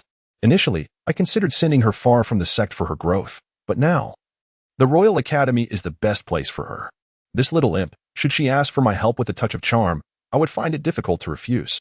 Shueqinghe laughed. That is precisely what I wanted to discuss, so I must ask for your assistance, your Highness, and Azu. After the banquet concluded, Ning Fengji made his way to the room where Ning Rongrong was cultivating. Observing her in a meditative state, his eyes filled with tenderness. He then called Gu Rong aside. Gu Rong, somewhat reluctant about Ning Fengji's request, understood it was for Rongrong's benefit. Among the three of them, at least one would soften at a critical moment. Rongrong, awaken. Gu Rong gently infused his soul power into Ning Rongrong, helping her complete a cycle and softly ending her meditation. What is it, Grandpa Gu? Ning Rongrong blinked, looking at Gu Rong. With an unwilling expression on his face, Gu Rong's finger touched her lightly, and she immediately lost consciousness, her vision fading to black. The rumble of wheels over gravel jolted Ning Rongrong awake. Drowsily, she opened her eyes to find two men seated before her, Prince Xueqinghe and Yin Zhu, the one who had gifted her the enchanting tulip. "Where am I?" she mumbled, rubbing her eyes, her silky hair sticking to her forehead. Upon realizing her situation, she noticed that she was in a carriage with Xueqinghe and Yin Zhu, heading towards an unknown destination. "Have a sip of water." Xueqinghe kindly offered her a cup. Taking a sip, Ning Rongrong asked, "Your Highness, how did I end up here?" "Rongrong, there's a letter from your teacher for you. You will understand after reading it," Xueqinghe replied, handing her the letter. Ning Rongrong took the letter and began to read. "Rongrong, by the time you read this letter, you will have likely arrived at the Royal Academy of Douluo. You are quite clever in navigating my relationship with Uncle Jian and Uncle Gu, but I must inform you that this will not serve you well. Thus, I have decided to send you to the Royal Academy for your training." "Humph, I won't bother with you anymore," Ning Rongrong muttered under her breath, continuing to read. "You must be thinking that we will secretly send someone to protect you. Just shout 3 times, and Uncle Gu and Uncle Jian will be there in an instant. I am here to tell you, do not harbor such delusions. I have instructed everyone in the sect that without my permission, no one is to give you any advantages." "Fine, if you won't, then so be it." Ning Rongrong narrowed her large eyes into slits. The Royal Academy gathers the elite offspring of the Tiando Empire and the heirs of various sections. I hope you can grow amidst the competition and discover a better version of yourself. The prince will safely escort you to the Royal Academy, and beyond that, he will not offer you any assistance, as I have requested. Enough with the insults. I have not left you unprepared. The other individual, Yin Zhu, has already become a devoted follower of our 7-treasure glazed tile sect. His relationship with you mirrors mine with Uncle Jian and Uncle Gu. You can trust him. He is also training at the Royal Academy and is already a member of the Royal Academy battle team." Ning Rongrong glanced at Xueqinghe and Yin Zhu. Her cheeks puffed up in indignation. "One more thing. The heir of the 9-heart begonia is also at the Royal Academy and is likewise a member of the battle team. You must not lose to them. As for when this journey of experience will end, I believe you will know when the time comes." After finishing the letter, Ning Rongrong crumpled it in her hand. Her fists clenched on her waist, feeling exasperated and unwilling to speak. "How is it? Are you ready to embrace this new life?" Xueqinghe inquired with a smile. Ning Rongrong was quite upset, not because Ning Fingji had cast her out of the sect, but due to the manner in which he had done it. In truth, she had longed to explore the outside world, but being knocked unconscious and discarded made her feel that her father did not trust or respect her at all. "Humph. Once I establish my own territory out there, he will be begging me to return," Ning Rongrong retorted defiantly. Seeing her expression, Yin Zhu couldn't help but chuckle. If that were the case, he would be grinning from ear to ear. You are Yin Zhu, right?" Ning Rongrong pointed at him. "Indeed. The letter says you are now a devotee of our 7-treasure glazed tile sect, which means you are my subordinate," Ning Rongrong declared, walking over to Yin Zhu and patting his shoulder. "From now on, you are my little brother. Together, we shall make the Royal Academy our domain, and I shall protect you." As soon as she finished speaking, the carriage jolted, causing Ning Rongrong to lose her balance and fall into Yin Zhu's arms. He steadied her, saying, "Perhaps you should ensure your own safety first." Ning Rongrong crossed her arms defiantly and declared, "Humph. Just watch. Joining the Royal Academy battle team will be a piece of cake." Xueqinghe mused to himself, this little girl, with the assistance of the enchanting tulip, had seen her soul power level surge by 11 levels. Coupled with her foundational level, given her age, it would surely astonish the 3 instructors at the Royal Academy, making her a core candidate for cultivation. Even exceptionally gifted soul masters typically required to be 13 or 14 years old to reach the 2nd ring. And she was only 8. "We have arrived. It is time to disembark, Rongrong," Yin Zhu announced, rising and lifting the carriage curtain. "Rongrong is what you call me?" Ning Rongrong stood with hands on her hips. "This time, I will let it slide, but from now on, you shall call me Big Sister."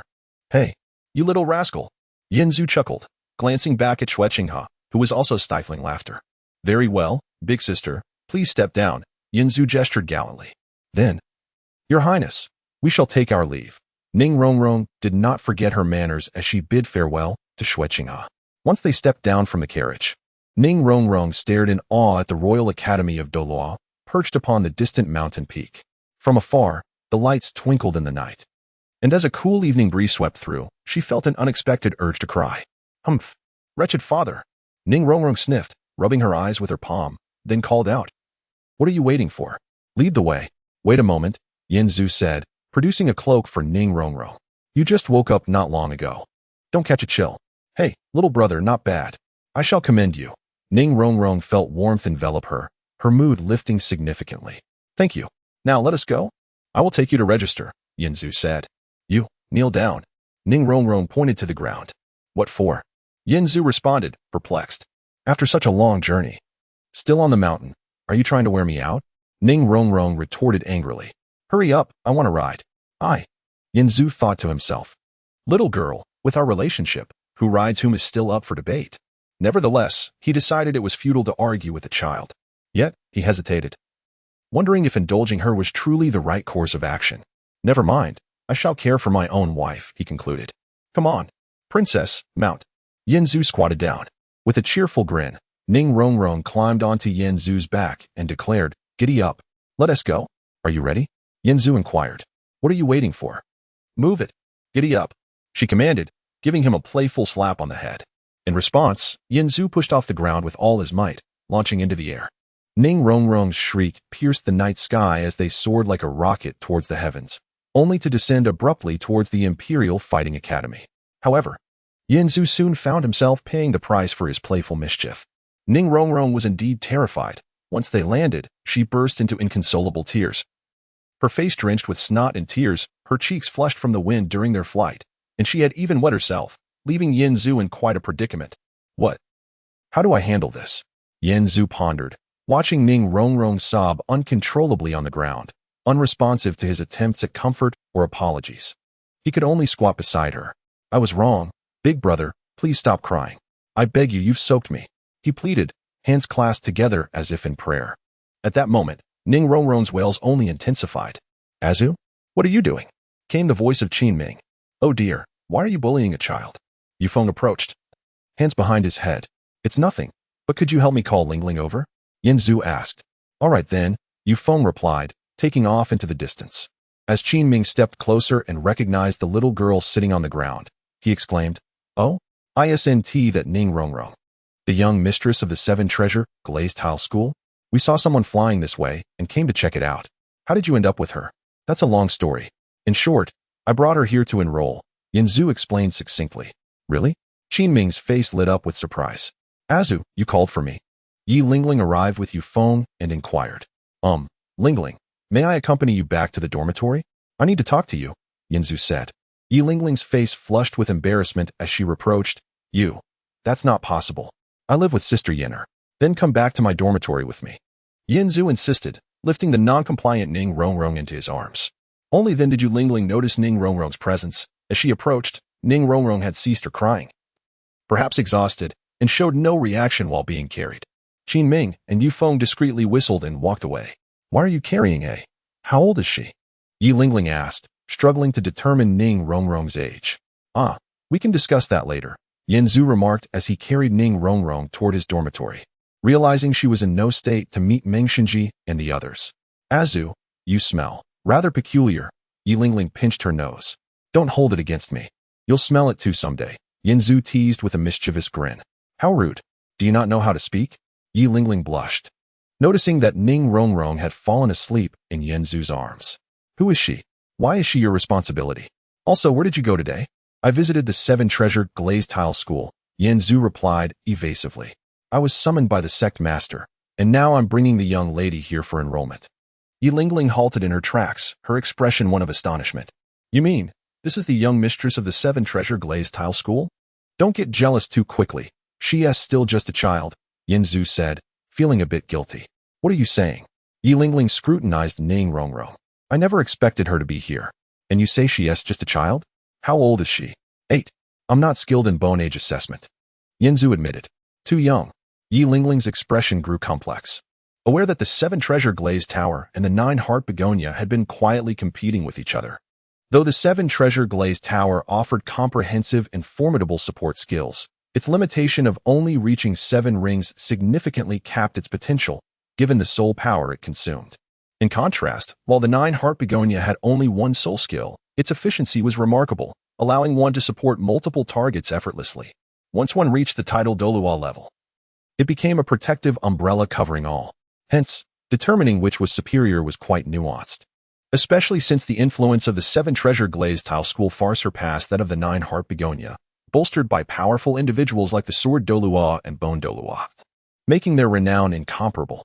Regardless, Lingling, could you assist me in looking after her for a bit? Yanzu requested. What? With her background, she came out without a retinue of servants? Do you expect me to cater to her? For some reason, Yi Lingling suddenly became uncharacteristically difficult. Yanzu pointed to himself. The servant is right here. I'm counting on you. Don't hold a grudge against a child. Just help her bathe. I refuse, Yi Lingling replied, casting a doubtful glance at Yanzu. That smell on you, did she cause it? Goodness, what did you do to her? It was all an accident. Okay. Yanzu struggled to explain. Just tell me if you will help or not. If not, I'll have to do it myself. Fine, fine. Yi Lingling reluctantly conceded. I'll take care of it. You're the best, Lingling. Yanzu cheekily kissed her. At that moment, Ning Rongrong, who had been sleeping in his arms, suddenly pinched Yanzu's arm with her tiny fingers. Chapter 33, To Take or Not to Take. Upon returning to the dormitory, Yanzu quickly took a shower and allowed Yi Lingling to escort Ning Rongrong into the bathroom for a bath. All right, you can go out now. Such trivial matters are something I can handle myself, Ning Rongrong declared, immersed in the bathtub, rejecting Yi Lingling's offer for assistance. Yi Lingling, pleased to be free of duty, exited the bathroom. You heard that, right? It's not that I'm being petty and refusing to help you, Yi Lingling said, reclining on the sofa, addressing Yanzu.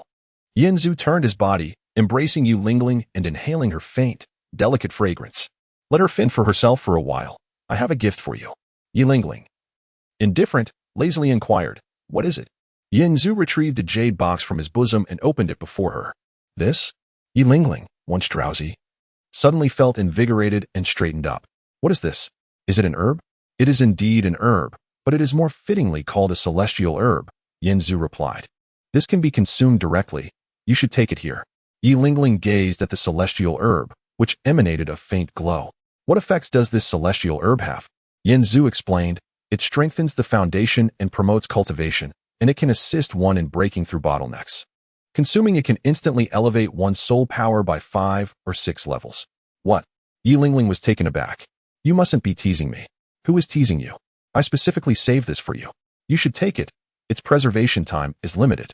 Whether it's true or false, you'll find out once you try it.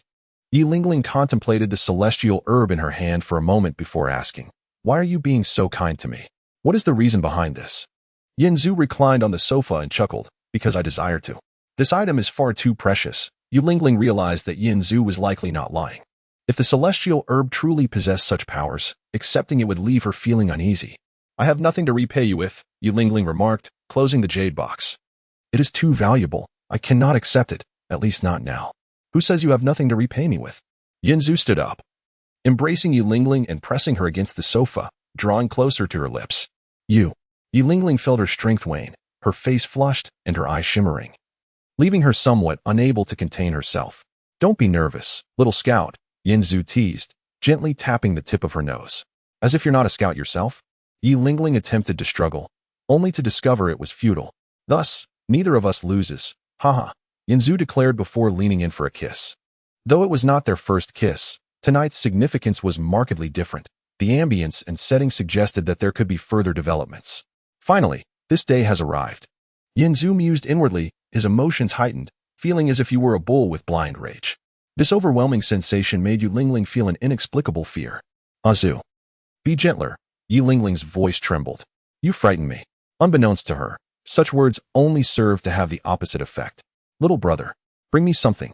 Ning Rongrong's sharp cry shattered the enchanting atmosphere. She's calling for you. Yi Lingling pressed a finger to Yanzu's lips. Ignore her. Yanzu was far past the point of restraint, brushing aside Yi Lingling's hand and passionately kissing her. I'm calling for you. Are you deaf? Ning Rongrong's shout echoed again. At this moment, Yanzu was akin to an arrow fully drawn, unable to falter, focusing solely on unbuttoning Yi Lingling's clothing. However, Yi Lingling found the situation peculiar, and the influence of hormones swiftly dissipated, restoring her self-control. Azu, stop, Yi Lingling commanded, grasping his hand that was exploring her chest. Absolutely not, Yanzu firmly refused. Yi Lingling cupped his face in her hands. I understand your intentions. I am yours, always yours. Why rush this moment?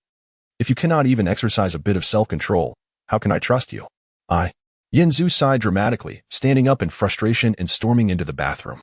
The sudden sound of the door opening startled Ning Rongrong, who was already somewhat irked from waiting. Are you trying to scare me to death? You burst in here out of nowhere. Yin Zhu took a deep breath, recalibrating his demeanor. So what would the young lady like? Bring me some clothes, Ning Rongrong commanded. Where are your clothes? Yin Zhu inquired. I don't know. Why should I care? Ning Rongrong retorted, her indignation evident. Then you didn't bring any. Yin Zhu sighed, realizing she was indeed a pampered young lady, devoid of reason. Here, make do with this. Yin Zhu emerged with a male uniform from the Royal Fighting Academy. What is this? Ning Rongrong scrutinized the uniform. It's hideous. I refuse to wear it. What can I do? You didn't bring any clothes, Yin Zhu countered. Ning Rongrong, agitated by the reminder, huffed. Is it my fault? You all conspired to make this happen. Aren't you capable of flying? Go buy me some. At this hour? Where can I find clothes? Tomorrow, Yin Zhu waved his hand, preparing to exit the bathroom. I don't care. I won't wear this. Ning Rongrong splashed water with her hands in frustration. Then you'll be going in the nude, Yin Zhu retorted. Leaving the bathroom and shutting the door behind him, Yi Lingling chuckled at Yin Zhu's return from the bathroom. What is this? You claim you're going to the 7 Treasure Glazed Tile School to serve, yet it looks like you're just babysitting. Such is the nature of things, Yin Zhu replied vaguely, unable to reveal that Ning Fengji had already agreed to betroth Ning Rongrong to him. By the way, she is supposed to enroll, right? Yi Lingling inquired. What level is her soul power at? Are you really concerned about that? Yin Zhu asked. Come on, just tell me. After some thought, Yin Zhu replied, around level 20. Have you lost your mind, or are you jesting? Yi Lingling exclaimed. I possess that level of strength, so what? Ning Rongrong ultimately relented, donning the oversized male uniform. Resembling a performer standing behind the sofa, Yi Lingling turned to face Ning Rongrong's comical appearance and couldn't help but chuckle, little sister. Your nose will grow longer if you lie. In the next moment, however, Yi Lingling's smile froze, for Ning Rongrong proudly summoned her martial spirit. After absorbing the Qilua tulip, Douluo had selected her second soul ring from the soul beasts raised in the 7 Treasure Glazed Tile School, granting her genuine 2-ringed strength. Seeing this, Yin Zhu whispered a few words into Yi Lingling's ear, after which her gaze fell upon the jade box on the sofa. Yin Zhu smiled. So, what will it be? To take or not to take? To take. Chapter 34. Please enjoy Yin Zhu. Aware of the covert rivalry between the 7 Treasures Glazed Tile School and the 9 Hearts Begonia, informed Yi Lingling about Ning Rongrong's consumption of the celestial herb. You may take it here. I shall ensure your safety, Yin Zhu said to Yi Lingling. Ning Rongrong, noticing the celestial herb in Yi Lingling's hand, fixed her gaze on Yin Zhu and inquired, Who is she to you? She is under my protection. Cease your shouting and go to sleep, Yin Zhu waved dismissively. Where am I to sleep? Ning Rongrong scanned the surroundings, spotting only a single bed in the bedroom. Sleep on the bed. If you prefer, the couch will suffice. Yin Zhu replied. Isn't that your bed? Ning Rongrong retorted with evident disdain. I refuse. Provide me with another bed. Dear lady, can you not compromise for just one night? Yin Zhu joined his hands together in a pleading gesture. After all, with all that has transpired today, are you not weary? That is none of your concern. I will not sleep in your bed, so do as you wish. Ning Rongrong pouted defiantly and plopped down on the couch. Then you shall face a long night ahead. Yin Zhu chuckled at her obstinacy and turned to Yi Lingling. Lingling, you may use my room for some peace. Yi Lingling nodded and entered the room with the celestial herb. Ning Rongrong, watching her retreating figure, leaned closer to Yin Zhu and said, you two are a couple. Are you not? Such a gossip. Quickly, go to sleep. Tomorrow we must meet the Academy's instructors for your registration. And it would not do for you to ruin your eyes, Yin Zhu teased, ruffling Ning Rongrong's delicate hair, which felt remarkably soft. Ning Rongrong bristled at his touch, smacking his face playfully. Do not treat me as a child, and refrain from patting my head. Just a little touch. Yin Zhu continued to playfully mess with her hair. Ning Rongrong sprang up, attempting to retaliate, but Yin Zhu effortlessly subdued her, pinning her down on the couch like a playful kitten. Release me, she shouted. If you do not, I shall have Grandpa Gu peel your skin off and Grandpa Jian break your bones. Yin Zhu flicked her forehead with his finger. Dreaming already? Are we? Have you not yet grasped your situation? No one will assist you but me, you silly girl. Rubbing her forehead, Ning Rongrong felt tears welling in her eyes, instantly softening Yin Zhu's heart, prompting him to release her. However, as soon as she was free, she clung to him like a sloth and bit his ear playfully. Alas! Yin Zhu sighed, allowing her antics. After a brief spell of venting, Ning Rongrong pouted, "Why do you smell so foul and feel so hard? Like a lump of dung? Are you done with your antics? If so, it is time for bed," Yanzu suggested. Hoping to lull her to sleep so he could join Yu Lingling in her room, determined that she would not return tonight. "But I cannot sleep," Ning Rongrong sulked.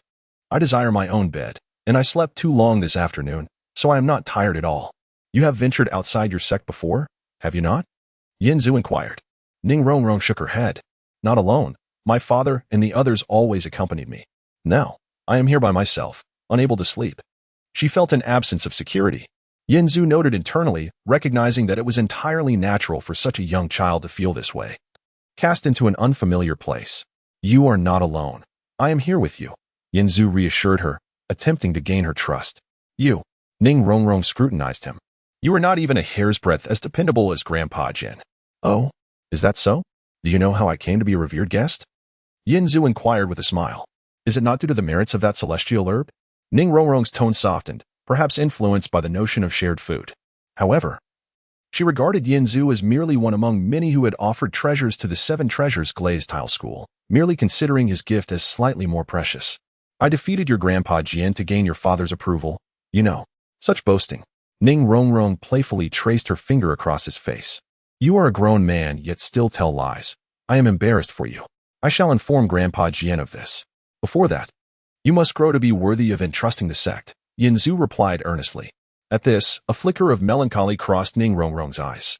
"Will I truly not see them for a long time? They undoubtedly believe in your potential, and so do I," Yanzu comforted her. "Of course, this minor obstacle is but a trifle for me," Ning Rongrong exclaimed, her spirits rekindled. "Now, may I sleep?"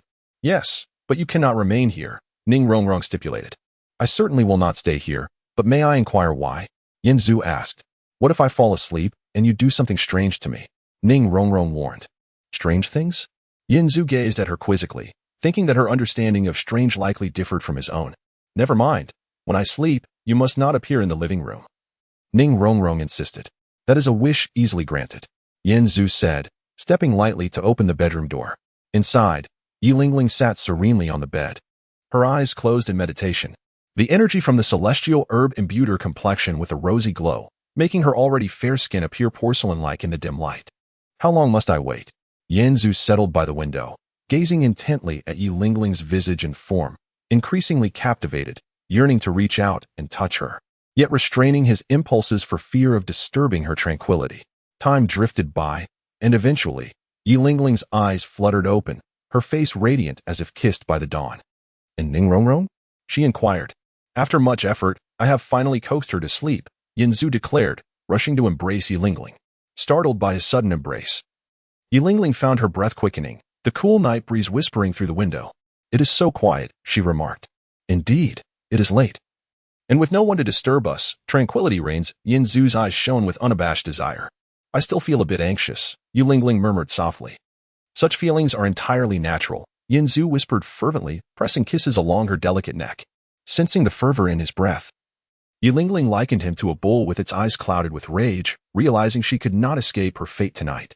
Surrendering herself fully, she wrapped her arms around him and whispered in his ear, "Then, please enjoy."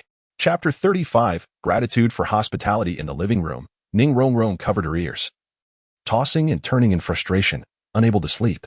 "Thank you for your hospitality." Yanzu embraced Yi Lingling from behind, gently caressing her body and kissing her delicate shoulders. Yi Lingling trembled slightly, unable to utter a word, succumbing to the magnetic affection of Yanzu as she drifted into a deep slumber. To be honest, at that moment, Yanzu wished to disregard everything. Without Ning Rongrong, this would indeed be possible. Early the next morning, just before Ning Rongrong could pound on the door, Yanzu opened it. Yi Lingling needed her rest, so Yanzu let Ning Rongrong's fist strike him instead. Rubbing her delicate wrist, Ning Rongrong exclaimed, "I want breakfast." "There's no rush. I'll take you to meet the 3 instructors. Once you enroll, you can roam and play freely around the academy all day," Yanzu replied, having already made plans in his mind. The people who would welcome Ning Rongrong upon her admission would surely elevate her status. It was likely that Qin Ming would be her mentor. Consequently, Lingling's team would face added pressure in the support position. "Do you want me to wear this?" Ning Rongrong raised her arms, looking at the long sleeves. "Wait a moment." With that, Yanzu vanished, flying out the window, leaving Ning Rongrong peering inside. All she saw were discarded clothes scattered around, and Yi Lingling, lying on the bed with a hint of her alluring shoulder exposed. What had they done last night? Did absorbing the celestial herb require such commotion? What are you looking at? Yanzu playfully flicked Ning Rongrong's forehead from behind.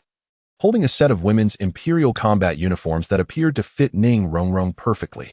Is that all? Ning Rongrong spread her arms wide. I thought you brought something special. Don't be picky. Later, I'll choose a time for us to go out shopping. When I return, I want to see you dressed, Yanzu said, stepping into the bedroom and closing the door behind him. Approaching the bed, he gazed at Yi Lingling, who lay peacefully with her hair tousled, a scene so pure and beautiful that it ignited his frustration. Lingling, have some water, he gently nudged her shoulder. With great difficulty, Yi Lingling opened her eyes. Upon seeing the bright morning light, she struggled to rise but found her body too sore to move. You are not gentle at all, she complained. Look at the time. We may have missed class, but we should be at the training camp. No, we are not going anywhere today. Yanzu fed her water. I will take Ning Rongrong to enroll, and after that, I have nothing else to do. I will return, and we will continue. No one can disturb us. Upon hearing the word continue, Yi Lingling trembled, memories of the previous night flooding her mind, her face flushing as she asked, Aren't you tired? Not at all, Yanzu replied eagerly, kissing Yi Lingling passionately, rendering her weak and limp on the bed. He then covered her with a blanket, saying, Just wait for my return. Opening the door, Yanzu found Ning Rongrong sitting upright on the sofa. Just moments ago, she had been eavesdropping. And if not for her guilty conscience, she would not have appeared so obedient. Let us go, Rongrong. I'll take you to enroll. As they stepped outside, Yanzu looked up at the sky and asked, What do you prefer, to fly or to walk? Ning Rongrong recalled the fright she had experienced last night and, blushing, strode out confidently. Yanzu led the way, and along their path, whispers followed them. It seemed that this young lady was well known, with many young nobles recognizing her, though she remained unfamiliar with them. Oh dear, Azu, we have been waiting with bated breath, Dream Machine exclaimed as he noticed Yanzu entering with a girl, immediately greeting them with a bright smile. Oh, has teacher Qinming already informed you? Yanzu inquired. Not at all, Dream Machine scrutinized Ning Rongrong. I have been thrilled all morning to hear that the heir of the Seven Treasures Glazed Tile School intends to join our academy. So, Rongrong, how many levels have you attained? With pride, Ning Rongrong replied, Old man, guess. I can't guess. Please don't keep me in suspense, Dream Machine chuckled. Ning Rongrong, eager to show off, released her martial soul and displayed her 2 soul rings. This, Dream Machine's eyes widened in astonishment. No, according to my knowledge, Rongrong, you should not be. Hiki, this is how it is, Ning Rongrong declared, satisfied with Dream Machine's reaction. Oh no, Yanzu thought. Children love to seek attention and praise, and the celestial herb he provided had likely inflated Ning Rongrong's ego. And your 7 treasures glazed tower. Dream Machine noticed something amiss. It seems different from what I remember. My father said that this is called the 9 treasures glazed tower, which can cultivate to the title Douluo level. Ning Rongrong replied, unaware of the intricacies, only knowing it sounded impressive. What? Dream Machine was taken aback. Just as Qinming entered the office, Dream Machine promptly facilitated Ning Rongrong's enrollment and instructed Qinming to help her integrate quickly into the Imperial Combat Team. Qinming knew Ning Rongrong would undoubtedly join the Imperial Combat Team, but he was surprised that Dream Machine wanted her to immediately enter normal rotation until he saw her soul power level on the registration. Is this real? Qinming exclaimed. This is no longer a genius, it's a monster. For everyone, such a monster was thought to exist only in legends. Those inheritors of divine martial souls who possessed innate soul power of level 20, allowing them to achieve second ring strength at a very young age. However, Ning Rongrong was clearly not among them, and the Imperial Combat Academy had collected information on the younger generation of noble families, which clearly recorded her innate soul power as level 9.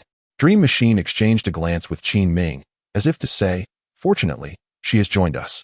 The name of the 7 Treasures Glazed Tile School resounded across the continent, and its comprehensive amplification ability could exponentially enhance the strength of the main team players, promising to shine in future Soul Master competitions. Teacher, please help Rongrong familiarize herself with the academy environment. She needs to learn to be independent, Yanzu instructed Qinming, eager to conclude this matter as Yi Lingling awaited him back in the room. Understood. Qinming replied before asking, by the way, Azu, where is Lingling? Lingling said she wanted to take a day off to relax, so I helped her request leave, Yanzu explained. Oh, Qin Ming recalled that Yi Lingling had returned to Yin Zhu's room last night and chose not to say more. A bit of relaxation would do her good. Yi Lingling was rather reserved, and Qin Ming sometimes worried about her. It was excellent that Yin Zhu could bring her some joy. Ning Rongrong tugged at Yin Zhu's arm. You promised to take me shopping. Yin Zhu handed her his purse, saying, buy whatever you like. I will definitely take you later. With that, Yin Zhu swiftly vanished, leaving only a frustrated Ning Rongrong stamping her feet behind. You deceiver. How could you break your promise? Chapter 36. The design of a maiden, how authentic it feels to live like this. Yin Zhu stretched his limbs on the bed, playfully toying with Yi Lingling's hair. Aren't you curious about how much that celestial herb has elevated my soul power? Yi Lingling gently blew against Yin Zhu's chest, fearing she might break his skin. It matters not. I shall protect you, Yin Zhu declared, cradling her face in his hands, forever. Yi Lingling smiled, though a tinge of guilt lingered within her. The celestial herb had indeed enhanced her soul power by 6 levels, a joy she could not share with Yin Zhu, for he seemed indifferent. Who exactly are you? She inquired, positioning herself atop him and holding his face. You seem so unreal. Yin Zhu smiled faintly at her words, shifting slightly as he asked, and now? Do you feel it? Is it real? No. Yi Lingling pleaded, unable to withstand the teasing any longer. There's no choice, Yin Zhu replied. Blame your beauty for my excitement. It's your fault. When they finally awakened, the sun was setting. Yi Lingling hurriedly dashed into the bathroom, washing up and dressing with haste, genuinely frightened by Yin Zhu. Are all men such terrifying creatures? She could not discern the answer, for he was the only man she knew, now and in the future. Aren't you supposed to take Ning Rongrong shopping for clothes?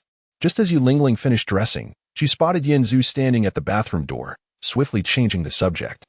Do you usually bathe this quickly? Yin Zhu asked, somewhat disappointed, as he had hoped to join her in a romantic bath. Yi Lingling poked his prominent nose, saying, You ought to leave some things for later. Besides, consider my plight. I haven't eaten anything yet. Haven't you already? Yin Zhu teased with a smirk. I won't talk to you, Yi Lingling exclaimed, bolting out of the dormitory, with Yin Zhu trailing behind. Hand in hand, they walked to the dining hall, attracting countless curious glances, for Yi Lingling was quite a notable figure at the Royal Do Academy. This girl. Yi Lingling suddenly heard Yin Zhu mutter those words. You aren't talking about me, are you? Of course, he replied, raising an eyebrow toward the dining hall. Yi Lingling was puzzled, noticing a crowd gathered inside. As if witnessing some commotion, a common sight during conflicts. I shall sit here. Ning Rongrong's distinctive voice rang out, brash yet slightly childish. Of course. It's fine for Junior Rongrong to sit here, but isn't it a bit domineering to prevent others from doing so? Does this prince really annoy you that much? Yin Zhu chuckled lightly, observing the scene. I don't know you, and I don't wish to dine with you, Ning Rongrong replied, her face showing clear disdain. But I quite like this spot. Everyone knows it's usually unoccupied. Today, Rongrong sitting here is a matter of fate, is it not? Yin Zhu raised an eyebrow at Ning Rongrong, finding the headstrong girl quite charming, especially considering her backing from the 7 Treasure Glazed Tile School. Winning her heart might even sway Ning Fengji to wholeheartedly support Xue Qinghe. Unfortunately, as a prince accustomed to having everything handed to him, he had grown used to treating others with frivolity. Thus, even though he intended to please Ning Rongrong, his words came out awry. Is that Rongrong? Aren't you going to check on her? Yi Lingling nudged Yin Zhu's arm. I've been watching, he replied, grabbing some food and offering her a portion. The Royal Do Academy, while not overly large, housed a few hundred students, and Xuebing seemed to monopolize all the excitement. Recalling that Yin Zhu had once given Xuebing a sound thrashing, Yi Lingling remarked, Speaking of which, although you are the crown prince, Xuebing is still a royal. If you offend him, what if he retaliates harshly? I worry for you. He has already attacked me, so there's nothing to fear, Yin Zhu said nonchalantly. Previously, when surrounded on the street, Xuebing had indeed sought to eliminate him. A normal student would have perished 10 times over in such a predicament. But he had chosen the wrong target. By the way, Xuebing's strongest ally is the poisoned Douluo. When Douluo was pursued to the brink by the Spirit Hall, it was Prince Xuexing who led the charge to repel them. At that time, the Spirit Hall was reluctant to clash with the Heaven Do Empire, thus they yielded to Prince Xuexing otherwise. Douluo's character would never have compelled him to assist the royal family. Rongrong can be quite troublesome, Yi Lingling sighed, gazing at the 2nd floor. What? Do you see yourself as a big sister? If she were your age, how would you perceive her? Yin Zhu inquired. That would be ideal. Yi Lingling replied with a wry smile. If she were my age, our differences wouldn't be so stark. Is the reputation of the sect so important? Yin Zhu asked. Yi Lingling shook her head. Not necessarily. But since we bear the name of a sect, we must strive for continuous improvement. Her presence is quite beneficial. It motivates me greatly. It's just a pity that this little girl remains unaware of the fortune she possesses. She surely knows. Yulingling smiled. At least she must have known last night. Otherwise, she wouldn't have boasted to me. On the second floor, the verbal sparring between Ning Rongrong and Xuebeng continued. More of a one-sided tirade from Ning Rongrong, while Xuebeng desperately sought topics to dine with her. So, what will you do? I'm off to get the main course, Yulingling announced, lifting a plate. Darling, I'm facing a dilemma, Yanzu mused, stroking his chin. I don't want to see her bullied. Yet if I intervene, I fear it may only embolden her, which would be detrimental to her growth. What do you think? Yulingling shrugged. I have no obligation to guide the daughter of the Seven Treasure Glaze Tile School. It's not my concern. You can decide for yourself. Don't say that, Yanzu chuckled. How could it not concern you? We will have children one day. Without refinement, one cannot become a gem. If you wish for her growth, she must endure some hardships, Yulingling said, savoring a passion fruit before adding, and can't you see? Xuebeng 1T let her suffer. He is pursuing her. That simply won't do. Yanzu leaped from the first floor to the second, landing smoothly beside Ning Rongrong. His sudden appearance startling everyone, especially Xuebeng, whose spoon trembled violently in his grasp. The memory of being pinned down and struggling to breathe beneath Yanzu's foot flooded back, and he felt a wave of panic wash over him. Goodness, you scared me with your sudden arrival, Ning Rongrong complained, turning to Yanzu. He remained silent, leaning casually on the table, eyes fixed on Xuebeng, who dared not move, swallowing hard as the image of his previous humiliation replayed in his mind. Today, I wish to venture out for a meal. Avalanche struggled to quell his trembling body and, feigning composure, rose to leave the cafeteria with his companions. Huh? Ning Rongrong observed this scene with a puzzled expression, remarking on his bizarre behavior. Just moments ago, he treated her in one manner, and now he had transformed entirely. What was he truly trying to achieve? Let us enjoy our meal. Afterward, I shall take you shopping, Yanzu said, regarding Ning Rongrong, still clad in her Royal Academy uniform. If she refrained from speaking, she truly resembled a vibrant young maiden.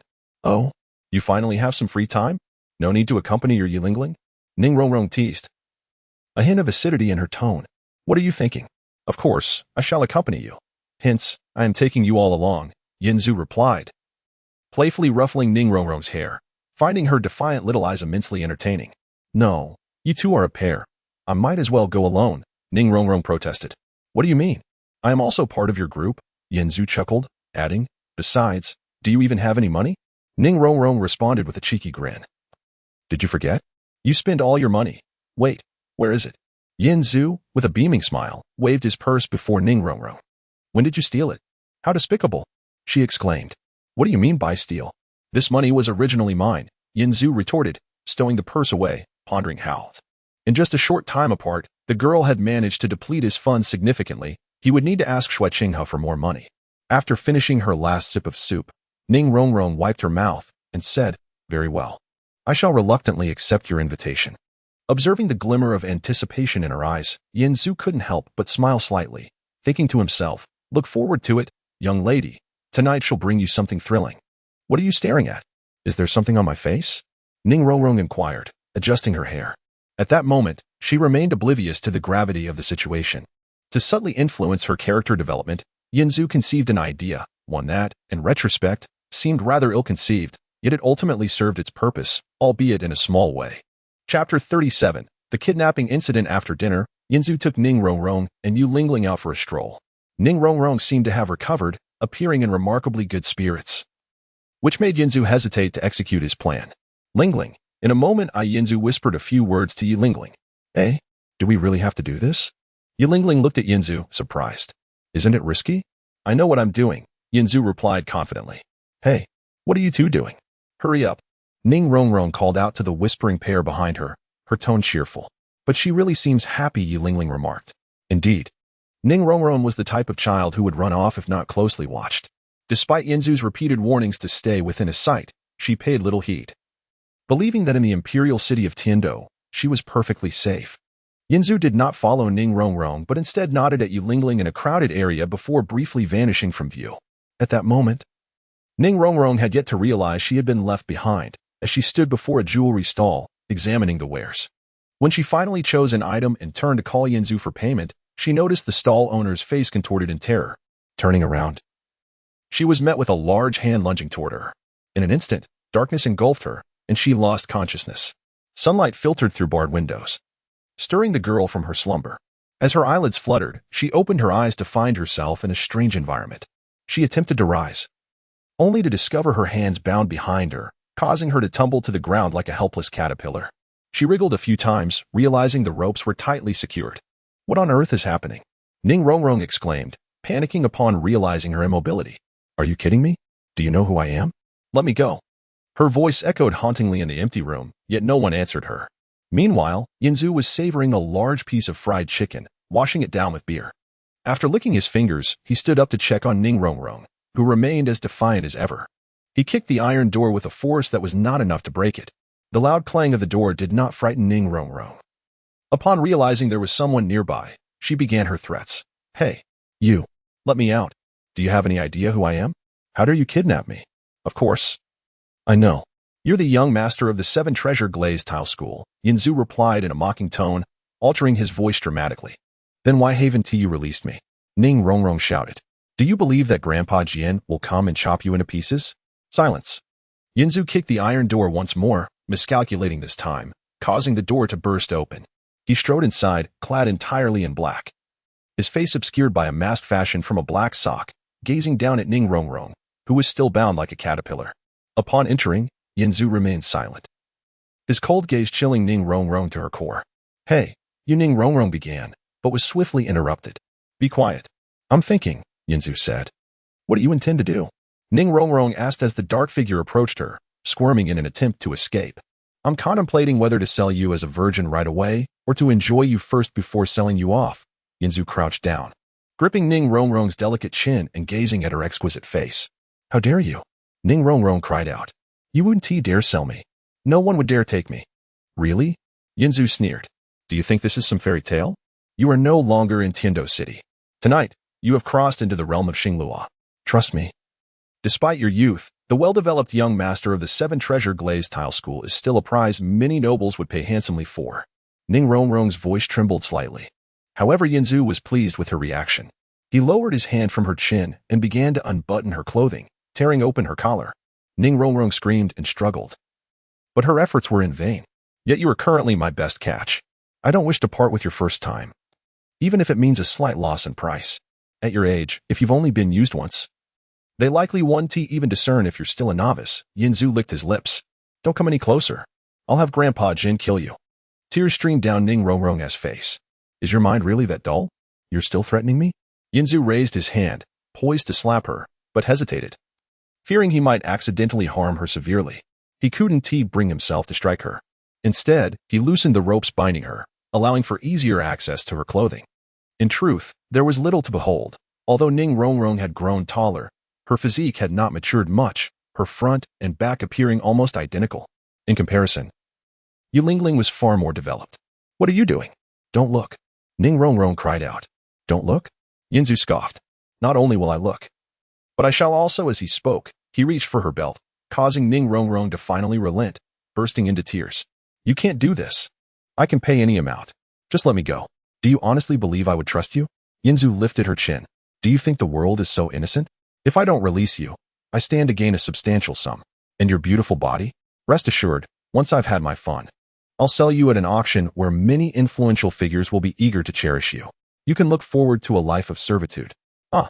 Ning Rongrong's mental defenses shattered completely. Grandpa Jin, Grandpa Gu, come save me. No one can save you, you little waste, Yinzu laughed. And even if they arrive, I'm not afraid. Do you really think those 2 old fools from your sect are invincible? They're but frogs in a well. Mother, help me. Ning Rongrong continued to sob. Sighing inwardly, Yinzu reflected on Ning Fingji's failures as a father. Even in this dire moment, Ning Rongrong called out for her deceased mother instead of her living father. Perhaps, in her eyes, her father was no different from a useless person. Stop crying. I intend to enjoy you thoroughly. Make some other sounds to please me, and maybe I'll consider delaying your sale. Yinzu extended his hand toward her once more. Ning Rongrong, with nowhere left to retreat, stretched her neck forward to bite him. Go ahead and bite. Soon there will be other things for you to bite as well. Yinzu retorted, withdrawing his hand and glancing toward the door.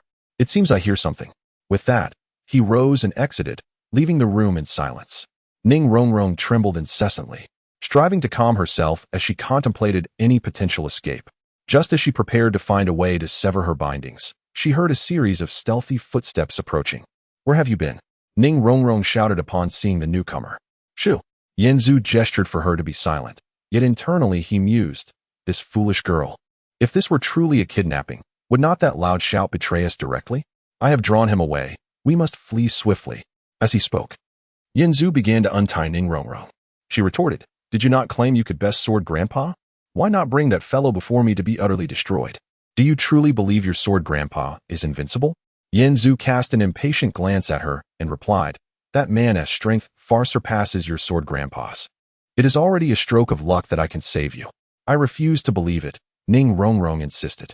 "He is more formidable than sword Grandpa and capable of such despicable acts." "Then remain here," Yanzu stated, rising to leave. Seeing this, Ning Rongrong grew anxious and struggled, only to tumble forward, landing in a most undignified manner. "Don't! Save me quickly!" she cried.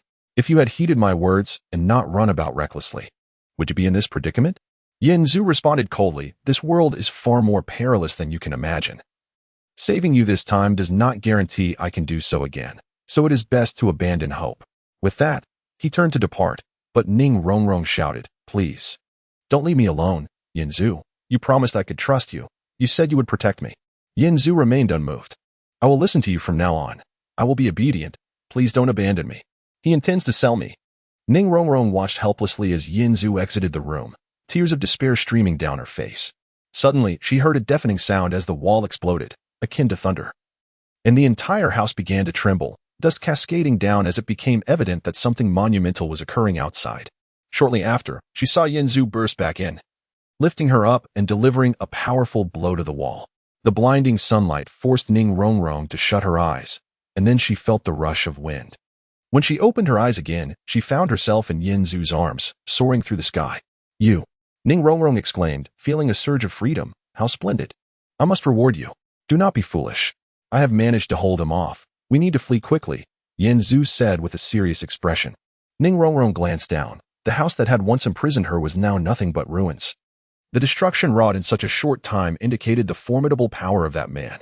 Remembering the potential dangers she had previously faced, Ning Rongrong felt a wave of fear wash over her, burying her face in Yanzu's chest. "Thank you, huh? Did I mishear?" Yanzu inquired. "If you had not come, I truly would have." Ning Rongrong began to cry once more, noticing the buttons on her chest had been undone. "This is all your fault for being so arrogant." Yanzu seized the opportunity to chastise her. "Do you really believe the world revolves around you? Regardless, true strength lies in one's own capabilities. Without a protective umbrella, you become vulnerable to exploitation." "But I am merely a support-type soul master," Ning Rongrong argued. "When it comes to fighting, I must rely on you all. Then you must strive to cultivate more diligently. Earning the recognition and trust of others is paramount." Yanzu replied, "Unlike you, who constantly stirs up trouble and offends others. Please stop scolding me. I have already suffered enough," Ning Rongrong lamented. "I am not scolding you. I am helping you," Yanzu stated. "I understand now," Ning Rongrong replied, glancing down in surprise, noticing the architecture of the houses. "This truly is the territory of Xingluo. Therefore, we must leave quickly. I need to accelerate, and please do not let me embarrass myself again," Yanzu said, increasing his speed. "Do not mention that incident again." Ning Rongrong's voice was swallowed by the wind. After an indeterminate amount of time flying, Yanzu returned with Ning Rongrong to Tiando City. Upon landing, he untied her bonds, and as she surveyed her surroundings, Ning Rongrong collapsed onto the ground, feeling as though she had just awakened from a nightmare. Did I perhaps go too far? Regardless, she is still just a child, Yanzu thought to himself. "I want to eat something." After a long silence, Ning Rongrong spoke to Yanzu, her tone bordering on pleading. "Very well. I shall take you to the finest place to eat," Yanzu replied. Ning Rongrong extended her hands, saying, "I feel all tingly. Carry me on your back." "Very well." Yanzu agreed, hoisting her onto his back and heading toward a nearby restaurant. "I say, you must endeavor to train diligently from now on," Yanzu remarked. "I understand." Ning Rongrong's head rested against his back. "But I have a question. How did you find me?" "I have a keen sense of smell and excellent vision. Even if you were to flee to the ends of the earth, I would locate you," Yanzu assured her. "Is that true?" Ning Rongrong asked. "Indeed." Inside the restaurant, Ning Rongrong indulged in the exquisite food, tears streaming down her face as the thought of potentially losing her freedom forever overwhelmed her. This is troubling. I do not wish for her to lose her vitality, Yanzu observed as he watched the tears fall. Ultimately, his concerns were unfounded. After satisfying her hunger, Ning Rongrong quickly regained her spirits. Glancing at the sun, she exclaimed, "Oh dear, it's nearly evening. Take me to buy clothes." Very well. Seeing that Ning Rongrong was not succumbing to despair eased Yanzu's worries. Upon exiting the restaurant, Ning Rongrong no longer dashed ahead alone, but rather held on to Yanzu's sleeve with one hand, her large eyes cautiously surveying their surroundings.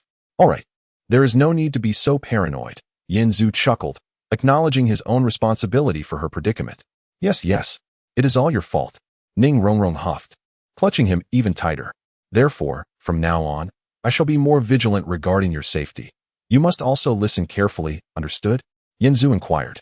Ning Rongrong nodded vigorously and followed him toward the clothing store. Something feels off, Ning Rongrong mused, reaching out to touch Yanzu's hand. Shall we hold hands? Yanzu asked upon noticing. Yes, holding hands would be better, Ning Rongrong replied. Chapter 38. No need to wait. It is truly not easy to sustain oneself. On the journey back to the academy, Yanzu was burdened with an array of bags, while Ning Rongrong lazily clung to his back like a sloth. Upon hearing his remark, Ning Rongrong replied, "What do you mean?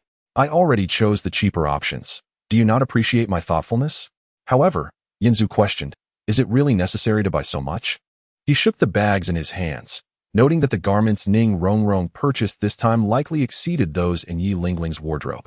Ning Rongrong did not respond to Yanzu's query, but instead began to scratch at his neck with her fingernail. Yanzu assumed she was merely being playful and chose to ignore it. "Tell me, can you truly find me no matter where I am?" Ning Rongrong inquired. "What? Wasn't I able to locate you in Xinglua today?" "My eyes are no jest," Yanzu chuckled. "Oh, prove it," Ning Rongrong challenged. Yanzu cleared his throat and stated, "You're wearing green today." "Ugh." Ning Rongrong playfully punched Yanzu's back, saying, "Just when I was starting to warm up to you. You go and ruin it with one sentence. It matters not how you feel about me. As long as you remember today's lesson, that is more valuable than anything else." Yanzu replied, "Hey, how about you come over to my place to sleep tonight?" Ning Rongrong pinched Yanzu's ear. No, Yanzu promptly refused. Having just broken up with Yi Lingling, he felt it was already a considerable sacrifice to spend time teaching Ning Rongrong, and he certainly could not afford to relinquish his evening as well. "Ah," Ning Rongrong groaned. "Just go." "Why?" Yanzu asked. "I'm scared." Ning Rongrong pouted. Indeed, Yanzu thought. Considering that many people become fearful after watching a horror film, so it was only natural for a girl who had experienced such events to feel apprehensive. Then why not move in with me? The room next door is vacant, Yanzu suggested. After much indecision, Ning Rongrong agreed to the proposal. All right, take a shower. Get some rest, and everything will be fine. After settling Ning Rongrong, Yanzu returned to his own room. Yi Lingling had already bathed, her long black hair cascading down casually.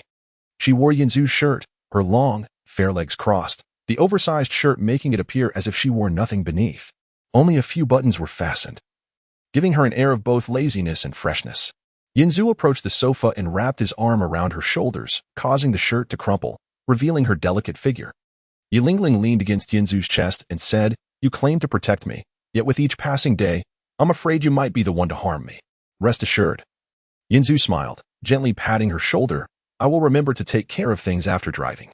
"You always speak in riddles," Yi Lingling remarked. "If you find it too burdensome, I could help you find a friend to share the load," Yanzu offered. Yi Lingling playfully bit down on Yanzu's chest, saying, "You scoundrel, are you testing my resolve?" "Truly. The world is filled with deceit. Isn't this for your benefit?" Yanzu retorted, feigning indignation. He then turned, ready to engage in a playful battle with Yi Lingling on the sofa. Annoying. Yanzu cursed under his breath, causing Yi Lingling, who had just closed her eyes, to be perplexed. Suddenly, a scream echoed from next door, Ning Rongrong's voice. Yanzu leisurely stood up, dressed, and knocked on Ning Rongrong's door, saying, "Stop screaming. It's not aimed at you." The door swung open, and Ning Rongrong dashed out, exclaiming, "I just saw a shadow." I know, Yanzu replied. "That was Douluo, the poisoned Douluo, looking for me. You can go back to sleep." Ning Rongrong shook her head, and with no other option, Yanzu led her into his room with Yi Lingling. He then flew out to the rooftop of the dormitory. The cold night wind rustled through Douluo's robe as Yinzu arrived. Douluo wasted no time and said, "Let's go. We need to study the medicinal field." Yinzu shrugged. "You wait until I'm in my pants to mention this. We had an agreement." Douluo insisted. "If not, you could always spare a bit of flesh for me." "The knife that can cut my flesh has yet to be forged." Yinzu scratched his head, exclaiming, "Come on, can't you people keep a normal schedule?" Following Douluo to the ice and fire in Yagai, Yinzu felt it prudent to gather some resources since he needed to prepare for Yilingling's care. Reflecting on her fragile physique, he realized he might have been a bit too excessive in his previous actions. As for cooperating with Douluo's research, it involved consuming various potions he concocted. Douluo even attempted to draw blood with a long needle, but ended up missing the mark entirely, not breaking the skin at all. Strange, Douluo sighed in exasperation. "You are indeed a rarity in this world. Are you envious?" Yinzu casually chewed on a celestial herb. Douluo's face darkened with dissatisfaction. "You are right. There is indeed little gain. You may leave." Yinzu shrugged and took a few steps before suddenly recalling something. He turned back, saying, "By the way, Douluo, if someone named Xueping asks you to deal with someone from the Royal Academy, don't go. It's most likely me." "Oh? Do you have a grudge against him?" Douluo inquired. Yinzu chuckled. It's hard not to have a grudge when sharing an academy with such a character. After settling matters with Douluo, Yinzu soared away from the sunset forest, hovering in the pitch-black night sky. Under the stillness of the night, he felt a sense of disorientation. Yilingling and Ningrongrong had likely fallen asleep, and there was no need to return. Instead, he decided to visit Qianrenxue and perhaps ask her for some financial assistance. Upon arriving at the prince's mansion, Yinzu spotted Xueping resting at a desk, pen in hand, with neatly organized documents before her. Being a prince is no easy task, Yinzu sighed, recognizing that if not for the time consumed by bureaucratic duties, Qianrenxue's talents would surely have advanced more rapidly. As soon as Yinzu landed, the fierce guardian dog beneath Qianrenxue stirred, but upon recognizing Yinzu, it vanished from sight. Evading the guards and servants, Yinzu approached the desk. She must be truly exhausted to not notice my approach, Yinzu thought, observing the still sleeping Xueping. Suddenly, she stirred, opening her eyes. Upon seeing Yinzu, she gasped. "You startled me. Are you that tired?" Yinzu questioned. With the guardian on duty, I naturally had no defenses. Qianrenxue straightened up, rubbing her eyes. "What brings you here at this late hour?" "Seeing how diligently you toil for the welfare of the people, I brought you some supplements." Yinzu, having spoken, placed a long box on the table in front of Xueping. Observing this, Xueping surmised the contents of the box, expressing her surprise. "Is this for me?" Upon opening it, she discovered, as anticipated, a celestial herb. "That day you inquired if I had any left. Here it is, brought just for you." Yinzu remarked, "Do you like it?" "Of course, there is no reason to dislike it." Xueping replied, covering the box again, her curiosity piqued. "Where did you acquire it?" "I have a keen nose," Yinzu replied. "Like a wild boar searching for truffles?" Xueping teased. Yinzu remained silent, merely gazing at her. Although her appearance was not that of Qianrenxue at that moment, her essence was enough to captivate him. Feeling somewhat uneasy under Yinzu's scrutinizing gaze, Xueping suggested, "Then, please guard me while I absorb it, as I don't have time during the day." Yinzu nodded, inching closer. Xueping, wary, questioned, "Why are you getting so close?" With that, she raised her hand, and a golden light enveloped the room, casting a soul power barrier. Outside, the blood-sensing guards sensed their young master's actions and became alert. Soon after, Yinzu felt his visit was worthwhile. Indeed, when it came to cultivation, it was essential to revert to her original appearance. At that moment, Qianrenxue shed her guise as Xueping, revealing her true form. She was utterly exquisite. Yinzu's gaze danced upon her, a sight he could never tire of. Qianrenxue leaned back slightly, casting a sideways glance at Yinzu. "Wait, could you move back a bit? Your proximity feels rather strange." "Ahem." Yinzu adjusted his position, attempting to appear more dignified. "I do not wish to see your short sword again, or I shall have to dispose of it," Qianrenxue warned, recalling Yinzu's nature. "Women, they devour everything and then turn their backs." Yinzu shook his head. "Humph. It's not my fault," Qianrenxue retorted. "You only have filth in your mind. I will not allow you to speak of yourself in such a manner." Yinzu declared passionately, "How could my angel be filth?" Qianrenxue found herself momentarily speechless, choosing not to engage in further banter, and began to meditate, focusing on absorbing the celestial herb. "She is no longer being polite with me. This is a positive development," Yinzu mused.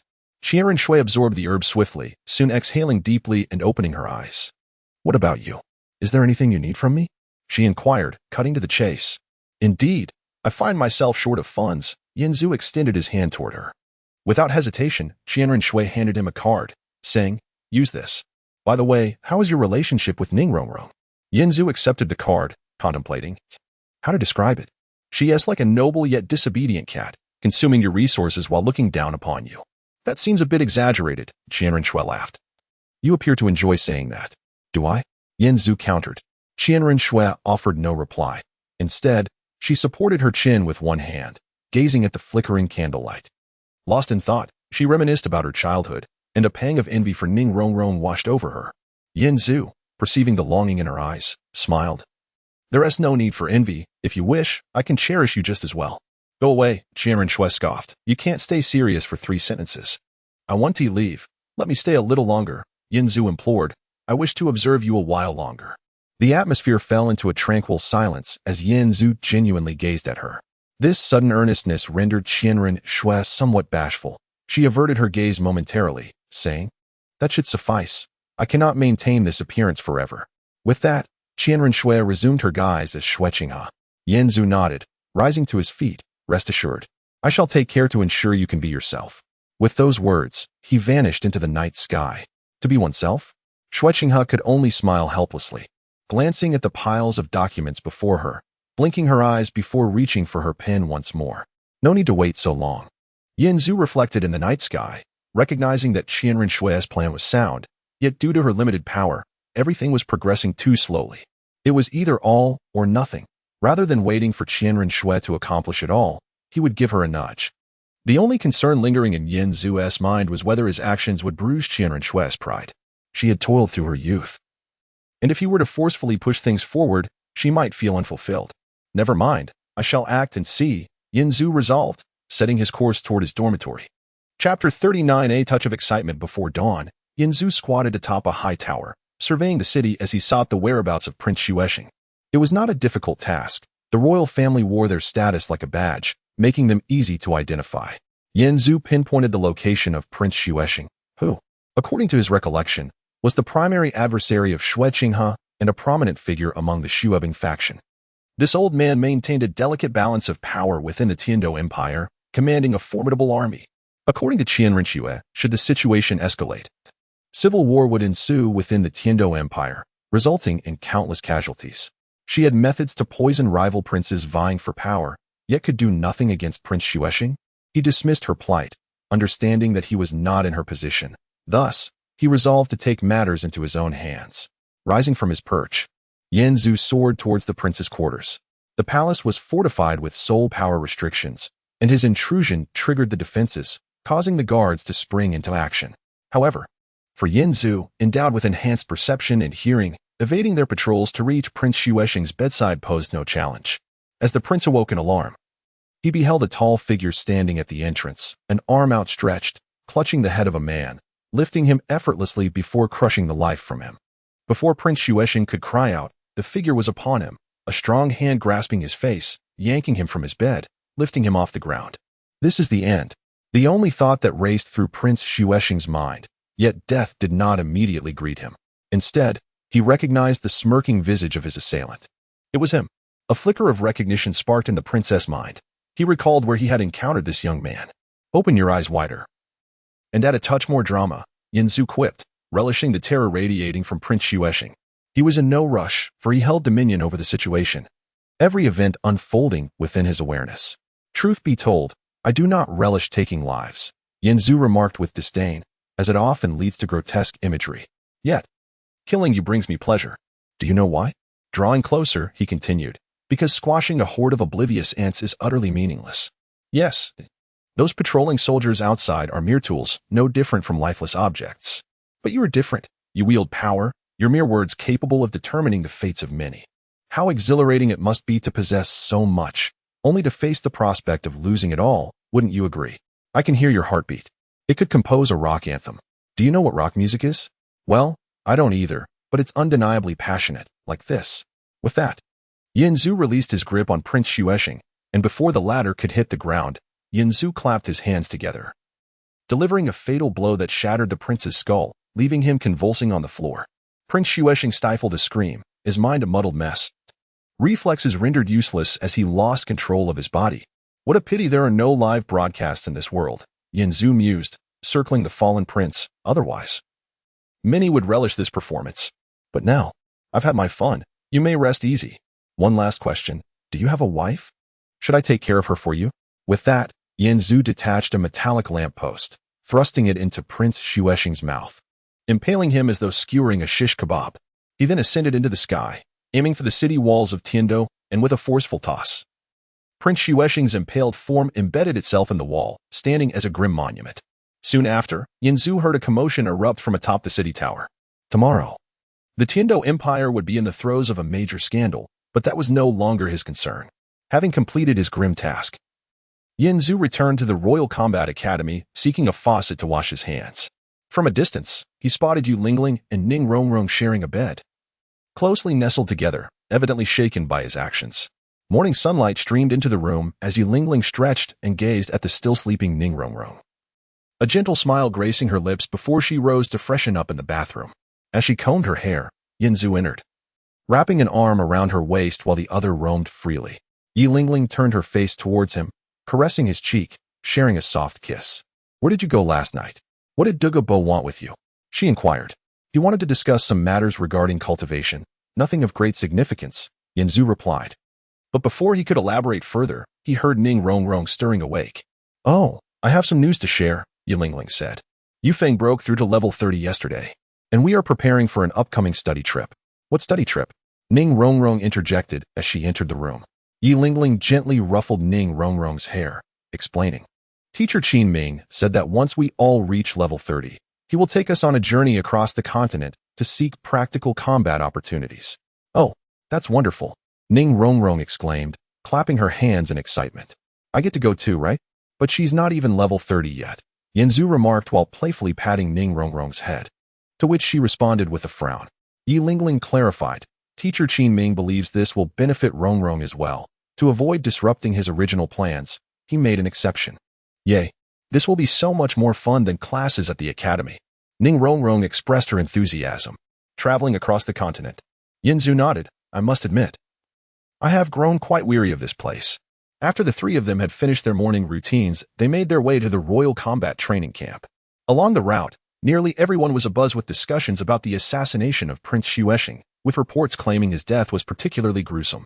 Many were held accountable, and the Night Emperor of Shui was reportedly furious, falling ill from rage. "Oh, an unexpected gain?" Yin Zhu thought to himself as he absorbed this news. Considering that if the Night Emperor were to succumb to a heart attack, it would be a stroke of luck indeed. The atmosphere within the training camp felt peculiar as Qin Ming gathered everyone for a serious briefing. "You have all heard the morning rumors, I presume?" "I can confirm they are true. Prince Xuexing was assassinated last night, and Tiando City is now under lockdown, as is our academy." "Well, this sudden turn of events is rather thrilling," Yu Tianhing remarked, only to realize he had misspoken and quickly fell silent. Qin Ming admonished him, "This is no trivial matter. I suspect that Tiando City will remain unsettled for quite some time. I have already submitted a request to the Education Committee to leave here as soon as possible." "Indeed." Yufeng concurred. "I heard the details. Apparently, Prince Xuexing met a horrific end. I wonder if the assailant is still in Tiando City. The atmosphere is positively tense. The sooner we leave, the better. After this meeting, everyone should gather their belongings. We will assemble in an hour." Upon departing the Royal Combat Training Camp, Yin Zhu's bracelet flickered, signaling a call from Xuexingha. Following the message, he arrived at the designated meeting spot, where he found Xuexingha, who had taken on the guise of Qian Renshui. Of course, she had discreetly disguised herself. Otherwise, her unparalleled beauty would have drawn a crowd. "Where did you go last night?" Qian Rengshu opened the door and spoke directly. "What do you think?" "Surprised?" Yin Zhu said with a hint of pride. "I have removed a stumbling block for you." "You?" Qian Rengshu appeared far from pleased. Rather, she seemed somewhat irate. "Who gave you the authority to act unilaterally? Is there a problem?" Yin Zhu waved his hand dismissively. "That fellow is your political adversary, is he not? I trust one am not mistaken. I have merely eliminated him for your benefit. Is that not commendable?" "I did not request your intervention," Qian Rengshu replied, tapping her forehead with a finger. "Even if you intended to do this, it would have been prudent to discuss it with me first, allowing me to prepare." "Prepare?" Yinzu inquired. Did something occur? Isn't it better for such a man to meet an early demise? Besides, even without your input, I would have dealt with him eventually. It makes little difference. Sigh. The situation is rather intricate, and I cannot elucidate it in a brief moment. My time here is limited. I merely wish to confirm a few matters with you. Qian Rengsha cast a wary glance around, and it was then that Yinzu noticed she was alone. I have heard that you were to embark on a study tour? Qian Rengsha shifted the subject. Do you possess keen ears as well? Yinzu replied. Enjoy yourself. I shall explain the remaining matters to you when time permits, Qian Rengsha said. Shaking her head. I truly appreciate your efforts. What a conundrum. Yinzu mused as he watched Qian Rengsha disappear from sight, pondering. Not only did I not receive any gratitude, but now she even has grievances to voice? Chapter 40. Dealing with pests. The study tour proved to be more effortless than anticipated. Qin Ming led the royal fighting team through city after city, training primarily in the Grand Soul Arena, occasionally taking on challenging tasks in the localities. For educational purposes, Yinzu was left to the sidelines. As Qin Ming understood that Yinzu's purpose for attending the Royal Soul Academy was not to gain strength, what motives he had remained irrelevant to Qin Ming. He only knew that any involvement from Yinzu during the teaching process would render everything meaningless. Yinzu, content in his leisure, spent his days indulging in the city's delights, while at night, he and Yu Lingling enjoyed each other's company in their hotel, delighting in their escapades. Just put it on. Yu Lingling implored, her eyes filled with a touch of grievance under the dim light. Absolutely not. Yinzu decisively refused. Do not underestimate my self-control, my dear. But what if I become pregnant? Yu Lingling fretted.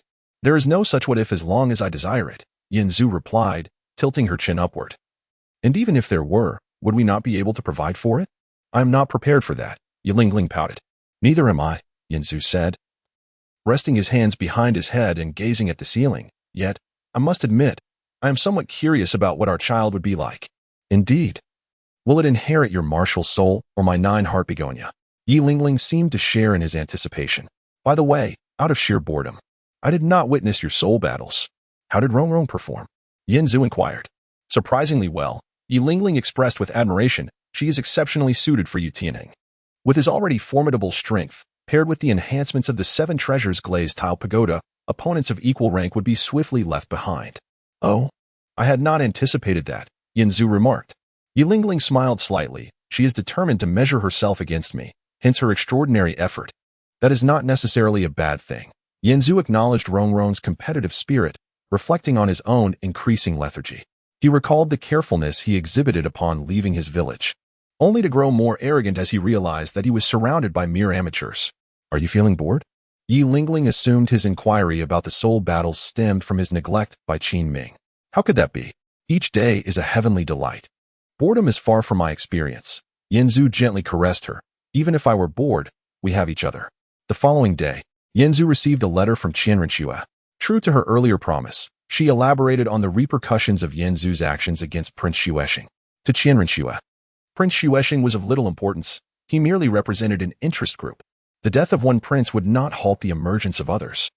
What mattered was the disintegration of the power behind him. This was the very undertaking Qian Renxue had been pursuing. However, Yinzu's sudden act of killing Prince Xuexing had greatly alarmed the interest group behind him, making them more cautious and united than ever. Consequently, Qian Renxue's plans became increasingly challenging. Moreover, the death of Prince Xuexing had rendered the Snow Knight Emperor increasingly paranoid, leading him to distrust everyone, including Qian Renxue, who had been acting as Xuexinghe. Her authority as the crown prince had been significantly diminished. The Spirit Hall's branch was also affected.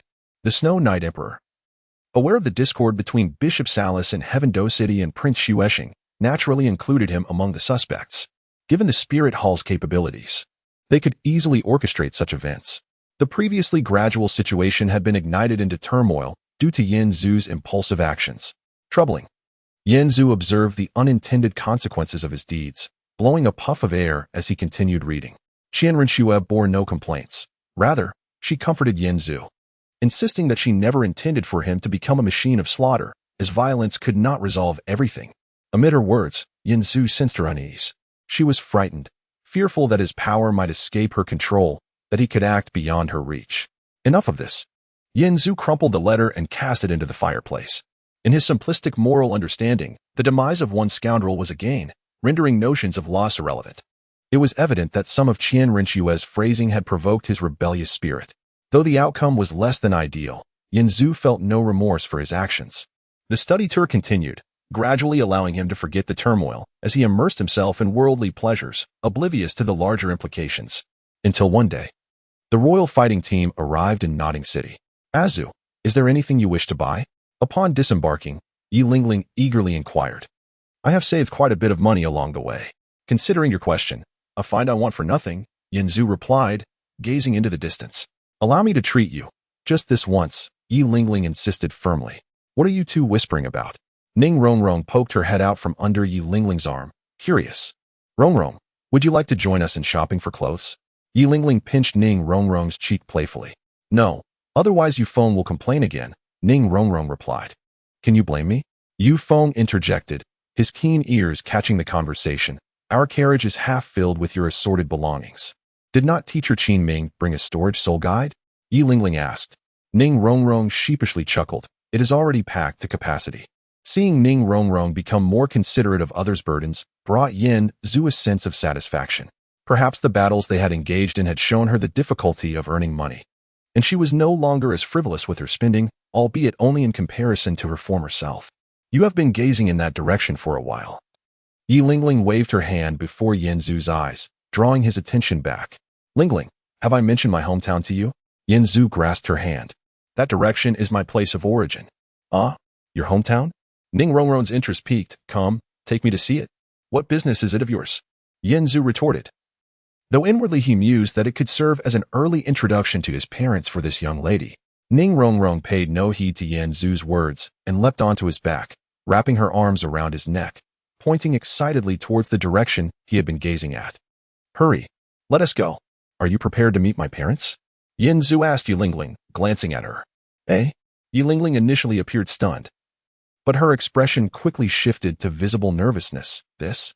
Do not worry, my parents will adore you. Yin Zhu anticipated his father's reaction upon meeting Yi Lingling, thinking, look, my son is not merely a handsome face, he has brought home an exceptional girl. Thus, after notifying Qin Ming, Yin Zhu cradled Yi Lingling in one arm and carried Ning Rongrong on his back, soaring towards his hometown. You were born in such a remote place? Ning Rongrong gazed down at the lack of a proper road, astonished.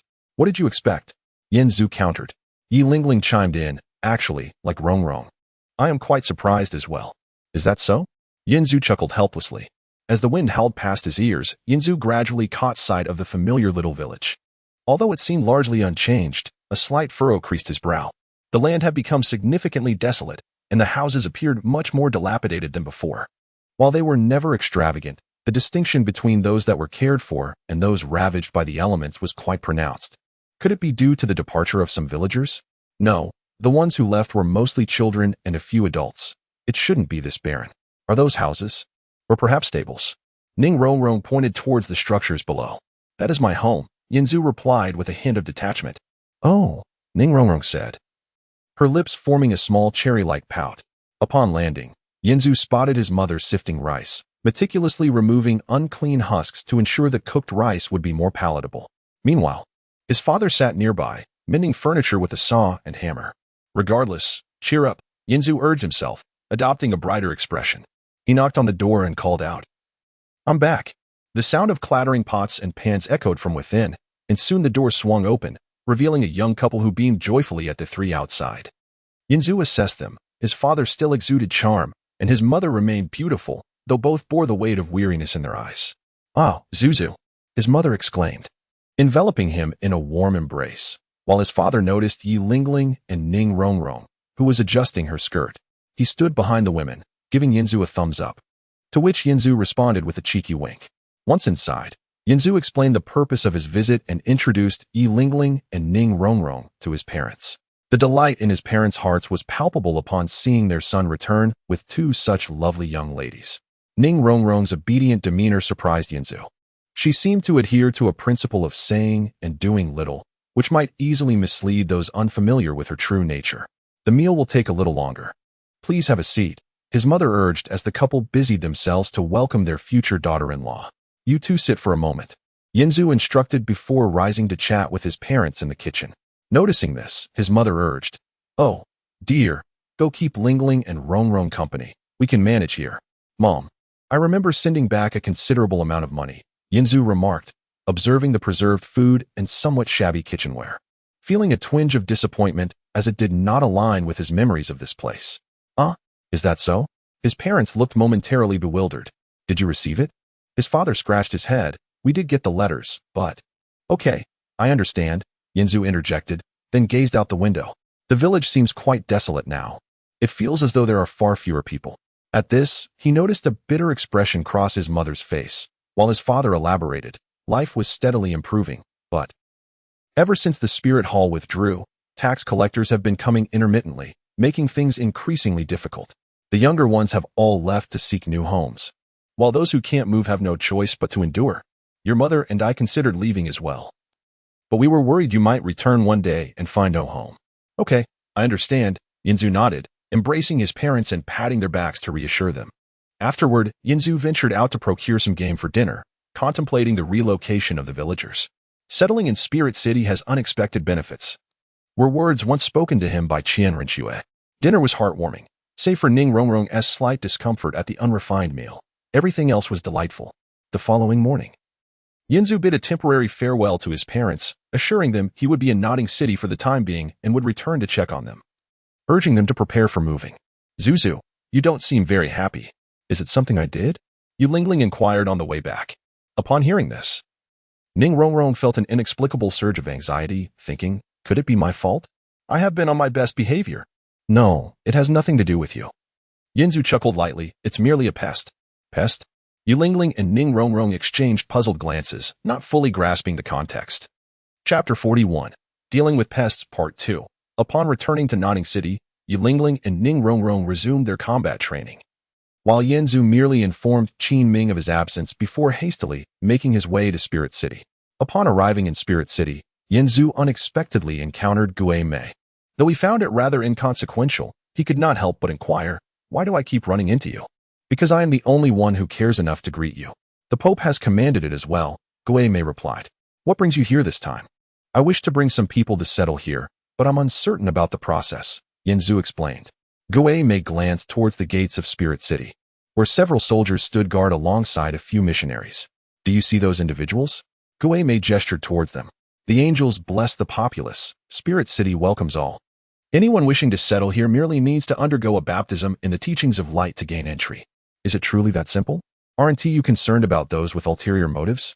Yinzu asked, somewhat surprised. He was aware that the sea god, in his quest for justice, routinely purged those of insufficient merit from Sea God Island. Once the time for assessment arrived, regardless of whether one was an outsider or a native, failure to pass the trial would result in expulsion. Gue Mei scoffed. Under the Divine Hall, who would dare to act against it? Are there any obligations for the citizens of Spirit City? Yinzu inquired. Gue Mei appeared slightly impatient as she replied. You might as well ask the relevant personnel about such matters. With a shrug, Yinzu took flight towards the city gates, realizing that it would be rather disrespectful to occupy the time of a titled Douluo with such queries. Subsequently, he learned from the missionaries that the sole obligation for the citizens of Spirit City was to participate in regular prayer ceremonies. Those settling in Spirit City could choose whether to engage in the city's planned systems. If they opted to participate, the management would assign work based on their age, skills, and physical condition, ensuring uniformity in provisions. The nature of the work would depend solely on one's strength and luck, with no room for grievances. Conversely, those who chose not to participate needed to be self-sufficient. As long as they adhered to the law and attended prayers regularly, the rest was left to their discretion. Oh, a sanctuary for the elderly. After gaining this initial understanding, Yinzu resolved to bring the remaining villagers over. However, he pondered the effort required for such a task. With this in mind, he shamelessly approached Gue Mei again, proposing that she assist in transporting the villagers in exchange for some celestial herbs. Initially hesitant, Gue Mei was soon swayed when the titled Douluo, Yu Guan, seemed to catch a whiff of the herbs and swiftly seized them, utterly captivated by their allure. Realizing their value, Gue Mei eventually acquiesced to Yinzu's request after Yu Guan's repeated urgings. Thus began another arduous journey for Yinzu and Gue Mei. Upon returning to his hometown, Yinzu explained the situation to his parents and urged his father to rally the remaining villagers. Given their long-standing familiarity, there was no mistrust among them. Additionally, Having previously benefited from the Spirit Hall, the prospect of relocating to Spirit City filled everyone with joy. Overnight, the last few dozen villagers departed, leaving behind what was once a tranquil sanctuary, now shrouded in overgrown grass and trees. The seldom trodden paths of the forest would soon vanish entirely. Upon reaching Spirit City, Yanzu patiently accompanied everyone until all were settled before taking his leave. With this significant concern resolved, Yanzu returned to Nodding City, ready to eradicate the pests. The Tiando Empire was dotted with numerous principalities. Many cities managed by local royal families rather than the Tiando royal family itself. Nodding City, however, was an exception, governed directly by its lord. Interestingly, the city's location was quite remote and ambiguous, far from the Tiando imperial capital and bordering the Douluo Empire, making the lordship akin to that of a local emperor. On this particular day, Yanzu did little else but linger near the lord's estate, indulging in food and drink while monitoring the activities within the lord's residence. With his keen perception, he was aware of every movement made by those inside. This parcel was delivered to Prince Lafuki of Sachuo City. Inside the lord's estate, a rotund and benevolent-looking middle-aged man was busy distributing tasks. "This one goes to the Spirit Hall S branch. Let them sort it out themselves," he stated briskly, as those below received their assignments and dispersed accordingly. "The Spirit Hall has a share too?" Yanzu chuckled to himself, bemused by the age-old adage that people die for wealth just as birds perish for food. He intercepted all the parcels headed for Nodding City, amassing a considerable fortune for himself. That evening, Yanzu infiltrated the Lord S estate, displeased by the middle-aged man's corpulence. He utilized a toilet plunger to silence him before hanging him from the rafters and turning it into a game of darts. The man was caught in the act of indulging with a young girl when Yanzu apprehended him. The fright rendered him utterly cowardly. After knocking the girl unconscious, Yanzu sat at the desk, plucking pins from the holder and targeting the bulging areas of the man's body. "Look at you, so rotund." "I hardly know where to begin," Yanzu remarked, twirling a pin in hand. With a sudden pop, the man managed to dislodge the plunger from his face and began to scream for help. "Stop your pig-like squeals," Yanzu retorted, brandishing a few more pins as he stood. "Your men are all lying down now. If you wish to die quickly, keep shouting. What do you want from me? I have no enmity with you. Why treat me this way?" The man stammered, struggling in vain, his flabby body jiggling in the air, a most unpleasant sight. "Those in power who do not act on behalf of the people are better off selling sweet potatoes at home," Yanzu said, aiming a pen at the man's most vulnerable spot. "Do you think you have a chance to return home and sell sweet potatoes? Little brother, please calm down." The middle-aged man quivered, feeling a chill below. "Whatever you desire, I can provide. I am the master of Nodding City. Anything you want, I can give you." "Ah, no, I mean you are the master now. If you wish, you can be the lord of Nodding City, and I will be your dog beneath your chair." Enough. Save your breath," Yanzu interjected. "You are the lord, correct? I will ask you just once, who among the Spirit Hall is allied with you?" Realizing that this individual sought to make trouble for the Spirit Hall, the lord felt relieved. "Young master." "Ah, no, esteemed sir, listen to me. The people from the Spirit Hall only come to collect money from me regularly. As long as I keep them fed, everyone profits, and we coexist peacefully. I know nothing of their internal affairs," he expounded. Yanzu nodded. "Oh, so everyone profits, right?" "Indeed, there are no new grievances. We all prosper together," the lord replied with a forced smile. "So, those who do not profit are not considered people. Is that correct?" "No wonder." With that, Yanzu flicked his wrist, sending 3 pins piercing through the portly lord's body, and then proceeded towards the Spirit Hall branch within the city. Unlike the lord's estate, the Spirit Hall was perpetually illuminated, with individuals working in shifts around the clock. Thus, when Yanzu entered the branch hall, he found many still diligently attending to their tasks. "Who is in charge here?" Yanzu approached the counter and inquired directly. The Spirit Hall branch is unlike the City Lord's mansion. The latter is affiliated with the Heavendo Empire, and revealing one's identity could lead to innumerable troubles. Conversely, the Spirit Hall branch merely functions as an administrative body within the Empire, so Yanzu felt no need to conceal his identity. "Who are you?" The receptionist at the counter, sensing the visitor's hostility, heightened his vigilance. Yanzu scattered a handful of gold spirit coins across the counter and stated, "Just answer my questions, and let's maintain a cordial atmosphere." The young man, evidently lacking social finesse, looked perplexed and replied, "I truly do not understand your intent." Noticing that the young man showed no inclination to accept the bribe, Yanzu patted his shoulder and proceeded inward. effortlessly dispatching anyone who attempted to obstruct him with a swift strike, leaving a clear path in his wake. In a couple of days, representatives from Bishop Salas will arrive. Prepare everything for me. Also, the gray-haired man paused momentarily and inquired, "What is that noise outside?" No sooner had he spoken than a deafening sonic boom erupted. In one of the courtyards of the branch, a beam of crimson light severed two soul saints suspended in midair. Their spirit rings, which had just illuminated, extinguished in an instant, leaving 4 charred remains to plummet to the ground. "Hey, you. Step out for a moment," Yinzu called towards an office. Having just cleared his ears, Bishop Myers, "No. This is bad." A servant, having witnessed the unfolding chaos through the window, trembled and collapsed onto the desk, scattering its contents in disarray. "I saw it." The gray-haired man kicked the servant aside in anger and stormed out of the office. However, as soon as he stepped outside, the evening breeze carried the acrid scent of charred flesh, jolting him to full awareness, and he began to regret his impulsive decision. Why had he come out? Wouldn't he have been wiser to escape through the window?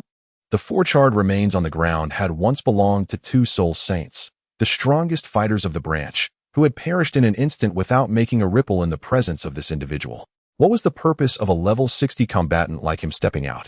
Just to indulge in jealousy? Yinzu rubbed his hands as he approached Myers, saying, "So, how do you wish to meet your end?"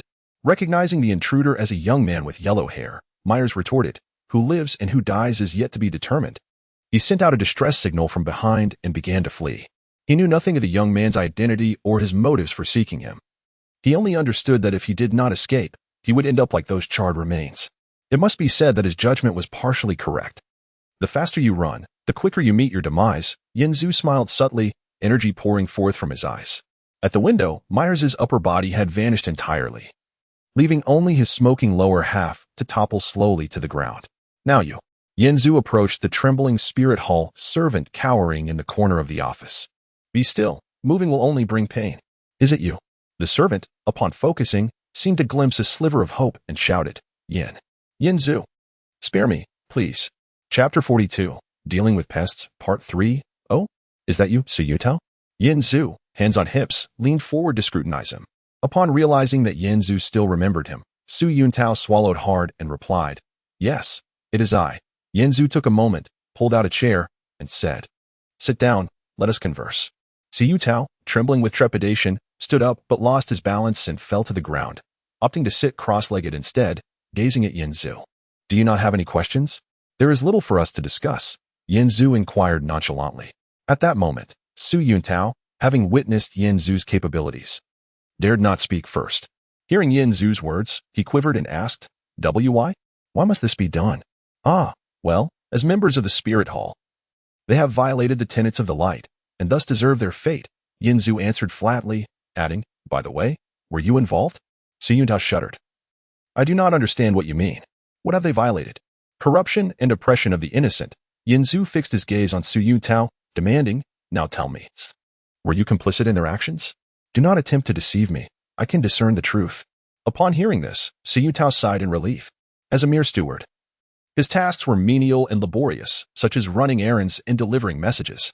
He had no opportunity to engage in corruption or bribery. "They are indeed deserving of their punishment," he remarked, recalling the special mission he undertook, which had left a lasting impression of Yinzu on him. He was curious how that individual, who once possessed 0 innate soul power, had come to achieve such heights. Never mind. Yinzu, not noticing Su Yuntao's racing heartbeat, stood and stretched. "I shall leave you to handle the aftermath." Before Su Yuntao could relish the joy of survival, he asked urgently, "How should I manage the aftermath?" "Simply say that these individuals were sent by higher authorities to cleanse the sect of its rot. Exaggerate as much as you wish, they will not dare to question it," Yinzu instructed before departing the branch hall. Earlier, Miles had fired a signal flare just before his demise, prompting the nearest members of the Spirit Hall to converge here. It was prudent to leave early to avoid complications. Not long after Yinzu's departure, several figures arrived at the Nodding City branch, followed by a trickle of others. Naturally, the only lucid individual, Su Yuntao, became the subject of interrogation. With no choice, he responded as instructed by Yinzu, claiming that elders had been sent from above to rectify the internal issues. Consequently, no one dared to pursue further inquiries. The matter was now in the hands of those in authority. As a mere steward, Su Yuntao wished to avoid any significant trouble. The following morning, Yin Zhu breakfasted with the imperial fighting faction, listening to the latest gossip circulating within the city. The major incident involving the city lord's residence had stirred considerable commotion, but the news had yet to reach the imperial capital, leaving the resolution uncertain. Yin Zhu chuckled inwardly. With the death of a prince in the capital and now a city lord in Nodding City, if he were the Snow Knight Emperor, he would likely be too anxious to sleep. Meanwhile, the Spirit Hall remained relatively quiet. Within the span of a night, the Nodding City branch resumed its operations, likely sealing off information. The situation is rather grave, Qin Ming remarked, frowning at the dining table. After the events in Tiando City, now Nodding City faces a similar crisis. At this rate, or maybe imminent. Could it be the Douluo Empire's doing? Yu Tianhing queried while nibbling on a piece of bread. It's hard to say. Qin Ming shook his head. In truth, the Spirit Hall is likely the more probable culprit. That seems to be a common sentiment, Yin Zhu added. After all, the Spirit Hall has infiltrated Tiando so thoroughly. Why are you smiling? Yilingling noticed the corners of Yin Zhu's mouth lifting as he spoke. Am I? Yin Zhu gently brushed Yilingling's cheek with his hand. Qin Ming continued sipping his soup, unable to suppress a glance at Yin Zhu. A chilling thought creeping into his mind. If it were him, it wouldn't be entirely implausible. Once such speculation arose, it naturally led to deeper investigation. The more Qin Ming pondered, the more terrifying it became. Yin Zhu seemed to have had the means to commit both incidents. And given his ruthlessness in the Stardow Forest, his strength could indeed support the execution of such grand schemes. Could it truly be him? Qin Ming shuddered, daring not to contemplate further, as such thoughts were perilous. If that were the case, his only duty would be to protect his students from becoming embroiled in Yin Zhu's plans. When he saw Yin Zhu and Yilingling displaying their affection in front of everyone, Qin Ming dismissed his earlier suspicions. After all, one must have a motive to commit such acts. What benefit would Yin Zhu derive from these actions? Zhu, shall we go watch the soul fighting later? Ning Rongrong tugged at Yin Zhu's sleeve. No, I have pressing matters to attend to, Yin Zhu replied. What pressing matters could you possibly have? Isn't it just idleness? Ning Rongrong scoffed. Yin Zhu glanced at Qin Ming, who was rising to settle the bill, and remarked, Pay up. Pay up? The others looked at each other in confusion. Who are you paying? Ning Rongrong pressed. Whoever is in need, Yin Zhu said before leaning down to place a kiss on Yilingling's cheek and then departing alone, leaving the others bemused. While paying, Qin Ming noticed Yin Zhu leaving alone. After a struggle with his curiosity, he ultimately decided to ignore it. Yin Zhu first purchased a storage soul guide and then sought a place to convert the wealth he had seized into tangible currency, flying toward the villages surrounding Nodding City with a handful of gold soul coins. It was a splendid day, and the villagers toiled in the fields, drenched in sweat. Suddenly, rain began to fall, localized and unexpected. As Yin Zhu passed through the fields, he distributed portions of the converted money, scattering it evenly across the ground. Fearing that the gold coins might injure someone, Yin Zhu flew at a low altitude, allowing the laborers to clearly see the source of this monetary downpour. Having toiled for most of their lives, they had never dared to dream of such wealth, yet here it was, cascading from the heavens, each coin a genuine gold soul coin. After a flurry of scrambling, the villagers came to realize that the generous benefactor had vanished, but the solid coins in their hands assured them this was no dream. Though he had flown far away, Yin Zhu could still hear the villagers' voices, expressions of gratitude and prayers. They seemed to regard him as a deity. However, no matter how much money he dispensed, it could not last forever. Regretfully, Yin Zhu wished he had exchanged it for silver or copper coins instead, for he could have enjoyed the spectacle even more. Days later, news of the upheaval in Nodding City reached the Tiando Imperial Palace. In a fit of rage, the Snow Knight Emperor convened a meeting, summoning the kings of various principalities. He demanded a thorough investigation into the matter while simultaneously reminding them to remain loyal and not harbor ill intentions. The question arose, from where should they initiate this unfounded inquiry into the sudden calamity? The kings, needing to show their allegiance, began imposing strict restrictions on the movement of people between regions, particularly barring entry and exit from the Douluo Empire. In addition to this, the Spirit Hall has also received significant attention from the Snow Knight Emperor, who has reclaimed some of their privileges while demanding that all branches of the Spirit Hall within the Tiando Empire be subject to imperial oversight. In this regard, the highest-ranking official of the Spirit Hall in the Tiando region, the Platinum Bishop Salas, though harboring dissatisfaction, could only acquiesce for the time being. Have we clarified the situation regarding the noting branch? Salas inquired of his confidant while glancing at the report on his desk. The servant replied, My lord, All the information we could find has been verified and indeed matches the submitted report. Upon hearing this, Salus felt an overwhelming pressure, striking the table as he exclaimed, "So I must personally seek an audience with His Holiness the Pope to verify the authenticity of this matter? To inquire whether she truly dispatched someone to noting to rectify the situation? If His Holiness were to decline, do you understand what that would signify?" Faced with Salus's fury, none of the servants dared to speak. If it is not the work of the Elders' Hall, it implies that a branch has been silently uprooted without our knowledge, and we cannot even trace the culprit. Moreover, we disturb His Holiness with such matters, showcasing our incompetence. Salus's anger caused veins to bulge on his forehead. Yet he felt utterly helpless. After a moment of silence, Salus took a deep breath and asked, "From where did this report and your investigation derive?" The servant responded, "On the night of the incident, there were numerous eyewitnesses." Salus waved his hand decisively. "Bring them all to me. I shall interrogate them personally." Meanwhile, Qian Rinxue in the prince's palace was also troubled by this matter. She knew without a doubt that it was Yen Zhu's doing, as she had been closely monitoring his movements. The pressing concern was how she should express her stance. She sensed that Yen Zhu was gradually slipping from her control. Deep down, Qian Rinxue understood that Yen Zhu's initial, unfounded loyalty to her was likely driven by her beauty. However, now that he had Yi Lingling by his side, their constant companionship would surely diminish his feelings for her. Writing this letter proved to be quite a challenge. Qian Rinxue pressed her fingers to her temples, unsure how to begin. Should she confront him personally? Although it would be somewhat troublesome, the angel spirit's speed was unparalleled. The back-and-forth journey would not take much time. After much contemplation, Qian Rinxue arranged the affairs of the prince's palace and then discreetly departed from Tiando City, ultimately heading towards Noting City. Chapter 43. Embracing the light. When Qian Rinxue arrived in Noting City, she inadvertently stumbled upon the tender moment shared between Yen Zhu and Yi Lingling. Yen Zhu had sensed Qian Rinxue's arrival long before, yet he was engrossed in elevating Yi Lingling to the heavens, leaving him unable to attend to anything else. Qian Rinxue, lacking such foresight, only realized the inopportune timing of her visit when she glimpsed their entangled figures through the window, accompanied by faint whispers. "How vexing," Qian Rinxue muttered under her breath as she ascended to a nearby rooftop to wait. After an indeterminate amount of time, Yen Zhu finally joined her atop the building. Addressing the meditative Qian Rinxue with a hint of surprise, "What a rare guest we have here." Qian Rinxue's tone was laced with reproach as she replied, "You've already surprised me twice. Does my presence here still count as a surprise?"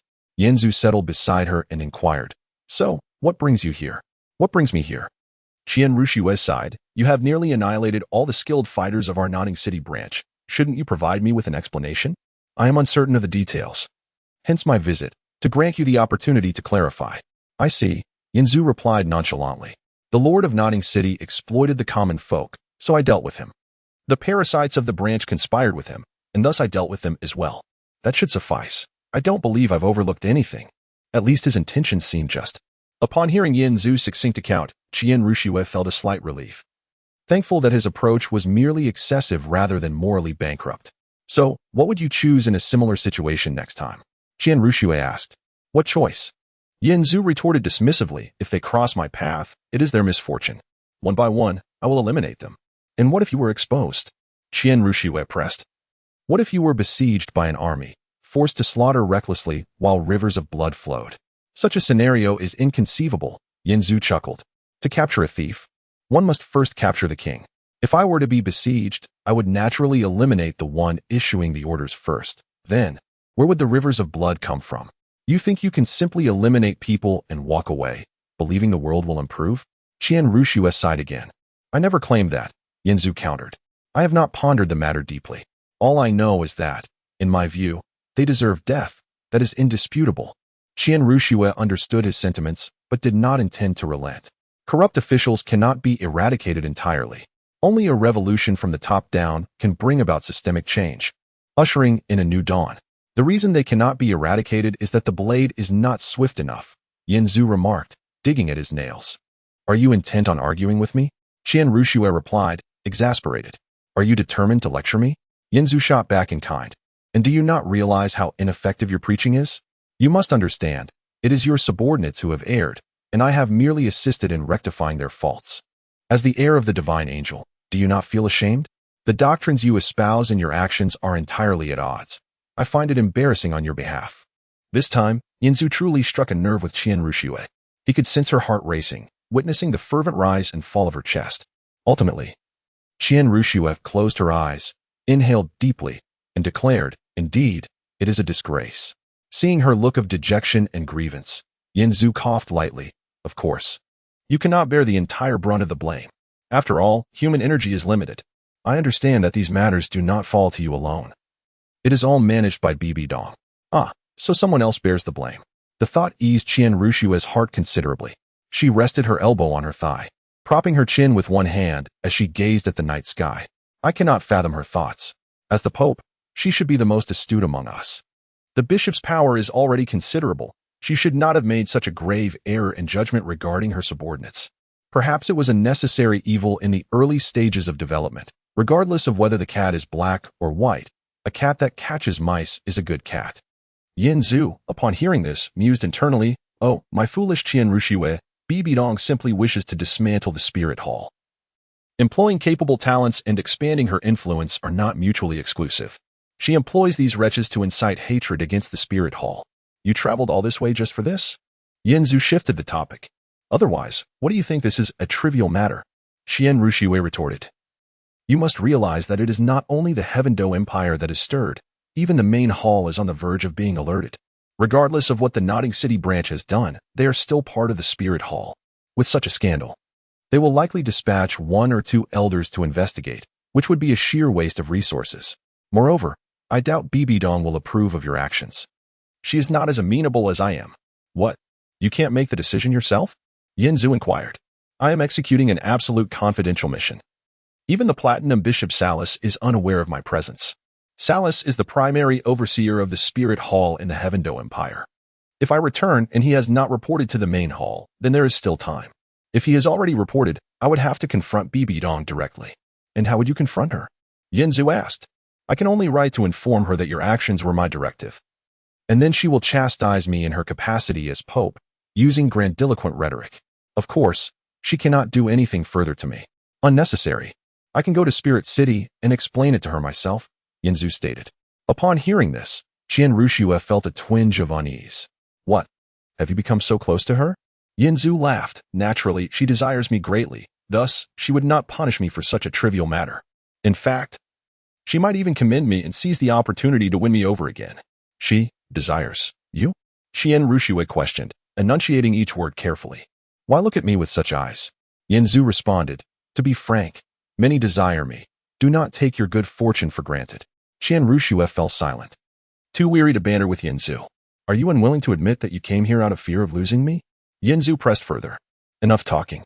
Allow me a moment of silence, Qian Ruxue replied, her tone cold and unyielding, devoid of anger. Now seated atop the rooftop. With the lights below dimming and the stars twinkling above, the night breeze caressed gently. Qian Ruxue momentarily emptied her mind, a sensation that brought her great ease.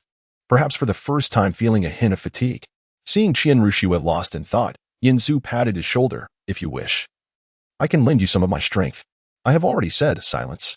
Yinzu opened his mouth to speak but ultimately refrained, joining Qian Ruxue in her reverie.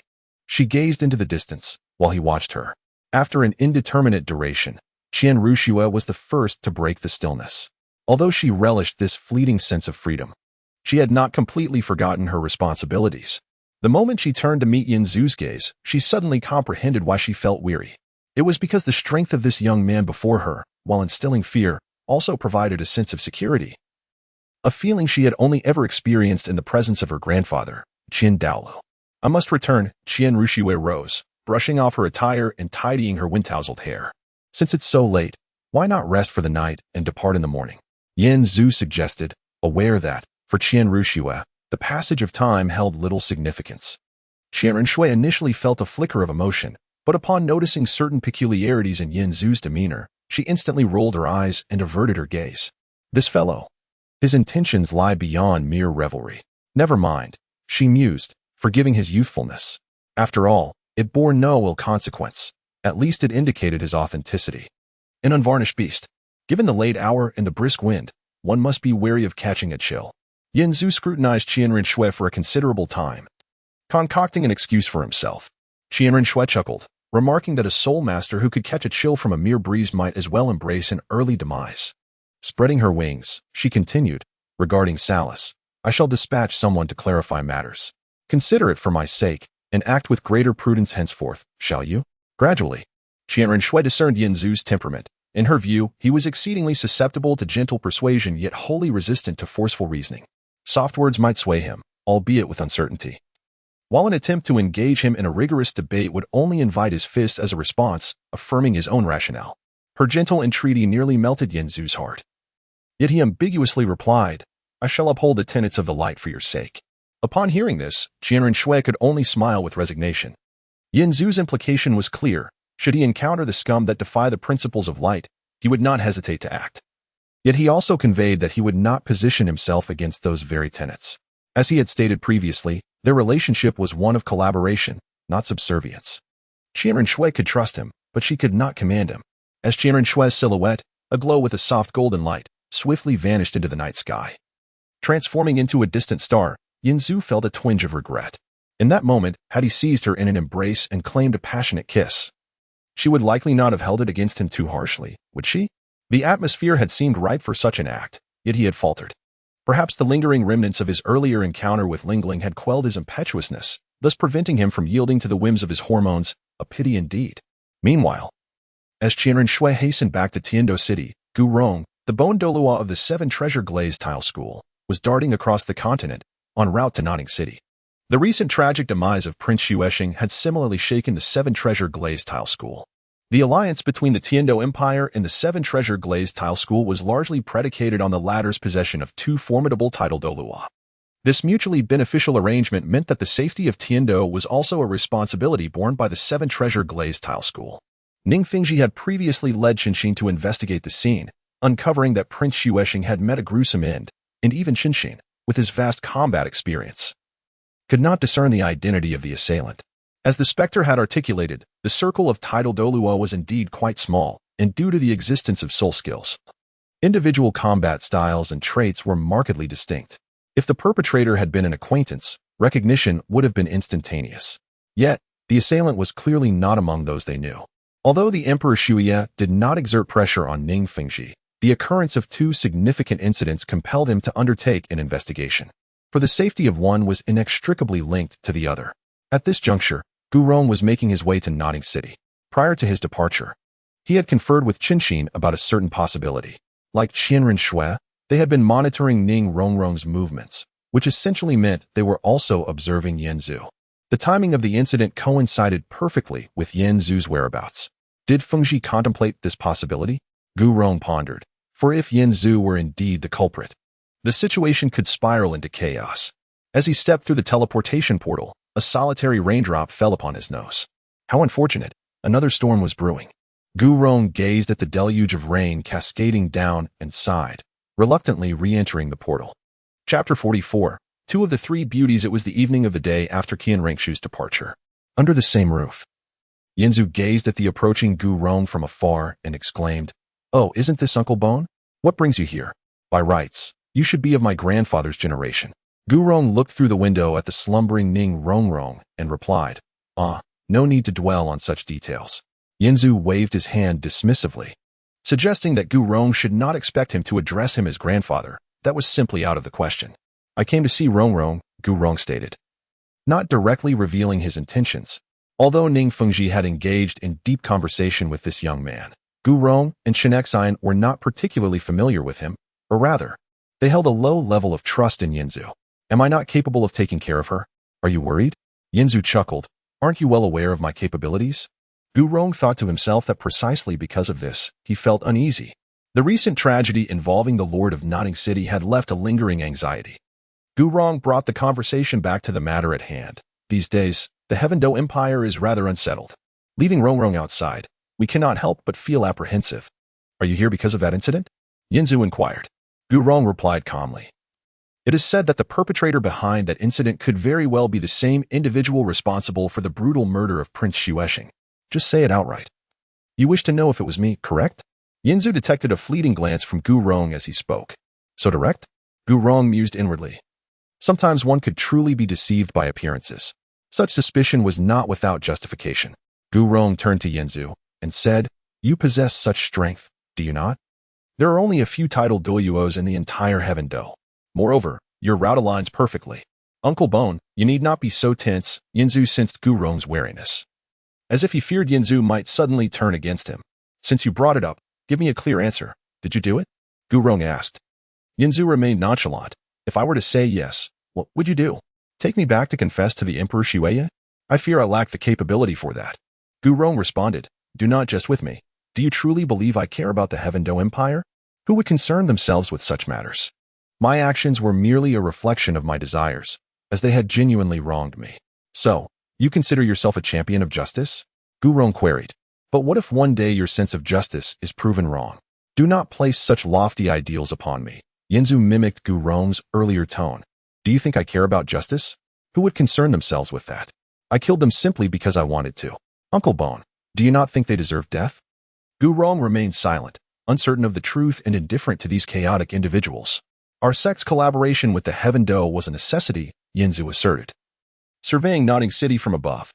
"The Heaven Do has its foundation and army. We possess wealth, and with you and Sword Uncle as our guardians, we simply seek mutual benefit and warmth in numbers. Therefore, you must understand, your actions will complicate matters for Fingxi," Gu Rong warned. Yanzu coldly laughed. "Complicate matters? Then let it be so.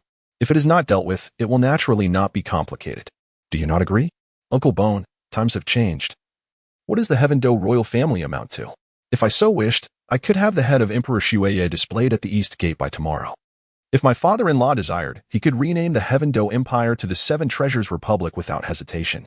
Though, I must admit, that name does sound a bit foolish." Gu Rong frowned at his words. "Such thoughts are perilous. The Empire's army is no trivial matter. Even if you possess exceptional skills, how could you withstand the onslaught of countless troops? Furthermore, you must be responsible for the disciples of our sect. No one would engage in such a fruitless endeavor." Well, Yanzu initially intended to argue but soon relented, acknowledging that the Douluo continent was indeed a low martial world where even hidden weapons could slay gods. There was little more to be said. Nevertheless, he was grateful that it was a low martial world. Otherwise, he would not be able to act with such impunity. Initially, he had been cautious out of fear that this world might harbor entities capable of annihilating the universe at a moment's notice. "Regardless, I did kill them. But it was not personal. It was merely a matter of my mood," Yanzu declared. "Uncle Bone, you are welcome to relay my words verbatim to my father-in-law." "Ah, Zwa." Gu Rong sighed. "This world is vast, and you possess strength that allows you to navigate it with ease. But does Rongrong? Do the disciples of the Seven Treasures Glazed Tile School? I do not wish to criticize you. I merely ask that you consider these matters before you act. Moreover, there is the Douluo Empire lurking, watching us closely. Engaging in internal strife with the Heaven Do Empire is unwise."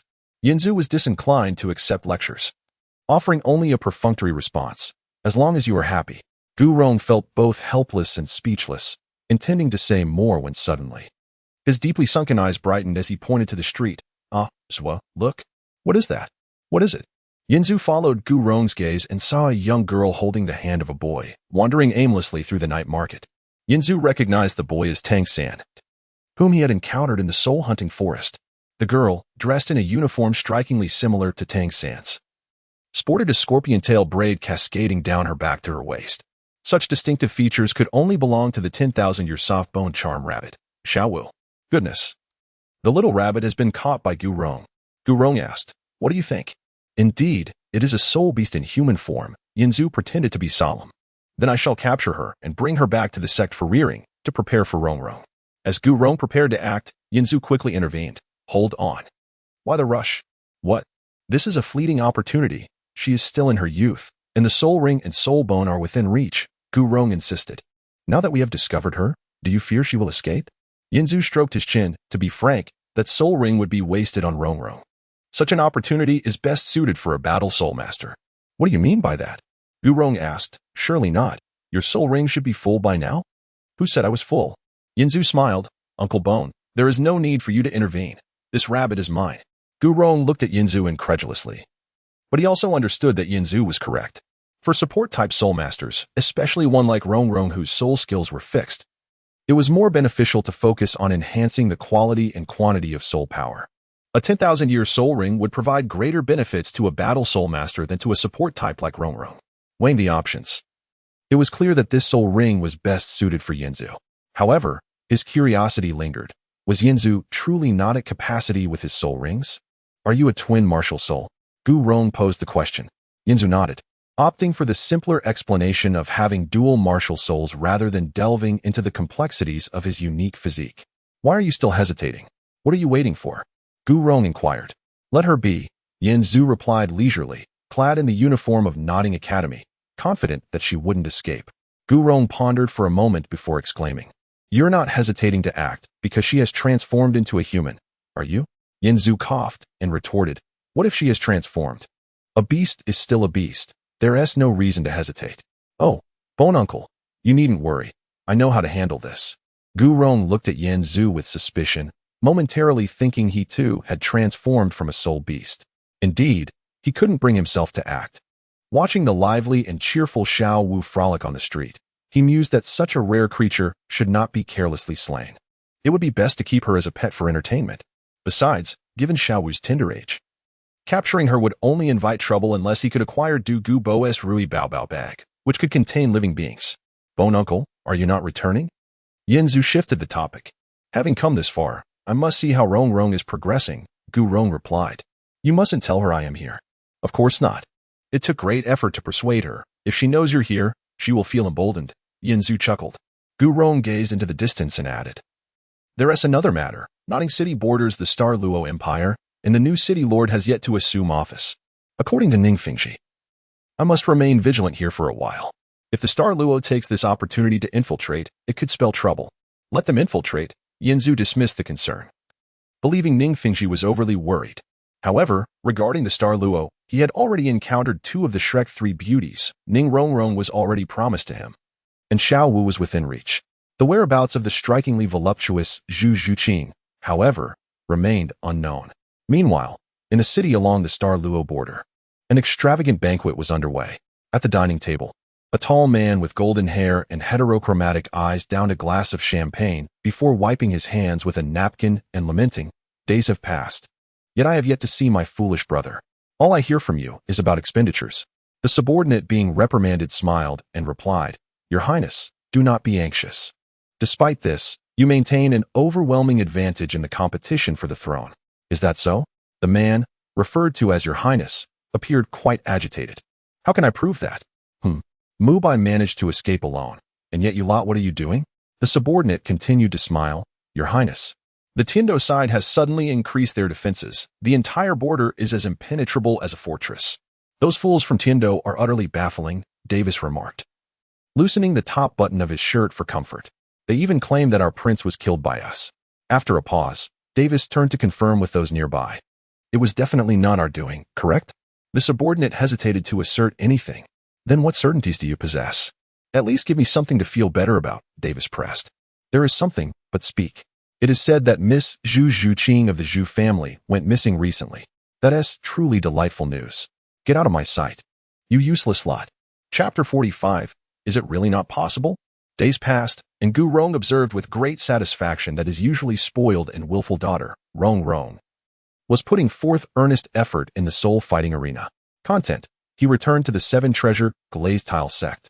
When Ningfengji learned that the recent incidents were indeed orchestrated by Yanzu, he nearly fainted, fearing he had made a grave miscalculation and fallen into Yanzu's trap. Fengji, I believe that a Zhu does not harbor malicious intent, Gu Rong reassured Ningfengji. From what he said, his actions against Prince Xuesheng and the Lord of Nodding City were merely impulsive. If we regard him as a mere child of 10, it would be quite excessive, however. If we place him among the likes of Tang Chun in the realm of thousands, his conduct becomes entirely reasonable. Ningfengji sighed. I am not particularly concerned about the Prince of Xuesheng. Their kind is hardly worth lamenting. My only worry is that this may escalate and disrupt our lives. The Tiando royal family has ruled this land for many years. Their foundation is deep-rooted and not easily supplanted. Even if, as Yanzu suggests, we could eliminate those key figures, our Seven Treasure Glazed Tile sect lacks the appetite to consume Tiando, and instead, we may end up serving as a mere garment for the Martial Soul Hall. True enough, Gu Rong nodded. Given the current influence of the Martial Soul Hall, it is indeed possible for them to rally considerable support. The crux of Yanzu's intentions is not a major issue. As long as the Snow Knight Emperor can be appeased, this matter may settle itself. Ning Fengji chose not to delve deeper into the issue and inquired instead, "How fares Rong Rong?" Gu Rong smiled. "Rong Rong is working very hard. I see that not only is she happy, but she also gets along well with her friends. They are currently traveling to study, and the leader has allowed her to alternate performances with the young lady from the Jiuxin Haidang family. Our Rong Rong is doing splendidly." Ning Fengji nodded. "That reassures me. Regardless of the circumstances, as long as Zhu treats Rong Rong well, the rest is of little consequence. For now, we must cooperate with the Tiando royal family. What the future holds is uncertain." Gu Rong understood Ning Fengji's sentiments. Since the Martial Soul Hall's establishment in Tiando, it was evident that a rift would eventually emerge, given the conflict between the hall's doctrines and the interests of the noble class in the empire. When chaos ensued, a sect must either seize the opportunity or seek self-preservation. In such times, a superpower like Yanzu would prove invaluable. Time flew, and it had been over a year since the royal battle team left the academy to study abroad.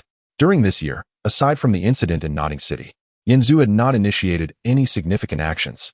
However, of late, he found himself troubled by a particular concern. One evening, as usual, Yanzu was in bed with Yi Lingling, their bodies entwined. Just as he prepared to untie her nightgown, she grasped his hand and shook her head. He reluctantly complied. "Is everything back to normal?"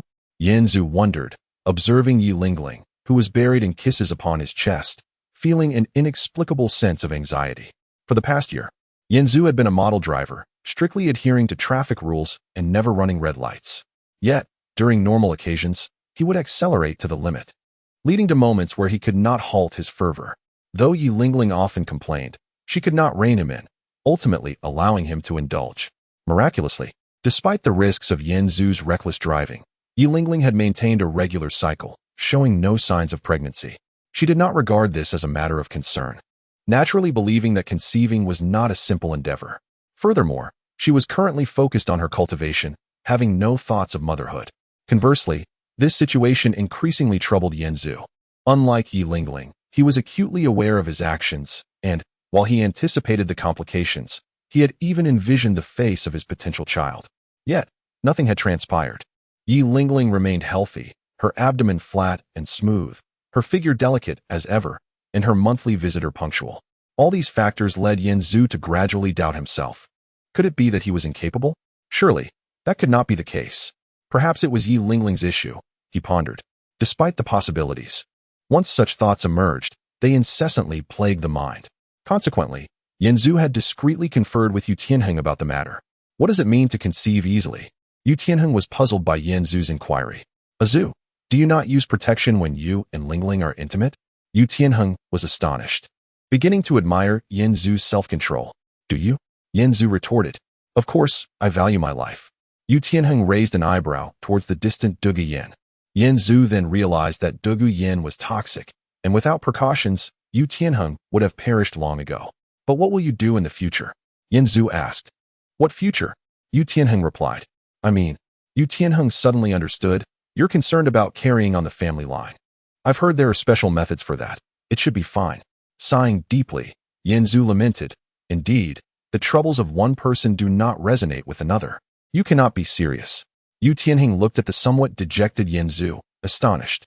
Could it be that you, such a formidable individual, are truly incapable? "Enough of your nonsense," Yanzu scolded. "I have a Japanese name, Ichiyajiro. Where is that?" Yu Tianheng inquired. "That is not important." Yanzu waved dismissively. Yu Tianheng continued. "Then why dwell on this? Is your world with Lingling not harmonious? Listen, do not compare Lingling to me. She is the most fragile among us. You must exercise restraint. That is not the issue." Yanzu rolled his eyes and expressed his concerns. After hearing him, Yu Tianheng said, "Oh, I thought it was something serious. You could simply conduct an experiment to verify it. Why worry?" "What do you mean?" Yanzu asked. Yu Tianheng explained. "Since you are unsure whether the issue lies with you or Lingling, you could try with someone else a few times. Then, the source of the problem would be clear." "Is that even a viable option?" Yanzu questioned. "What if it turns out to be Lingling's issue? Wouldn't I then be an accidental father?" Yu Tianheng scoffed. "You yourself said what if, so it seems you are quite aware. It is indeed your problem." Yanzu felt as though struck by lightning. Oh, it is not a big deal. Yu Tianhing placed a hand on Yanzu's shoulder. Think positively. This way, you wouldn't even need a vasectomy, would you? Yanzu found no solace in Yu Tianhing's words.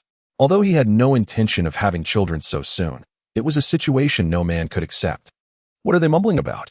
Du Guyan, out shopping, noticed that Yu Tianhing and Yanzu were lagging behind and asked Yi Lingling. Yi Lingling, equally puzzled, glanced back at Yanzu. As his confidant, she sensed that he had been troubled lately. Yet, despite her subtle inquiries, he remained tight-lipped, leaving her feeling somewhat disheartened. It is better to clarify sooner rather than later. It is not a terminal illness. Yu Tianhing patted Yanzu's shoulder. Azu, as someone once said, true warriors dare to confront the bleakness of life. Thank you, Yanzu replied.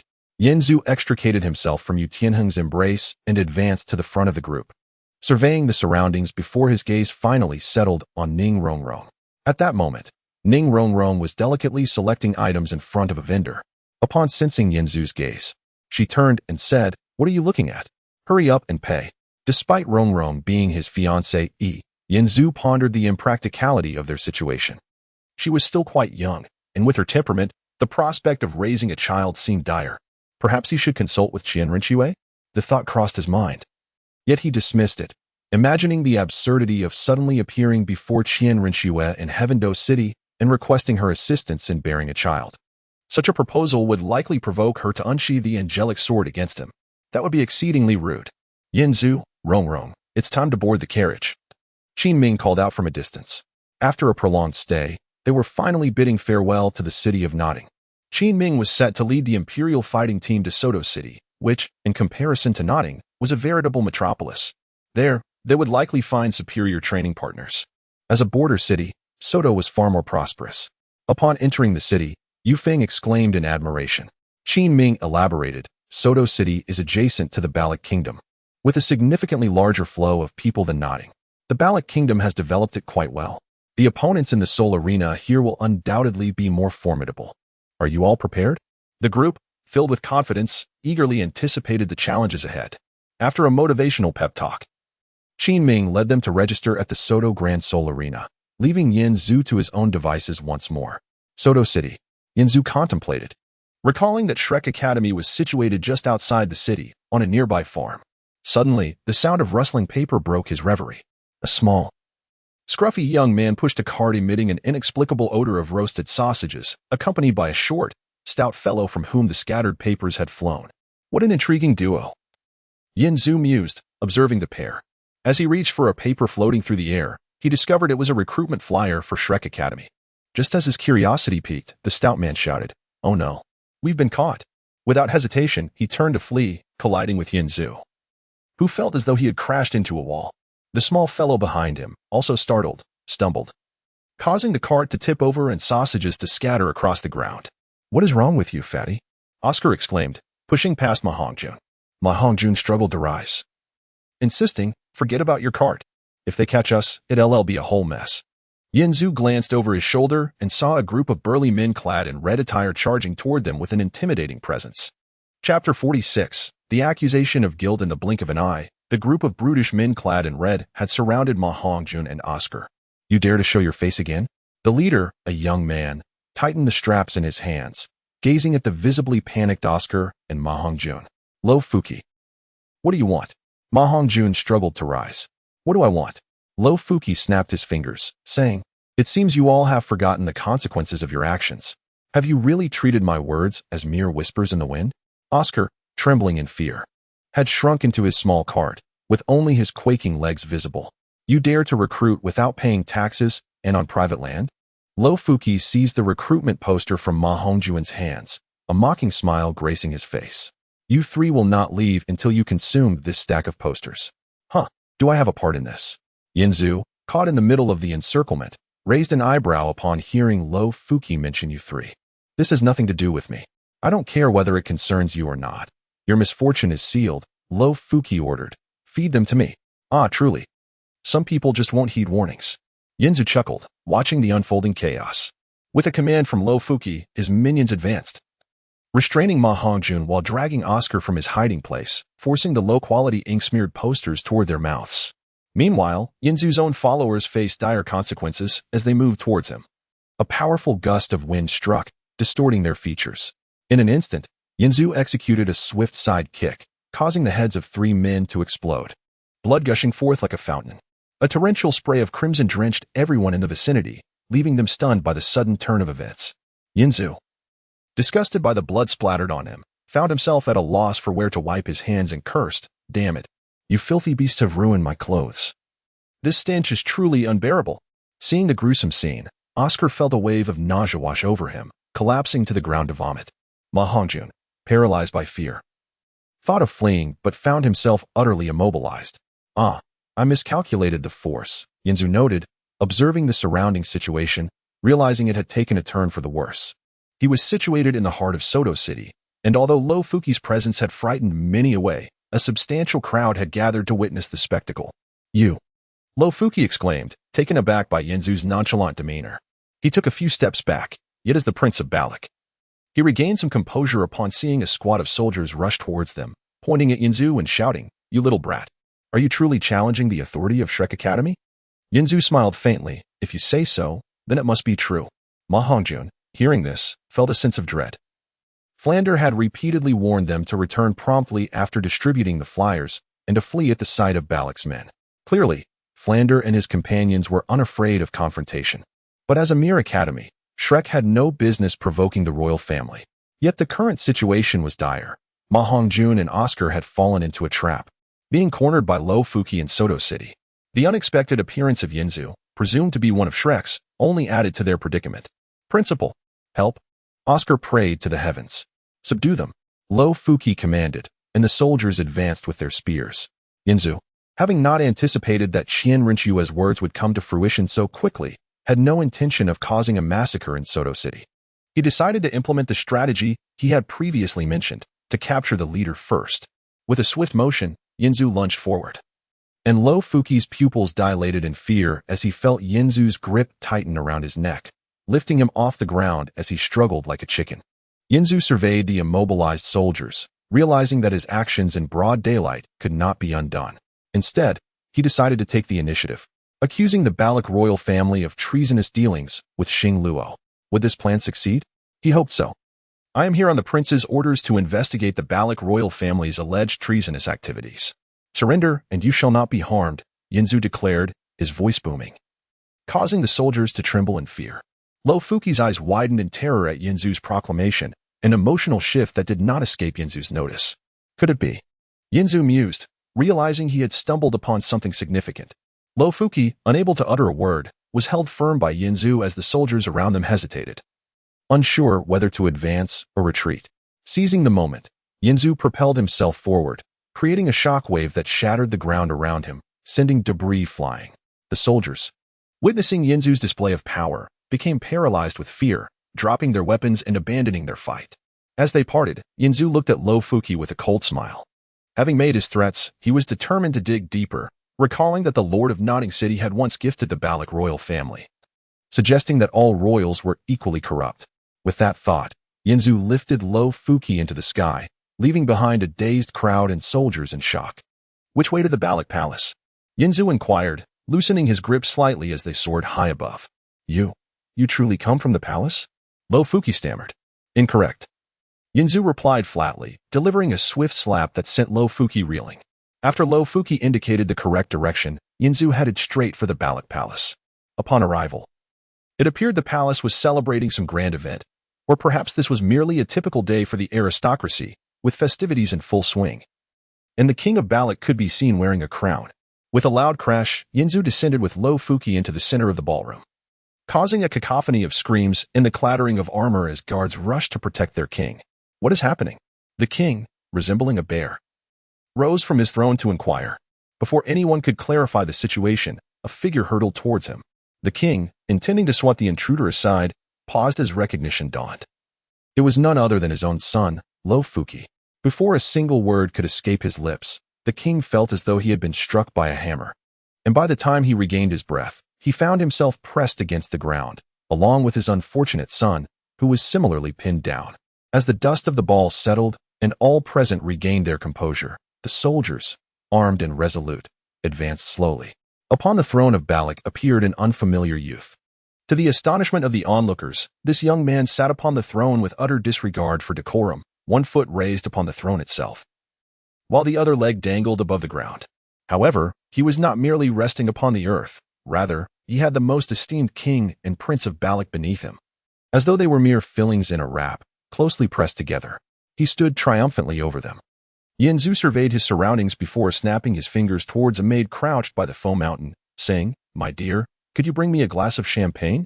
Chapter 47. An Unfounded Accusation, Part 2. The maid had descended into a state of sheer terror, nearly incapacitated by fear. She could sense the terrifying intellect concealed beneath the calm facade of the young man before her, and dared not provoke him in the slightest. Trembling, she rose and extended the tray in her hands. However, in a moment of despair, her hand shook, causing several glasses of champagne to topple, splattering Yanzu from head to toe. "Oh dear, not a drop left for me to quench my thirst," Yanzu remarked. Rising to his feet, while stepping on the two individuals beneath him, he leaned closer to the maid, playfully twirling a strand of her hair. Noticing her entire body quaking, he chuckled, "Fear not, my dear, am I really going to consume you?" With that, he embraced the maid and returned to his throne, one hand caressing her thigh, while his lower body savored the firmness of her posterior.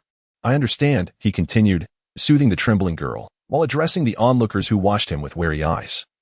"I can sense your curiosity about this fellow before you. Who is he, and what is his purpose here? Relax, and we can avoid soiling our garments." As soon as he finished speaking, an overwhelming surge of energy erupted from his eyes, obliterating one of the soul saints mid-air, splitting him in two. The charred remains emitted a nauseating stench, hitting the ground with a dull thud that echoed through the hall. Yanzu surveyed the room once more. And now they were all compliant. Sighing, he shook his head. Why is it that some individuals refuse to heed warnings? Is there anyone else who wishes to make a move?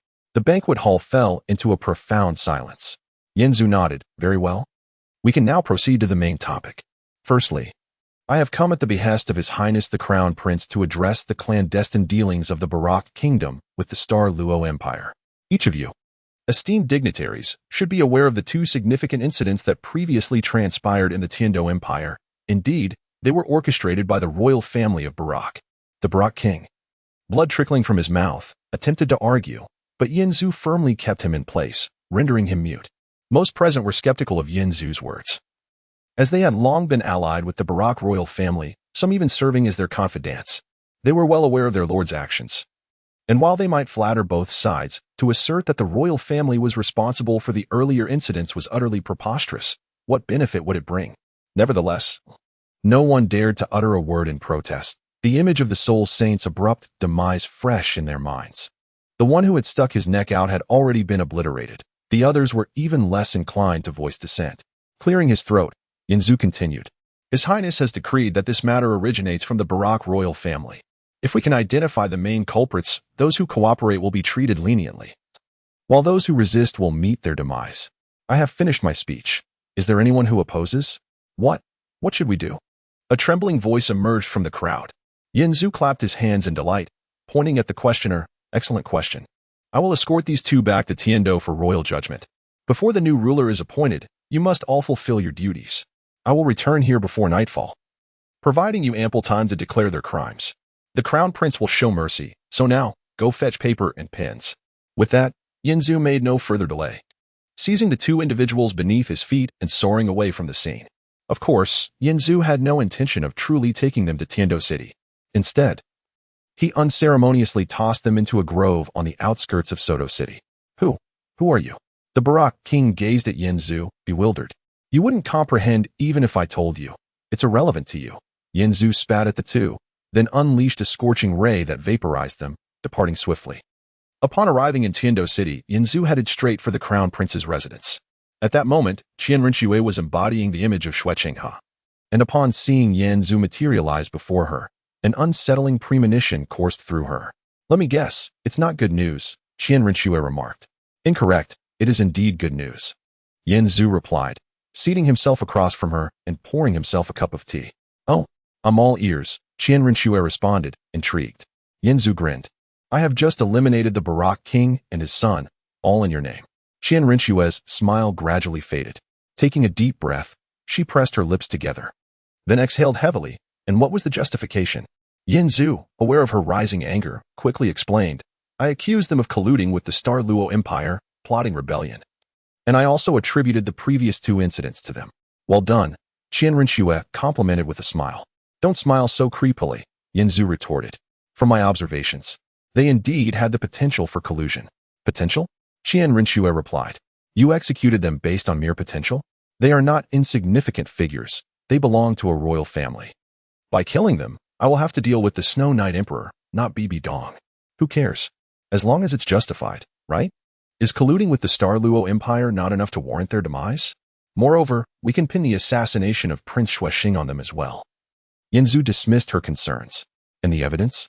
Rinxue, realizing the futility of arguing, began to contemplate solutions. Zhu responded, before I arrived. I happened upon the Barak king hosting a grand banquet. The nobles should currently be busy detailing the Barak royal family's misdeeds. I truly have no words for you. Rinxue sighed, leaning back and rubbing her face, feeling utterly exhausted. While your actions are not entirely unjustifiable, your methods are undeniably malicious. Zhu chuckled. You sent spies to poison princes, and you still dare to criticize me? Rinxue straightened her posture. So what is your plan for me moving forward? Zhu replied. Send someone to take over the Barak kingdom's fiefdom and organize the evidence I have collected to deceive the Snow Knight Emperor. Rinxue pondered. Logically, it makes sense. But even for me, it is excessive to unilaterally dispose of a duchy's royal family, especially since the Snow Knight Emperor is already on edge. I cannot predict how he will react upon hearing this news. What else can he do? Zhu stated. With one corpse in the grave. Had it not been for your procrastination, I could have gotten rid of him as well. Rinxue countered. Acting too hastily will only plunge Tiando into chaos. Our spirit hall lacks the strength to stabilize the Tiando Empire at present. We still need to consolidate the powers of the various branches. Since you have this intention, I will certainly do my utmost. Very well. I will return to the Barak Palace now. I will deliver the evidence I have gathered to you tonight, and after that, everything will be in your hands, Zhu concluded, making his exit back to the Barak Palace. Chapter 48. A feast of wine and flesh. Under the overwhelming might of Zhu, none dared to defy his commands. Whether from the Balak royal family or the Tiando imperial lineage, these aristocrats and officials were all the same. They would serve whomever, as long as their own positions were secure, basking in the comforts of power. Upon arriving at the Balak Palace, Zhu found the gathered individuals prepared with their testimonies, presenting them to him with trepidation, akin to pledges of loyalty. Even those who harbored thoughts of escape were ignored by Zhu, who collected the documents and promptly flew towards Tiando City to seek out Rinxue. Meanwhile, Rinxue had also devised her narrative, sending word to the Spirit Hall to expedite the construction of branch halls and discreetly bolster troop deployments. With Zhu by her side, she resolved to prepare for an early conquest of Tiando. Observing the mountains of documents that cluttered her desk, she sighed. Indeed, we have made significant strides in the pursuit of justice. Might I deserve a reward? Zhu, brimming with pride, responded. To prevent you from imposing some grand task upon me, I think we should discuss our future strategies. Rinxue unfurled a map of the Tiando Empire and beckoned Zhu closer. As he approached and stood beside her, she enveloped him in an intoxicating fragrance. Despite her current guise as Xuexing, Zhu felt a stirring as he gazed upon her fair jawline, framed by golden locks. Rinxue was poised to speak, her finger tracing the map, when suddenly, an involuntary shiver coursed through her, and she recoiled with a startled exclamation. Hey, just moments earlier. Zhu had impulsively kissed her cheek. Astonished, Rinxue touched her face in disbelief, confirming her disguise remained intact, and sighed skyward. I am utterly in awe of you. Leaning against her chair, she added, I am Xuexing, after all. Zhu rubbed his temple. It matters not. I know who you truly are. Can we focus on serious matters? Irritated, Rinxue retorted. You have no other topics of conversation? Curiosity, Zhu replied earnestly. He was genuinely intrigued, recalling how Rinxue had been sent as an undercover agent to the Tiando Empire at a tender age. If her transformation involved an entire bodily change, it was hard to fathom her thoughts upon first witnessing her own metamorphosis. I lack the time for your frivolities. Listen if you can, or amuse yourself elsewhere, she admonished. Hands on her hips. Very well, I shall uncover the truth in due time, Zhu replied, sending a chill down her spine. Nonetheless, she pressed on, briefing him on the current situation in the Tiando Empire, though he appeared disinterested. leaving her to believe he had absorbed her words before she confidently proceeded to meet the Snow Knight Emperor. Upon returning to Sutua City late that night, Yen Zhu's earlier actions became a topic of discussion, and after completing their day-s training, Yu Tianheng and the others had heard whispers of the events, concluding that Yen Zhu was indeed behind it all. Qin Ming, having waited until the late hours, stopped Yen Zhu as he returned to the inn. "It was I who acted. What of it?" Yen Zhu confessed to his earlier deeds against the Balak royal guards. Qin Ming, while somewhat prepared for this revelation, couldn't help but blanch. "Azu, this is the realm of Balak. Your actions have stirred great trouble. Don't overreact. It was merely a few scoundrels. One less is one less. Worry not, for I have dealt with the root of the issue. There will be no repercussions." Yen Zhu stated dismissively before retreating to his room. "Teacher Qin has been awaiting you. Have you seen him?" Yi Lingling inquired. Yen Zhu collapsed onto the bed. Embracing Yi Lingling, "I have. What of it? Do you wish to inquire about that as well?" "Of course, it is no trivial matter," she replied. "Such events are hardly cause for indifference."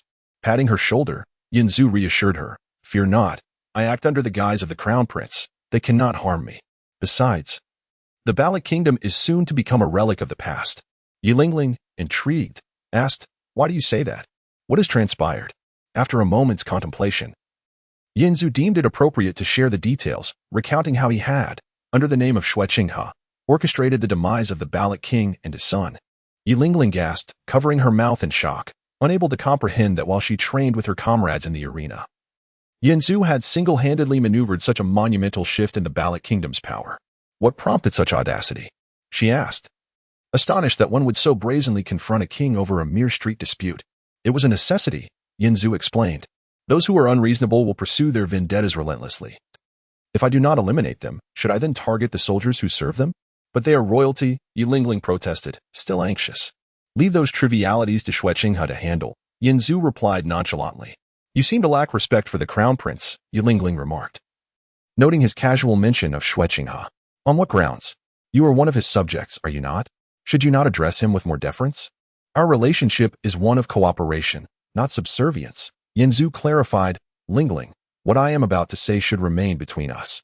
I admire Xue Qinghe's vision and capability in governance, and thus I intend to assist him in realizing his ambitions, which, naturally, also benefits me. Therefore, do not be alarmed by my actions. After all, revolution is inherently tumultuous. I care not for these matters. My sole concern is for you. Do you understand?" Yi Lingling nestled her head against Yen Zhu's chest. "I have no one but you. I understand, yet you must also trust in me." He chuckled. "I am invincible." As thoughts of invincibility plagued him again, he pondered Yi Tianheng's earlier suggestion. After their intimate encounter, gazing at Yi Lingling's serene visage in slumber, he realized the urgency of addressing the underlying issues so as to act accordingly. The next morning, after parting ways with Yi Lingling, Yen Zhu returned to the Balak Palace, curious not only about his intended actions but also about the state of a palace devoid of its king. The answer, he discovered, was one of decay. Initially, the servants may have felt constrained, yet what place could rival the opulence of a palace? The realm is replete with wealth and temptation. Starting from the closest confidants of King Balak, chaos ensues at every level as those wielding power corrupt the riches within the palace. While Yen Zhu leisurely roamed the royal halls, those who had witnessed his methods were too frightened to act recklessly. However, some remained ignorant, leading to a bloody incident. After dealing with a few indiscreet individuals, serving as a warning to others, order was momentarily restored in the palace.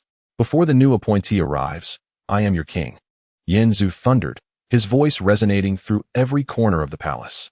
One must admit, this formidable soul power possesses remarkable utility. Having grasped the situation in the palace, Yen Zhu commanded the gathering of the maidens and concubines. The number was indeed considerable, each one exuding charm and grace, their attire often revealing in its transparency, showcasing their exquisite figures. It was evident that the royal family knew how to indulge in pleasures.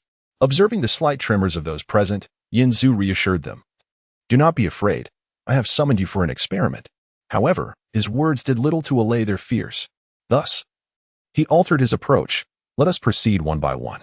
With that, Yen Zhu scanned the crowd and noticed the maid who had spilled wine all over herself during the banquet. He beckoned her forward.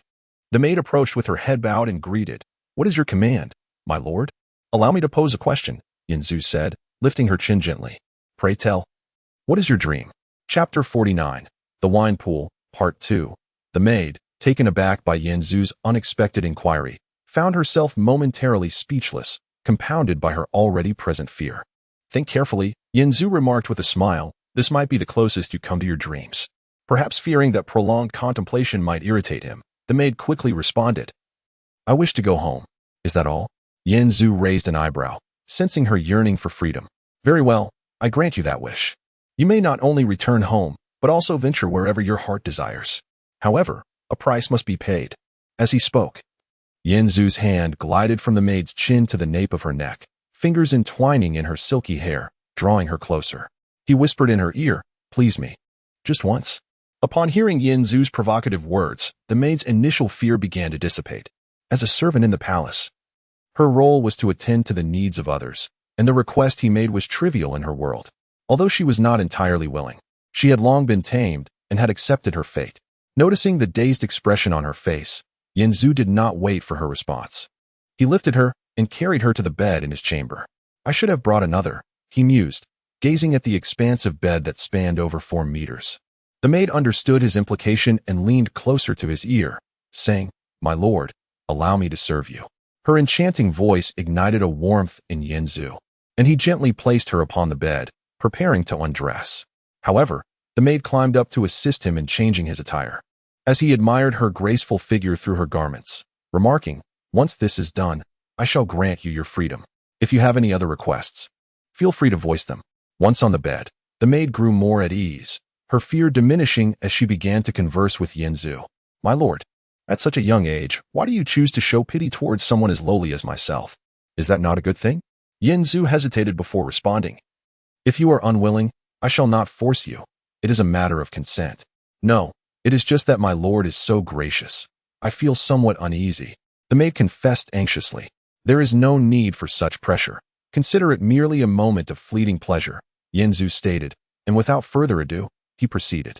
After their encounter, he fulfilled his promise, satisfying the wishes of the palace maids, though he declined some unrealistic requests, such as taking them as concubines. Yanzu was accustomed to following his desires, and with Yulingling and Ningrongrong by his side, he had enough to manage. Unless one of them could bear his child, that would be a different matter altogether. Having indulged in his pleasures, Yanzu departed from the Balak Palace. He mused that even the likes of Dong Zhuo and King Shou could not compare to his own enjoyments, for they were mere mortals, while he was forged of iron, unyielding and resolute. As time passed, Xueqing seemed to have subdued the Snowy Night Emperor, leading to the disappearance of the Balak Kingdom from the continent, transforming it into a province of the Tiando Empire.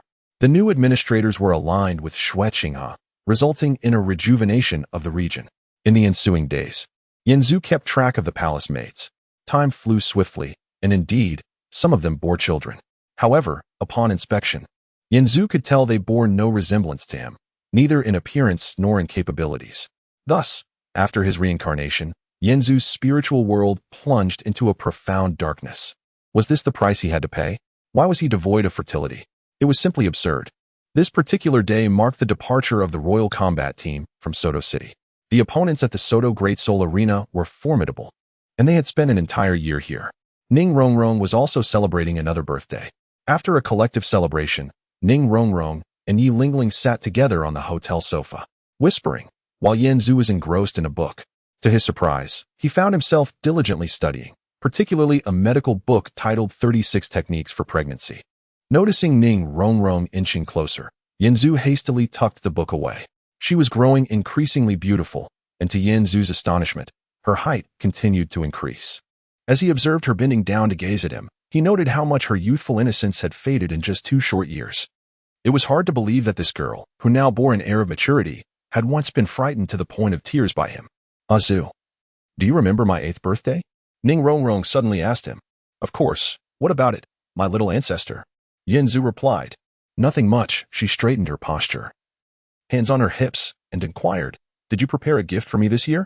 Of course, Yanzu feigned seriousness. The gift is that I can grant you one wish. What? You haven't prepared anything. Ningrongrong pouted in disdain. Come now. You truly don't appreciate the opportunity presented to you. Yanzu laughed. This is something only a spirit could offer. How can you say I am unprepared? Ningrongrong pondered for a moment. Having never lacked for anything in her life, she realized she did not possess any particularly strong desires. However, She found herself missing Grandfather Jian and Grandfather Gua, and involuntarily lowered her head, feeling a sense of emptiness as she returned to the sofa to sit in silence. Seeing her demeanor, Yanzu initially thought her expectations had been too high, leading to greater disappointment, which stirred a pang of guilt within him. He approached her, ready to speak, but noticed the glimmer of tears in her eyes. Really? Is it that serious? Yanzu was taken aback as Ning Rongrong leaned into Yilingling's embrace, murmuring, I miss home. Yilingling gently stroked Ning Rongrong's head, exchanging a playful glance with Yanzu. Understanding the unspoken message, Yanzu said, Shall I inform teacher Qin Ming tomorrow that I will take you home for a visit? But Ning Rongrong's eyes reflected a hint of grievance. Father said I am not allowed to go back. Indeed, he wishes for you to grow and stand on your own. If you show a change in attitude, I believe he would be eager to see you. Yanzu reassured her. Really? Ning Rongrong hesitated. Of course, even in prison, one is granted occasional visits. How can you not return home? Yanzu chuckled. Leave it to me. I will take you back, and we will be there in the blink of an eye. The following morning, after informing Qin Ming, Yanzu set off with Ning Rongrong towards the Seven Treasure Glazed Tile School. You've grown taller. Carrying you is not as easy as before, Yanzu remarked against the wind. As Ning Rongrong clung to his back, memories of her kidnapping 2 years prior resurfaced, and she shot him a reproachful glance before leaning close to his ear, saying, Azu, I know about that incident. What incident? Yanzu was perplexed. All he heard was Ning Rongrong's muffled laughter, which left him bewildered. Chapter 50, Infertility, Part 1. Did you see that? Yanzu turned his head towards Ning Rongrong, who had rested her chin on his shoulder. Due to the rapid flight, Ning Rongrong had kept her eyes closed the entire time, only now opening them to gaze down below, where the various buildings of the Seven Treasures Glazed Tile School appeared like a miniature model. Wow, we're here already, Ning Rongrong exclaimed, delightfully patting Yanzu on the head. You're so fast, Azu. Thank you, but please refrain from such flattery towards men, Yanzu replied, preparing to descend, only to be caught by Ning Rongrong, who clutched his collar. Wait, I want to give them a surprise, she insisted. No surprises to give, Yanzu stated. Your grandpa Jian is sitting atop that tower. He has already seen us coming. Where? I can't see him, Ning Rongrong exclaimed, looking around but failing to spot Chen Xian. Of course you can't see him, Yanzu chuckled. Ning Rongrong, feeling a hint of suspicion, said, I suspect you possess some kind of X-ray vision. I actually do. Didn't I ever mention it to you? Yanzu yawned. Ning Rongrong blushed at his words. So, have we been exposed to your gaze all this time?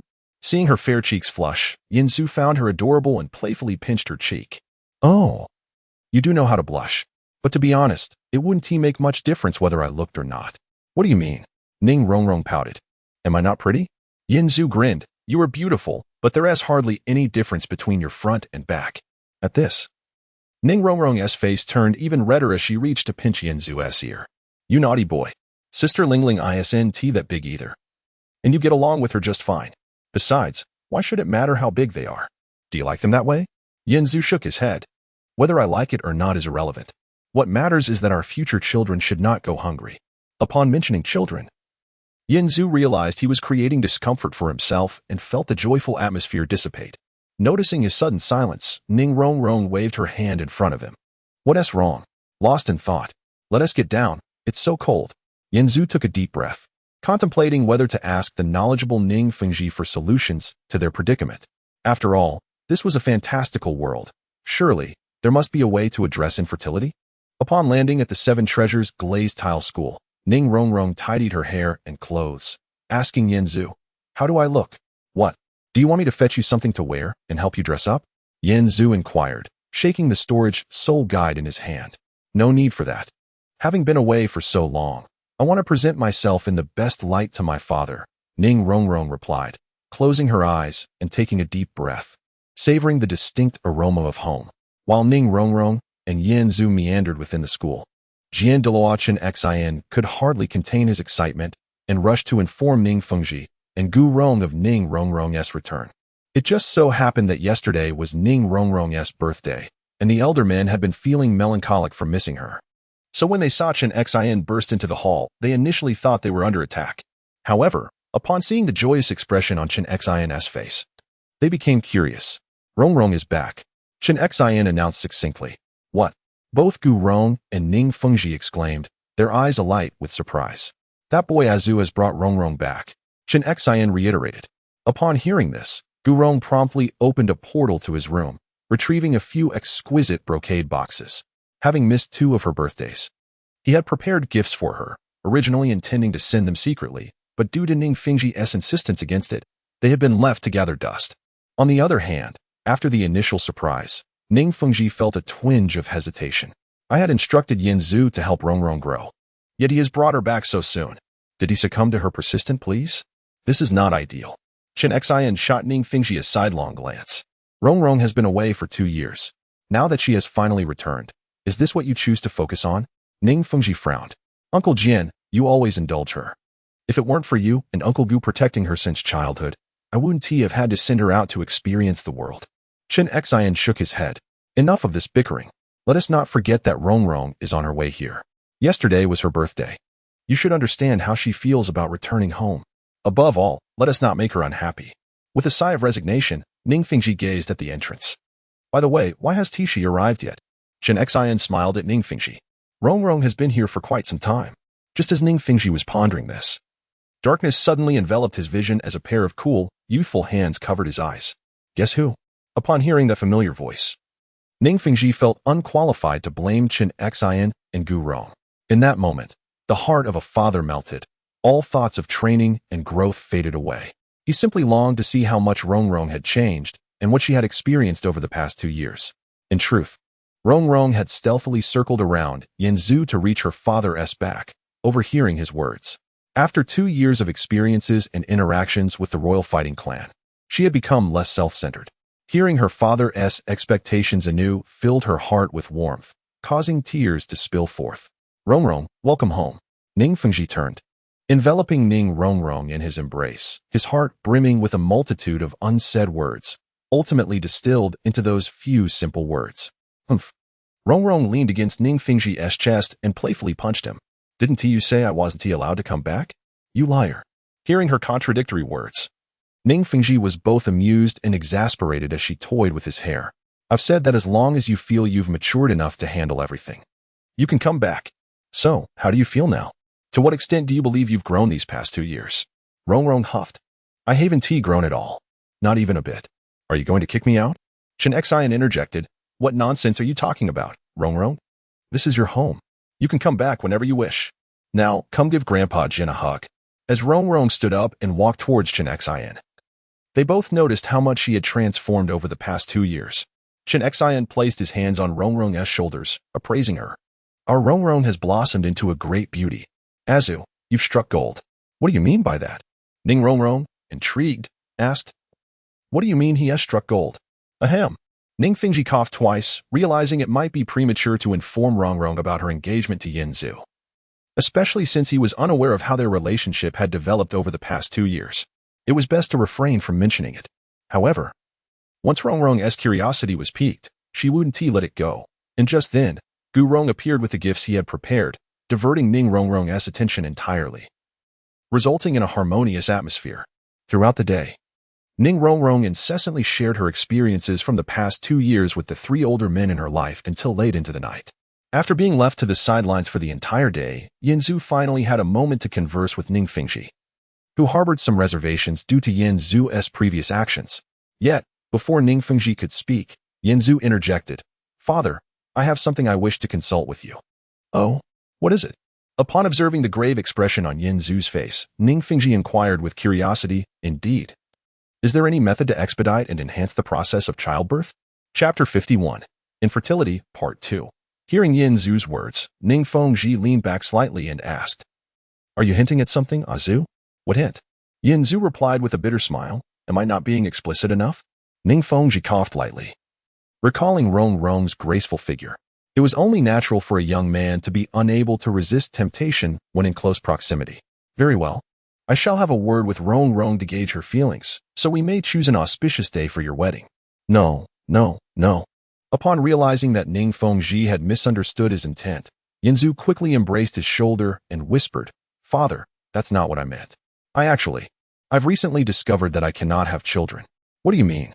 Ning Fengji exclaimed, astonished, as he looked at Yin Zhu, convinced he must have misheard. For someone to repeatedly recount such a painful matter seemed rather cruel. With a forlorn gaze, Yinzu explained, "I wouldn't joke about something like this, father. After my investigations, I am certain I cannot make a woman conceive." Upon hearing this, Ning Fengji glanced around, gestured for those nearby to leave, and then led Yinzu to a pavilion to sit down. "Tell me, is it a matter of performance?" "Not at all." Yinzu straightened his back. "Everything is functioning properly." "Oh." Ning Fengji nodded thoughtfully and mused. "Could it be that your luck is simply poor? Even normal individuals do not conceive immediately." Yinzu shook his head. "Can bad luck persist for 2 years without a child? Can it be that out of dozens, none have come forth?" With a sigh, Ning Fengji patted Yinzu's shoulder. "Do not worry, such matters are trivial. Leave them to me." "This is far from trivial," Yinzu replied. Ning Fengji adopted a confident demeanor and stood up. "There's no rush. Every man faces moments of frustration, even one as accomplished as yourself. Now that you have returned, you and Rong should stay a few more days, and I shall help you find a solution." Seeing Ning Fengji's unwavering confidence, Yinzu felt a flicker of hope and resurrected his spirits. "Azu, please follow me." Ning Fengji rose and led the way, giving a few instructions to some servants along the path before bringing Yinzu to a hot spring. As they soaked and chatted, Ning Fengji brought up the recent actions of the crown prince concerning the king of Balak and his son, to which Yinzu confessed he was indeed responsible. "The crown prince has surprised me as well," Ning Fengji remarked, gazing at the starry sky. "Indeed, no one is perfect." The crown prince, in his youth, was truly impressive, yet with age, his ambitions have begun to surface. If this continues, I fear he may one day attempt a coup. After all, he is the crown prince. The throne rightfully belongs to him. Whether it's sooner or later, it makes little difference. Have we seen the Emperor of the Snowy Night govern this realm any better? Yinzu countered. Ning Fengji shifted the topic. "Azu, how much of what you've done is at the behest of the crown prince?" "If you must know, out of 10 parts, he accounts for 1. Yinzu replied. Ning Fengji pondered, withholding judgment. After their time at the hot spring, Ning Fengji took Yinzu to an elegant courtyard. As Yinzu stepped into the garden, he was greeted by a myriad of enchanting fragrances that filled him with an inexplicable exhilaration. As if all his strength was being drawn out by those alluring scents. "Feeling invigorated?" Ning Fengji asked, noticing the gleam in Yinzu's eyes. "What are we here to do?" Yinzu inquired. Ning Fengji smiled. "Naturally, we are here for serious business." He led Yinzu into a room bathed in dreamy purple light, tastefully decorated to create a romantic ambience. Through layers of drapery, Yinzu could see 2 figures sitting on the large bed in the innermost part of the room. "Girls?" Ning Fengji rummaged through a drawer and produced a crystal vial, carefully pouring out 2 blue pills. "Azu, take a look at this." Yinzu stared at the pills for a moment before asking, "And then what?" Ning Fengji explained, "These are called essence-gathering pills. They can rapidly condense the vital essence within one's body in a short time. Typically, a man must abstain for 2 weeks before taking them. Do you understand?" "I understand. But father, can relying solely on this be effective for my condition?" Yinzu questioned skeptically. "Take it slow. We must clarify the issues step by step. You are young. Why rush?" Ning Fengji placed the pills in Yinzu's hand and playfully patted his backside. "Go on, little tiger. Don't keep the young ladies waiting. It would be impolite." With that, Ning Fengji exited the room, moving to another. Yinzu swallowed the essence-gathering pills and soon felt a warmth rising in his abdomen. He proceeded inward, lifting the curtain to reveal the 2 figures on the bed, one petite and gentle, and the other tall and strikingly beautiful. Yet, what intrigued Yinzu the most were their unique physical traits. The petite girl had a pair of rabbit ears atop her head, while the tall girl sported fluffy dog or cat ears. Yinzu found himself perplexed. "Lord Yinzu, we humbly ask for your guidance." The 2 girls knelt on the bed and bowed to him.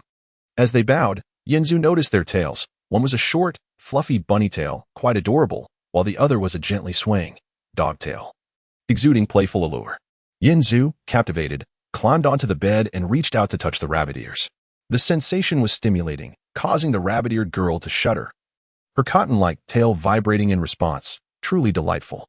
"Lord Yinzu, that feels quite uncomfortable." The rabbit-eared girl raised her head, cradling her ears. Upon seeing her flushed face and the glimmer in her eyes, Yinzu could tell she was losing herself in the moment. "Is it forbidden to touch the rabbit ears?" Yinzu was confused. All he knew was how exhilarated he felt. These were beast girls, recalling tales from the Douluo continent. He remembered that such beings existed due to the mutation of their martial souls, leading to physical anomalies. Because they could not hide such traits, they were often seen as outcasts and faced discrimination. Yet they were also favored by some nobles who were intrigued by their uniqueness, as many found them appealing. Ning Fengji was one of those nobles, a man of considerable wealth who delighted in collecting rare treasures and frequented auctions worldwide. He seemed particularly fond of these beast girls, as the original text described how he once spent lavishly to secure a pair of cat girls, competing against the Prince of the Snowy Star. Though Ning Fengji claimed that such anomalous beings often produced exceptional talents and cultivation, it appeared to Yin Zhu that this was merely to maintain his dignity as a clan leader. Regardless, this was still preferable to the shamelessly indulgent individuals who lacked restraint. After finishing with the rabbit ears, Yin Zhu turned to the other girl and asked, "May I see your tail?" The girl's pale and delicate visage flushed with shyness, her long eyelashes fluttering gently. She uttered no words, merely acquiescing as she turned to lie down, presenting her tail for Yin Zhu to behold. Yin Zhu approached for a closer examination, and to his astonishment, this was no mere decorative trinket, nor a manifestation of soul power when summoning a martial spirit, but a genuine tail. Swallowing hard, Yin Zhu could not resist the temptation to reach out and caress it. The girl turned her head to gaze at Yin Zhu, her expression one of profound embarrassment. "Is it permissible?" Yin Zhu inquired as he released his grip on her tail. Please be gentle." Esteemed Yin Zhu. Chapter 52. Infertility, Part 3. Yin Zhu once heard a saying that the heights can be chilling. Yet despite the unusual coldness that one may experience at such elevations, there are vistas and experiences that remain unseen and unattainable to the ordinary, just like at present. As he cradled one beast girl in his arms while another lay atop him, he finally comprehended why Ning Fengji held such affection for these transformed beast maidens. Their charming ears, their expressive tails, and their unique reflexes and sensitivities were utterly irresistible. As dawn broke, Ning Fengji sent someone to attend to Yin Zhu's morning routine, and as the two beast girls departed, he distinctly overheard their whispered conversation. "Sister, what do you think? Is there a chance?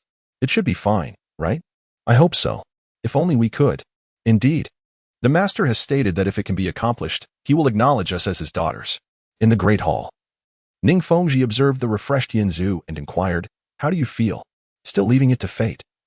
Yin Zhu replied, inwardly aware that the likelihood of success was slim, and results would only become apparent after some time. In truth, Ning Fengji was even more anxious about the matter. If Yin Zhu could not father a child, would he still be able to marry Rong? If not, would that not be a betrayal of his word? Having come this far, the thought of not marrying made Ning Fengji apprehensive that Yin Zhu might swiftly turn his back on the seven treasure glazed tile sect. Yet, if marriage were to occur, what would become of the sect's legacy? Should he wed Rong to Yin Zhu and then find someone else to bear her child? Forget it, I shall have another child myself. Ning Fengji resolved to begin his own efforts. Rong would marry Yin Zhu, and he would have another child to inherit the seven treasure glazed tile sect's martial spirit. Of course, he would not take another wife. The position of the sect master's spouse was not one that just anyone could occupy, and this consideration was also to spare Rong's feelings. "Zhu, you seem never to have mentioned your parents?" Ning Fengji suddenly recalled something and asked. "You never inquired, so I did not speak of them. I assumed you had already looked into it," Yin Zhu replied. "Is there something special you wish to know about them?" "Naturally." Ning Fengji expressed curiosity about the origins of such an extraordinary being. "That might disappoint you. They are quite ordinary," Yin Zhu responded.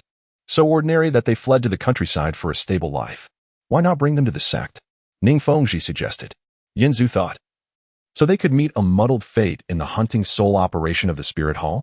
Although his presence should have made a significant impact, the overarching direction dictated by Bibi Dong would not shift. She was bound to make a major move eventually. However, regardless of Bibi Dong's reckless actions, Spirit City remained a safe haven, being the very seat of the spirit hall, home to the continent's elite forces and under the protection of the angel god. There was no place where Yin Zhu felt more secure. "They are currently in Spirit City," Yin Zhu explained. "I was discovered by the Spirit Hall earlier, and Spirit City is quite livable, so they went there." Speaking of Spirit City, reports from various informants indicated that the Spirit Hall's activities were becoming increasingly frequent. Ning Fengji remarked, previously, due to the incident involving Prince Xuexing, the expansion of the Spirit Hall had essentially stagnated. However, the Crown Prince attributed those two matters to the Balik royal family, leading to a relaxation of the Spirit Hall's control. He should have noticed it. I must discuss this matter with him. With that, Ning Fengji ordered someone to summon Gu Rong to accompany him as he set out. Meanwhile, Ning Rong's emotional return home lasted but a brief moment. She soon grew weary of staying at home and was eager to venture out to train with the royal duelists. Coincidentally, Ning Fengji was also in a hurry to leave, thus concluding this visit home as Yanzu took Ning Rong to join the royal duelists. Months later, Yanzu received a letter from Ning Fengji confirming that the two beast girls had shown no reaction whatsoever. What a disgrace! Just as Yanzu was about to tear the letter to shreds, he paused upon reading the subsequent content. Ning Fengji had formulated numerous hypotheses, one of which suggested that Yanzu's inability to conceive a child with a woman might stem from his being of a different species than a typical human. The letter stated that Ning Fengji found Yanzu to be extraordinarily unique, entirely incongruous with others in this world. Thus, he speculated that although Yanzu possessed a human-like appearance, he was not the human they understood. I resemble a human, yet I am not one. Does that mean? Yanzu furrowed his brow upon reaching this part, beginning to ponder this possibility. If he truly could not reproduce with a human, then he would not be classified as such. Wolves and dogs, though differing in appearance, are fundamentally the same species as they can reproduce together, whereas dogs and cats cannot. According to Ning Fengji's reasoning, Yanzu and others were akin to dogs and cats, although Ning Fengji merely hinted at this notion. It ignited a deep preoccupation within Yanzu. He was acutely aware of his origins and the distinctions between himself and the inhabitants of Douluo world, making the validity of this notion highly probable. If that were indeed the case, the only way to resolve this dilemma would be to find his kind or to transform himself to become like others. At a quaint tavern table, Qin Ming unfolded a map to strategize their forthcoming route. Master, why not continue in this direction? Yu Tianhing pointed at the map and inquired. Venturing that way leads to Spirit City, which is not suitable. Qin Ming replied without elaborating, gesturing towards another direction. I have decided to head south. Isn't that the territory of Xingluo? Osro questioned. Qin Ming nodded. Indeed, during the Soul Master competition, you will face teams from Xingluo. Familiarizing yourselves with their combat style and rhythm will benefit you greatly. Du Guyan stirred her milk tea with a spoon and remarked, but given the current situation, going to Xingluo might be rather troublesome, no? Not troublesome at all, Qin Ming smiled. I have already established contact with the instructors at the Royal Academy of Xingluo. They are quite welcoming of our visit for exchange, and thus, all arrangements are in place. There should be no issues. It sounds like they are confident of victory. Yu Tianheng clenched his fists. After all, it is Xingluo's premier academy, and considering their culture, this will serve as a trial for you all. Xingluo will likely be the culmination of our study tour. Once we conclude our exchange with the royal team of Xingluo, we shall return to Songhua City, then take a detour back to Tiando City. By then, after a year or two of reflection, I will feel assured to let you participate in the Soul Master competition. Oh, we are heading to Xingluo. Ning Rong excitedly nudged Yanzu's arm. Then let's go. It's merely a matter of getting beaten up on their turf, which seems to please you, Yanzu replied, reclining onto Yi Lingling's lap, speaking with a tone of indifference. Humph, to falter before the battle. How useless. Ning Rong poked Yanzu with her finger. You've not been there before, Yanzu chuckled. Have I not? Ning Rong recalled her previous abduction to Xingluo and cast a more disdainful glance at Yanzu. Why look at me like that? Yanzu felt uneasy under her gaze. How can you say that? Ning Rong tugged at Yanzu's ear, lifting him from Yi Lingling's lap, and exclaimed, Have you forgotten what you have done? What have I done? Did I not save your life? Yanzu queried. Still pretending? Ning Rong placed her hands on her hips, regarding Yanzu with a look akin to that of an interrogator.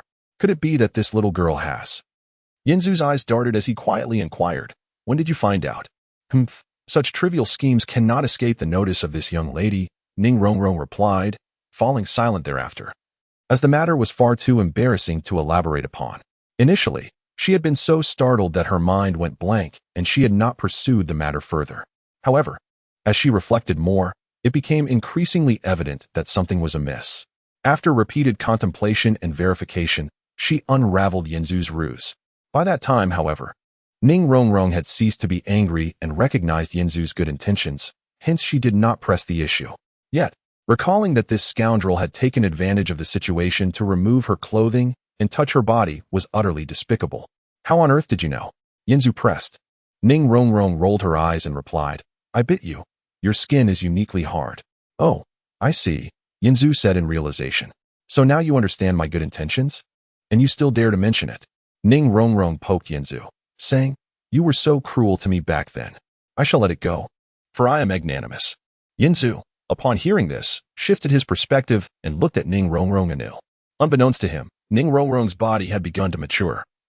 Her previously flat chest now beginning to swell modestly, evoking the imagery of budding flowers, while the curves of her hips became increasingly pronounced. After everyone had enjoyed their meal and engaged in casual conversation, inspired by the playful winds, Qin Ming began to recount tales about the legendary Star Luo. When speaking of Star Luo, one could not overlook the infamous Evil Eye Saint King. Qin Ming launched into an animated recounting of the ancient beast god's legend, captivating the audience, while Yanzu reclined on Yilingling's lap, his eyes closed in contemplation. Suddenly, a flash of inspiration struck Yanzu, and he opened his eyes, pondering, beast god. Divine? Is there a possibility that attaining divinity could create a point of intersection between myself and the denizens of this world? Chapter 53, Captured. The starry forest is vast, spanning the two great empires of Tiando and Xinglua. This perilous woodland significantly influences the demarcation of the borders between the two empires. The trees are abundant, and the grass flourishes, yet there are also countless mosquitoes. Ning Rongrong leaned against the carriage window, observing the scenery outside. Well, as a catch-up, Yu Tianheng inquired of Yi Lingling. Are you still worried about him? Ning Rongrong replied. He can fly from Xinglua to Tiando in no time. How do you know that? Yu Feng asked, skepticism evident in his tone. Of course I know. I've seen it. He even possesses a 1,000-mile eye, Ning Rongrong asserted confidently. Qin Ming, listening to their banter, sighed helplessly. To this day, Yanzu remained an enigma, perplexing all. Teacher. We've hit a dead end, Osro, who was driving the carriage, announced as he entered. Huh? How could that be? The map indicates this is the correct route. Qin Ming replied, stepping outside to find fallen trees obstructing the path, piled several meters high, with no end in sight. Who did this? Yu Feng ascended to a higher vantage point, surveying the area and shaking his head. It seems our carriage cannot pass. Qin Ming folded the map, saying, this must be a consequence of the recent major incidents in Tiando. Back then, the entire region was on high alert, likely leading to every route being blocked. Ning Rongrong sighed. If only I had brought a flying spirit beast with me. What should we do now? Du Guyan queried, glancing at the long path ahead. Qin Ming raised his head. Yu Feng, how long do you think this barrier extends? Yu Feng peered into the distance. It's likely several hundred meters. Qin Ming smiled. Then it's your turn to exert yourself. Carry us across one by one. Ah! Yu Feng gasped painfully in midair, of all times. Why must Azu be absent now? Stop complaining. It's just a short distance. Can you really be exhausted by this? Hurry up. You're slower than a turtle, Ning Rongrong chided, giving Yu Feng a light tap on the back. Please, stop hitting me. I might fall. He protested. Carrying me is exhausting enough. What will happen to the carriage? Ning Rongrong asked. The teacher didn't say we had to carry the carriage, Yu Feng replied. Do you really want to tire me to death? The teacher instructed that once we pass this barrier, we should run straight to Xinglua. What? I might as well die then, Ning Rongrong said, her face contorting in distress. Once Yu Feng managed to transport everyone past the obstruction, Qin Ming indeed instructed them to jog towards Xinglua. For Yu Tianheng and Osro, this was a trivial task. But for Ning Rongrong, it felt like climbing a mountain. Fortunately, Yu Lingling accompanied her. Otherwise, she would have collapsed long ago. I can't go on anymore, Ning Rongrong exclaimed. Sitting on the ground, panting heavily, her sweat-soaked dress clinging to her slender form. Come on, Rongrong, just a bit longer, someone urged, brushing aside the hair stuck to her forehead. I can't. My ankles feel like they're about to explode. Ning Rongrong shouted towards the sky. Where are you, you big bully? Her cries reverberated through the forest path, drawing only Qin Ming's attention. What's wrong? Can you not continue? Qin Ming approached her, saying, Get up. I can't, teacher. My feet hurt so much, Ning Rongrong replied, her eyes glistening with tears as she gazed up at him. Then you'll have to spend the night here. I'll set up a tent for you and see when you can catch up with the group, Qin Ming said, producing a tent from his spirit guide device. Seeing this, Ning Rongrong immediately pouted and got to her feet. In a nearby corner, Yanzu watched this scene with amusement. He had previously left the group to inquire about the city of slaughter from Sword Douluo at the Seven Treasure Glazed Tile School. Upon returning, he found Ning Rongrong in distress, but he knew that this training would benefit her. He chose to remain hidden, knowing she would cling to him for assistance once he appeared. Eula, did you hear that? Osro, running ahead, asked Yu Tianheng. Yes, it sounds like hoofbeats, Yu Tianhing replied, halting alongside Osro. Before long, a troop appeared, clad in fitted attire, wielding strong bows and short blades, not resembling the soldiers of Xinglua. Upon spotting them, the individuals immediately drew their bows, confronting Yu Tianhing and the others. Yu Tianhing and Osro raised their hands in front of them, signaling that they posed no threat. Soon, Duguyan, Osro, and the Shurjia brothers caught up. What is happening? Qin Ming rushed forward, standing protectively in front of the group. Identify yourselves, commanded the man holding the whip. They did not seem like soldiers of Xinglua. Rather, they resembled elite guards or assassins of nobility. This is the border. No one wishes to cause trouble here, Qin Ming declared, presenting the invitation letter from the Royal Academy of Xinglua. The individuals pretended to examine the letter before producing a portrait, asking, "Have you seen this person?" The group leaned in to inspect the image, which depicted a young girl. If the artist hadn't beautified her features intentionally, she would indeed be a striking beauty. In the wilds, where would a girl come from? Yu Feng remarked. Qin Ming shook his head. I have not seen her, but there is a barrier several hundred meters long behind us, and your horses might struggle to pass. That is not your concern. Move along, the leader replied, realizing they had gleaned nothing of value and that the group was invited by the Royal Academy of Xinglua, thus allowing them to pass. At this moment, Yanzu stood atop a tree, lost in thought as he gazed into the distance, witnessing an enthralling hunt unfold. This cavalry was not the only one. Similar groups were patrolling other paths, while agile spirit master teams scoured the dense forest. Quite the display of tenacity, Yanzu remarked. Observing a girl fleeing desperately through the woods, pursued by several masked female assassins who relentlessly hurled daggers at her. The situation was clear. The fleeing girl was Zhu Zhuqing, and her pursuers, the cavalry and assassins, were led by her elder sister, Zhu Zhuqing. Yanzu had thought Ning Rongrong's growth was remarkable, but Zhu Zhuqing exceeded his expectations. If he recalled correctly, Zhu Zhuqing was the youngest among the 7 monsters, meaning she was even younger than Ning Rongrong. Yet her figure was more captivating than any woman he had ever encountered, the last being Bibi Dong. If fate unfolds as expected, this chase would conclude with Zhu Zhuqing escaping to Tiando. However, 2 years prior, the moment Yanzu killed Prince Xuesheng, the wheels of destiny began to turn. As Zhu Zhuqing evaded another barrage of daggers and executed a mid-air flip to land, she was stunned to find her path obstructed by a wall of fallen trees, akin to a towering barricade. That brief hesitation was enough for her pursuers to close in. My dear sister, it seems fate has deemed this so. Come back home willingly. Zhu Zhuyun emerged triumphantly from behind the group of assassins, clad in a form-fitting high-necked black ensemble. Slightly older than Zhu Zhuqing, her more mature figure was accentuated by the attire, rendering her irresistibly alluring. Yet, in that moment, only Yanzu seemed inclined to appreciate this captivating sight. Enough of the pleasantries. Let us proceed, Zhu Zhuqing declared, her martial spirit manifesting as she revealed her soul rings. You truly are unyielding, Zhu Zhuyan remarked, observing Zhu Zhuqing's piercing gaze with a composed smile. What gives you the audacity to confront me? Is it merely those 2 soul rings? I have no intention of engaging in such a foregone conclusion. If you do not obediently accompany me, I shall have no choice but to allow you to suffer a modicum of pain. I said, enough with the idle chatter, Zhu Zhuqing retorted, swiftly advancing toward Zhu Zhuyun. The assassins flanking Zhu Zhuyan hurled darts coated with paralyzing poison toward Zhu Zhuqing. Despite her agility, the sheer density of the attacks rendered evasion impossible. Just as her claws reached for Zhu Zhuyan, her legs betrayed her, collapsing to the ground as the poison surged through her body, rendering her immobile. Zhu Zhuyan crouched down, her long-nailed finger lifting Zhu Zhuqing's chin, a smile gracing her lips as she taunted. Do you truly think you are worthy of challenging me? Suddenly, a series of dull thuds resonated around Zhu Zhuyan. She finally sensed something amiss, glancing around to find her companion sprawled across the ground. Instinctively, she knew she should not look back, yet she turned anyway, only to witness a hand descending toward her. Another thud echoed in Zhu Zhuyun's mind as darkness enveloped her vision, plunging her into unconsciousness.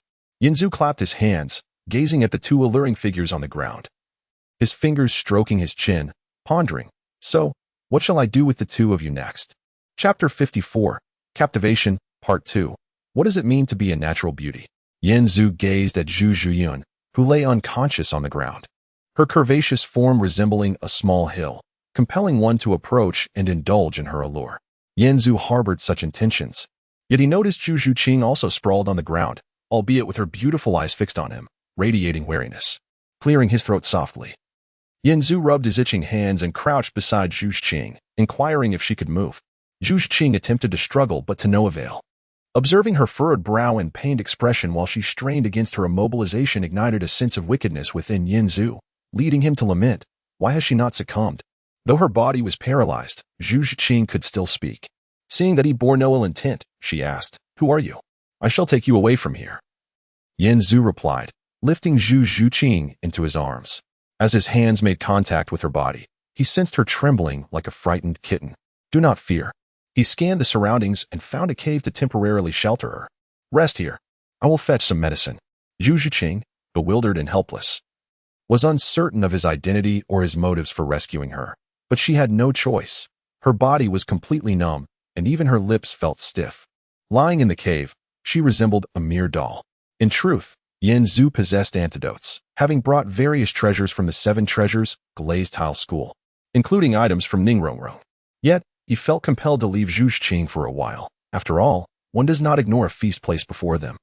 Returning to Zhu Yun's side, Yanzu could hardly suppress his desires as he settled beside her. Is this what the women of the Phantom Spirit Cat Clan are like? Truly exquisite, he mused. With such a family as a forbidden delight, the White Tiger Clan must indeed revel in their pleasures. However, at present, he had no intention of holding back. Glancing at the still unconscious Zhu Yun, Yanzu reflected on the unique flavor of the moment. Quite remarkable, he continued to praise her. Unsurprisingly, Zhu Yun was no longer a maiden. Unlike the awkward beginnings with Zhu Qing and Dai Mubai, Zhu Yun seemed to have a solid relationship with Davis. And having a girlfriend like her was an opportunity not to be squandered. With such thoughts, an exhilarating thrill coursed through Yanzu, heightening his excitement and diminishing any lingering notions of tenderness. After thoroughly indulging himself, Yanzu returned to the cave, cautious not to linger too long, as Zhu Qing remained poisoned. In such a dense jungle, it would be unwise to stir unnecessarily, especially with both soul beasts and ferocious beasts lurking about. Now is not the time to move recklessly, he advised Zhu Qing, who was attempting to rise. Approaching her, he retrieved the antidote and examined her injuries, primarily located on her shoulders and legs. Now, let me apply the medicine. No. Zhu Qing struggled to articulate. How can you heal without treatment?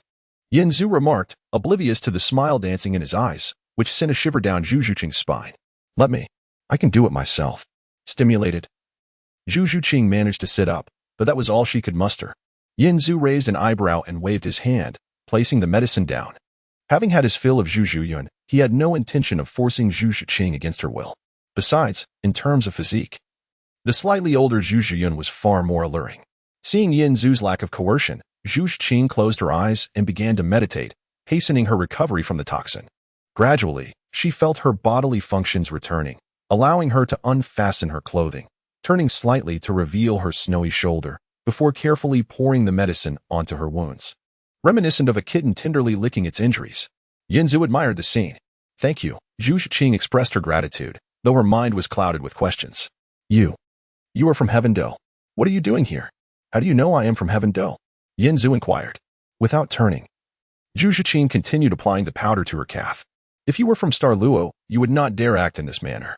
Oh. Yanzu nodded. I am indeed from Heaven Do, here to study in Douluo. Why save me? Zhu Qing's expression revealed her dilemmas. You do not understand. If you provoke her, trouble will follow. You should return to Heaven Do. You need not worry. I will be fine, Yanzu assured her nonchalantly.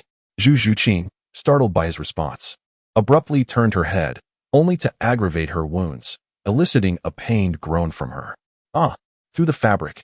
Yanzu glimpsed Zhu Qing's alluring form and inhaled deeply, thinking, woman, you are playing with fire.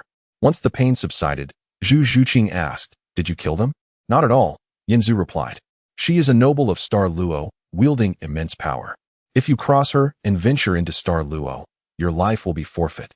Zhu Qing cautioned. You must return to Heaven Do. And you are also a noble of Douluo, are you not? Yanzu redirected the conversation. Now, enough about me. What are your plans?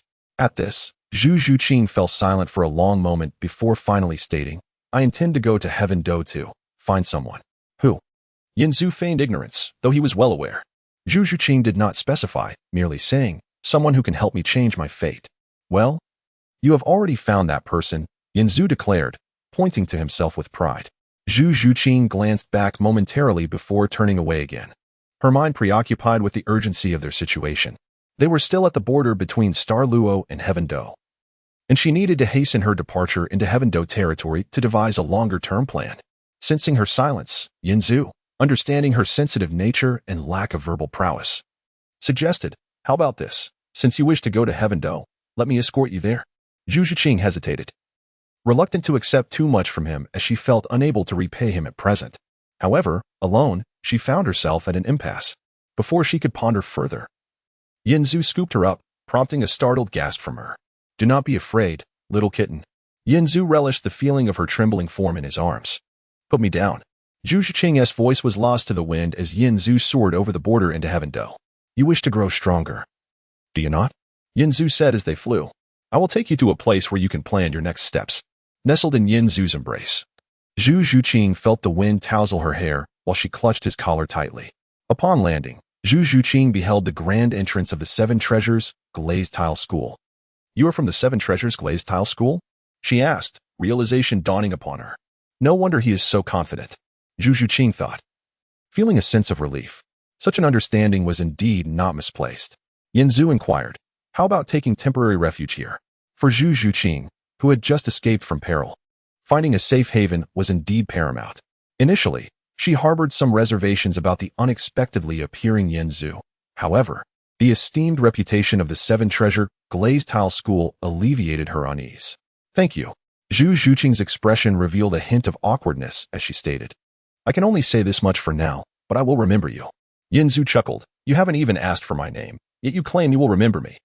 Zhu Zhuqing's cheeks flushed as she inquired, "I am Zhu Zhuqing. What about you?" "Just call me Zhu." "Come, I shall introduce you to a few individuals," replied Yin Zhu, leading Zhu Zhuqing to meet Ning Fengji and Gu Rong. After assessing Zhu Zhuqing's capabilities, Gu Rong informed Ning Fengji that the individual Yin Zhu had brought back possessed remarkable talent, hailing from the Starfall Nether clan. With meticulous guidance, her growth to the level of Soul Douluo would be well within reach. Ning Fengji, pleased by this revelation, cast a glance at Yin Zhu, noting the way he regarded Zhu Zhuqing, and began to formulate his own plans. Chapter 55, Captured, Part 3, In the Garden. Ning Fengji and Yin Zhu sipped tea and chatted leisurely, while Gu Rong pointed out training techniques to Zhu Zhuqing not far away. "You mentioned you were going to the City of Slaughter for an investigation, so why did you bring back a girl along the way? Moreover, she belongs to the Star Luo's ghostly cat clan." Yin Zhu replied, "It was a chance encounter. I rescued her. She possesses considerable talent and is diligent. If we can keep her, it will greatly benefit our sect's future." Ning Fengji chuckled, "You seem to know her well. Have you managed to charm her?" Yin Zhu laughed in response, "Not quite. I merely saved her. Besides, I will not be staying in the sect for long. Whether we can keep her will depend on your methods, father." Ning Fengji took a sip of tea and said, "I will not force her. If she chooses to stay, that would be wonderful. But if she decides to leave, I cannot keep her. Don't blame me if you return and find her gone. That won't happen." Yin Zhu said with a smile, "Let nature take its course. I will be leaving shortly. Rong and the others are still near the borders of Star Luo and Tiando. I need to keep an eye on things there before heading to the City of Slaughter." Speaking of the City of Slaughter, Ning Fengji slightly turned his teacup. "That place is exceedingly strange, Yin Zhu. Are you truly intent on going?" "Rest assured, father, I will not take unnecessary risks. If I sense anything amiss, I will withdraw immediately," Yin Zhu replied. "However, to be frank, I believe the peculiarities of that place will not affect me." Ning Fengji, upon hearing Yin Zhu's confidence, could only acquiesce. Before departing from the Seven Treasure Glazed Tile School, Yin Zhu intended to converse with Zhu Zhuqing for a few more moments, about anything at all. "Are you still heading to Star Luo?" Zhu Zhuqing inquired upon hearing that Yin Zhu was leaving. "Yes," he replied. Zhu Zhuqing sighed softly. "You must already be aware of my identity." "I know," Yin Zhu replied. Zhu Zhuqing, puzzled, asked, "But the Seven Treasure Glazed Tile School is renowned. It is still in Star Luo. What reason do you have to put yourself in danger?" Yin Zhu chuckled lightly. "To say I am putting myself in danger is somewhat exaggerated. There is currently no place that I deem perilous." Zhu Zhuqing reflected on her lack of understanding of his abilities and thought, perhaps he indeed has a way to handle it. She then shifted the conversation back to herself, asking, "Have I caused you trouble?" "Not at all," Yin Zhu thought. "If I had not encountered you, I would not have had the chance to thoroughly enjoy playing with Zhu Zhuyun." The thought of Zhu Zhuyun's alluring figure filled Yin Zhu with anticipation. In another 2 years, Zhu Qing would likely grow into someone who could rival her sister. While I am away, you should focus on your training here. Bone Douluo and Sword Douluo will guide you diligently. There is no need to feel pressured. When you grow strong enough to support the development of the 7 treasure glazed tile school, that will suffice. Yin Zhu's words eased Zhu Zhuqing's anxieties, allowing her to accept the sect's investment in her with peace of mind. She resolved that as long as she grew powerful enough in the future, she could repay their kindness. This was the 7 treasure glazed tile school's plan, fair and reasonable, so she need not feel uneasy at present. Though she recognized this as a transaction, she also understood the intricacies of human relationships, especially considering that Yin Zhu had been under no obligation to save her in the woods. Thank you, then. Please accept this, Zhu Zhuqing said, removing a pendant from around her neck and offering it to Yin Zhu. He took it, feeling the warmth of Zhu Zhuqing's body still lingering on the jade pendant, which brought a wave of warmth to his palm. What is this? Yin Zhu inquired. It might be useful, or it might not, Zhu Zhuqing replied.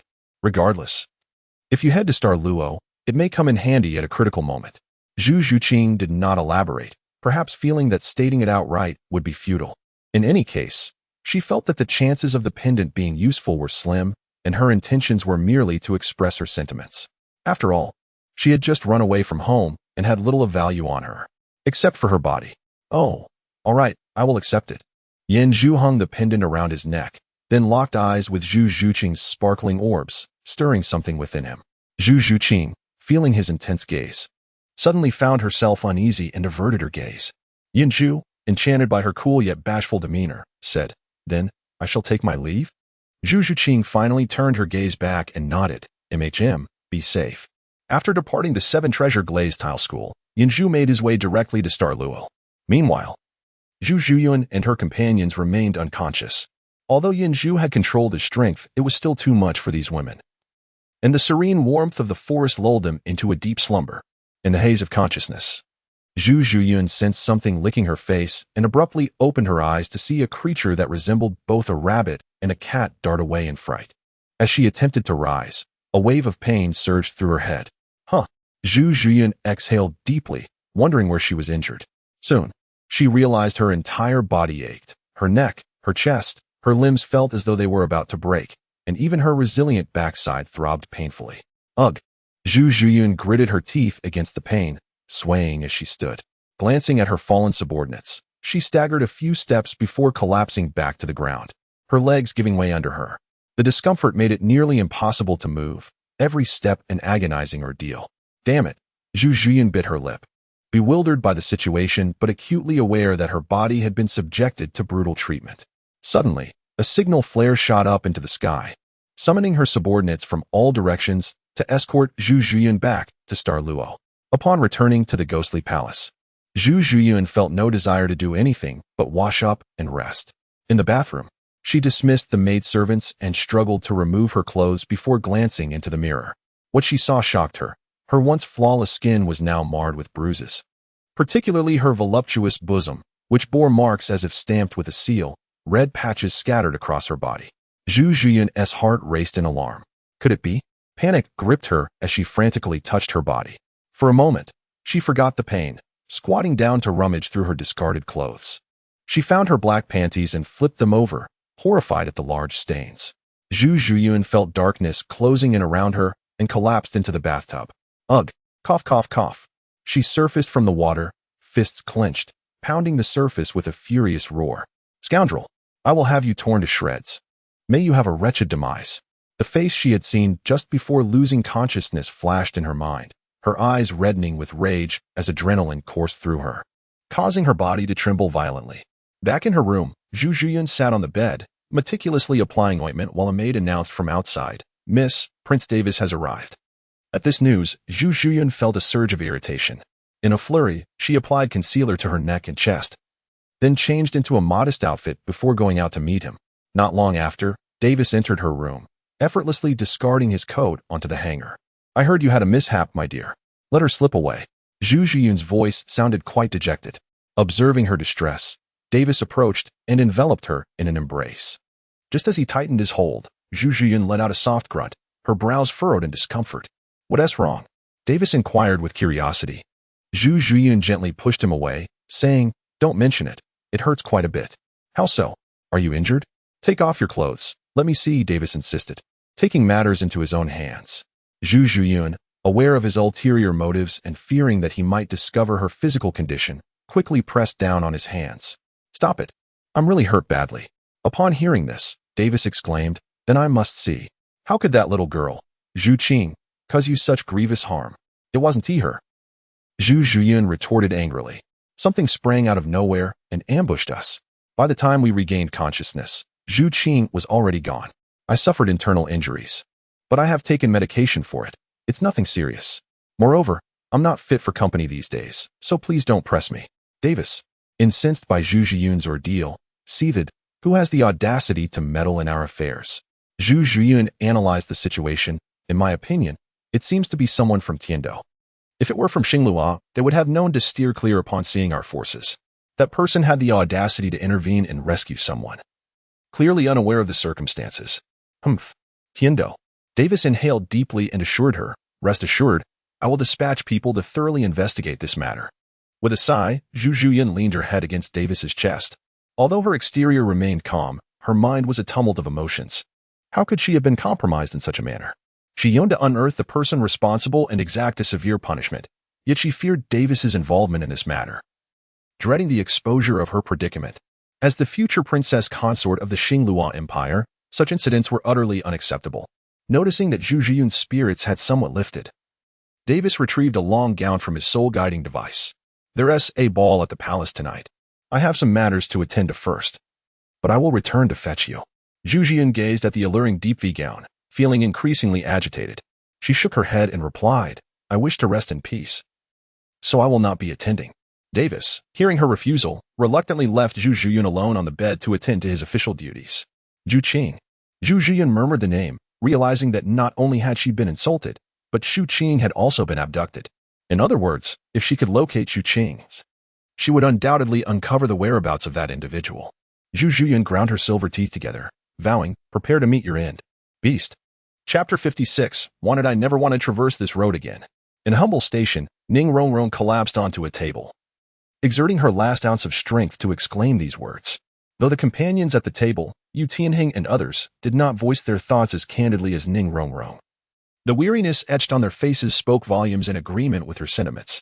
Even Qin Ming ceased his lectures, gazing tiredly at the meager menu in silence. While crossing the border, Qin Ming had believed that encountering the cavalry merely constituted a minor hiccup. However, subsequent events left them utterly drained. Throughout their journey, they were incessantly halted for identity checks. The invitation letter from the Xinglua Royal Academy in Qin Ming's possession seemed to have lost its significance, despite its presentation. They faced endless scrutiny, with soldiers inexplicably probing into their affairs. Despite enduring such trials, they still found themselves barred from entering the city. The city loomed close. Yet they were required to temporarily lodge at the station outside, awaiting confirmation of the authenticity of their invitation before being granted passage. The members of the Royal Douluo team had initially hoped to unwind in the city after their arduous journey, but now they found themselves confined in this rudimentary station. Staring vacantly at the steamed buns and pickles on the table, the scent of horse manure wafting through the air with the breeze. What are we even hoping for? Yu Feng attempted to spear a bun with his chopsticks, only to find that it required considerable effort to pierce through. Once he succeeded, he abandoned the idea of taking a bite. Qin Ming sighed. It appears that something must have transpired in Xinglua. Our luck is rather unfortunate, coincidentally colliding with it. Truly a frustrating situation. Yu Tianheng bit into a bun with fervor, lamenting, after traveling so far, to turn back now would be foolish, yet remaining here is tormenting. We have no idea when we will receive a definitive answer. There's no need for concern. We should have results by tomorrow at the latest, Qin Ming reassured them. We have endured hardships before. Consider this a form of training. Sighing in unison, the group succumbed to low spirits, each retreating to their respective quarters for rest. In the bathroom, Ning Rongrong gingerly touched the water in the wooden tub, recoiling as she shivered. Why is it still cold? Beside her, Yi Lingling, in the midst of undressing, replied, "There's no choice. Let us make do and finish quickly so we can rest. Tomorrow, we will enter the city and truly relax." Ning Rongrong's expression soured as she lamented, "Sister Lingling, I've arrived." Yi Lingling exclaimed in surprise. Is that true? How did you manage the day? It hadn't come during the day. It just arrived after a brief rest. Ning Rongrong pouted. No sooner had she spoken than a figure suddenly swung down from the beam, asking, Do you require hot water service, my lady? Ah, Ning Rongrong startled, instinctively slapping the face that was so near. You nearly scared me to death. How ridiculous. In her agitation, she felt something leak from the inner thigh, followed by a sharp pain in her lower abdomen, causing her to collapse. When did you arrive? Yi Lingling asked, eyeing Yin Zhu, who landed gracefully. Yin Zhu, retrieving various treasures from the soul guide, remarked, I arrived long ago. I've been observing you all. Why didn't you respond when I called you? Ning Rongrong asked. Clearly displeased, I nearly ran my legs off today. My ankle still aches. There's nothing to be done. You must understand my predicament, Yin Zhu replied, his eyes radiating warmth as he heated the boiler, resulting in a pot of steaming bath water. Ning Rongrong's face lit up with joy, her skirt halfway off. She turned to Yin Zhu. All right, you can leave now. Why so distant? Am I a stranger to you? Yin Zhu teased. Ah, Ning Rongrong, flustered, began to stamp her feet, feeling her sense of modesty intensifying, no longer as carefree as she once was 2 or 3 years prior. Yi Lingling kindly ushered Yin Zhu out of the bathroom. Though he initially hoped to share a bath with her, the presence of Ning Rongrong made that impossible. Later that night, after Yin Zhu and Yi Lingling had their clandestine rendezvous under the covers, they heard Ning Rongrong tossing and turning in the adjacent bed, faint groans escaping her lips. After their intimate encounter, Yin Zhu approached Ning Rongrong's bedside, discovering her curled up, eyes tightly shut, the pillow marked with signs of a restless night. He gently placed a hand on her shoulder, asking, What troubles you? Ning Rongrong opened her eyes, glistening with tears. It hurts so much. Yi Lingling, utterly exhausted and feeling a tingling sensation throughout her body, could barely rise to check on her. She simply advised, It's likely due to overexertion during the day. Rongrong, you must learn to track your cycle. When the time approaches, inform teacher Qinming. Seeing the pain etched on Ning Rongrong's face, Yin Zhu felt a surge of compassion. He raised a hand, warming it with his energy, then slipped it beneath the covers, searching for her lower abdomen. Ah? Ning Rongrong's eyes brightened, lifting the covers to investigate. It's warm. How comforting. What did you put in here? Upon realizing it was Yin Zhu's hand, she shot him a glare, but the relief from the pain was undeniable. Overwhelmed by discomfort, she refrained from further protest, gradually feeling warmth envelop her body. Noticing her relief, Yin Zhu smiled slightly, beginning to appreciate the silky texture of her skin. Ning Rongrong, feeling the warmth, abruptly opened her eyes wide, sitting up and wrapping herself tightly in her blankets. What's the matter? Yi Lingling, stirred by the commotion, glanced over. Ning Rongrong's cheeks flushed as she muttered, Nothing. Seeing Yi Lingling drift off again, Ning Rongrong turned her gaze back to Yin Zhu. Yin Zhu wiped his fingers on the edge of the bed and raised his hands in surrender. I yield. Please spare me, my lady. You only know how to bully me. Ning Rongrong's eyes brimmed with tears. I was so startled earlier. It felt like my insides were about to burst. Do you know how painful that was? All right, I apologize. It's my fault. Please sleep. I'll help you a bit longer. Rest easy, Yin Zhu reassured, warming his palm once more. I refuse. You'll cause trouble again, Ning Rongrong warned. I swear, I absolutely won't. Yin Zhu replied earnestly, feeling a twinge of guilt. Ning Rongrong said nothing further, lying back down and closing her eyes. When Yin Zhu reached for her again, she made no protest. True to his word, he refrained from any further advances, waiting until her breathing deepened before withdrawing his hand and returning to Yi Lingling's side. The following morning, Yi Lingling rubbed her eyes awake, instinctively reaching for the space beside her, only to find that Yin Zhu had vanished once more. The soldiers of Xinglua knocked on Qin Ming's door, informing them that their identities had been verified and they were permitted to enter the city. After 2 days of arduous travel, they finally found solace in this moment. Ning Rongrong seemed to have forgotten the discomfort of her monthly cycle, joyfully exploring the city with Yi Lingling. Suddenly, Ning Rongrong spotted a crowd gathered around a certain area, as if she had stumbled upon something intriguing. She hurried over, gazing intently at a notice affixed to the city wall. Yi Lingling followed suit and inquired, What is it? Ning Rongrong pointed to the notice and whispered to Yi Lingling, Sister Lingling, don't you think it resembles someone? Yi Lingling glanced in the direction Ning Rongrong indicated and her eyes widened in astonishment. The figure depicted on the notice bore an uncanny resemblance to Yin Zhu. He has gotten himself into trouble again. Yi Lingling sighed inwardly. seemingly accustomed to such occurrences. Chapter 57. The Road to Hell. 200,000 gold soul coins. The striking figure captivated countless gazes. Yet none knew the nature of the crime committed by the man depicted on the notice, which merely stated, life or death, regardless. With a reward so enticing, many bounty hunters began to seek the individual mentioned, but all efforts proved fruitless. At that moment, Yanzu had already arrived at a shadowy corner of the continent, where sunlight dared not penetrate. Here, the sun was obscured, and sinister winds howled. When Yanzu lifted his gaze, he questioned whether it could still be deemed a sky at all. Beneath this oppressive gloom, a dilapidated town emerged unexpectedly, its only source of light emanating from a single tavern, its black sign swaying eerily without a breath of wind. Surely, this must be the entrance to the City of Slaughter? A chill coursed through Yanzu as memories of Hong Kong and Taiwan horror films from the last century flooded his mind, the atmosphere provoking a sense of insecurity within him. The City of Slaughter, if his memory served him correctly, was the divine domain shared by the god of Shura and the Rakshasa god. Passing their trials granted access to the realm of the god of slaughter, bestowing the opportunity for divine examination, but whether one was chosen by Shura and Rakshasa ultimately depended on their whims. The Rakshasa god had already selected Bibi Dong. Should Yanzu attain the legacy of the god of Shura, he too could ascend to divinity in this world, perhaps even procreating with Bibi Dong or Qian Renshua, who also had inherited divine powers. However, this remained but an unverified hypothesis, a flicker of hope for Yanzu. Upon entering the tavern, a chill and the stench of blood assailed him. Observing the drunken ruffians indulging in crimson Marys, Yanzu waved a hand before his nose, displaying his disdain. Navigating the slick floor, he approached the counter, where a provocatively dressed attendant stood. Yanzu, devoid of interest, simply stated, "Open the door." The attendant paused momentarily, then with a smile, pushed a glass of crimson Mary toward him, saying, "The show has yet to begin. You must drink this first." "I refuse," Yanzu replied, his gaze fixed on the viscous, deep red liquid, nearly retching. "Refusal means certain death," the attendant replied nonchalantly.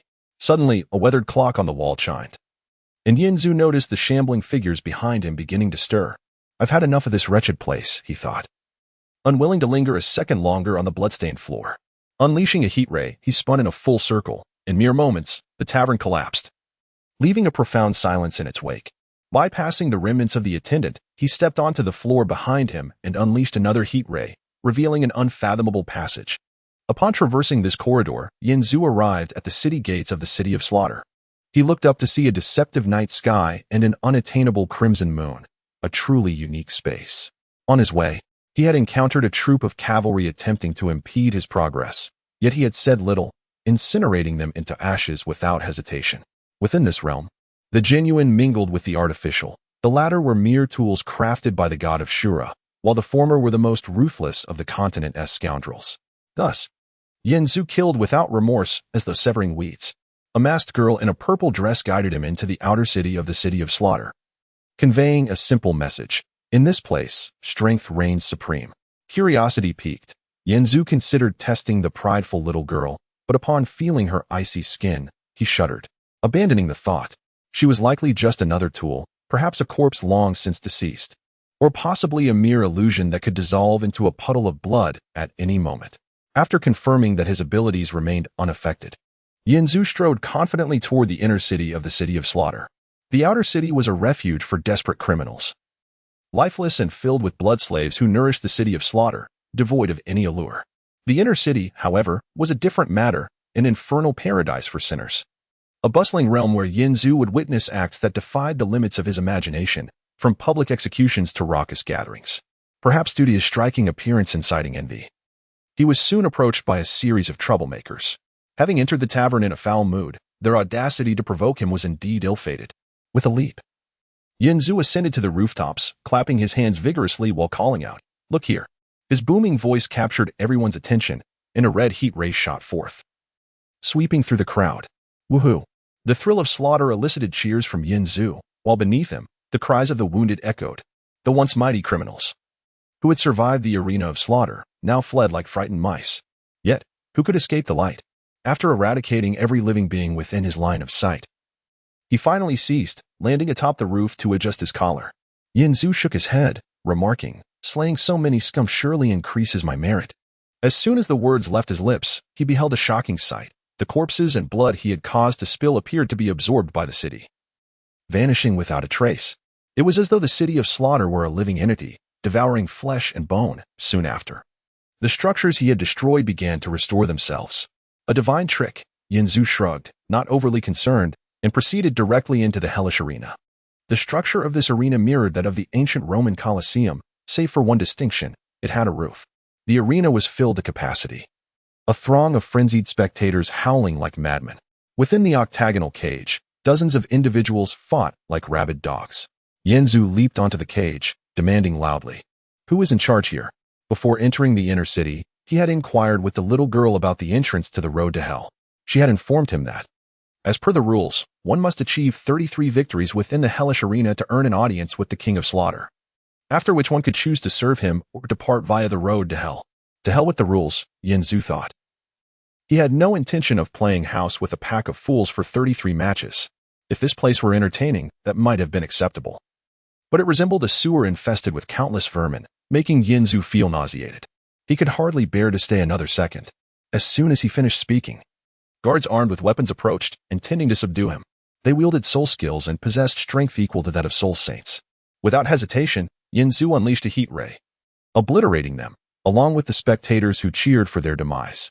Once Yanzu eliminated the last living being in the arena, he sensed an eerie silence enveloping the city of slaughter. As with before, the blood and flesh were absorbed, vanishing entirely. Then he heard a chilling breath behind him. Turning, he beheld a towering figure suspended in midair, draped in a massive crimson cloak, his pale face adorned with blood-red eyes, an embodiment of grotesqueness. As Yanzu stared, the figure descended slowly, seemingly unaffected by gravity. The King of Slaughter, is it? Yanzu mused as he recalled. What was this thing called again? Ah, it seems to be Tang Qian, who was chosen by the god of Azura, only to fall victim to the treachery of the god of Rakshasa during the divine examination, resulting in his current grotesque form. Indeed, as Yanzu scrutinized closely, he discerned the rhythmic pulsation of the King of Slaughter's back, revealing a colossal creature parasitically entwined with him. This was the fate of the Riddler. Yanzu reflected with a sense of melancholy. Had this brute merely engaged in a few more conversations with Poseidon of the Sea God Island, he might have embraced a beauty and ascended to divinity, rather than existing here as a lost monstrosity. You are rather unruly, the King of Slaughter declared, towering over Yanzu, his voice infused with a volatile ferocity that, despite the seemingly human words, conveyed the essence of a wild beast. I have no desire to waste breath on a beast, Yanzu retorted, launching himself directly at the King of Slaughter, delivering a punch that pierced through his chest with such force that even the large bat clinging to his back ceased its contractions and fell limply to the ground, dissolving into a pool of blood. With a sound akin to a hiss, Yanzu withdrew his hand, initially intending to send the King of Slaughter flying. Instead, he had inadvertently punctured him. This was astonishingly fragile, leaving Yanzu with a sense of revulsion. As he retracted his hand, the body of the King of Slaughter collapsed to the ground, the dark red hue of his form beginning to fade. Despite the evident loss of blood, his pallor gradually transformed into a semblance of vitality, resembling that of a human once again. The King of Slaughter raised a hand toward the heavens, producing a sound of considerable struggle. Observing Tang Qian's apparent flicker of self-awareness, Yanzu descended to the ground. However, whether it was the aftermath of separating from the parasitic bat, or the severity of his chest wound, or perhaps a combination of both, Tang Qian opened his mouth repeatedly, yet failed to utter a word, staring blankly at Yanzu. In his eyes, Yanzu perceived a myriad of thoughts, but it was evident that he was on the brink of death. Fear not for your wife. I shall care for her. Yanzu uttered a phrase befitting the moment. And indeed, Tang Qian became utterly still. He had perished, the once formidable powerhouse of the Haotian sect, one of the twin peaks of Douluo, met his end in such a haphazard manner, a death that resembled a farcical jest. His eyes widened, betraying a sense of unwillingness. Yet, such is the nature of fate. Yanzu squatted down and shook his head. He was unaware of the grand tapestry of Tang Qian's life, nor did he wish to delve into it. But it was clear that he had fought valiantly. Only someone of his caliber could rightfully lament the whims of destiny. To perish in the pursuit of one's ambitions, though unfortunate, could be considered a rightful death. As Yanzu pondered, he noticed a resplendent object clasped in Tang Qian's hand. It was a golden Haotian hammer, which he retrieved. The moment his fingers grazed the hammer, an unfamiliar voice resonated in his mind. Startled, Yinzu immediately cast it aside, and the voice vanished. It appeared that Tang Xin, realizing his inability to speak, had sealed his intended words within this hammer. Yinzu surmised, and upon picking it up once more, he discovered that it indeed recounted Tang Xin's life story and all that transpired in the City of Slaughter, yet it left no final wishes or expectations behind. After a moment of contemplation, Yinzu secured the golden hammer and rose to his feet. Just as he stood, a rift of emptiness abruptly tore open at the center of the Hell of Slaughter. According to Tang Xin, this was the entrance to the Road of Hell. Despite the minor interlude, the outcome was favorable. The effort was minimal, for it had not yet been 2 hours since Yinzu entered the City of Slaughter, a level of efficiency that greatly pleased him. Subsequently, Yinzu leapt into the void. Chapter 58, The Divine Trial Before Yinzu, the Fierce and Unyielding Beasts. The bloodthirsty bats, the mind-bewitching mists, and the exceedingly harsh environment of the Hell Road appeared as mere child's play. He traversed the Hell Road with an unperturbed heart, and as he soared through the white curtain, returning to the world above, he indeed felt a frigid surge of soul power coursing through his body. Yet, that was all. He received no indication regarding the divine trial, nor did he sense the ability to wield the so-called domain of slaughter. Is this it? Yinzu turned back to glance at the white light curtain that had escorted him out of the City of Slaughter, now vanished, igniting his fury. How dare they dismiss me so? He mused, considering his performance far superior to that of Tang San, who had nearly perished within. Was his own conduct too rash? With a resigned sigh, he ran his fingers through his hair, suppressing the nausea of having wasted so much time only to gain a vague essence of soul power. Ah, yes, and a golden hammer, a small one, resembling the emblem of the Haotian sect. However, such a trinket held no value for him. Tang Xin had not mentioned its purpose in his last words, likely out of fear of potential misuse, choosing instead to recount his life, allowing the bearer to determine its fate. After departing the City of Slaughter, Yinzu first returned to Heaven Do City, seeking out Qianrenxue. Upon seeing him, she braced herself mentally before inquiring, "So, what trouble have you stirred this time? How should I put this?" Yinzu replied, taking a seat. "I wish to inquire about something." Upon realizing that Yinzu had not come with surprises this time, Qianrenxue felt relieved. "What is it?" "The Sea of Stars and the Universe Shield. Are you acquainted with this artifact?" Yinzu asked. At his words, Qianrenxue's eyes flickered with surprise. "How do you know about this? That's of no concern to you. Clearly, you are familiar with it?" Yinzu probed. "Naturally, it is a treasure of Heaven Do." As she spoke, her demeanor grew serious. Her grandfather, Douluo, had urged her to pay close attention to this item.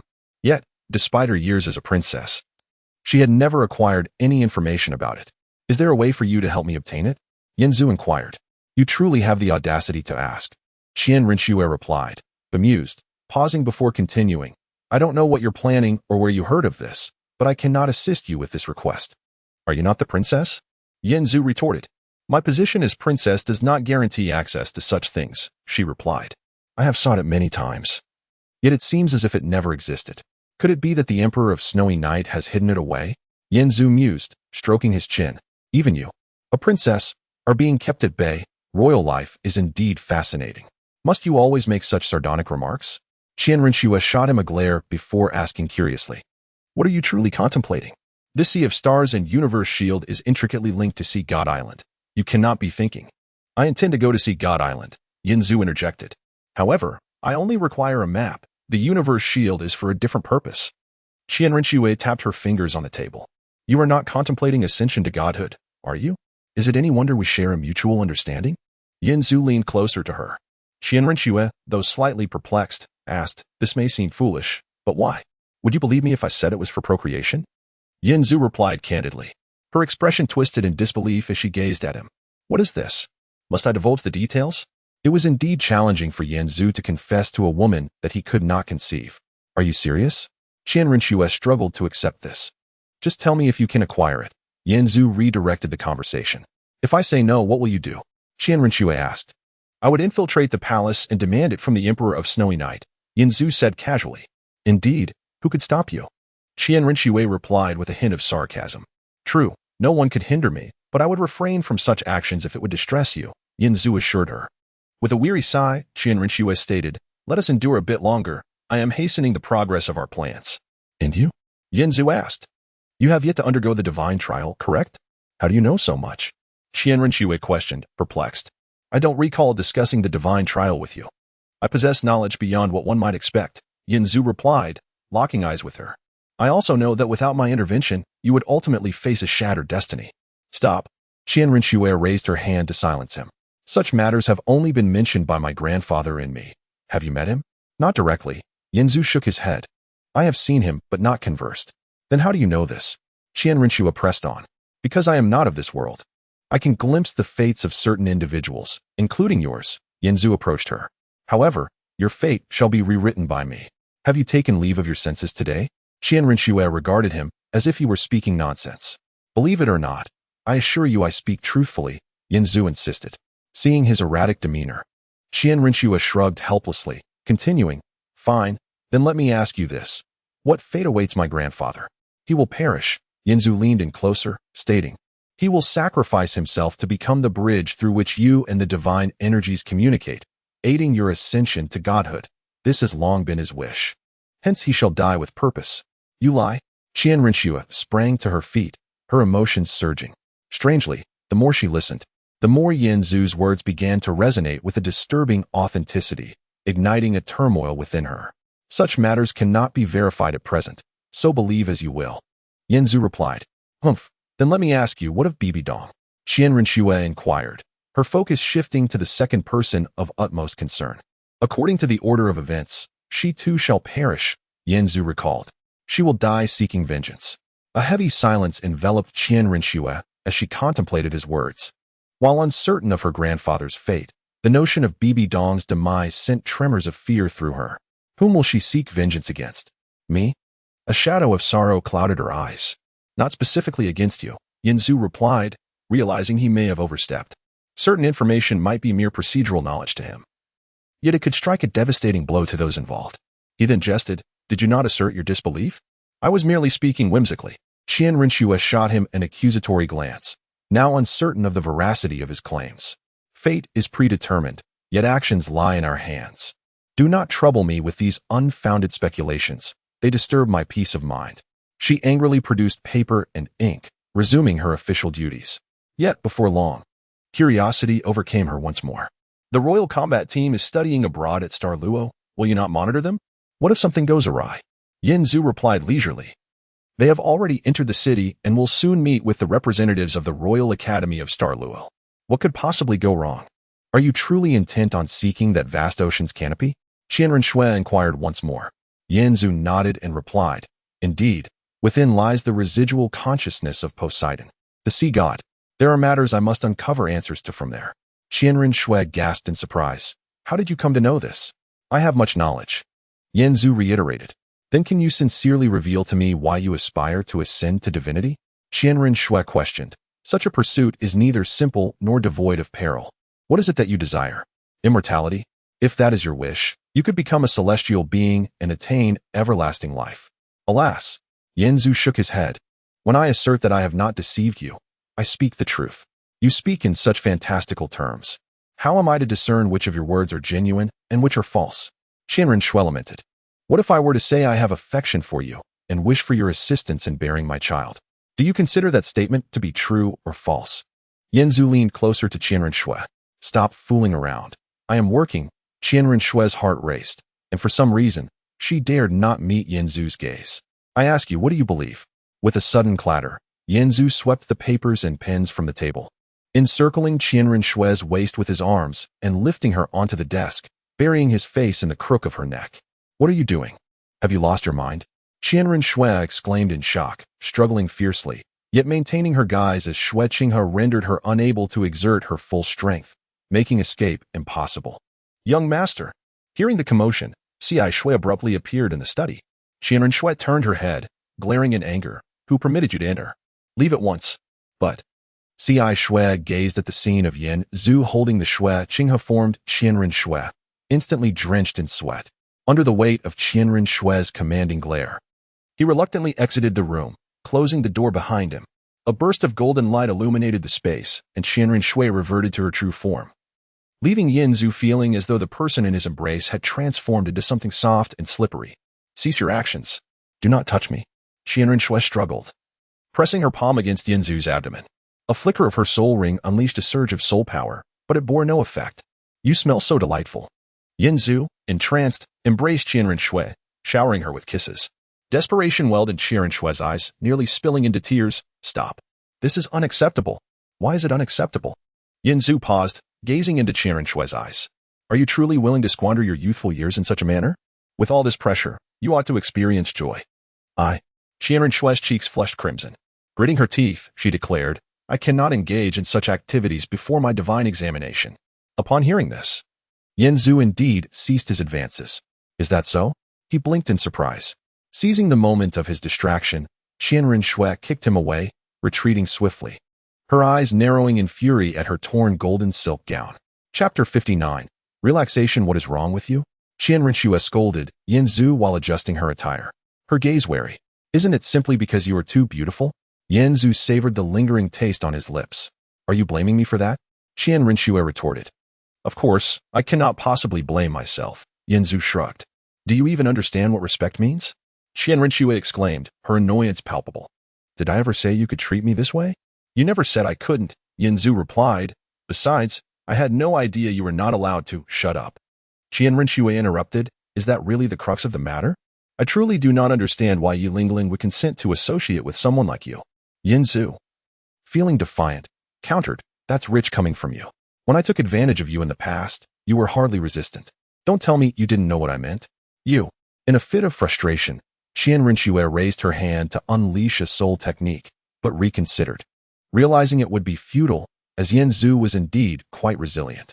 The abrupt halt of their intimacy rendered the atmosphere somewhat awkward, though only Qianren Shui felt this discomfort. Yanzu's antics left her uncertain of how to comport herself. After pacing back and forth, she transformed back into her Snow Qinghe persona and opened the door, declaring, Get lost. I will not. Yanzu boldly seated himself upon the desk, delighting in the sight of Qianren Shui's flushed countenance. Then what do you want? Qianren Shui's breath quickened. Nothing much. I simply wish to know what we truly are, Yanzu said, his strong hands gripping her arms as he gazed into her eyes. A cooperative relationship, as you said. Qianren Shui maintained eye contact, attempting to mask her own turmoil. Stop pretending. I can hear your heartbeat, Yanzu remarked. I need a clear answer from you. I believe I have made my feelings sufficiently clear. You can no longer keep me in suspense. I am busy, and I have no thoughts in that direction, nor am I psychologically prepared for it, Qianren Shui expressed. A hint of irritation evident as she forcibly broke free from his grasp. Please do not press me. Give me some time. Rubbing her arms, she continued, moreover, even if I agreed, what difference would it make? I have already stated that I cannot engage in such matters before my divine examination. Yanzu laughed at this. Aside from that, there are still many things we could do. But I suppose it's not entirely your fault, after all. You haven't experienced a typical adolescence, being nearly 30 and all. Losing some sense of playfulness is quite normal. Upon hearing this, Qianren Shui nearly ground her teeth in frustration, but soon felt a wave of sadness wash over her. Her expression turned melancholic as she sighed deeply, staring at the ceiling. Do you think, for people like us, the notion of love even exists? Yanzu pondered her words while sitting beside her. Honestly, I do not know. Have I ever told you about my parents? Qianren Shui suddenly inquired. No, but if you wish to share, please do, Yanzu replied, understanding the complexities of her family's history, but eager to hear it from her perspective. After a moment of silence, Qianren Shui began her tale. Since I can remember, my grandfather has been my guide and caretaker. The presence of my mother, Bibi Dong, was infrequent, yet it always brought me sorrow. My father passed away when I was young. Truthfully, I felt no grief, as there was little emotional connection, only the pang of loss for what others had that I did not. She was the Pope, and I often had to accompany her to various events. Had I not inquired, I would remain unaware that she was my mother. And it seemed no one intended to enlighten me. What is a mother like? This question haunted me since childhood. Why did her gaze toward me brim with disdain and disgust, despite my efforts to excel?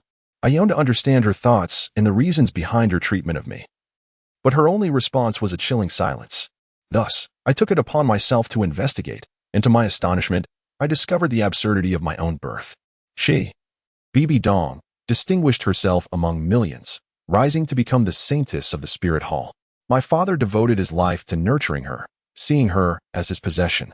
Yet, Bibi Dong did not love him, leading my father to forcibly claim her, much like how you treated me just now. Yanzu interjected, Don't be ridiculous. I never coerced you into bearing my child. If I had wished, you would already have a second. Humph, Qian Rinxue scoffed, continuing, you see, this is my parents' dynamic. Do you think there exists love between them? Even unilaterally, do you believe my father loved Bibi Dong? It appears to me that it was merely possessiveness. A form of territorial behavior. Both sides seem rather absurd. I am not inclined to judge, Yinzu commented. Qian Rinxue appeared unconvinced. While it is unfair for Bibi Dong to take her frustrations out on me, I can somewhat empathize with her. Yet, I cannot understand my father. Yinzu chuckled softly. To be fair, while your father's actions are indeed outrageous, he must have had considerable looks and strength, starting to cultivate Bibi Dong from such a young age. How could she possibly fall for someone like Yu Xiaojing? Yu Xiaojing. Qian Rinxue furrowed her brow. Who is that? Yinzu grinned. The man who abducted your spirit hall Sanus. How do you know so much? Qian Rinxue asked, surprised. Yinzu pointed to his eyes. I told you. I can see many things. Qian Rinxue exhaled, choosing not to delve further into the character of Yu Xiaojing, instead asking, what about you? How do you get along with Ningrongrong? Quite well, Yinzu replied candidly. That little girl is becoming increasingly radiant. See, you initially didn't have feelings for her. Did you? Qian Rinxue stated. Your relationship is merely the result of resource allocation between Ning Fengji and myself. And so what? What significance does that hold? Yinzu questioned, puzzled by her perspective.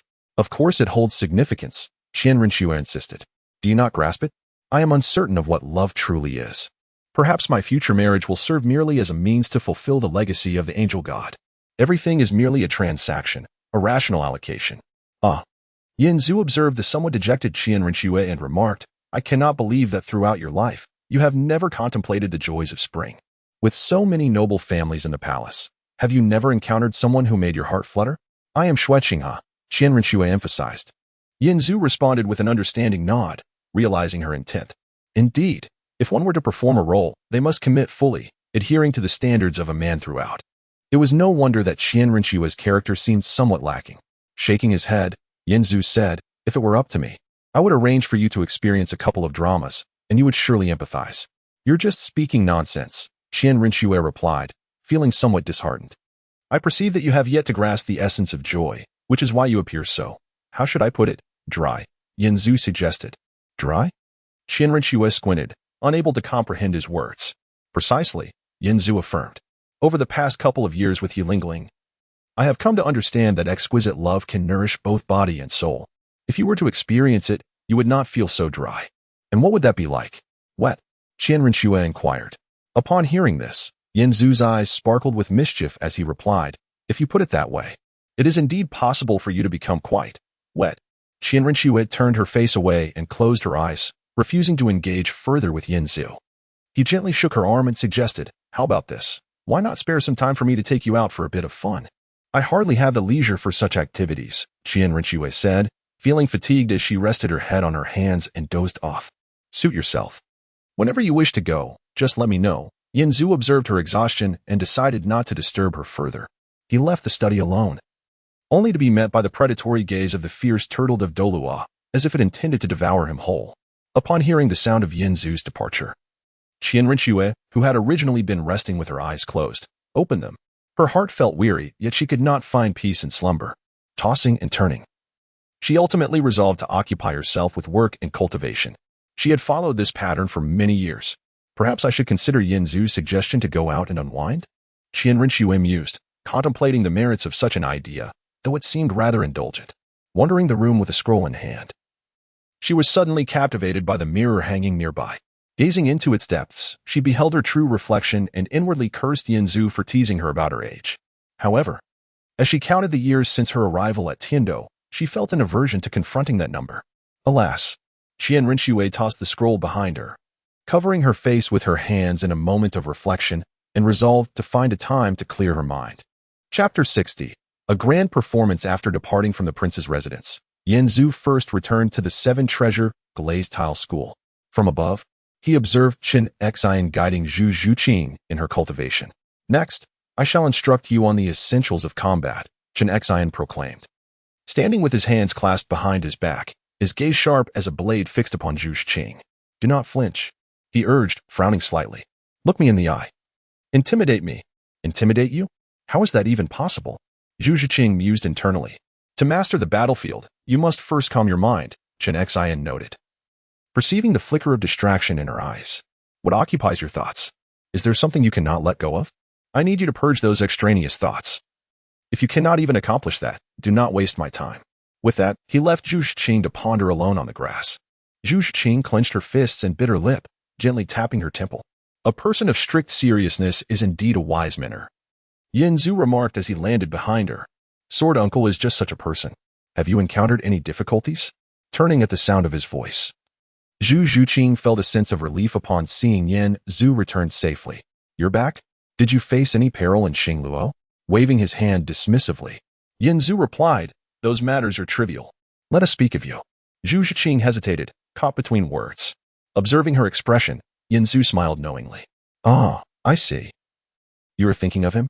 Zhu Zhiqing, caught off guard by his insight, quickly retorted, no, I was merely contemplating whether my current actions are correct. Correct? Yin Zhu shook his head. In this world, there is but one thing that can never be wrong, finding ways to grow stronger. Zhu Zhiqing glanced at her hands, saying, I understand. To be strong is to hold sway, to possess the power to shape one's destiny, yet I cannot find my tranquility. What does that person mean to you? Yin Zhu inquired, feigning ignorance. Fate, Zhu Zhiqing replied almost instantaneously, having thoroughly pondered this matter before deciding to leave Xingluo. In such dire circumstances, to resist, the fusion technique of the soul beast, the spectral white tiger, was her only chance. Possessing it would grant her the right to fight back. The resilience of Xingluo was rooted in the stable inheritance of the white tiger and spectral families and their fusion techniques. Yin Zhu shook his head, saying, such thoughts are rather tragic. Tragic? Zhu Zhiqing bristled at his words. Is it not tragic to place hope in others? Yin Zhu countered. This is the 7 treasure glazed tile school, replete with countless resources for cultivation. Sword Uncle and Bone Uncle are renowned powerhouses across the continent. You have these opportunities at your disposal, yet you wish to rely on another to change your fate. You truly disappoint me. Zhu Zhiqing felt a pang in her heart and replied, you wouldn't understand. Wouldn't understand? Yin Zhu chuckled softly. If you were to grow strong enough, what need would you have to compromise? That is far too distant, Zhu Zhiqing argued. To fully grasp my own fate is a matter of decades away. Until then, I face unavoidable challenges. I do not believe that person's assistance can surpass the support of the sect, Yin Zhu stated. But I know you will not heed this. Zhu Zhiqing's slightly upturned lashes fell, and she said, I have my reasons. Stuck here, troubled without answers? If that is the case, I shall assist you in finding him, Yin Zhu declared, patting her shoulder. Prepare yourself. I shall return to take you, and we will depart. Before Zhu Zhiqing could contemplate or refuse, Yin Zhu had already left the training ground in search of Ningfengji. Zhu. Seeing you return safely puts my mind at ease, Ningfengji said, sensing his son's worry. Father, your concerns are unfounded. The city of slaughter is merely as it appears. Yin Zhu replied, shaking his head. Noticing the hint of disappointment in Yin Zhu's expression when speaking of the city of slaughter, Ningfengji inquired, so, did you obtain the legendary killing god domain? None. I returned empty-handed, Yin Zhu admitted. By the way, Father, I wish to inquire if we possess any maps regarding Sea God Island? Sea God Island? Ningfengji pondered, we have some, but their authenticity has never been verified. Zhu, do you intend to journey to Sea God Island? Yin Zhu nodded. The city of slaughter did not yield what I sought. Perhaps Sea God Island will. If there is an opportunity, I must certainly explore it. I am aware of numerous tales regarding Sea God Island. Both the city of slaughter and Sea God Island are exceedingly perilous, Ningfengji cautioned. It is said that several natural barriers guard Sea God Island. In the past, the Spirit Hall dispatched 2 titled Douluos to lead a vast fleet of spirit masters in search of it, but they vanished without a trace. Likely consumed by the horrors of the sea. That is hardly a concern, Yin Zhu dismissed nonchalantly, understanding that Yin Zhu's resolve was unshakable. Ningfengji summoned a servant to retrieve the map of Sea God Island, handing it to his son. Yin Zhu accepted the map. Noting the ancient feel of the parchment rolled upon the scroll. I suppose I should refresh it slightly, he remarked, examining it closely. Ningfengji chuckled. I never intended for it to be of use. Such items are far too abundant for me to recall them all. This map is truly quite aged, Yin Zhu observed, struggling to decipher its contents. Ningfengji nodded. Indeed, the primary concern is the map's authenticity. Zhu, should you find nothing, return, and we shall deliberate further. Of course. Yin Zhu secured the map and added, by the way, I plan to take Zhu Qing on a short trip. Upon hearing this, Ning Fengji's expression shifted, and he smiled. Zhu, do not act too hastily. You might frighten the young lady. Ahem, I have that intention, but not at this moment. There is a matter of importance. Yanzu clarified. An important matter? Very well. Do you know where he is? Yanzu asked Zhu Zhuqing as he escorted her, gazing down the mountain path. Certainly, Zhu Zhuqing replied, having made ample preparations before leaving home. She had inquired extensively about Dai Mubai's whereabouts and knew he was in the vicinity of Soto City. Come. Yanzu opened his arms to her. What? Zhu Zhuqing understood his meaning, but seeing his somewhat boastful expression made her shy. Why do you wish to walk? Yanzu teased. Time is of the essence for soul masters. Zhu Zhuqing, biting her lip, stepped closer to Yanzu. He swiftly lifted her into his embrace. Compared to Yi Lingling and Ning Rongrong, Zhu Zhuqing was considerably more substantial, her body radiating a delightful resilience that was truly comforting to hold. Let us go? I will take you to witness a splendid performance, Yanzu thought to himself, soaring towards Soto City, with Zhu Zhuqing in his arms. Before long, as Zhu Zhuqing beheld Soto City before her, her mind felt somewhat hazy. Though this is rather embarrassing, it certainly saves time. So, how do you wish to search? Yanzu inquired of Zhu Zhuqing. Let us first enter the city and search around, Zhu Zhuqing suggested, turning her gaze elsewhere. Yanzu chuckled. With such a rudimentary method, do you think you can find him alone? I can, Zhu Zhuqing asserted with conviction. As long as he is nearby, I will sense his presence. Oh. Yanzu nodded, leading Zhu Zhuqing into the city. He was acutely aware of the days Dai Mubai had spent wandering alone after leaving Star Luo, not in pursuit of strength, but out of fear and evasion. Escaping such a harsh environment, Dai Mubai found a sense of superiority at Shrek Academy, indulging in carefree revelry, living a life of joy and abandon. After meandering around Soto City for 2 days, Yanzu continually adjusted his perceptive abilities to their utmost, searching for Dai Mubai's figure. In this world, a person with Dai Mubai's distinct characteristics was remarkably easy to identify: golden hair, heterochromatic eyes, and an unmistakable aura and demeanor befitting a royal heir, making him one of a kind in Soto City. On the third evening, Dai Mubai made his appearance. After a thorough search through the crowd, Yanzu spotted him. It seemed he had garnered a bit of fame in Soto City, as various hotels beckoned him inside. At that moment, Dai Mubai was embracing a pair of beautiful sisters, reveling in the moment as he entered a couple's hotel. Indeed, whenever he appeared in Soto City, it was surely for revelry. Following closely behind him was a short, stout man, Ma Hongjun, who soon disappeared into an alley. It seemed rather inconsiderate of Dai Mubai not to treat his companion to a good meal. Nonetheless, this was precisely what Yanzu wished to show Zhu Zhuqing. Let us check over there, Yanzu suggested to Zhu Zhuqing. Over there? Haven't we been there before? Zhu Zhuqing hesitated. Have we? Are you sure? Yanzu countered, causing Zhu Zhuqing to waver. However, their search had been aimless from the start, so it mattered little. Yanzu led Zhu Zhuqing to the vicinity of the hotel where Dai Mubai was located. Suddenly, as if struck by an unseen force, Zhu Zhuqing halted. Her demeanor flustered as she glanced around nervously. She then dashed a few steps forward, stopping right at the entrance of the couple's hotel. At that moment, as she turned to peer inside, she saw Dai Mubai, one arm wrapped around a woman, ascending the stairs under the guidance of a hotel attendant. Zhu Zhuqing stood frozen in place. As Dai Mubai reached the corner of the staircase, he seemed to sense something, his brows furrowing as he glanced back towards the hotel entrance, his gaze locking onto another pair of eyes in the crowd. This sensation? Could it be her?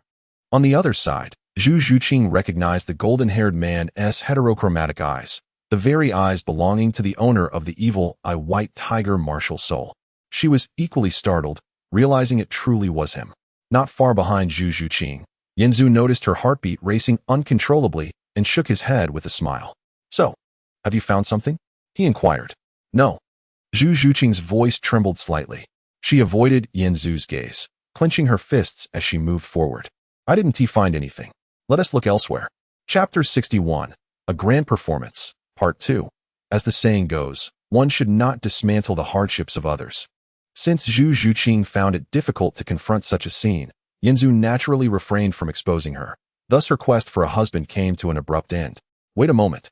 A voice called out, but Yanzu did not turn back. He was keen to observe Zhu Zhuqing's reaction. Zhu Zhuqing, equally resolute, quickened her pace to leave. Stop. Dai Mubai strode forward, reaching for Zhu Zhuqing's wrist. Anticipating his move, Zhu Zhuqing swiftly withdrew her hand and leapt back, her expression devoid of emotion as she inquired, "What are you doing?" "You."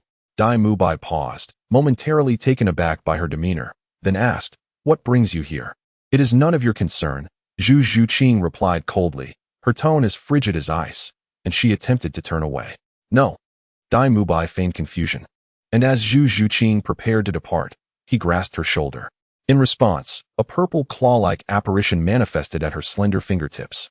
She turned, striking out with precision, and Dai Mubai barely evaded, his clothing torn by her assault. "I have made myself clear. It does not concern you. Do not provoke me." Zhu Zhuqing's disdain for him erupted unabashedly. Dai Mubai, observing her countenance, realized his previous actions had incited her ire. "Zhuqing, you came to find me, did you not? Just give me a moment, please. I shall repeat myself. Let us go our separate ways." The earlier scene had disgusted Zhu Zhuqing to the point where she wished to sever all ties with Dai Mubai. Is there truly a path to tread? Dai Mubai spread his hands, asserting, "You must know we have no choice." Zhu Zhuqing regarded him with indifference, suddenly catching sight of the two women he had previously embraced in the crowd behind him, and she remarked with a smirk, "Do you not have choices? You seem quite at ease here." Dai Mubai understood her insinuation and fell silent, yet he was unwilling to let her depart, leading to an impasse between them. As Zhu Zhuqing turned to leave, Dai Mubai blocked her path. "Do you wish to create a scene?" Zhu Zhuqing unveiled her martial spirit. Dai Mubai remained steadfast, and as she seemed poised to strike, he chuckled, "Let us not make a fuss, shall we? It must have been a long journey for you. Thus, I shall not permit you to leave. You are mine." At his words, Zhu Zhuqing felt a wave of nausea wash over her, and she lunged toward his throat. Dai Mubai thought, "My little fiancée is throwing a tantrum. Very well, let us indulge her." As the crowd gathered, Dai Mubai, with his superior soul power, easily parried her attacks, his defenses teasingly effective against her every strike. Even when some of her blows landed, they bore little consequence. In the next exchange, Zhu Zhuqing's claws grazed Dai Mubai's throat, but he tilted his head aside, swiftly grasping her wrist and twisting her arm behind her back. "Is it so difficult to subdue you?" Dai Mubai smirked, savoring her enchanting fragrance and reveling in his triumph. Suddenly, a sound of bones cracking echoed in his mind, followed by a wave of excruciating pain. "Are you all right?" Yan Zhu pulled Zhu Zhuqing aside, inquiring gently. Zhu Zhuqing shook her head and glanced at Dai Mubai, who was now wide-eyed, staring in horror at his limp arm, emitting cries akin to a wounded animal. "When did this happen?" Dai Mubai gritted his teeth against the pain and turned his gaze toward the man beside Zhu Zhuqing. It was him. Dai Mubai's heart raced, realizing that the man had broken his arm without his awareness. "Let us depart." Yan Zhu ignored Dai Mubai's anguished expression and spoke to Zhu Zhuqing. Zhu Zhuqing nodded, feeling that Yan Zhu had perhaps gone a bit too far, but recognizing the necessity of his intervention. Without it, she would have been ensnared by Dai Mubai's persistence. "Stop!" Dai Mubai, clutching his arm, glared at Zhu Zhuqing. "What do you mean by this?" Zhu Zhuqing remained silent, continuing on with Yan Zhu. Dai Mubai shouted after them, "You should comprehend the implications of your actions. This is treason. Shall I silence him?" Yan Zhu asked, noting Zhu Zhuqing's increasingly distressed expression. "No need. Let us leave quickly." Zhu Zhuqing's thoughts were in disarray. She yearned to return to the seven-treasure glazed tile school, to cast aside all distractions and immerse herself in her training. As they exited Sotoa City, Yan Zhu spread his arms wide. "Come, let us go home." Suddenly, Zhu Zhuqing's already somber demeanor appeared strained, and Yan Zhu sensed a subtle shift in their surroundings. "Teacher Zhao, it is him." Ma Hongjun pointed at Yan Zhu. "You truly dare to take action." Yan Zhu mused inwardly, having anticipated these two would come to aid Dai Mubai, only to find them confronting him instead. After resolving matters in an alley, Ma Hongjun had come to the street and witnessed the commotion between Dai Mubai and Zhu Zhuqing. He rushed over, just in time to see Yan Zhu break Dai Mubai's arm. Having previously witnessed Yan Zhu's ruthless demeanor during their recruitment endeavors, he knew he was dealing with a formidable individual. Fearful, Ma Hongjun hurried back to Shrek Academy to summon Zhao Wujing for assistance. "Are you saying these two children injured Mubai?" Zhao Wujing approached Yan Zhu and Zhu Zhuqing, stroking his chin thoughtfully. Ma Hongjun leaped forward, pointing at Yan Zhu. "Teacher Zhao, it is him. He broke Dai Laoda's arm." Zhao Wujing scrutinized Yan Zhu, pondering, He appears to be a formidable assault-type soul master. To best Mubai is indeed remarkable. It is quite extraordinary. He may be a rare talent worth recruiting for the academy. However, before that, he felt the need to assert their dominance. Is it you too who harmed our academy student? Noticing Zhu Zhuqing's labored breathing, Yanzu recognized it was due to Zhao Wujing's soul abilities. He coldly replied, I have no interest in you. If you wish to die, continue as you are. Oh. Zhao Wujing rubbed his palms together, amused. Normally, adults should not intervene in children's quarrels, but you have gone too far, and you claim disinterest? Yet, I find you quite intriguing. With a resounding slap, Zhao Wujing's words were cut short by a crack that reverberated in his mind, leaving him dazed as he soared through the air. Enough of this nonsense. Yanzu clapped his hands, turning to the stunned Ma Hongjun. Ma Hongjun, struck with fear, could hardly comprehend the scene. He had witnessed Yanzu's ruthless nature before, but the opponent had only been city guards. How could Zhao Wujing, a soul sage, be so easily dispatched by this youth? On the ground, Zhao Wujing lay dazed, staring vacantly at the sky, utterly unaware, drooling in a comical manner. Are you able to move now? Yanzu inquired of the equally bewildered Zhu Zhuqing. Yes, Zhu Zhuqing nodded, glancing at Zhao Wujing in the distance. Given her previous inability to move, she surmised that his strength must be extraordinarily formidable. I almost forgot about you. Yanzu approached Ma Hongjun and delivered a resounding slap, sending him flying to the side of Zhao Wuji. The two stout figures lay side by side on the lawn. Subsequently, Yanzu picked up Zhu Zhuqing and soared directly towards the Seven Treasure Glazed Tile School. Chapter 62. To see how did it happen? On her way back to the sect, Zhu Zhuqing could no longer suppress her inner curiosity and inquired. What do you mean? Yanzu asked. You're not very old, are you? Zhu Zhuqing remarked. How did you become so powerful? Yanzu gazed into the distance. Simply luck. Zhu Zhuqing dismissed his words as mere evasion, murmuring softly, such strength cannot be attained through luck alone. It's hard to say, Yanzu replied, some indulge in vices, living to a ripe old age, while others, cautious and prudent, meet an untimely end. Luck is something one cannot reason with. Seeing Yanzu unwilling to elaborate on the reasons behind his strength, Zhu Zhuqing ceased her inquiries and began to contemplate her own future. Without Dai Mubai, she could no longer return to contend with Zhu Zhuyun and Davis in the traditional manner. Moreover, Dai Mubai was correct. As a female of the Phantom Spirit Cat clan, refusing to marry the prince of the White Tiger clan would be tantamount to treason. It seemed she had no choice, Zhu Zhuqing thought to herself. Apart from continuing her cultivation at the Seven Treasures Glazed Tile School, she had no other path to pursue. Although her experiences were genuine, Zhu Zhuqing often felt as if her life had been orchestrated, especially when she observed Yanzu's unwavering composure, which led her to believe he had already seen through everything. Meanwhile, after Yanzu had departed for quite some time, Zhao Wujia, lying outside Suatua City, finally regained consciousness. The sky had begun to darken, and as he rose to his feet, he noticed Ma Hongjun, also sprawled on the ground. He attempted to rouse him, only to be struck by a wave of excruciating pain that nearly sent him into unconsciousness. It was then that he realized the lower half of his face had completely separated from the upper half. Zhao Wujie grit his teeth against the agony and realigned his face, opening his mouth to speak, but found his words to be oddly distorted.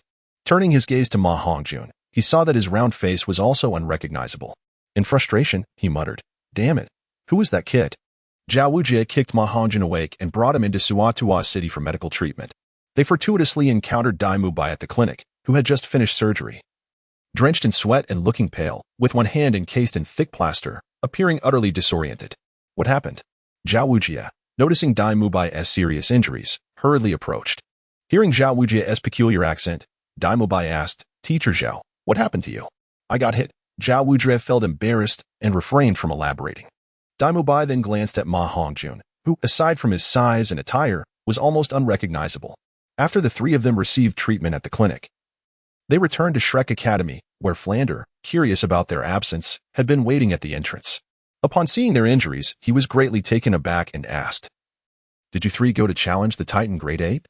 Dai Mubai, wishing to avoid discussing his dismissal by his fiancée, remained silent. Ma Hongjun was too injured to speak, and Zhao Wujie felt ashamed, especially since he still spoke with an accent, thus he too kept quiet. Noticing their downcast spirits, Flander chose not to press further. Once they returned to their room, Flanders sought out Zhao Wujie for a private conversation, during which he learned the full story. You mean a mere boy did this to you three? Flanders found it hard to believe. Zhao Wujie replied helplessly, at least he doesn't look very old. That's strange, Flanders remarked. Could it be he possesses some youthful secret? We've roamed the continent for so many years. When have we ever heard of such a person? Did you discern his martial soul? Zhao Wujie shook his head. He didn't use his martial soul. Didn't he use it? Flanders exclaimed. To inflict such damage without employing a martial soul, he must be a tidal Douluo-level powerhouse. It's pointless to dwell on this now, Zhao Wujie retorted angrily. I heard Hongjun mention he could easily defeat Mubai. And I thought to subdue him and bring him to our academy, but that kid acted ruthlessly without a second thought. Now he has gone. And discussing it further is futile. Flanders, feeling a tinge of fear, remarked, acting ruthlessly, it's fortunate he didn't take your lives. By the way, you need to reimburse me for today's medical expenses, Zhao Wujie stated. Flanders scoffed, you lost face for the academy due to your own inadequacies. And you still have the nerve to ask me for money? Zhao Wujie countered, I only got injured for the sake of enrollment, as the dean. You should show some compassion. Flanders patted Zhao Wujie on the shoulder, saying, the academy is currently facing financial difficulties. We should support one another through these trying times. Why is it always about money? Zhao Wujie brushed Flanders' hand aside, reclining in a rocking chair with his eyes closed. Soon, it would be time for enrollment. He planned to reap some benefits then, Flanders mused, rubbing his hands together. Zhao Wujie, without opening his eyes, replied, there's nothing worth looking at. What's the point of extorting those few registration fees? Flanders retorted, you'd be surprised. I recently received a letter from Xiao Gang, claiming he has sent 2 promising students our way. Xiao Gang. Which Xiao Gang? Zhao Wujie asked. Oh, the master I once roamed the world with, Yu Xiaojiang. Flanders replied. Zhao Wujie exclaimed in realization, I've only heard of the Xiao Gang, but never met him. What level of expertise does he possess? Flanders beamed with pride. You needn't worry about that. While I can't speak for other aspects, Xiao Gang's talent for spotting potential is unparalleled. A month passed, and at this time, Yan Zhu was aimlessly flying over the vast ocean. Before setting off, he had first visited the Star Luo Empire to ensure Yi Lingling and the others were safe, before finally embarking towards Sea God Island. However, Yan Zhu began to feel he had overestimated his abilities. Originally, Ning Fengji had offered to provide him with a fine ship, a captain, and several experienced sailors, but the overly confident Yan Zhu had declined, setting off with only a map. Yet, he had underestimated the vastness of the ocean. Even with his keen eyesight, capable of reaching several kilometers, it proved utterly insufficient in the vastness of the sea, which was an entirely different realm from the continent. On land, each step offers varied scenery, making it easy to discern direction, but the ocean was nothing but water, while islands existed. They were equally challenging to use as reference points, especially since the Earth is round. How could I possibly be lost? Yan Zhu was infuriated. The map given by Ning Fengji had initially been useful, but after enduring several storms, the current landscape no longer matched the map. The storms at sea were far more than mere gusts of wind and splashes of rain. Nevertheless, Yan Zhu witnessed breathtaking sights he had never encountered before. The towering waves and lightning shook his very heart. Though he knew these elements posed no threat to him, the exhilaration of witnessing them for the first time was undeniable. After flying for an indeterminate time, Yan Zhu finally found a place to land. Upon touching down, he placed his hands on his hips and gazed at the huge fish bones piled beneath a coconut tree, letting out a sigh. I've circled back again. Not long ago, he had devoured a dozen 2-meter-long tuna here, and now those bones lay sun-bleached in the open. What a predicament! Yan Zhu scratched his face, exasperated, and shouted at the sea in frustration. He began contemplating the audacious idea of soaring beyond the atmosphere, seeking a suitable place to land. Just as he resolved to undertake such a venture, he heard the rustling sound of the wind against the sails. Taking a deep breath, Yan Zhu set off towards the source of the sound, momentarily setting aside other concerns. He yearned to encounter living souls, engage in conversation, and glean information. He had grown weary of the unpredictable tempests in the endless expanse of the ocean. Before long, Yan Zhu spotted the vessel, though its situation appeared dire. Enormous tentacles emerged from the depths, climbing aboard and violently shaking the ship.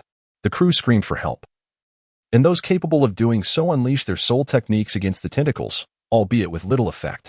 Today's menu features char-grilled octopus, Yan Zhu mused. Such was the sentiment. Yet witnessing such a colossal creature was still somewhat unsettling. Cease your futile lamentations, your savior has arrived, Yan Zhu proclaimed as he hovered above the ship. Some noticed his arrival, while others remained fixated on the unfolding chaos. But in this life-and-death moment, no one responded to his words. "Oh, I suppose I must first offer them a taste of hope," Yinzu chuckled, shaking his head. With eyes ablaze, he carefully severed the tentacles before plunging into the depths of the ocean. When he burst forth from the water, a massive octopus was pulled skyward alongside him. What a terrifying spectacle it was. Its size eclipsed that of the ship, and from below, all one could see was the formidable octopus flailing in the air, rendering Yinzu invisible. "Heavens, we are utterly doomed," cried one of the crew, their spirits collapsing at the sight. "Look," someone shouted, and the crowd gazed upward, witnessing the once menacing octopus suddenly freeze in place, dejected and suspended in midair. Then it plummeted back into the sea, creating colossal waves that nearly capsized the vessel. "I told you, your savior has arrived." Yinzu gently descended towards the ship, arms outstretched, ready to receive their reverent adoration. Chapter 63 The Sea, Part 2. The flesh of the giant octopus was tough and flavorless, akin to chewing on a tire. Yinzu took a bite and promptly spat it out. A sight pleasing to the eye but unpalatable. A figure resembling a captain approached, reverently presenting a bowl of soup to Yinzu, saying, "My lord, this is freshly prepared, please enjoy." Yinzu surveyed his surroundings. After the calamity, everyone was busy tidying the wrecked ship, yet they occasionally cast glances at him, filled with admiration, envy, but predominantly fear. "Are you the captain?" Yinzu inquired, taking a sip of the soup, which possessed a coarse yet delightful flavor. "Indeed, I am the captain of this vessel. I am truly grateful for your timely rescue." The captain replied, keenly observing Yinzu. Having narrowly escaped death, he was filled with hope towards this youth capable of easily vanquishing sea monsters. With such power, forging a connection with him could render one as comfortable as a fish in water on these vast seas. "Oh," Yinzu nodded, glancing into the cabin filled with supplies, spices, and tobacco. Listening closely to the conversations, it appeared to be a humble transport ship. "To where does the ship sail?" he asked. The captain responded, "In answer to your question, my lord, this ship is bound for Seven Stars Island." Seven Stars Island. The name rang a bell for Yinzu, though he could not recall specific details. Seeing the change in Yinzu's expression, the captain felt a twinge of apprehension. For many items aboard were considered contraband, and Seven Stars Island, a haven for pirates, was not a place for everyone. "Yes, I am responsible for delivering goods to Seven Stars Island," the captain clarified. "Is that place far from the mainland?" Yinzu continued to inquire. "Indeed, it is not only distant but perilous," the captain replied, recalling the harrowing scene they had just escaped, wiping away sweat. "Truly a life-risking venture for profit," Yinzu mused, then asked, "Do you know of Sea God Island?" "Sea God Island? Who does not know of it?" The captain's interest piqued, he said. "It is said that Sea God Island is not far from Seven Stars Island." Yinzu's eyes sparkled with intrigue. "Oh, such a tale exists?" "Yes, however, venturing further from Seven Stars Island leads to unpredictable weather and swarming sea beasts. Thus no one has verified this rumor," the captain explained. "Oh," Yinzu nodded, formulating a plan. "Then I shall accompany you to Seven Stars Island." "What is the fare?" The captain, elated, insisted. "My lord, I have yet to repay your life-saving grace." "How could we speak of fare? It is my honor that you grace my ship. If only I knew your esteemed name, I could share your glorious deeds across the seas." "Yinzu." "Oh, Lord Yinzu, this way please. Allow me to show you to your quarters," the captain offered. "There's no need. The cabin feels too confined. I prefer the bow of the ship. You attend to your duties, do not mind me," Yinzu stated as he began to wander about the vessel. The captain, understanding his place, refrained from further comment. This extraordinary figure could easily intervene in any troublesome situation. All he needed to do was to serve him well and avoid offense. The ship sailed at a leisurely pace, and having learned from previous experiences, Yinzu was in no hurry, treating the journey as a leisurely excursion, relishing the sea breeze and sunbathing, embracing the role of a fisherman, occasionally addressing minor troubles while basking in the admiration of the crew, who catered to his every whim. Life aboard was quite enjoyable, save for the singular absence of a woman. No, not even a girl was to be found. Could someone summon me, a lowly transformed from a 10,000-year-old sea soul beast? Yinzu pondered. Time passed unmeasured until he spotted a vast cluster of islands. Inquiring with the captain, he learned that they had arrived at their destination, Seven Stars Island, and he swiftly made his way towards the largest isle. Upon examining the map, Yanzu discovered that the information was entirely inconsistent, thus carelessly discarded it, intending to gather information upon arrival. Earlier, he had noticed a number of slightly armed vessels docked near the coastline, indicating that Seven Stars Island was evidently bustling with activity. Indeed, after only a few steps, he encountered two disheveled patrolmen wielding steel knives. "Halt! Where did you come from?" one of the ruffians demanded. "Oh dear, look at him. He must be worth a fortune," the other chimed in, sizing up Yanzu. "So, Seven Stars Island is a pirate den," Yanzu mused, recognizing their demeanor. It was clear that they would attempt to accost him in the next moment. This perplexed Yanzu. Logically, his attire should have signaled that he was no ordinary individual, and his sudden appearance here should have warranted caution. How could they dare to act without first ascertaining his identity? Are there truly such dim-witted individuals in this world? Even among beasts, they would first test the waters, would they not? The answer was affirmative. These men had grown accustomed to their tyrannical rule over the sea and firmly believed in the adage that many ants can take down an elephant. If they could not overpower him, they would simply call for reinforcements. "You are fortunate today, for I have questions to pose," Yanzu said. Stepping upon the two and leaning forward, "Dare to utter even a single word of defiance, and I shall crush you both. First, is this Seven Stars Island? Second, in which direction lies Sea God Island?" "Why, yes, this is Seven Stars Island," the foremost ruffian promptly replied. "And the second question?" Yanzu pressed. I don't know. You must ask our leader. He will surely know." The ruffian stammered, fear evident in his voice. Upon hearing this, Yanzu released his foot and scanned the island, spotting a gathering of pirates. He immediately made his way toward that location. He can fly without a martial soul," the ruffian exclaimed in astonishment. "Quick, send word. It is a tidal Douluo." Yet, the speed of the fleeing men could not match that of Yanzu, who swiftly arrived at the pirates' gathering, where it appeared they were engaged in a feast.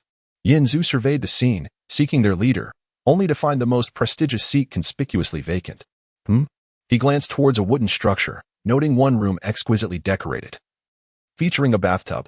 Inside, a woman with sun-kissed skin reclined, her long legs draped over the edge of the tub, her toes adorned with purple nail polish, her full bosom gently rising and falling upon the water's surface. After a moment, the woman opened her eyes and stood, revealing her figure in full to Yanzu. If one were to compare, she bore a striking resemblance to Qian Renshua, tall and statuesque, but with a more voluptuous chest. As though Zhu Zhuqing's endowments had found their way onto Qian Renshua's form. Such a well-proportioned figure truly exists? Yanzu felt a slight discomfort at the tip of his nose, a tingling sensation across his forehead, realizing that he had not encountered a woman in nearly a month. Counting the days spent aboard the ship and prior at sea, with a swift motion, Yanzu darted through the window into the room, startling the woman who had been applying lip gloss in front of a mirror, prompting her to reveal her martial soul, a purple sea viper. Yanzu closely scrutinized the woman before him. She appeared to be in her late 20s, her casually trimmed purple short hair exuding a neat and tidy aura. Her prominent nose and eyes, reminiscent of amethysts, imbued her with a striking elegance, though her lip gloss was slightly askew from her earlier fright. Upon recognizing the intruder's face, the woman's expression brightened momentarily, rendering her momentarily speechless. It had been quite a while since she had encountered someone like him, she mused inwardly. Somewhat presumptuous.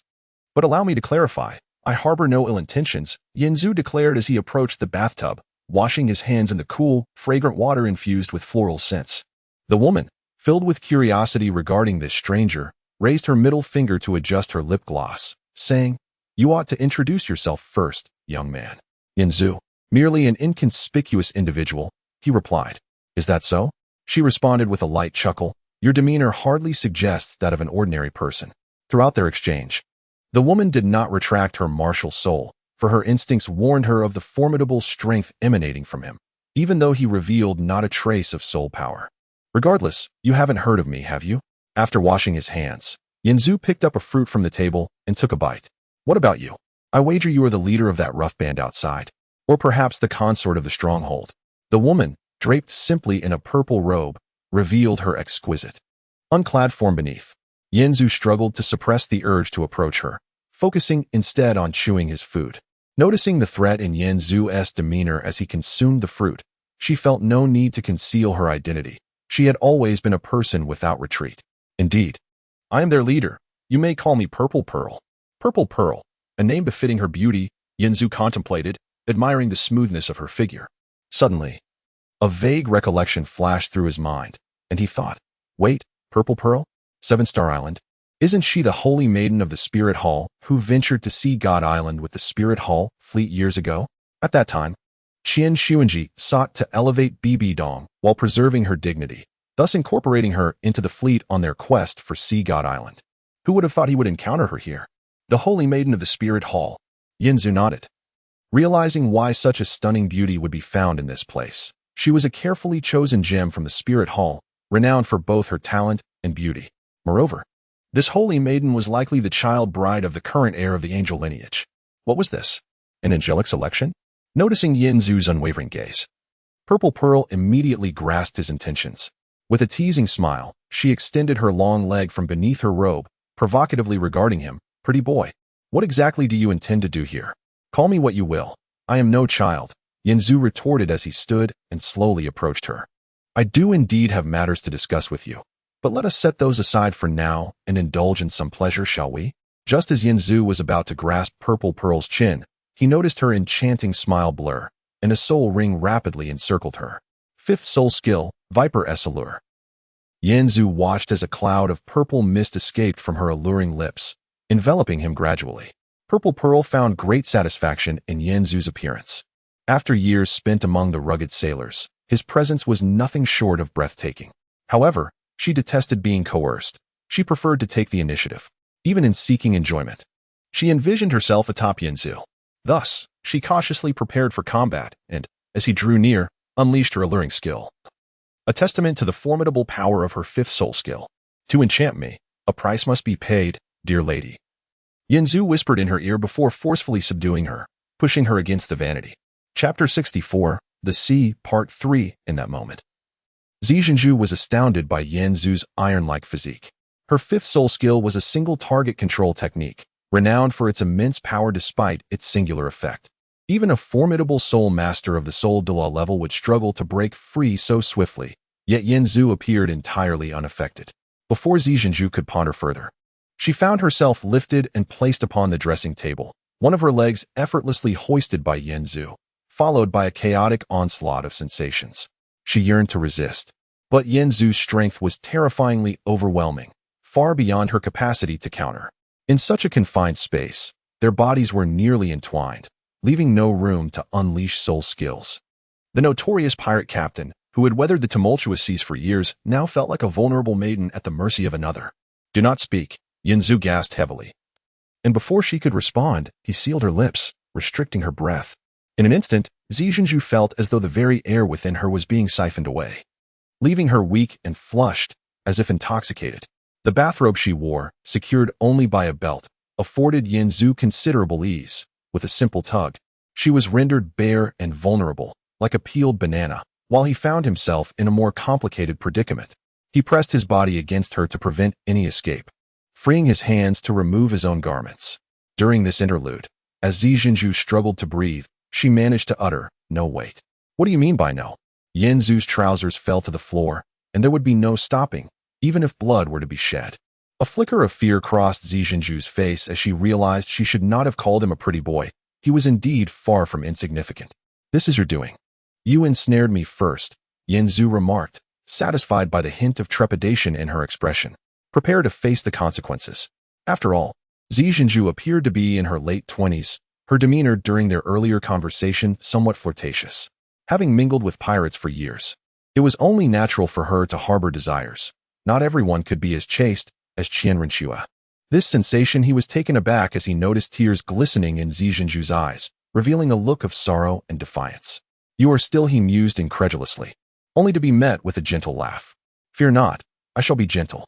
Zijinju seemed to accept her inevitable fate, perhaps recognizing the rarity of finding someone appealing, and thus did not wish to let this moment slip away. She signaled Yinzu to move to the bed. He too felt that the dressing table was not conducive for their endeavors, so he lifted her and placed her upon the bed. Now, Yinzu was no longer an inexperienced youth. After spending ample time with Yilingling, he had explored every conceivable position to its fullest. Gazing at the entrancing Zijinju beneath him, her eyes clouded with allure, he assured her, "Rest assured, I shall attend to your every need." In many ways, Zi Jinzhu was formidable, likely due to years of repression and her own status as a sole emperor, allowing her to endure the fervent exchange with Yanzu. She even initiated a few turns mid-battle. Accustomed to Yi Lingling's delicate shyness, Yanzu found Zi Jinzhu's assertiveness refreshing. However, he could not help but think of Zhu Zhiqing and Davis. Their interactions probably mirrored this, though he had never perceived it with Zhu Zhiqing. "Thank you for your hospitality," Yanzu remarked, satisfied as he playfully patted her resilient form. Instantly, he felt her bite into him. "Where do you come from? Where are you going?" Zi Jinzhu's nails trailed across his chest as she inquired. "From the mainland, of course," Yanzu replied, his hands gliding over her form. "Impossible. The journey from the mainland to here is fraught with peril. How could one person manage it?" She countered. Yanzu chuckled. "Are you trying to uncover my background? No need for such subtleties. Given our current predicament, feel free to ask whatever you wish. I am not one to deny you." At this, Zi Jinzhu propped herself up, locking her gaze onto him. "Very well. What is your soul power level?" "You may interpret it as level 100, Yanzu stated. "Unimpressive," she retorted, lowering her arms and reclining against him once more. "I assure you, I speak the truth. Believe it or not, that is your choice," he replied. "Then why are you here?" Zi Jinzhu asked. "I know you are strong. There must be a reason for your presence. I am seeking the opportunity to ascend to godhood." Yanzu confessed genuinely. Upon hearing this, Zi Jinzhu's supple form seemed to stiffen momentarily, goosebumps rising on her smooth skin. Yet, she quickly regained her composure and probed. "You were searching for Sea God Island?" "Indeed," Yanzu shifted, sitting up. "You must know something, do you not?" A flicker of hesitation crossed her eyes as she leaned closer, wrapping her arms around his back, resting her chin on his shoulder, whispering into his ear. "Forget about Sea God Island. Stay here with me, unrestrained, and live joyfully for eternity. Would that not be preferable?" Yanzu tucked a strand of her hair behind her ear. "Is this truly your heartfelt wish? However, life is fleeting, and I have compelling reasons to depart. What if I told you that you would perish?" She challenged. "Then I would be even more eager to witness it," Yanzu replied earnestly, longing for something that could genuinely threaten him to fuel his motivation. However, after his indiscriminate slaughter in the City of Carnage, he was aware that such a thing would not manifest. Subsequently, Yanzu shifted the focus back to Zi Jinzhu. "What about you? Have you resolved to spend your life on this island?" "Why not?" She responded nonchalantly. "Here, I am free, and my word is law. I am akin to a deity." Yanzu recognized that her casual demeanor was a facade. Otherwise, she would not have preserved her purity up until now. As the holy maiden of the Spirit Hall, she had undoubtedly been surrounded by prodigious talents like Hulaina and Xieyu. Moreover, she had experienced the likes of Qian Xuanji, whose talents and looks were unparalleled in the world. Thus, it was inconceivable for her to accept the men of the pirate crew. She might genuinely treasure this island and its pirates, but it was merely a sentiment born of time. She could never abandon her past, as those memories were immutable and undeniably real. "I can take you away from here." Yanzu cradled her face in his hands. "You claim to know of my strength, yet you remain unaware of its true extent. I assure you, anything you desire, simply ask." Zi Jinzhu paused for a few seconds, then shook her head gently, distancing herself from him to lie on the other side of the bed. "I am weary." Yanzu inhaled deeply, closing his eyes. He was neither fatigued nor in need of slumber, but he cherished the moments of resting upon a bed with a beautiful companion by his side. Thus, he resolved to cast aside all thoughts and relish this fleeting instant. As dawn broke, sunlight gradually spilled onto the bed, rousing Yanzu from his slumber. "You should reposition this bed," he said, observing Zi Jinzhu, now donned in a captain's hat and armed with a curved blade. Dressed anew, she exuded an air of striking confidence. Zi Jinzhu drew her curved dagger and pointed it at Yanzu, proclaiming, "The sea shall punish the indolent." She then sheathed her dagger and exited the dwelling. Shortly thereafter, Yanzu heard the jubilant cheers of the pirates, who were preparing to set sail. As for their destination, it was likely a mystery even to them. In such desolate waters, could merchant vessels be found for them to plunder? The answer was a resounding no. The few merchant ships that passed through were those they had commissioned themselves. Without such arrangements, they would be deprived of the exotic treasures from the mainland. For venturing here was fraught with peril. Their purpose in sailing was to engage in combat, battling the tempestuous waves and the fearsome sea spirits. They relished such conflicts, for it imbued their lives with excitement and authenticity. Yet, the day would inevitably come when she would not return, when she would meet her end in the belly of a fish. Yanzu gazed at Zi Jinzhu standing at the bow of the ship and mused, "And I shall ascend to divinity, granting her eternal life alongside me." Chapter 65. The Feast. The sea breeze rustled the sails as Zhizhenju stood atop the mast, gazing into the distance with the telescope. The weather was fine, a perfect day for setting sail. She leapt down from the mast and approached the bow, resting her arms on the railing, lost in thought. What was wrong with the captain today? He seemed rather dispirited. Hey, haven't you heard? Our captain had a good night last evening, so of course he is different now. What? Really? Which brother was so fortunate? That, I cannot say. Last night during dinner, old Gue went to deliver medicine to the captain and returned with a flushed face. When we stopped him to ask, he wouldn't say a word. When the brothers listened in, you wouldn't believe what we heard. What was it? The captain's voice was something else. It left the brothers quite envious. Goodness. Even you have me excited. Alas, finding a woman in this place is far too difficult. Who could disagree? The key is our captain is quite impressive. I wonder which young man possesses such stamina. The brothers were eavesdropping, and what a delight it was. The commotion speaks volumes of our captain. He can still set sail today. Oh my, stop it. I can't take it anymore. I wish I could share a moment with the captain. Dreaming during the day. Are we? Wait, the captain is coming. Zhizhenju lowered her gaze towards the two subordinates on the small boat, inquiring, how's the catch? The subordinate replied, according to the captain, this trip has covered our costs. If we encounter any lucrative sea spirits, it will be a bonus. He then pointed towards a deserted island, adding, I noticed some movement over there. Should we investigate? Zhizhenju assessed the distance to the island, recalling Yinzu's previous words. She was reluctant to spend her days in such a manner, yet she had no choice. She was cursed by the sea. If she ventured too far from Seven-Star Island, storms and rampaging sea spirits would come for her, just as they had for the doomed spirit master fleet years ago. Let us head back, Zhizhenju said, her heart heavy. Upon returning to Seven-Star Island, Zhizhenju found Yinzu reclining in her bathtub, bare-skinned. Noticing her return, Yinzu tilted his head and remarked, a beautiful curved dagger you have there. Zhizhenju drew the curved dagger, gliding it across the water's surface. This was the blade of the former pirate chief. It's not particularly exquisite. I once possessed a more beautiful one, but alas, it was lost to the depths. When did this happen? Was it during your visit to Sea God Island? Yinzu asked nonchalantly. Hearing this, Zhizhenju halted her movements. Silence enveloping her for a moment before she responded, you truly are from the spirit hall. No, I am not, Yinzu replied, observing the shadowed expression on her face. You know who I am. What is your purpose for being here? Zhizhenju's dagger pressed against Yinzu's chest, yet it could not pierce him. She had discovered this the night before. No matter how she clawed, his body bore no marks. Yinzu nodded slightly. I know who you are. The former saintess of the spirit hall, who once represented the hall on the ill-fated journey to Sea God Island, where your entire fleet perished. Yet you were fortunate enough to survive. Many are aware of the first half of this tale, but the latter half resides with you. However, I suspect the conclusion is likely that the saintess was stranded on a deserted island, ultimately living among pirates. But fate has not forsaken you. I have come. And you now have a new option. Zhizhenju scoffed, then laughed, pointing the dagger at Yinzu. You think you can alter someone's destiny? Perhaps you are indeed formidable, capable of manipulating me, a sole emperor, but this is the sea. Do you believe you can defy the sea goddess will?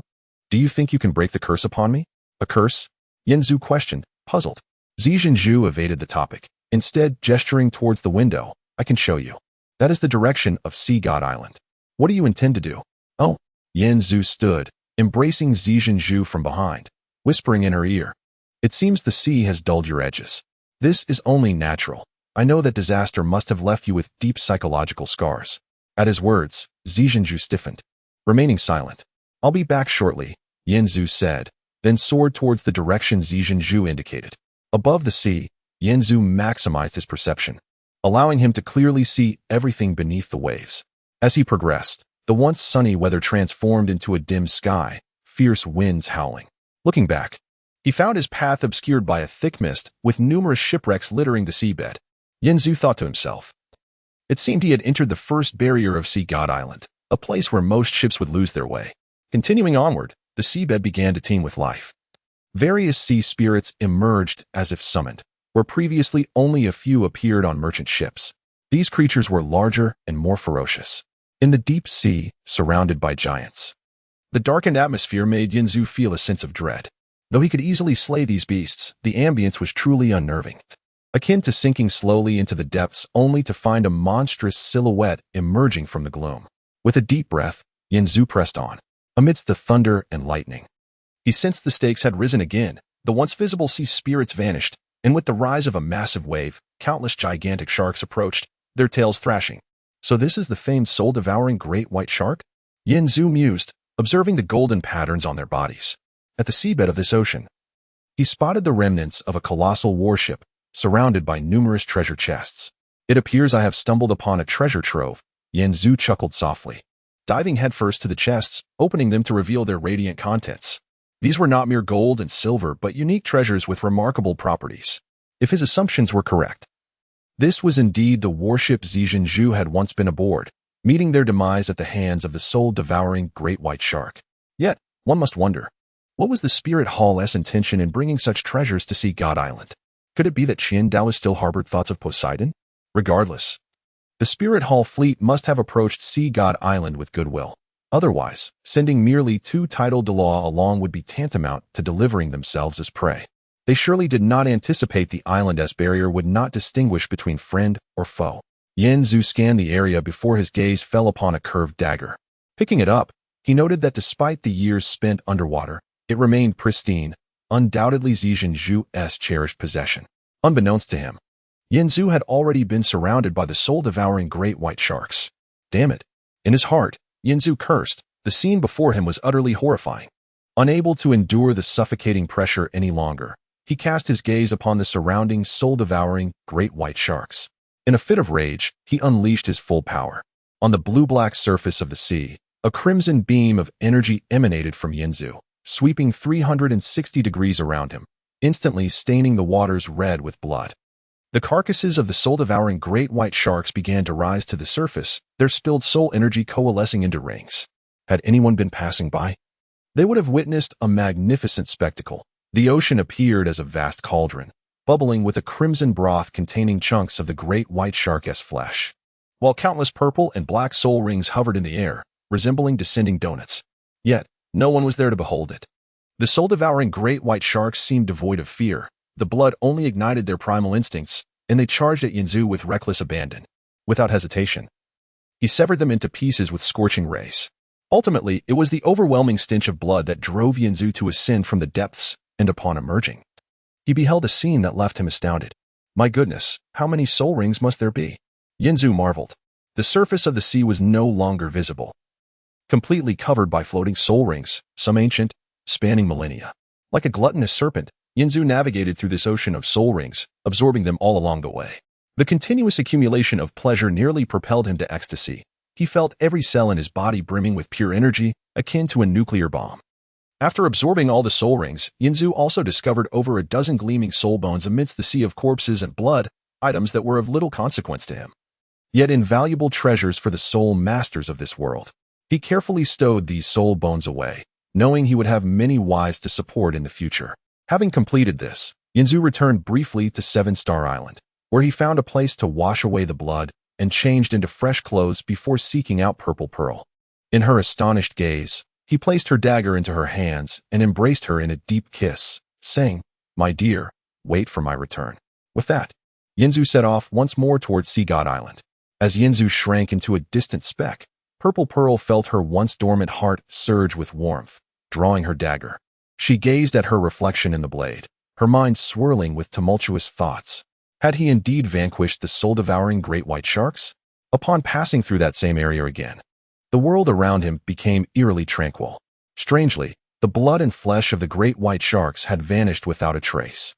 As he ventured further, Yanzu soon realized what had occurred. Another soul beast had obstructed his path. This time, it was the evil demon orca. It seemed that the remnants of the great white sharks had been devoured by this newly encountered creature. "Come forth, if you wish to perish," Yanzu chuckled, observing the evil demon orca, which displayed a similar ferocity as the great white sharks. "I shall not hold back." This time, Yanzu had learned to be clever. He hovered in midair, avoiding any stains on his garments, and, like a whack-a-mole game, began firing scorching rays at the evil demon orcas with pinpoint accuracy. Unlike the soul-devouring great white sharks, the orcas quickly retreated upon realizing the danger. However, Yanzu was relentless, pursuing them until not a trace remained in sight. It was yet another feast of soul rings. After absorbing the soul rings and collecting the soul bones, Yanzu pressed onward. What awaited him next? The deep-sea demon whale king, perhaps? Fortunately, he did not encounter any more sanity-sapping leviathans. After traversing the harsh environment, he felt the world transform around him. Everything before him appeared as a stark contrast to the hellish realm he had left behind. Sea God Island was now within his grasp. Chapter 66. Sea God Island. Though Sea God Island appears close at hand, it is, in truth, quite distant. Along the way, Yanzu frequently encounters individuals scattered across the small islands, some in groups, others solitary. At this moment, on a sandy beach of one such island, an elderly man is fishing, gripping the line tightly as he battles with his catch. Whether it is the stubbornness of the fish or the man's own advancing age that weighs heavily upon him, he stumbles and is pulled into the water, gulping down mouthfuls of seawater. Yet he clings to the line, hunger both afflicting and urging him onward. Suddenly, a stone flies through the air and plunges straight into the water. The old man feels a lightness in his hands, and he successfully hauls a large fish onto the shore, though its head has been pierced. It is then that he notices a young man standing behind him, startling him, for he had believed himself alone on this island. Yanzu surveys his surroundings. The living conditions are rudimentary: a sunshade made from palm leaves, a mat, and a weathered iron pot perched over a fire. "Old man, why are you the only one here?" Yanzu inquires, observing the dazed expression of the elder. Oh, the old man's gaze is vacant, as if unaccustomed to such address. He recalls his arrival on this island, once a spirited youth, now transformed into an elderly man struggling to catch fish. Time has passed unnoticed, and no one has been there to remind him of his gradual change. He is indeed an old man now. "Yes, it is just me. Do you want some fish?" the old man offers, a hint of awkwardness in his demeanor as he lifts the fish. "I'd love a piece." Yanzu accepts the elder's invitation, and the two happily approach the fire. The old man splits 2 coconuts, handing one to Yanzu, and prepares the fish for roasting. Yanzu, in turn, produces some seasonings from his soul guide, sprinkling them over the fish. Observing Yanzu's actions, envy fills the old man's sunken eyes. "Old man, why are you all alone here?" Yanzu asks while seasoning the fish. "I have been here for quite some time," the old man replies, stroking his thin beard. "I can only remain here." "Why?" Yanzu queries, perplexed, for along his journey, he has encountered many like the old man, both young and old, each guarding their own small islands. A flicker of guilt crosses the old man's face as he explains, "I am a sinner, someone who has not gained the favor of the sea god. Such individuals cannot remain on Sea God Island." "I do not understand your meaning," Yanzu responds, his eyes clouded with confusion. "You are an outsider, are you not?" The old man says, surprised at Yanzu's presence. "It is rare to see someone like you here." Of course, Yanzu thinks, how many can breach those barriers? "Tell me about yourself," Yanzu prompts, steering the conversation forward. The old man nods, stating, "We, the people of Sea God Island, must undergo a trial from the sea god upon reaching a certain age, which determines our duties and resources. Those with ill intentions cannot pass the sea goddess assessment and are deemed unworthy, thus lacking the right to remain on Sea God Island." "So, you were expelled?" Yanzu's lips twitch slightly. "This is our journey of penance." The old man gazes skyward. "As long as we grow more devout each day, the sea god shall surely forgive us." Yanzu feels as though he has been force-fed a distasteful truth, momentarily at a loss for words, finally muttering, "Fool." The fish is ready. The old man reaches to cut the meat, turning to offer it to Yanzu, only to find the latter has vanished without a trace. After so many years, to finally have someone to converse with, only for him to disappear suddenly, was this a solace or a punishment? Eating the fish. The old man feels a wave of solitude wash over him. Yanzu continues his journey towards Sea God Island, scanning the islands along the way. The youngest inhabitants appear no older than 12 or 13. Some are fortunate to have companions, while others, like the old man, seem to endure a life akin to lifelong imprisonment, devoid of sustenance. Surrounding Sea God Island is a thin veil of light. Upon touching this barrier, several streaks of light emerge, hovering before him. "Stop!" the leader of the group bellows. "Who dares trespass upon Sea God Island?" "I am your father," Yanzu retorts, his mood soured. "Quickly take your father to seek the sea goddess favor. To trespass upon Sea God Island is one matter, to speak so coarsely is another. Let us teach you a lesson," the man declares, brandishing his martial spirit, ready to confront Yanzu. Suddenly, a melodious tune fills the air, the source of which is indistinguishable. As the music ceases, a youthful voice chimes in, "Oh dear, why must you be so impulsive? This is not good. Not good at all. The men blocking Yin Zhu's path immediately retract their martial spirits and bow respectfully toward the beach. Yin Zhu gazes toward the shore and sees a woman in a flowing violet gown seated upon a rock, gazing at the sky, playfully splashing water with her feet. Go about your business. He is under my care now, the woman instructs. The men dare not utter a word, offering a respectful bow before swiftly departing. The woman then lightly taps the water surface, gliding effortlessly to Yin Zhu's side. Handsome young man, tell me your name, where you hail from, and your purpose here. Yin Zhu examines the woman before him. She holds a short flute, one end adorned with a plump conch shell. Her attire is somewhat extravagant, and her headpiece is equally unconventional, with peculiar markings on her face that seem innate. Her eyes shine like jewels, bright and profound, capable of ensnaring any ordinary soul who dares to meet her gaze. My name is Yin Zhu, and I come from the mainland to undergo the sea god's trial. He states succinctly. Oh, another self-proclaimed heroic youth. The woman crosses her arms, tucking her flute under her armpit, a teasing smile gracing her lips as she regards Yin Zhu. Yet you seem to possess great potential. I find you quite appealing, so I do not wish for your demise. Are you certain you wish to face the sea goddess trial? Demise? What do you mean? Yin Zhu inquires. The woman explains. I see you can stand suspended without a martial spirit. You must possess considerable strength. Those who are more powerful face even harsher trials to enter Sea God Island, often with their lives at stake. I ask you once more, are you prepared? Absolutely, Yin Zhu replies resolutely. The woman nods, very well, follow me to undertake the trial. On the way to the sea god pillar, Yin Zhu learns that this woman is the sea witch Douluo, a devotee of spiritual power, exceptionally skilled at playing the flute. Little brother, I've brought someone to see you. The sea witch calls across a pool of water to the seahorse Douluo seated beneath the sea god pillar. The seahorse Douluo, deep in meditation, breaks his concentration with a sigh, opening his eyes to see the figure behind the sea witch. Are you here for the trial? The seahorse Douluo's voice booms with authority. Then step forward. The sea witch Douluo turned around and winked at Yin Zhu, saying, let us proceed to the opposite shore. But do exercise caution. As soon as the sea witch finished her words, a sudden gust of wind arose before her, and in the blink of an eye, she found Yin Zhu already standing on the other side. What now?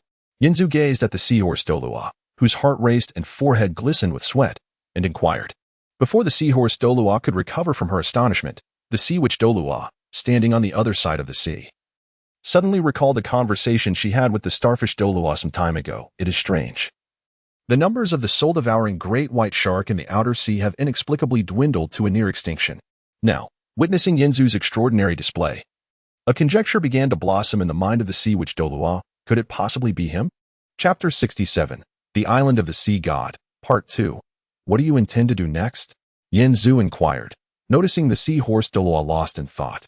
You must first endure for a quarter of an hour within the sea of the sea, the seahorse Douluo stated, skeptical that anyone could ignore the effects of the sea of the sea.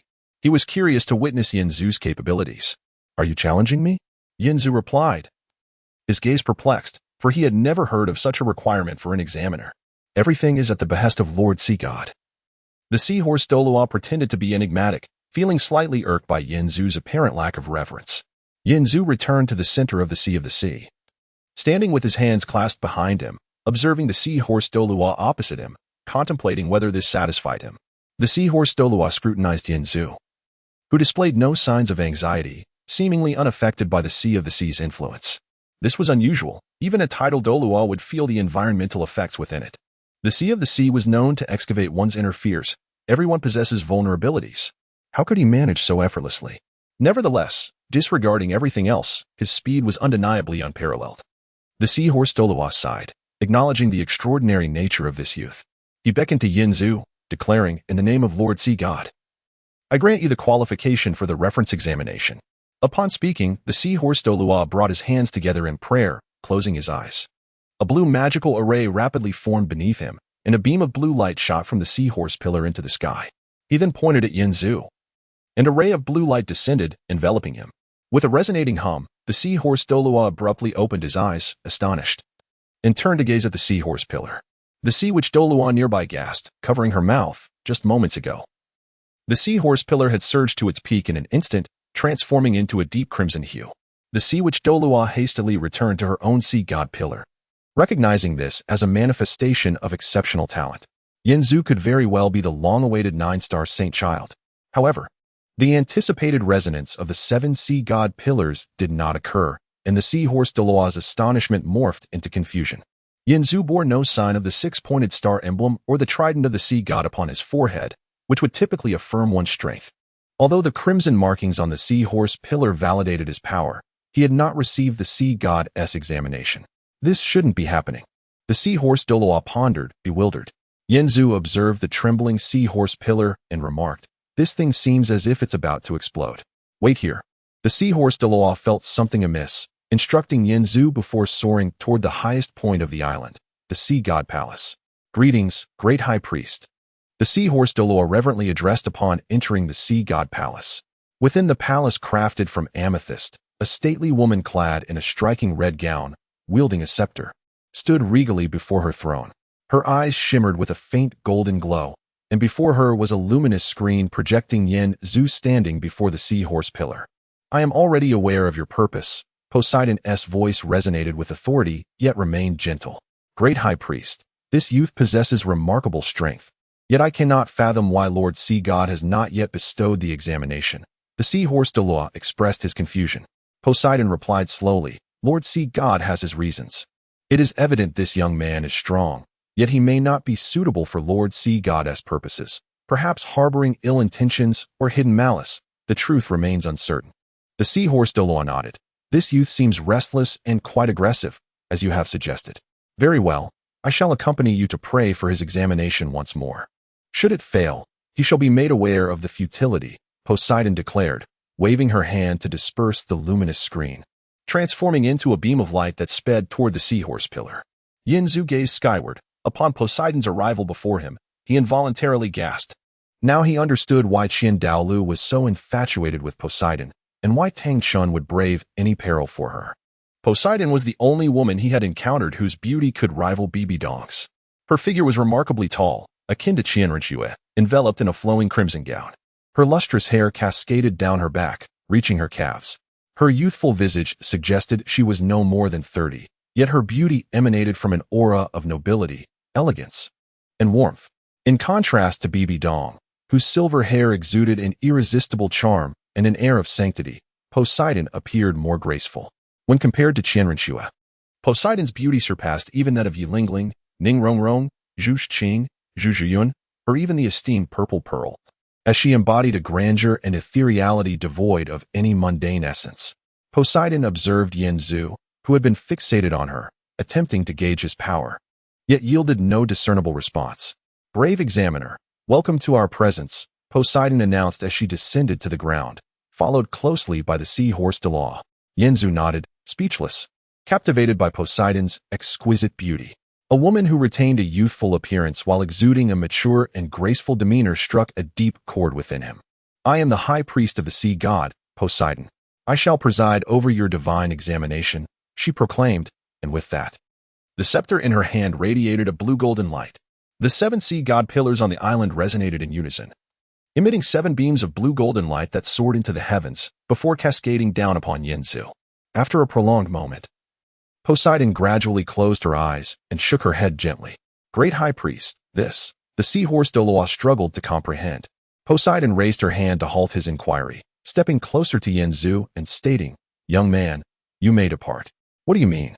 As Poseidon approached, Yinzu felt his heart race, a sensation he hadn't experienced in quite some time. "I do not know why, but Lord Sea God has not accepted you. You are fated to remain disconnected from the Sea God Island." Poseidon elucidated the rationale.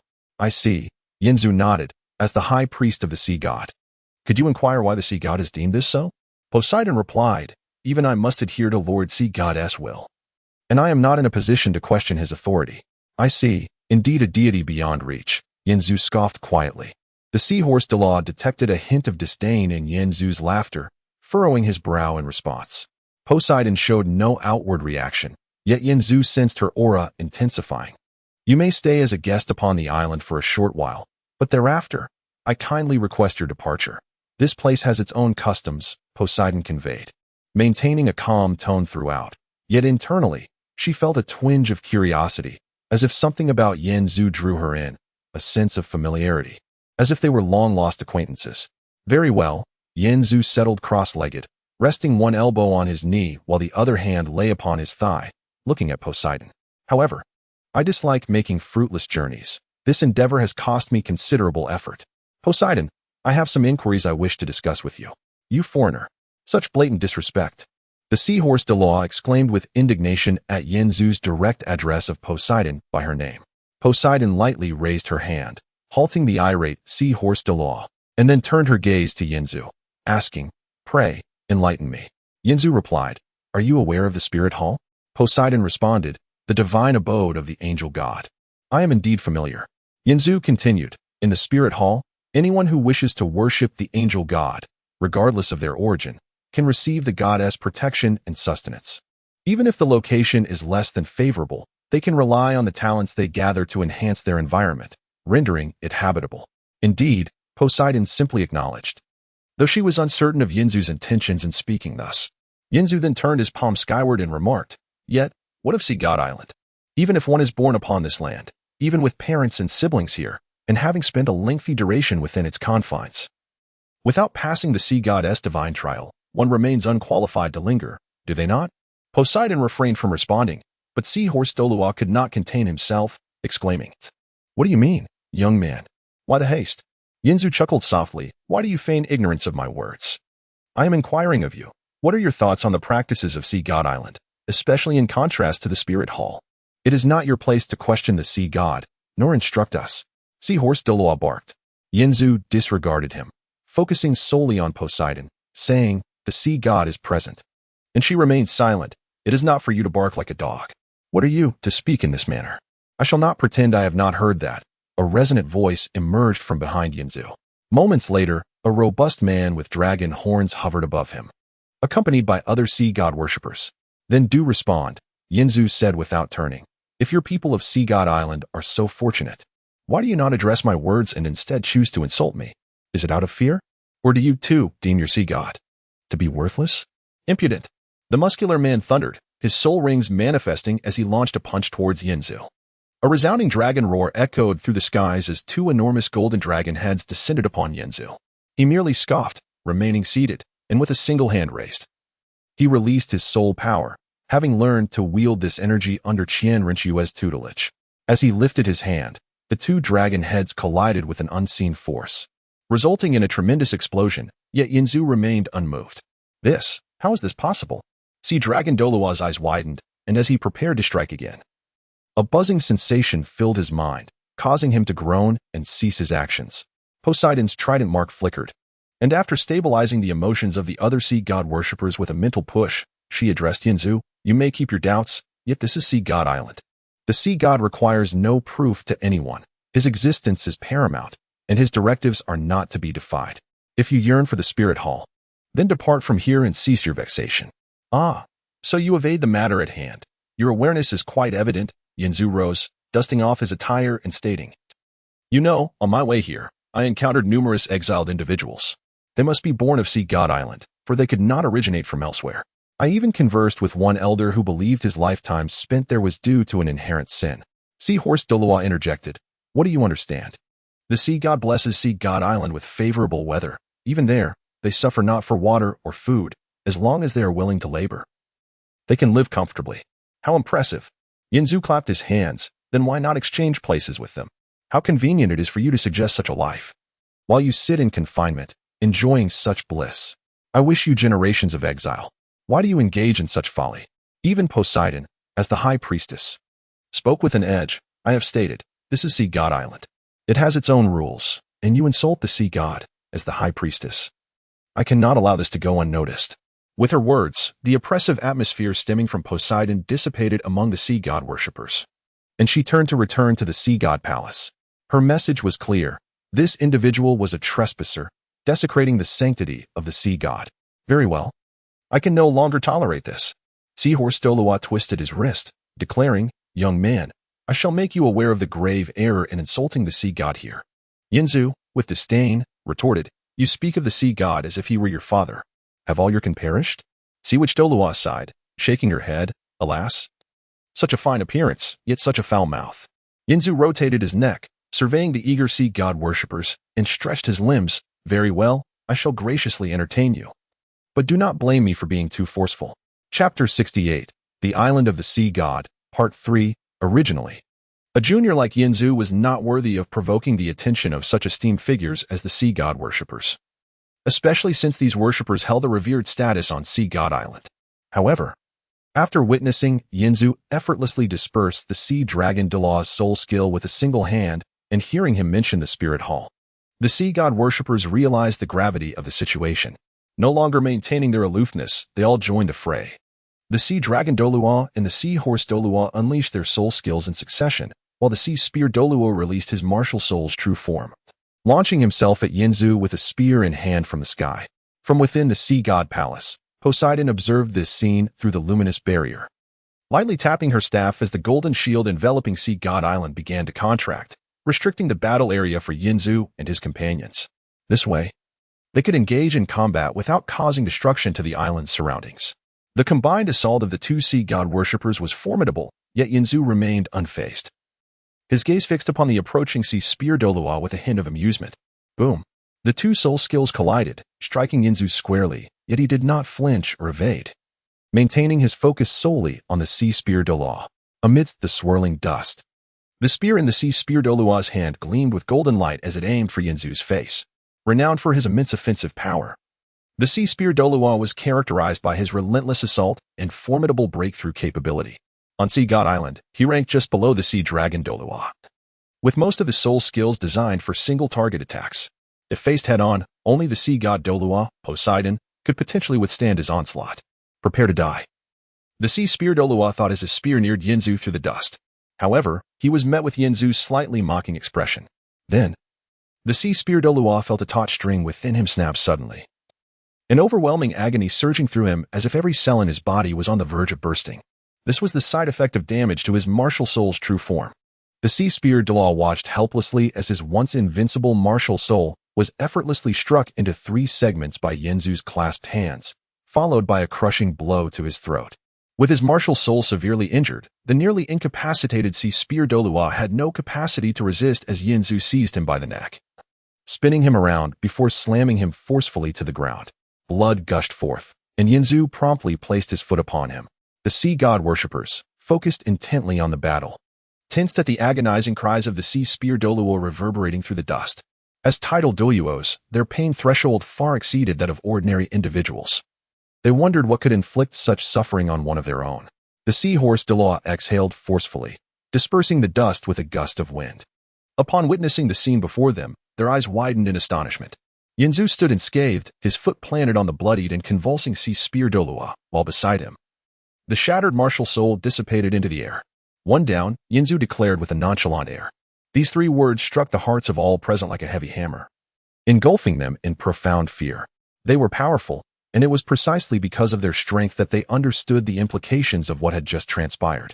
Under normal circumstances, for a tidal Douluo to kill or capture another tidal Douluo was an arduous task, unless both parties were resolute in their intent to fight to the death. After all, reaching the level of tidal Douluo meant possessing hidden techniques for self-preservation. Yet, this youth had just effortlessly subdued the second most powerful sea god worshipper in the blink of an eye. It seemed he had seized the moment when the martial soul shattered to inflict a decisive blow. The sea dragon Douluo pondered. Yet he wondered how such overwhelming power could lead to such a complete defeat.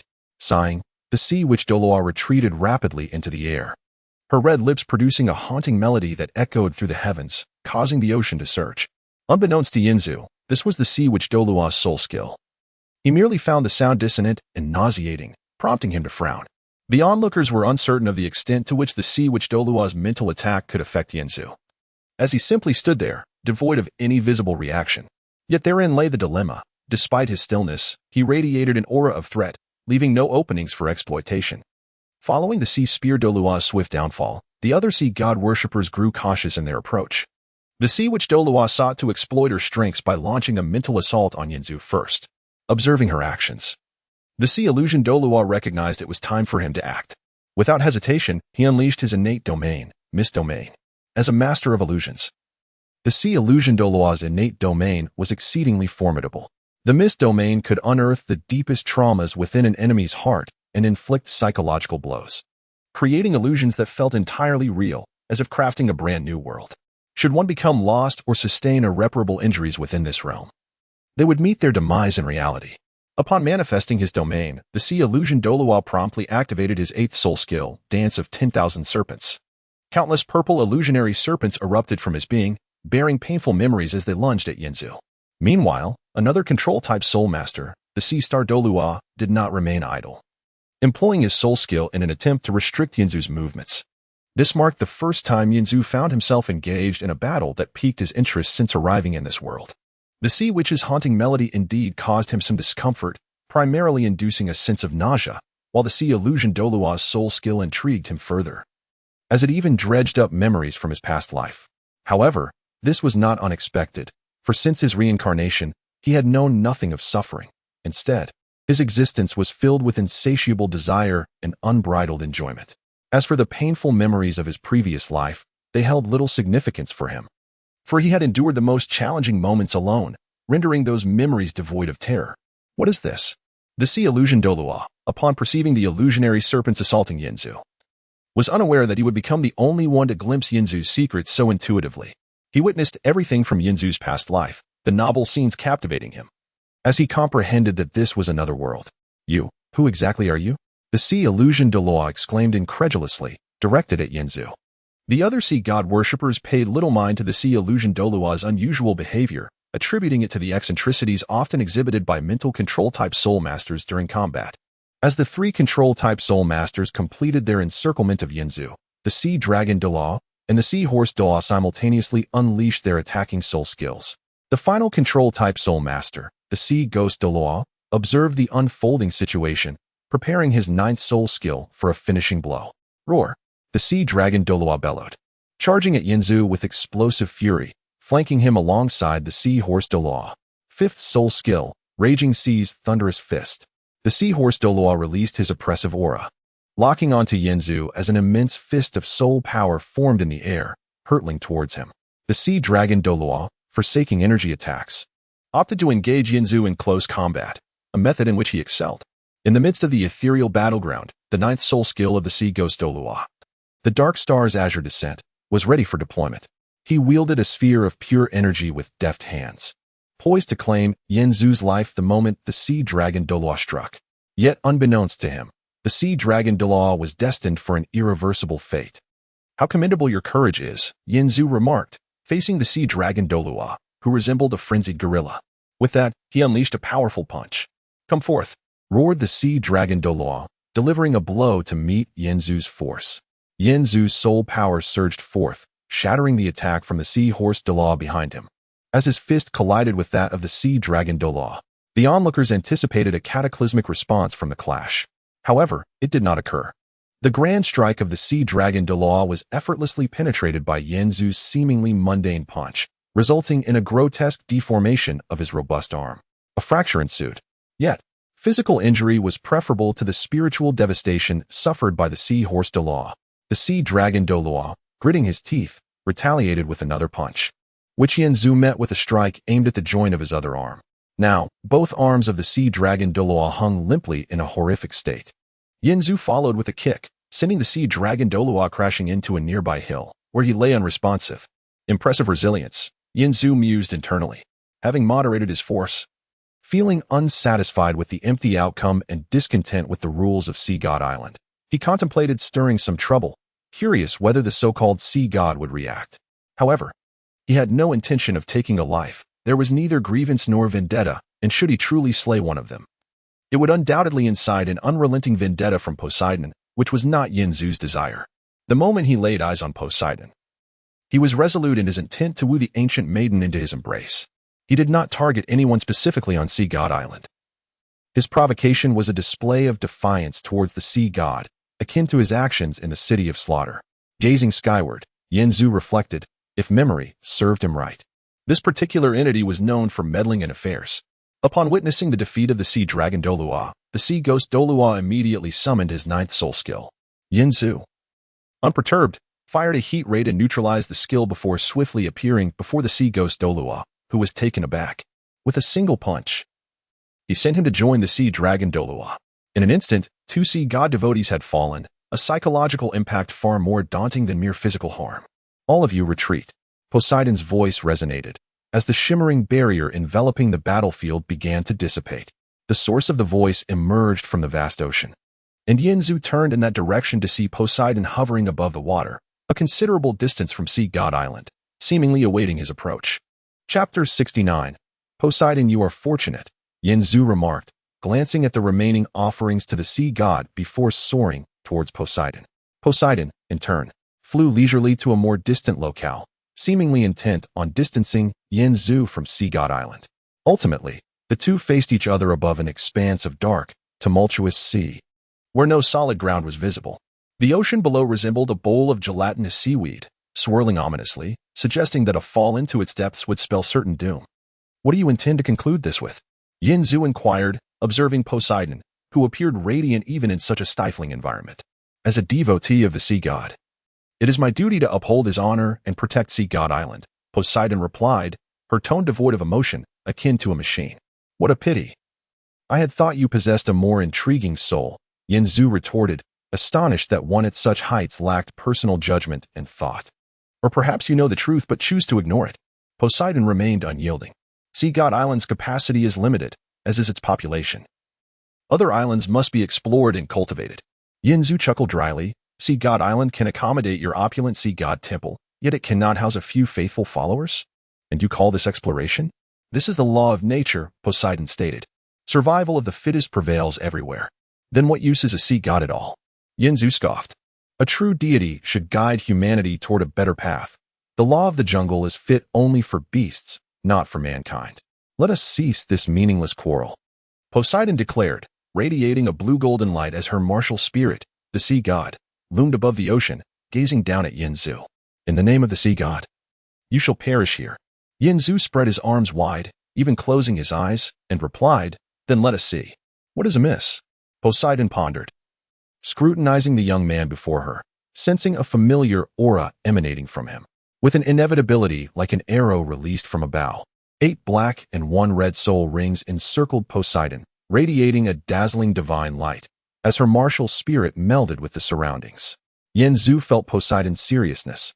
Her departure from Sea God Island was to prevent its destruction and to enhance her strength through external factors. Even against formidable opponents like Tang Chun, Poseidon would not have exhibited such caution. The boundless power of the ocean surged into Poseidon's being, her martial spirit becoming increasingly vivid. When the glimmer of her trident insignia flashed, she made her move. With a graceful lift of her hand, a massive whirlpool formed beneath Yinzu's feet, swiftly rising from the ocean and ensnaring him within its grasp. The water at the whirlpool's center was as sharp as a meat grinder, capable of shredding an ordinary soul master to pieces. Following this, Poseidon elegantly flipped her raised hand and pressed down, the whirlpool attempting to engulf Yinzu and drag him into the sea.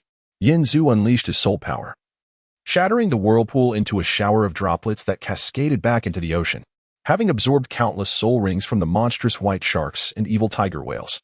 Yinzu's soul power reserves matched Poseidon's, albeit lacking in flashy techniques. His raw strength yielded commendable results. Seeing this, Poseidon clenched her hand, freezing the scattered droplets in midair. With a flick of her fingers, they transformed into a hailstorm of projectiles, hurtling toward Yinzu. How ticklish! Yinzu exclaimed, scratching his skin, observing his reaction. Poseidon furrowed her brow, intrigued by how resilient he was. Could he truly be human? Every technique she unleashed could easily shatter rock, yet this individual remained unscathed. It seemed that ordinary tactics would not suffice.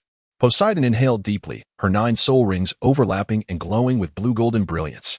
Her trident insignia radiated similarly, enveloping her entire being. Then, she gestured, causing the ocean beneath her to boil, summoning towering waves. The waves obscured the already dim sky, amplifying the oppressive presence of her martial spirit. However, this spectacle was fleeting. The waves began to compress, ultimately coalescing into a gigantic trident that hovered above Poseidon. Third technique of the sea god, irretrievable, Poseidon declared, her gaze sharp as she pointed the trident at Yinzu, who shot forth like lightning. Yinzu pierced through the attack, arriving before Poseidon, his protective shield shattered, leaving him entirely bare before her. Poseidon was momentarily taken aback, raising her hand to release her soul power, but Yinzu seized her delicate wrist, drawing her into his embrace. Is this all there is? Yinzu mused, tracing her infant-like features with his hand. Poseidon had never been treated in such a manner. Since passing her divine examination, she had trained alone in the sea god's temple. Now, held tightly by the naked Yinzu, she felt a mix of shock and embarrassment. In her flustered state, her soul ring flickered, transforming her into a swirl of seawater.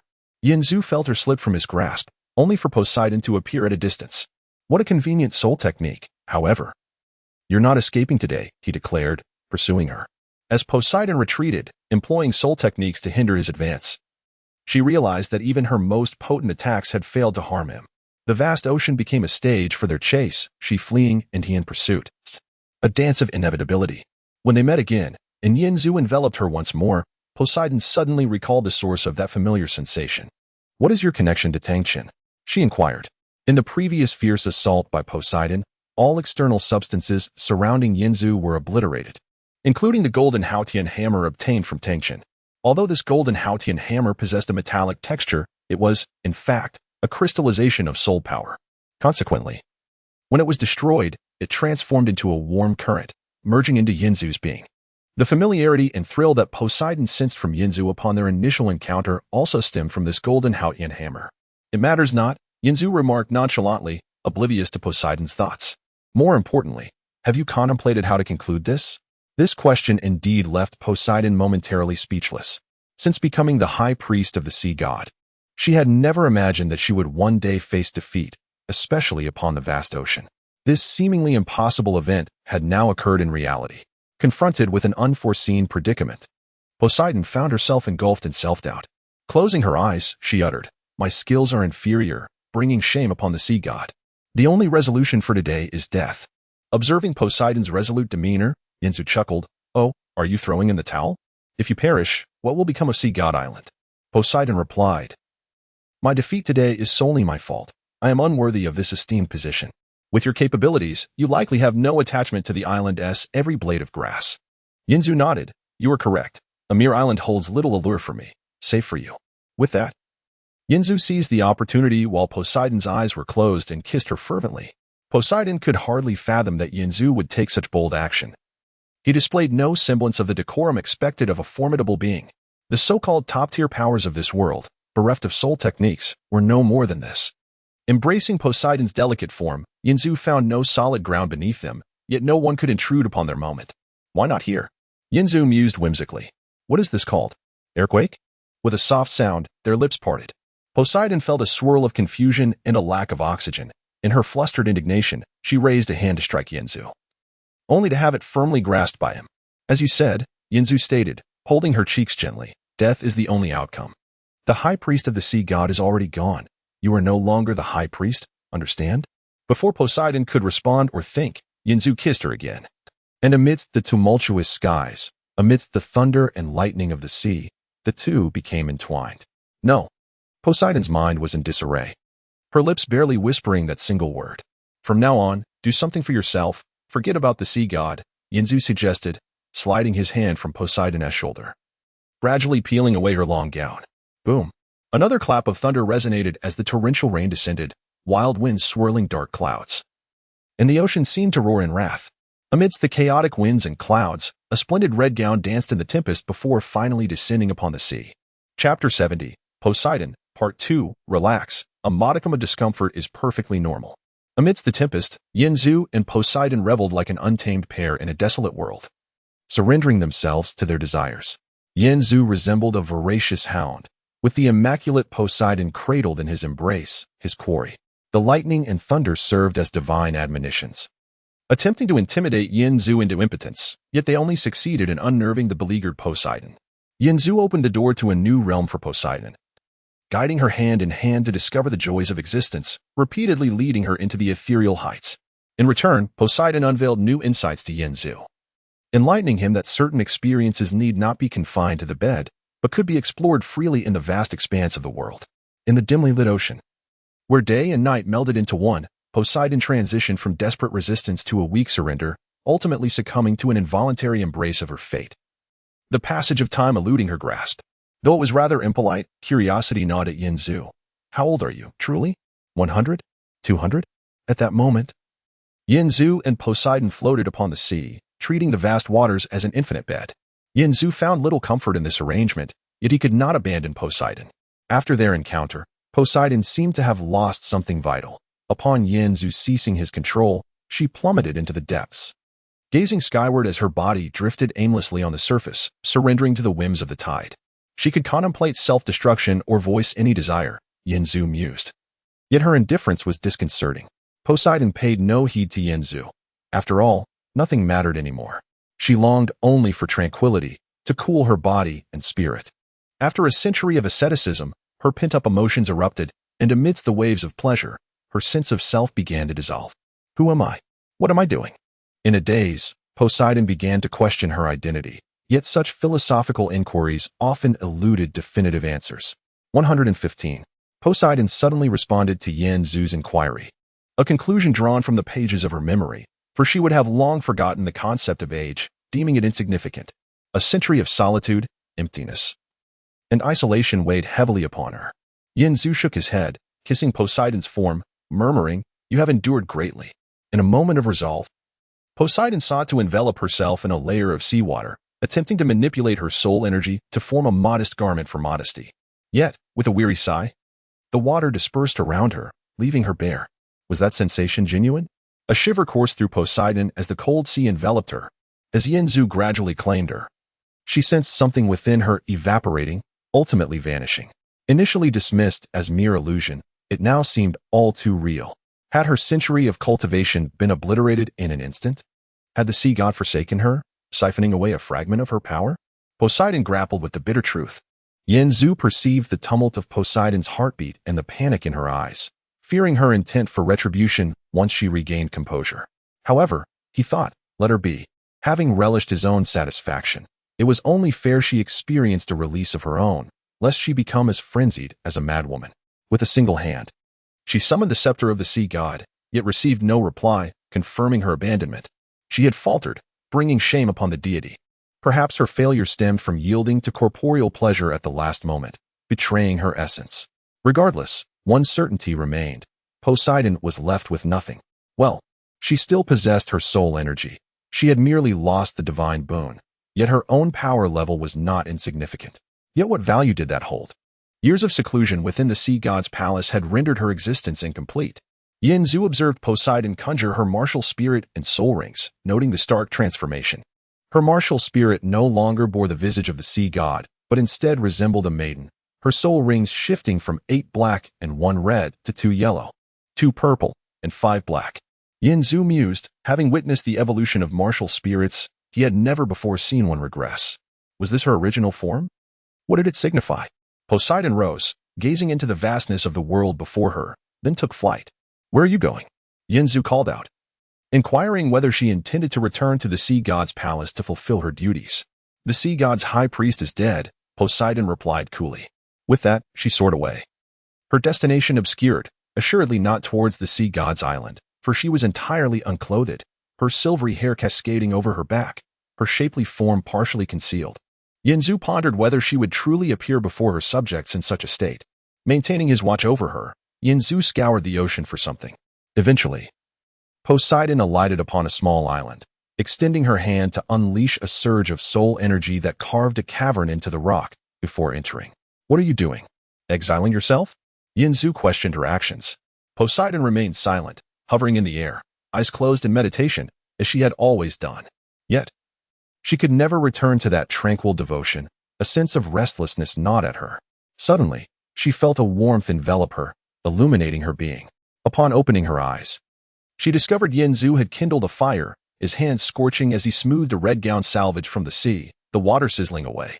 With no other options, Yinzu had seen all his belongings obliterated by Poseidon's powers. Otherwise, he could have offered her Ning Rongrong's attire. Little did he know the effort it took to retrieve this gown, yet it seemed a treasure, restored to pristine condition despite being soaked and heated. Yinzu gazed at Poseidon, the flickering flames casting a glow upon her exquisite form, her skin appearing radiant and supple. Desire stirred within him once more. Put this on, he urged, sensing Poseidon's melancholic state as he extended the gown towards her. Yet, Poseidon did not respond. Consequently, Yinzu set the garment aside and exited the cave. Gazing at the overcast sky, Yinzu mused, what is this? A desolate island existence with the goddess Poseidon? He snapped a sturdy branch from a tree, effortlessly shaping it into a spear, which he cast into the depths of the sea. Soon enough, a plump fish surfaced, and he gathered coconuts and broad leaves, fashioning a small knife from a piece of wood to fillet the catch. Care for a bite? Yinzu offered as Poseidon emerged from the cavern. At this moment, she had donned her dry and comfortable long dress, her bare feet sinking into the soft sand, while her hair, devoid of any crown adornment, cascaded naturally around her. Poseidon gazed at Yinzu, who invited him to partake in a meal, and let out a soft sigh. What sane person could dine in the presence of a nude man, particularly one who had so recently acted so rudely towards her? Yet Poseidon was no ordinary being. Having lived for over a century, there was little in this world that had escaped her experience after having shared a moment of joy with Yinzu. She settled gracefully upon the beach, delicately picking up a slice of fish and placing it in her mouth. Should anyone pass by, they would behold a divine figure in a long dress sitting quietly on the shore, sharing a meal with a man whose physique resembled that of a mythological statue. However, no one could witness this scene, for it lay in the treacherous waters surrounding the island of the sea god, where the harsh environment and countless dangers obstructed human passage. Even those who had spent years battling the sea god's curse could only gaze longingly from afar. Chapter 71. The Return. Have you lost something? After a hearty meal, Yinzu inquired of Poseidon, noticing a distinct diminishment in her aura. She had lost far too much. Gazing into the flickering flames of the campfire, Poseidon fell into a contemplative silence. Did she truly care? That remained uncertain. What more do you seek? Poseidon asked Yinzu. He absent-mindedly stirred the ashes of the fire and replied, nothing much. I came to see God Island solely for the divine position. You are unworthy, Poseidon said coolly. Your word is law, Yinzu retorted. Whether it be the sea god or the god of Shura, they made the same choice. Perhaps the fault lies with me. I will find the answer. I am about to depart. Do you have any plans? I will remain here, Poseidon responded. Have you ever thought of exploring the outside world? Yinzu asked. It seems you haven't. Although you are no match for me, if you wish to vent your anger or seek revenge, now is your chance. Once I leave, such opportunities will be lost. Revenge, venting, Poseidon echoed thoughtfully. What can I do? Kill you? If you think you can, go ahead. I genuinely believe you should strive to live for yourself. I reiterate, I do not think the sea god is worth all you have sacrificed. You have lost some power. Have you not? Did he truly abandon you? The selection of worshippers is determined by the sea god, as it has always been. There is nothing to lament, Poseidon replied. You truly are easy to converse with, Yinzu remarked, shaking his head. Fortunately, I am unlike the sea god. I will continue to cultivate until I can defeat you. Poseidon fixed her gaze upon Yinzu. Very well. Yinzu clapped his hands. A life with a clear objective. Commendable. And this goal is sufficient to sustain your efforts indefinitely. Keep striving to be an unyielding young soul. Ignoring Yinzu's jest, Poseidon approached the cave entrance, casting one last lingering glance at him, seemingly wanting to imprint his visage in her memory before she departed. Let her be. She may need time to discover herself, Yinzu mused. In his eyes, the original Poseidon resembled a product molded by the sea goddess will. He made no attempt to pursue her. With her prowess, few could challenge her, especially within the confines of Sea God Island. It was time for him to return, having been away for nearly 2 months. He found himself longing for Yilingling and the others. However, before that, he needed to revisit Seven Stars Island. The crashing waves assaulted the towering cliffs. Sitting upon a protruding rock, Zazinza gazed towards Sea God Island, fully aware that he would likely never return. Yet, she still visited daily, not solely for him, but primarily because the winds here kept her alert. Suddenly, she felt a forceful shove from behind, sending her plummeting off the cliff. Excitement surged within her. As she descended, she was caught by someone. Is it thrilling? Yinzu asked, cradling Zazinza in his arms. With her hands cupping his face, Zazinza gazed at him in disbelief. This is impossible. You must be deceiving me, right? You never entered Sea God Island. You merely wandered around outside. Nothing is impossible, Yinzu replied, seated on the beach with Zazinza in his embrace. I visited Sea God Island, but did not obtain what I sought, hence I returned. How can I trust your words? Zazinza questioned, her face lighting up with joy. She wrapped her arms around Yinzu's neck. Regardless, you returned alive.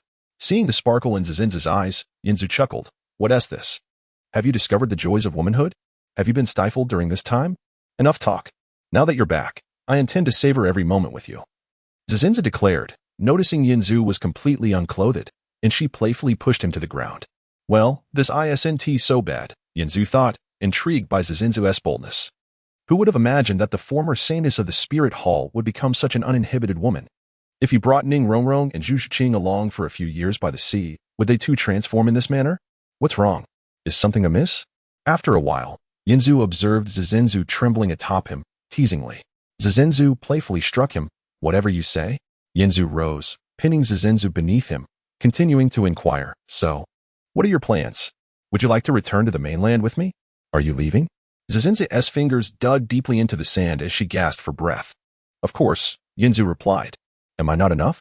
Zizinzu entwined her arms around Yinzu's back, her legs wrapped around his waist. What are you thinking? Of course. You are not enough, Yinzu laughed. You don't expect me to be yours alone, do you?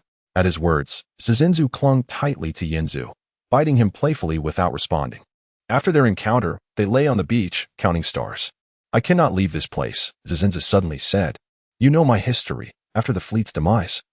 I survived by sheer fortune. Even more fortunate, none of these pirates are stronger than me. I have contemplated returning to the mainland to report back to the Spirit Hall. But it is futile. Is this what you refer to as the sea goddess curse? Yinzu asked. Zizinzu sighed. I have tried many times. After suffering severe losses, I realized that nothing is coincidental. An invisible hand manipulates me, crafting a prison that confines me here. Whenever I attempt to flee, a frenzied sea spirit beast always pursues me. None of this is insurmountable, Yinzu reassured her. Just tell me if you wish to leave, with a single word. You can go wherever you desire. Have you truly been to Sea God Island? Zizinzu still found it hard to believe. Yinzu smiled. My dear, if you do not trust me, then my words hold no weight. If that is the case, Zizinzu pondered for a moment, then smiled bitterly. What does returning accomplish? The Spirit Hall cannot leave the position of saintess vacant. What identity would I return with?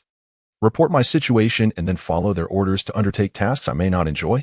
To be honest, after spending so many years on Seven Stars Island, I have grown accustomed to this carefree life. I fear I may never regain my former self. You need not necessarily return to the Spirit Hall, Yinzu suggested. The world is vast. Oh, by the way, Qian Xuanji has been dead for quite some time. You probably weren't aware. Oh, Zizinzu responded faintly. He is dead. Perhaps it is for the best. Had I not ventured out to sea, I would have long been his. Yet, I have forgotten what he looks like. Then, shall we make a pact? Come with me, Yinzu urged. Zizinzu turned to him, tracing circles on his chest with her finger. Taking me along will bring trouble? Are you certain? Then let us depart immediately, Yinzu declared, rising to his feet. Why the rush? Zizinzu queried.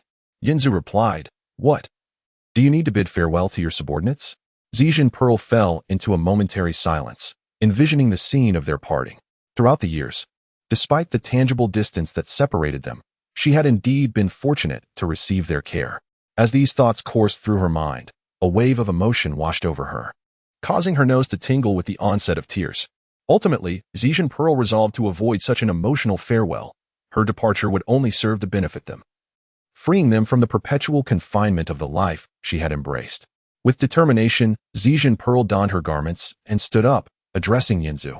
I am leaving this place. But you must take responsibility for me, you scoundrel.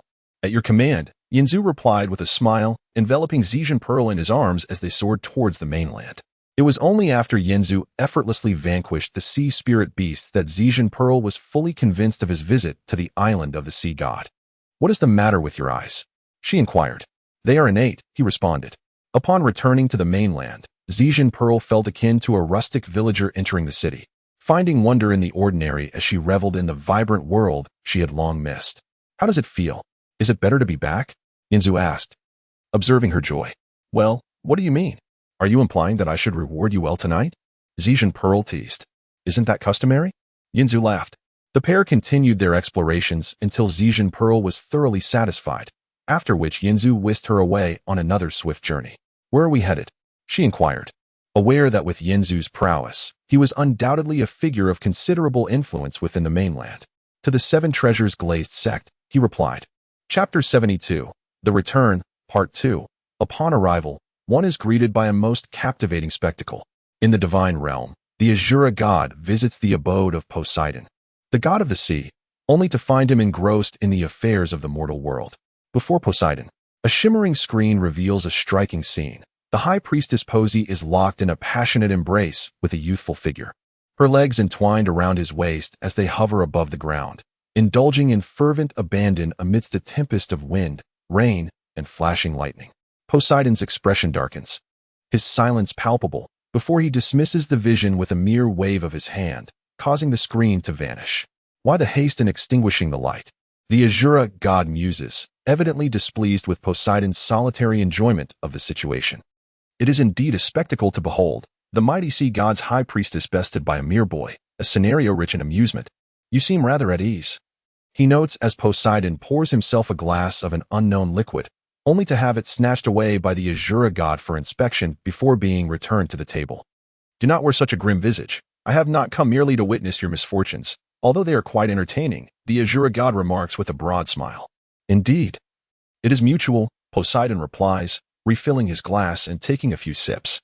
Ah, yes, the Azura god continues. That young lad caused quite a stir in my domain as well, though I am indifferent. Let us not dwell on sensitive matters.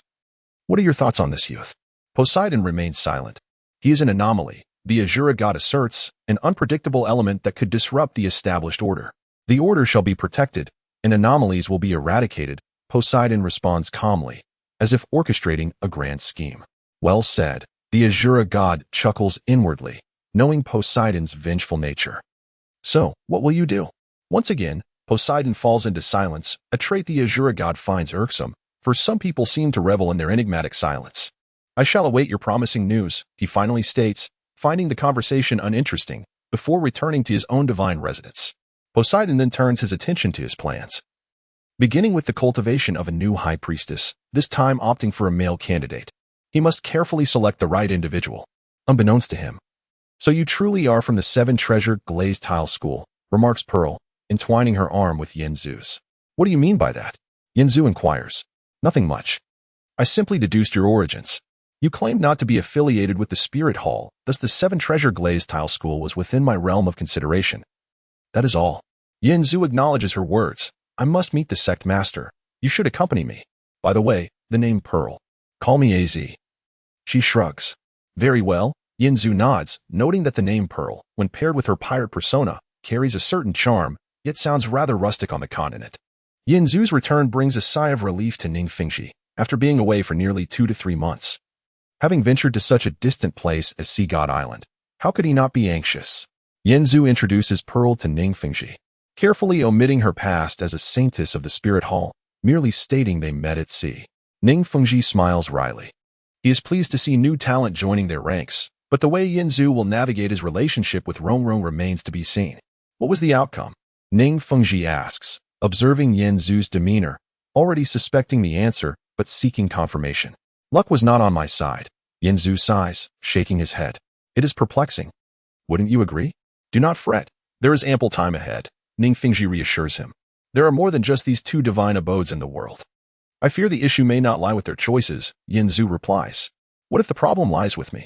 In Yenzu's mind, with his formidable strength, surely a deity should take notice of him, especially since the gods in Douluo are not particularly distinguished or profound.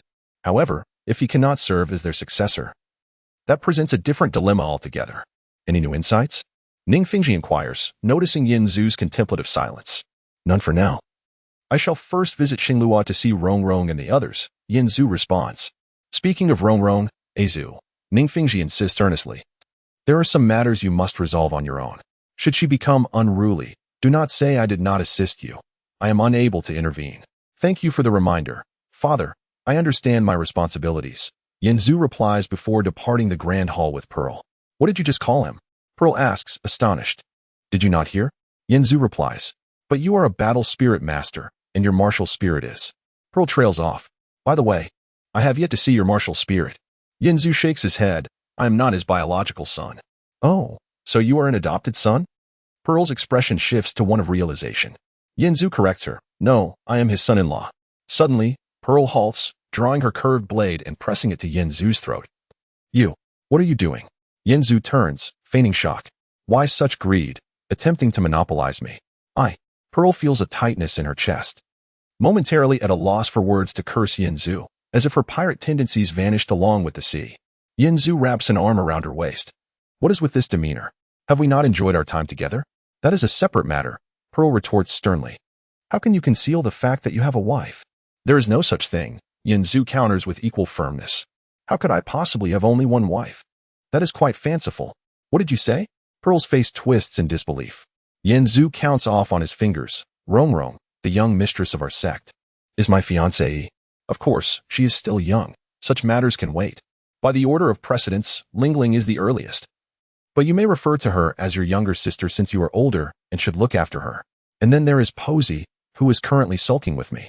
Though that will pass.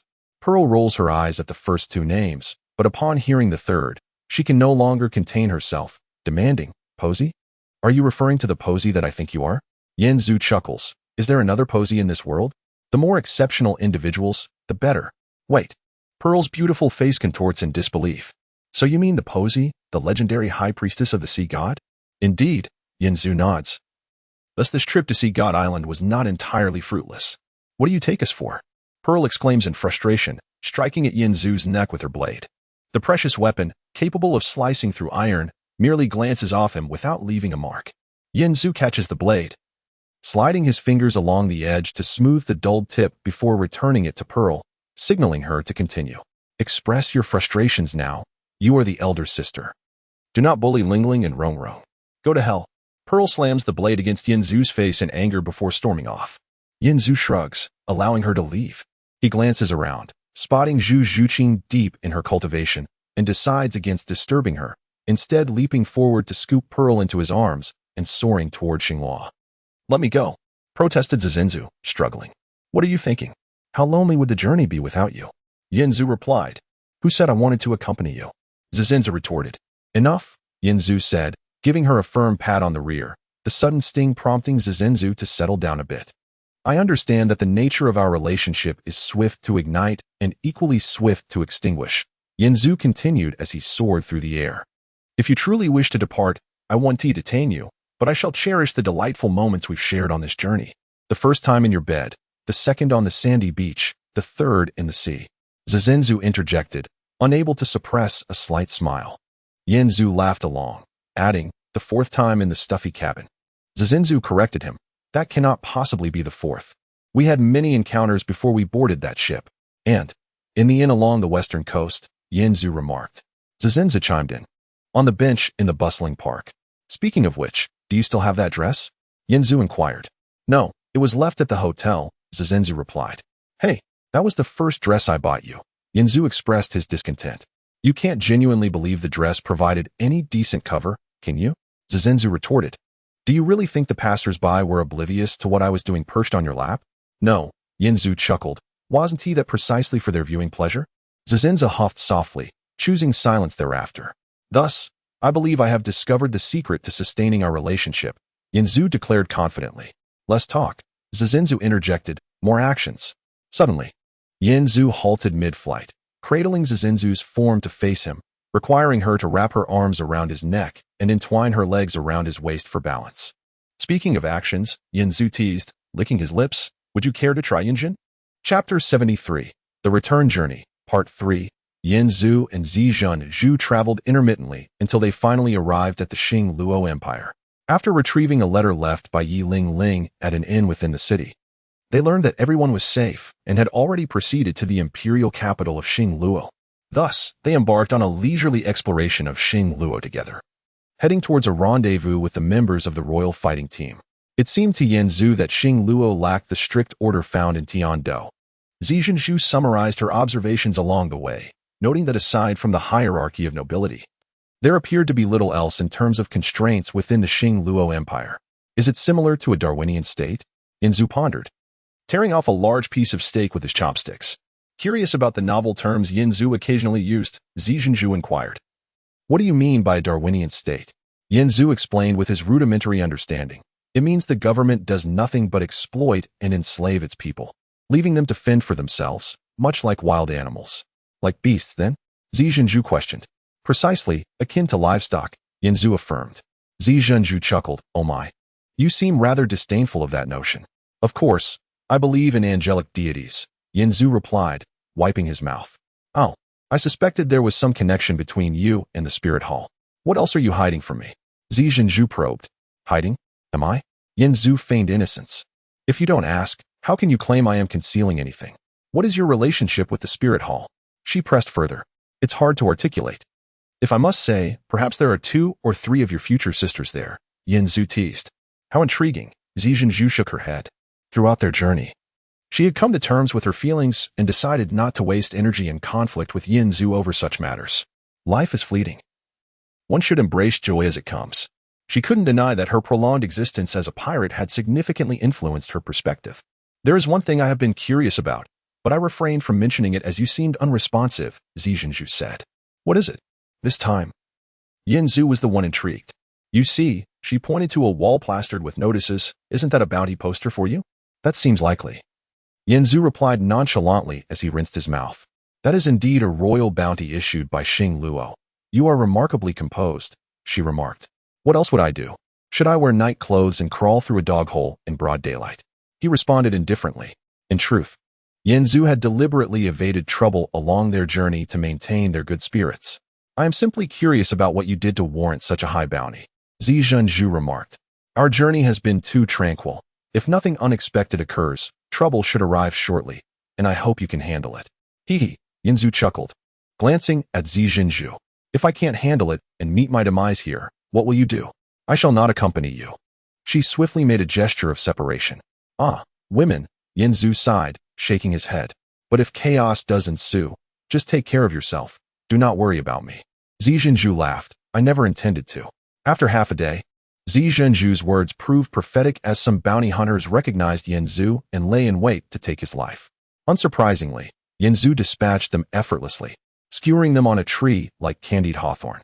Witnessing the gruesome scene, Zhu felt a chill. But more questions arose. These were all experts above the Soul Emperor level, and yet he dealt with them as if they were mere chickens. Strangely enough, I have yet to see you use your martial soul, she noted. You have experienced my martial soul, have you not? Yin Zhu grinned mischievously at her. Huh. Zhu's face contorted into a strange smile as her hand reached toward Yin Zhu's lower body. No way, is your martial soul that? Partly, Yin Zhu laughed. In truth, it encompasses my entire being.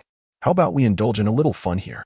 Zhu grimaced, pointing at the 6 or 7 people skewered like candied hawthorn. Absolutely not. Who would have the heart for that in such a scene? Upon arriving at the imperial capital of Xing Luo, Zhu expressed her desire to wander alone, allowing Yin Zhu to seek out Yi Ling and the others. Yin Zhu understood her discomfort and refrained from pressing her further. Coincidentally, that day happened to be the day when the royal fighting team and the Xing Luo royal team would spar. Although Qin Ming had already instructed everyone not to win against the Xing Luo royal team, they had little chance of victory anyway. The members of the Xing Luo royal team were generally older, and with Zhu Yun and Davis's martial soul fusion technique, Yu Tianheng was unable to hold his ground. It was merely out of respect for the host that the Xing Luo royal team did not defeat them too embarrassingly. Wow, you actually returned. Where have you been all this time?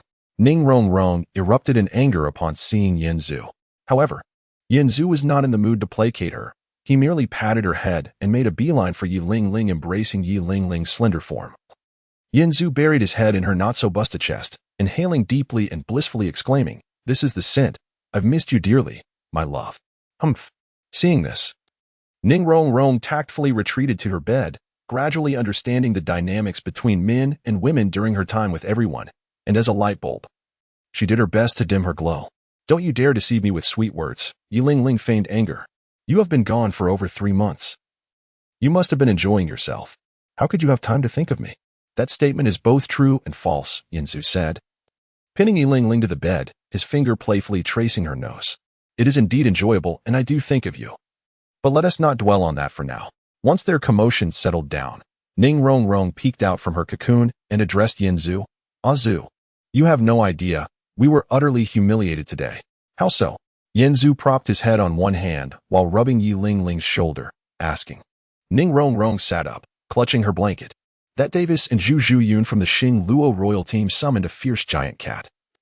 And Yu Tianheng couldn't withstand a single attack. He was defeated with one blow. That's a martial soul fusion technique. It's quite normal, Yin Zhu replied. In your world, such techniques are extraordinarily formidable. What do you mean by your world? Ning Rong asked, intrigued. Nothing much. When are we returning? Yin Zhu inquired. Ning Rong responded. Qin Ming has been taken away by the people from Xing Luo Royal Academy for an exchange. We must wait for him to return before we can set off. By the way, Azu, where have you been all this time? Upon hearing this, Yi Ling, nestled against Yen Zhu's chest, shifted slightly. Their reunion had been passionate and swift, leaving little room for details, and now that the heat had subsided, it was time to ask the necessary questions. Yen Zhu recounted the most thrilling and curious aspects of his journey to the city of Slaughter and Sea God Island, captivating both women with tales of real-world adventures. As Ning Rong drifted into slumber, Yi Ling curled up in the blanket, her nails playfully pinching Yen Zhu's flesh, whispering, "Be honest. How many girls did you flirt with during your long absence? You don't even ask if I did, but rather how many? Such a lack of trust wounds my heart." Yen Zhu turned his head away, feigning hurt. Yi Ling chuckled softly, her hand sliding downward, firmly grasping Yen Zhu's essence. "Oh, I trust you completely. You cannot hide anything from me. Can you truly maintain your innocence for over 3 months? If that is indeed the case, I shall regard you with newfound admiration." Yen Zhu, upon hearing this, responded with a playful grin. "Isn't it obvious that we are a match made in heaven? Your understanding of me is profoundly moving. So, how many?" Yi Ling's smile gradually shifted in tone. Yen Zhu extended 2 fingers. Yi Ling shook her head in disbelief. She was certain Yen Zhu would stray. Yet if he claimed to have only flirted with 2 girls, that was somewhat unexpected. She had anticipated a more conservative figure, perhaps 10 or more. "Really?" Yi Ling pressed once more. "Absolutely. When have I ever deceived you?" Yen Zhu replied, enveloping Yi Ling in his embrace, kissing her as he spoke. "To make you a bit irate, when you meet them, to be cordial. Don't put me in a difficult position, otherwise." "Otherwise what?" Yi Ling retorted. Clearly vexed, Yen Zhu, with a hint of menace in his tone, declared, "Otherwise, I shan't show any favoritism. And none of you shall be able to rise from your beds or walk." "Such audacity!" Yi Ling exclaimed, forcefully attempting to teach Yen Zhu a lesson, only to find him reveling in the encounter. Who said this was a man's weakness? Yi Ling pondered. As the early morning hours approached, Yi Ling had drifted into a deep slumber, while Yen Zhu quietly arose, making his way onto the street, weaving through alleys, and then, with a cough, remarked, "Now that we are here, why pretend? Step out." Chapter 74. Right next door in the dimly lit alley, Yen Zhu's words still echoed slightly. Before long, several figures clad in black attire emerged from the shadows, encircling Yen Zhu. "I have a vague impression of you all," Yen Zhu remarked, surveying their outfits, recalling the scene in the forest when he toyed with Zhu Zhuyun. "So, what shall I say? Lackeys, what orders did your master give you?" The assassins from the underworld glanced at each other, swiftly forming a formation and summoning their martial spirits. "Indeed, valor often accompanies great rewards," Yen Zhu chuckled, shaking his head before vanishing from sight. The sound of bodies colliding resonated repeatedly, each thud marking the fall of an assassin. In mere seconds, 8 or 9 assassins lay sprawled on the ground. Yen Zhu crouched down, stripping one of the assassins of his clothing and retrieving what appeared to be an identification token. After changing into the attire, he commenced his search for the underworld's presence within the city, quickly pinpointing its location. It was a grand mansion, second only to the royal palace. Upon presenting the token acquired from the assassin at the entrance, Yen Zhu entered without hindrance. Had he lacked the ability to see through obstacles, he might have wandered aimlessly within the underworld all night. Even before crossing the threshold, he had identified Zhu Zhuyun's whereabouts. She was in her chamber, conversing with Davis. "Zhuyun, why did you summon me at such a late hour?" Davis chuckled, holding Zhu Zhuyun close, their bodies entwined. Zhu Zhuyun let out a soft hum, saying, "First, listen to me. My people just returned with news. They have information on that fellow. I summoned you to borrow someone." "That fellow? You mean the one who ambushed you in the woods and abducted Zhu Qing?" Davis seemed unfazed, his attention solely on Zhu Zhuyun's form, which he was free to mold and manipulate. "Who do you wish to borrow? Just say the word."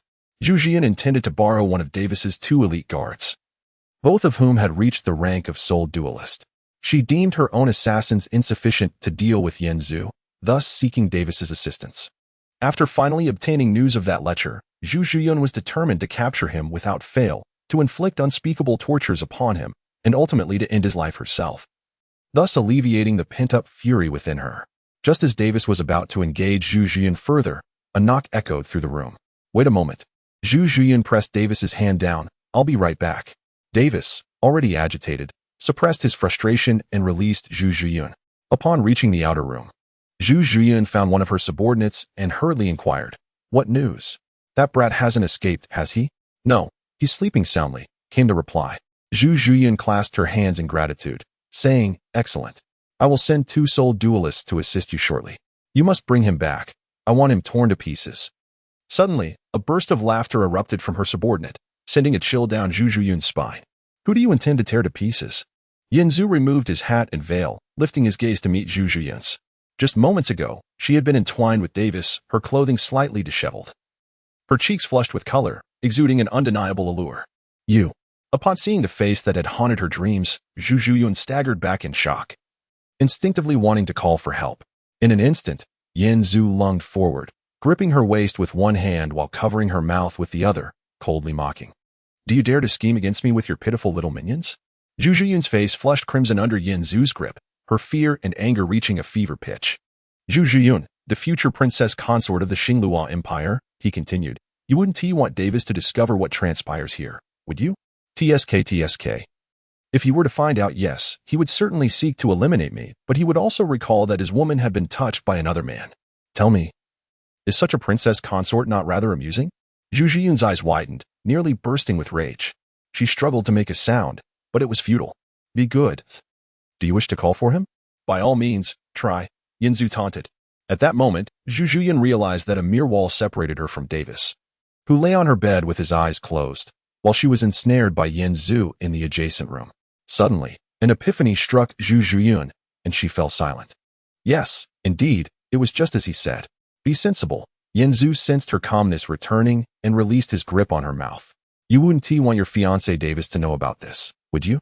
Besides, if you create a commotion, your family will surely come running. And I wouldn't mind narrating that day's events in 9 installments, each day recounting a segment. I am confident the audience will not be lacking." Zhu Zhuyan trembled with rage, her gaze fixed on Yin Zhu, her soul power extending into long, claw-like fingers aimed at him. Yet Yin Zhu remained unperturbed, casually toying with her clothing. "Ah, what a maddeningly nostalgic sensation," he mused, recalling their last encounter in the forest. Today, she had willingly come to him. He would not be polite. Zhu Zhuyan, suppressing her emotions, lunged for his throat, but to no avail. Yin Zhu's skin felt as if coated in a highly elastic metal, rendering her sharp claws ineffective. Meanwhile, Yin Zhu was growing impatient. "Ah." The sudden thrill nearly made Zhu Zhuyan gasp, and she quickly covered her mouth, fearing Davis would hear. She could not bear to imagine how the self-important Davis would react upon witnessing this scene. She, who had always sailed smoothly through life, could not bear to become the laughingstock of her family. But she was powerless against him. How fragrant! Yin Zhu lifted his gaze from Zhu Zhuyan's bosom. Witnessing her muffled expression, her eyes filled with resentment and fury, igniting his anger. "My dear, your expression is simply delightful. Who could possibly resist?" In their previous encounter in the forest, Zhu Zhuyan had been unaware. Had her figure not been so alluring, the experience might have lacked significance. Yet this time, not only was her awareness intact, but her fiancé Davis lay in the adjacent room, heightening the thrill and novelty of the encounter. Indeed, a sensitive feline is simply irresistible. Yin Zhu tilted Zhu Zhuyan's chin, noting her blend of embarrassment and fury, leaving her utterly mortified. "No, no." Zhu Zhuyan's eyes brimmed with terror as she vehemently protested, "It cannot be. What is there to prevent?" Yin Zhu smiled. "You are hardly an innocent young girl. Why the pretense? This is impossible." Zhu Zhuyan struggled to retreat, seeking an escape, but how could she possibly break free from Yin Zhu's grasp? "If you continue to cause a scene, Davis might just come over." Yin Zhu's words struck Zhu Zhuyan like a bolt of lightning, forcing her to regain her composure. Suddenly, a thunderous clap resounded, and torrential rain began to pour outside, drowning out the night's many sounds. In a brief moment, the flood surged, uncontrollable.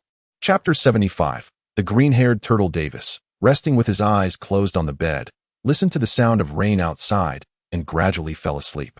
Suddenly, a chill brushed against him, awakening him from his slumber. He reached out beside him, only to find the absence of Zhu Zhuyan. Puzzled, he wondered where she had gone for such an extended period. With that thought in mind, Davis rose and opened the door, inquiring with the maid waiting outside about Zhu Zhuyan's whereabouts. Meanwhile, in the adjacent room, Zhu Zhuyan lay on the floor in an indescribable state, drooling uncontrollably, her eyes rolling back, utterly unconscious. This was a secret shared between the two of them. For your sake, I shall keep this secret, and in return, you must be at my beck and call, Yanzu stated. At that moment, Zhu Zhuyun had neither the energy nor the will to protest against Yanzu's domineering terms. She merely lay on the floor, staring blankly at the ceiling. Seeing that Davis was about to enter, Yanzu warned Zhu Zhuyun and discreetly escaped through the window, wishing to avoid being caught, as that would diminish his amusement. The stolen pleasures were indeed exceptionally delightful. Despite her exhaustion, Zhu Zhuyun jolted awake upon hearing Davis approach. Hastily dressing herself, Zhuyun, are you in there? Davis knocked on the door. Cough. Yes, she replied, hastily applying some perfume before opening the door. Ah, Davis yawned. It's pouring rain. I inadvertently fell asleep. Me too, Zhu Zhuyun responded, feeling guilty.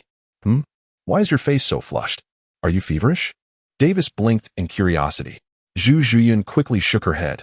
No, I just pressed my face into the pillow while sleeping. Seeing that she was not ill, Davis smiled. Since we've both rested, why don't we make up for what we missed earlier? Startled, Zhu Zhuyun trembled and nearly fell. No, I'm not in a good condition today. Oh. Davis, somewhat disappointed, nodded, then let us return to our rooms. Zhu Zhuyun nodded. You go ahead. I'll take a shower first.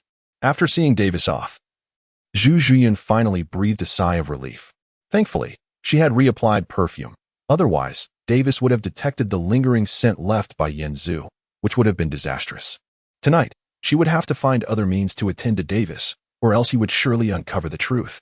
On the bed, as she flexed her wrists, Zhu Zhuyun contemplated that, regardless of the circumstances, she had already discerned the connection between that lecherous man and the Royal Combat Team. With a few people discreetly following, she would undoubtedly uncover his background. She had let her guard down this time. Next, she must prepare thoroughly to eradicate him. Meanwhile, after parting from Zhu Zhuyun, Yanzu searched for the whereabouts of Zi Zhenju throughout the city. He scoured the area but found no trace of her. Could she have left in a huff? He mused. That shouldn't be the case. Everything should have been sorted out along the way. Although Zi Zhenju possessed the strength of a soul emperor, her sudden disappearance troubled Yanzu, prompting him to conduct a thorough search beyond the city limits. Eventually, he discovered her in a cave. What is this? Run out of money? Or have you become addicted to living in a cave? Yanzu asked, parting the overgrown weeds before her. Stop with the sarcasm. Zi Zhenju replied weakly, leaning against a rock. Noticing her fatigue, Yanzu inquired, what happened? Zi Zhenju, sensing his concern, responded with a hint of pride. It's nothing serious. I simply can't go into the city. Can't go into the city? Yanzu questioned, perplexed. What do you mean? Humph. Zi Zhenju laughed. It's inevitable. Beauty attracts unwanted attention. If I hadn't escaped quickly, you would have been dealing with a green-haired turtle by now. Yanzu exclaimed, striking the rock wall in shock. Who? Pleased by his exaggerated reaction, Zi Zhenju playfully draped an arm over his shoulder. If someone did force themselves upon me, how would you treat me? Yanzu insisted. Just tell me who dared to lay a hand on you. Answer me first. She countered with a playful huff. What else could I say? It's not your fault, Yanzu said, pulling her into an embrace and kissing her forehead. I'm sorry you fell into danger. Oh, it's no big deal, she replied with a smile. Those fools were useless. They didn't realize I was over level 60. Although they were many, I still managed to slip away. What about you? You must have had a splendid day, reeking of other women. Yanzu responded, in a few days. I might return to the heavenly battle. Once the trivial matters are settled, I'll take you on a tour across the continent. How does that sound? You and who else? Zi Zhenju questioned, counting on her fingers. I'm curious about how many are in this you. That is hard to say. It could increase at any moment, Yanzu replied, playfully tapping her backside. Don't worry, I'll make sure you're well taken care of. Zi Zhenju teased. You shameless rogue, who would want it? Despite the jest, Yanzu hadn't forgotten the earlier matter and pressed further. All right. Tell me who had the audacity to harass you. Seeing his persistence, she relented. I don't know who they were. They looked like the captains of the city patrol. I was dining in a restaurant when they sat at the next table and began commenting on me. Then, well, you know the rest. You didn't suffer any losses, did you? Yanzu asked. Do I look like someone who easily suffers losses? Zi Zhenju retorted. The only one who makes me suffer is you. Stop with the nonsense. You can't deny you enjoyed it, Yanzu said, glancing around before adding. This is not a place for sleeping. Let us go. I'll take you into the city. There is no need to provoke them unnecessarily, Zi Zhenju cautioned. After all, This is the capital of Xingluo. If things escalate, escaping one to be easy. Even if you're unafraid of them, causing casualties isn't needed. Whether it was the former saintess' compassion or wisdom. Yanzu looked at Zi Jinzhu and resolutely declared, "These scoundrels are doomed. Mark my words." Really that angry? You're such a hypocrite. It's fine for you to flirt around? Zi Jinzhu teased. Indeed, that's how I am. It's too late for regrets now, Yanzu replied confidently. Zi Jinzhu shook her head. I never regret my actions. That evening, Yanzu flew back to the city with Zi Jinzhu. After a night's rest the following day, they returned to the restaurant where Zi Jinzhu had been dining, anticipating another encounter with her harassers. What is your plan for them? Zi Jinzhu asked, with a mischievous grin. Yanzu replied, it's better you don't ask. Otherwise, you might regret it. Chapter 76, Punishment, Part 1. Two individuals, seated at a table laden with dishes, waited until dusk. They have arrived, Zizenzu remarked to Yanzu as she discerned the familiar cacophony from below. Approaching the railing, Yanzu pointed at a group ascending the stairs, inquiring, is it them? Upon noticing the gestures directed at them, one of the individuals below called out, hey, you looking for trouble? Yanzu, unfazed, turned back to Zizenzu, who stood and confirmed, indeed, it's them. That troublesome woman. Capture her. Upon recognizing Zizenzu, the group hastened up the stairs without hesitation. For the moment, Yanzu disregarded them, lifting Zizenzu and soaring towards the outskirts of the city. What are you doing? She questioned, taken aback by his actions. I'll drop you off first and return shortly, he replied. After ensuring Zizenzu was safely outside the city, he turned back, intent on identifying the group of troublemakers. The individuals in the tavern were still bewildered by the situation when they saw Yanzu return, flying without revealing his martial soul. Alarmed, they quickly rallied reinforcements to encircle him. And soon a legion of heavily armed soldiers surrounded the tavern. Such fuss over nothing, Yanzu mused, flexing his wrist before darting forward to seize two of the assailants by their collars, lifting them effortlessly as an eagle captures its prey, and soared towards the outskirts.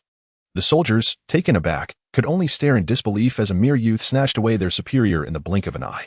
Yanzu deposited the four captives into the cave where Zizenzu had previously lingered, and without waiting for their protests, he delivered a thorough beating, leaving them battered and bruised before commencing his inquiries. Reasoning with such individuals was futile. They were akin to rabid dogs. A swift application of force rendered them compliant. Realizing Yanzu was formidable, the four were soon reduced to begging for mercy, their only thought to preserve their lives. Ah, women, spinning a little is no great expense. Perhaps they are accustomed to bullying men and women alike. Unaware they would encounter someone formidable, Yanzu remarked dismissively. Let us play a game. Only one of you can survive.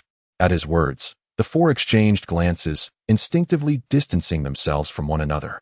As for the rules of the game, Yanzu pointed to their knives at their waists and declared, whoever can first sever another's shall live. One of them paled at the implication, but before he could protest, another launched a surprise attack. Chaos erupted in the small cave as martial techniques clashed and sparks flew.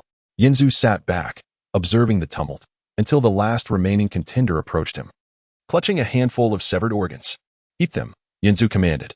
What? The individual trembled, disbelief etched on his face.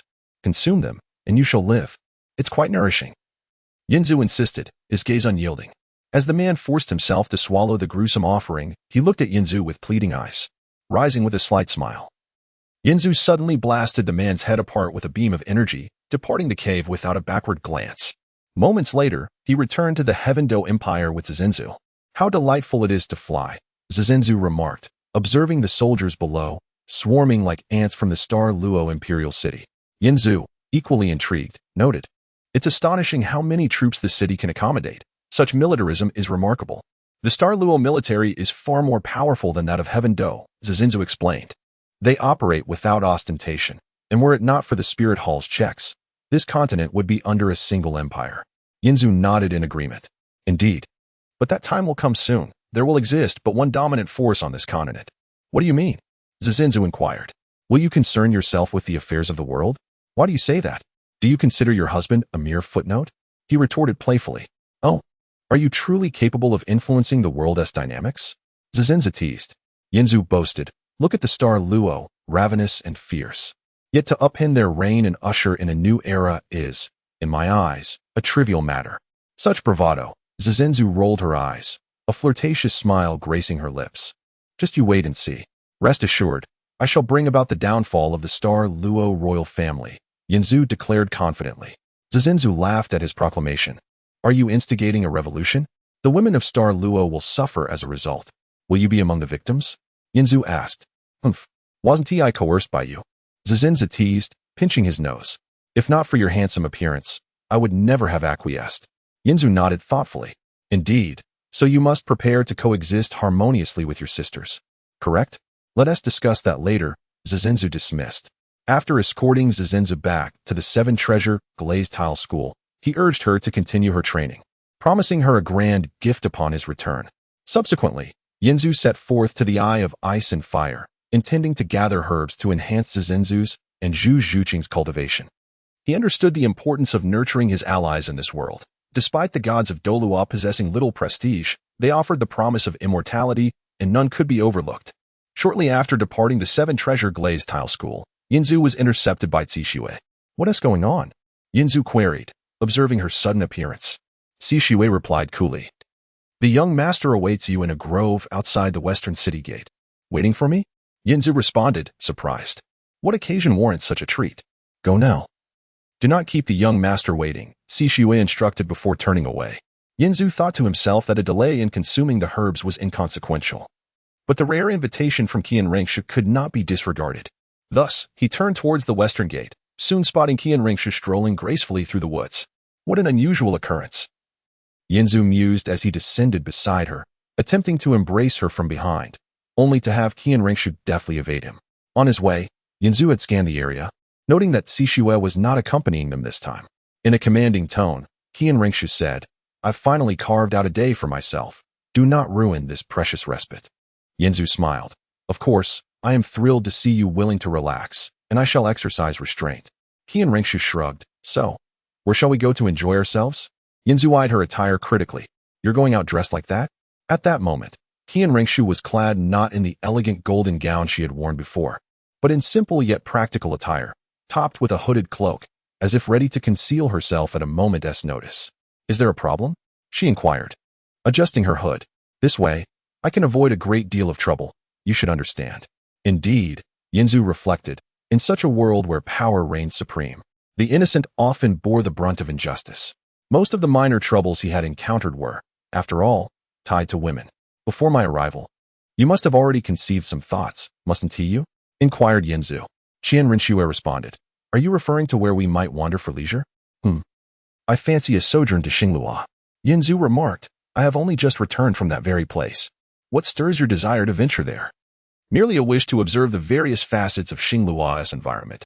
It is settled then, follow me, declared Qian Rinshui, unfurling her wings and soaring into the celestial expanse. Yinzu exhaled a sigh, shaking his head as he murmured, Splendid. Ostensibly a leisurely excursion, yet our destination is Xinglua. Now, even if we sought to avoid trouble, it shall find us regardless. Chapter 77, Punishment, Part 2. I must forewarn you, once we arrive at Xinglua, your plans for relaxation may very well fall through. Yinzu remarked as he soared alongside Qian Rinshui. I understand, Qian Rinshui replied, closing her eyes and inhaling deeply. I am already relishing this moment of tranquility. Yinzu glanced at her from the side. Her golden hair danced in the wind, accentuating her strikingly aloof visage. True relaxation involves completely emptying one's mind, letting go of all thoughts, and fully absorbing the sensations around oneself. You seem to be exhausting yourself. He shook his head. Qian Rinshui chuckled lightly, saying exhausted? Do you know what is truly exhausting? For me, retracting my wings is the most tiresome endeavor. Can you imagine that someone with an angelic martial soul like mine seldom has the chance to soar freely?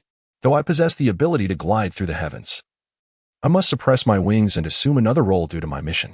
You cannot fathom the extent of my repression. It feels as though I am stifling a part of my very nature. A mission, so what is your purpose in going to Xinglua? Yinzu inquired. Qian Rinshui replied. Our spirit hall's operations in Xinglua lag significantly behind those in Tiando. The royal family of Xinglua is too formidable. Those in power are like firecrackers, ready to explode at the slightest provocation. Thus, our progress in Xinglua is severely hindered. When it comes to picking battles, one must choose the softest fruit first. Tiando is already within my grasp, and I wish to assess my forthcoming adversaries. Are you truly required in Xinglua? Yinzu questioned. Qian Rinshui retorted. Who else could fulfill this mission if not me? Should I leave it to Bibi Dong? As the Pope, she must oversee all matters of the sect. Entrusting this to anyone else could lead to complications, such as you. What about me? How can this possibly pertain to me? Yin Zhu asked, bewildered. Qian Rinxue pointed at him, saying, a person like you, who disregards counsel and acts impulsively, lacks principles, and only seeks personal pleasure, would surely create chaos if set loose. What is wrong with being like me? Yin Zhu replied, to accomplish your mission, my type is indispensable, is it not? Indeed, Qian Rinxue nodded. You have unwittingly assisted me greatly. Though it feels somewhat impolite to say, I must thank you. Yin Zhu chuckled, you speak so eloquently, why not reward me? Qian Rinxue sighed, see? You have a knack for ruining the mood. We could be enjoying a beautiful time, soaring freely and conversing, yet you insist on introducing such thoughts. How can that be considered a wrongful thought? Yin Zhu countered, broadly speaking, it is an endeavor for the continuity of human civilization, narrowly. It serves to uplift one's spirits, alleviate stress, and promote circulation. It is indeed a splendid affair. I must correct your mindset, should you experience it. You would surely cling to me. I have long since grown numb. Qian Rinxue scoffed. Yin Zhu said, you shouldn't well. Haven't you never experienced such a thing? I have not, Qian Rinxue stated, but one can understand without having tasted the fruit. Court life may appear glamorous, yet it is rife with decay. For the sake of carnal desires, numerous sordid incidents arise. You have not lived in the palace, so you cannot grasp the reality. Continuing down this path may lead to troubles, Yin Zhu warned. You should be grateful you are a woman. Had you been a man, the situation would be far more dire. Consider this. Despite never having experienced it, you claim to be numb. We refer to such a condition as impotence. Qian Rinxue gestured for him to stop, saying, do not dwell on such thoughts. You are merely seeking trouble. I have already stated, prior to the divine examination, I would never engage in such activities. And afterward? Yin Zhu inquired, a glint in his eyes. Are you implying that afterward it would be permissible? That would not be your concern. Qian Rinxue abruptly accelerated her flight ahead. Nonsense. Who else could it be but me? Yin Zhu heard Qian Rinxue's laughter and quickly followed. The two swift flyers soon arrived at the imperial capital of Xingluo. The royal combat team is still stationed here. Correct? Qian Rinxue donned her hood, leaving only her slightly pointed chin exposed. As she completed her preparations, she noticed Yin Zhu rummaging for something, finally emerging with a somewhat ill-fitting cloak which he donned, also putting on a hood. What are you doing? Qian Rinxue asked, observing Yin Zhu's awkward appearance in the ill-fitted cloak. Are you certain you wish to enter this city? Yin Zhu signaled discreetly. I have stirred up some minor trouble here. If we do not conceal ourselves, we will be besieged upon landing. I do not mind. But you to bring trouble to Xingluo, you truly live up to your reputation. Qian Rinxue crossed her arms and tapped her chin. Let me guess. Did you discipline a certain prince or high-ranking official of Xingluo? It is not that serious. Yin Zhu replied, I merely dispatched a few city guards. Along with sleeping with their future princess, such matters are certainly not for Qian Rinxue's ears. Qian Rinxue sighed in exasperation. Not that serious? You make it sound so easy. To be frank, it is only because of your remarkable skills that you have not been caught. Otherwise, the repercussions could be dire. They could accuse you of being a Tiando spy and leverage that to exert pressure or even incite war. There is ample room for exploitation. Shall we still proceed? Yin Zhu asked. Of course, we have come this far. Qian Rinxue took a few steps, but could not resist asking, how did you acquire such a cloak? It looks rather out of place on you. I would never buy something like this. It belongs to Rong, Yin Zhu replied. Rong.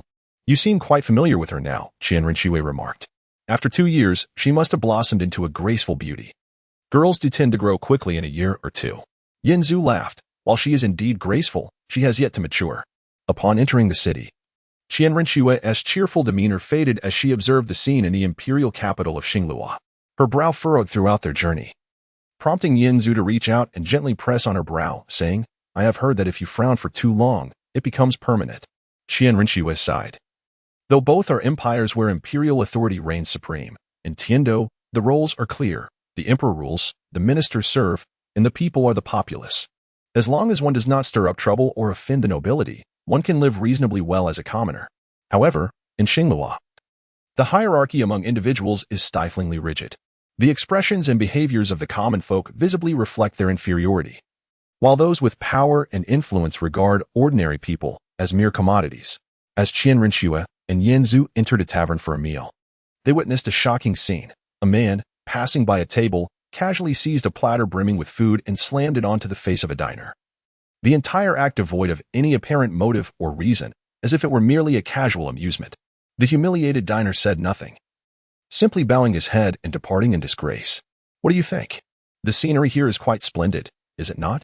Yanzu whispered into Qian Rinxue's ear. If you were alone, how would you react to such an incident? Qian Rinxue inquired. Me? Yanzu pondered. It depends on the role I am playing. The role of the bully, Qian Rinxue replied. Yanzu protested. Hey, is my image in your mind truly so deplorable? Such self-serving actions are utterly despicable. Where is the bystander? Qian Rinxue inquired. Yanzu replied, well, they are merely here to enjoy the spectacle. What if that person has stolen someone else's spouse? If the truth remains elusive, then watching the commotion suffices. But what if you were the one being bullied? Qian Rinxue retorted. Ha ha ha, Yanzu chuckled. I would stuff his head into his own posterior. Oh, is that truly feasible? Qian Rinxue asked, her face a portrait of confusion. Do not underestimate the body's flexibility. Yanzu remarked, though he too was uncertain of the success of such an endeavor. Shall we give it a try? Qian Rinxue whispered, immediately regretting her words. What? Are you serious? Yanzu responded with surprised laughter. Is this truly the utterance of a celestial being's successor?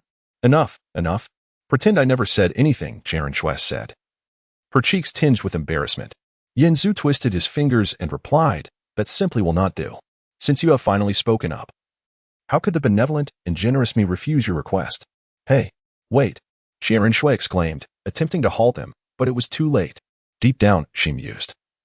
He truly intended to do this, didn't he? At that moment, the man who had insulted the diners suddenly felt a shadow loom behind him. Turning around, he was met with the sight of a golden-haired youth smiling at him, still oblivious to the gravity of the situation. Chapter 78, Punishment, Part 3. The individual apprehended by Yanzu was not the only unfortunate soul within the Douluo Empire. The offspring of nobility were generally acquainted with one another to preserve cordial relations. Thus, when Yanzu made his appearance and took action, the onlookers swiftly understood that he was a provocateur from afar. Yanzu seized the back of the man's head who had been hurling insults and attempted a ludicrous maneuver, which, unsurprisingly, ended in failure. As such an act defied the very structure of the human body. Qian Rinxue, amidst the chaotic crowd, observed Yanzu's antics with a mixture of absurdity and hilarity. Unable to suppress her laughter. Before long, a companion of the nobleman Yanzu had caught rushed over, marking the arrival of yet another unfortunate victim. Upon seeing the new arrival, a mischievous thought flickered through Yanzu's mind, and he couldn't help but chuckle. He delivered a swift kick that sent the newcomer reeling, then directed the head of the man he held towards the posterior of the newly arrived, executing a ludicrous impact. The sound of tearing fabric was followed by a scream reminiscent of a slaughtered pig. The sight was utterly grotesque. One man's head was fully lodged within another's rear. The connection drenched in blood, as one wailed in agony while the other writhed in futile struggle. This spectacle seemed to render the onlookers oblivious to the gravity of the situation, erupting into uproarious laughter. Due to the shocking nature of the scene, Qian Rinxue could only bear to glance a couple of times before she gestured to Yanzu, and the two swiftly departed the scene. By the time the city guards arrived, they were met with the sight of the unfortunate pair, rendered unconscious by their own misfortune. Once outside the city, Qian Rinxue and Yanzu exchanged glances and burst into laughter, only regaining composure after a considerable time. How can you be so chaotic? It's astonishing what you can think of, Qian Rinxue remarked, biting her lip to stifle another wave of laughter. Are you not the one who wished to see my antics? Yanzu retorted. Do not speak nonsense. When did I express such a desire? Qian Rinxue replied, playfully pushing him away. Then do not laugh, Yanzu said, attempting to pinch Qian Rinxue's cheek, but she evaded him with a swift turn. Now even the Douluo Emperor cannot enter, Qian Rinxue mused. It matters not. Being with you, any destination feels the same, Yanzu replied. Qian Rinxue shook her head. Your words, whether sweet or crude, flow so effortlessly. Is it wrong to speak from the heart? Yanzu retorted. Qian Rinxue merely smiled. You have witnessed the current state of the Douluo Empire. Our mission at the Spirit Hall is daunting. Let us not dwell on the Douluo. Have we not yet settled matters with the Heaven Do? Yanzu inquired. And what of the vast Sea Qiankuan cover? Do you have any leads? Qian Rinxue addressed the easier question first. As for the vast Sea Qiankuan cover, there is no trace of it. Regarding Heaven Do, the issue lies not with me. The main hall lacks sufficient support. Once the Snow Knight Emperor is dispatched, will the various duchies apply pressure? Will there be local rebellions? How shall order be maintained? Public sentiment must be appeased, all of which requires manpower and resources. Most importantly, after your previous significant actions, the Snow Knight Emperor has tightened control over the Imperial military. I could previously mobilize the Heaven Dome Knights at will, yet now even the personal guards have been considerably diminished. Yanzhu observed. So, you imply that Bai Dong's efforts are insufficient? Qian Rinxue fell silent for a moment before responding with a look of resignation. She has her own plans, and I cannot alter her course. She does not share your vision. I believe, following your plan, success in Heaven Dome is improbable, Yanzhu countered. It seems I must take matters into my own hands. Please refrain, stay calm, consider it a plea, Qian Rinxue insisted. I believe enlisting the 7 Treasure Glaze Tile School as assistants would simplify matters considerably, Yanzhu proposed. Oh, have you gained such confidence? Qian Rinxue queried. Can you ascertain how Ning Fingji will react upon discovering my true identity? Yanzhu replied, that hinges on who conveys the message. And what are your plans for the 7 Treasure Glaze Tile School afterward? Their relationship with the Heaven Dome royalty is merely one of mutual convenience, not particularly sturdy. That poses no issue, Qian Rinxue remarked. The 7 Treasure Glaze Tile School is distinct from the royal family and nobility. Their strength lies in wealth and influence. Moreover, Chun Xin and Gu Rong are not malevolent figures. I believe I understand Ning Fengji's intentions. He merely wishes to preserve the legacy. I will provide him with what he desires. Shall I confront him directly upon my return? What do you think? Yanzhu asked. Why pose that question to me? Qian Rinxue replied, whether this endeavor succeeds or fails hinges on his trust in you. Does it not? I believe he will trust me, Yanzhu asserted. Even if he struggles to accept the reality, he is intelligent enough to discern the situation and make the right choice. Oh, Qian Rinxue raised an eyebrow. It appears you have developed quite a rapport with your father-in-law. Truth be told, he treats me rather well, Yanzhu confessed. Upon my return, I will be forthright with him, urging him to provide support. That should suffice, yes? Qian Rinxue contemplated. The Heaven Dome treasury is managed by Ning Fengji. With his full support, success would follow naturally. However, trust me, Yanzhu pressed, placing his hands on Qian Rinxue's shoulders. Even if he falters, I will ensure he regains clarity. Should any issues arise, I will cover for you. Is that agreeable? I trust in your strength, as well as my own judgment. Qian Rinxue acknowledged. Yet, the problem lies in our premature scheming. It feels as though it may backfire, as if we are destined for the haste makes waste scenario. Cannot you entertain a more positive outcome? Yanzhu exclaimed, enveloping Qian Rinxue in a warm embrace. Instead, let us ponder how to reward my efforts once we achieve great success. Leaning slightly back in Yanzhu's embrace, Qian Rinxue regarded him with disdain. How many times must I reiterate this? You understand, we cannot break the barrier before the divine trial. I know, but it perplexes me. The success of the divine trial has little to do with that barrier, Yanzhu replied, exasperated. Just understand, Qian Rinxue urged, placing her hands against Yanzhu's chest. Now, please let go of me. Do not rush. Yanzhu gazed into Qian Rinxue's eyes. There are countless ways to reward you. Feeling the heat of his gaze, Qian Rinxue found herself blushing, averting her eyes as she murmured, Fine, perhaps you can touch me or something. Would that suffice?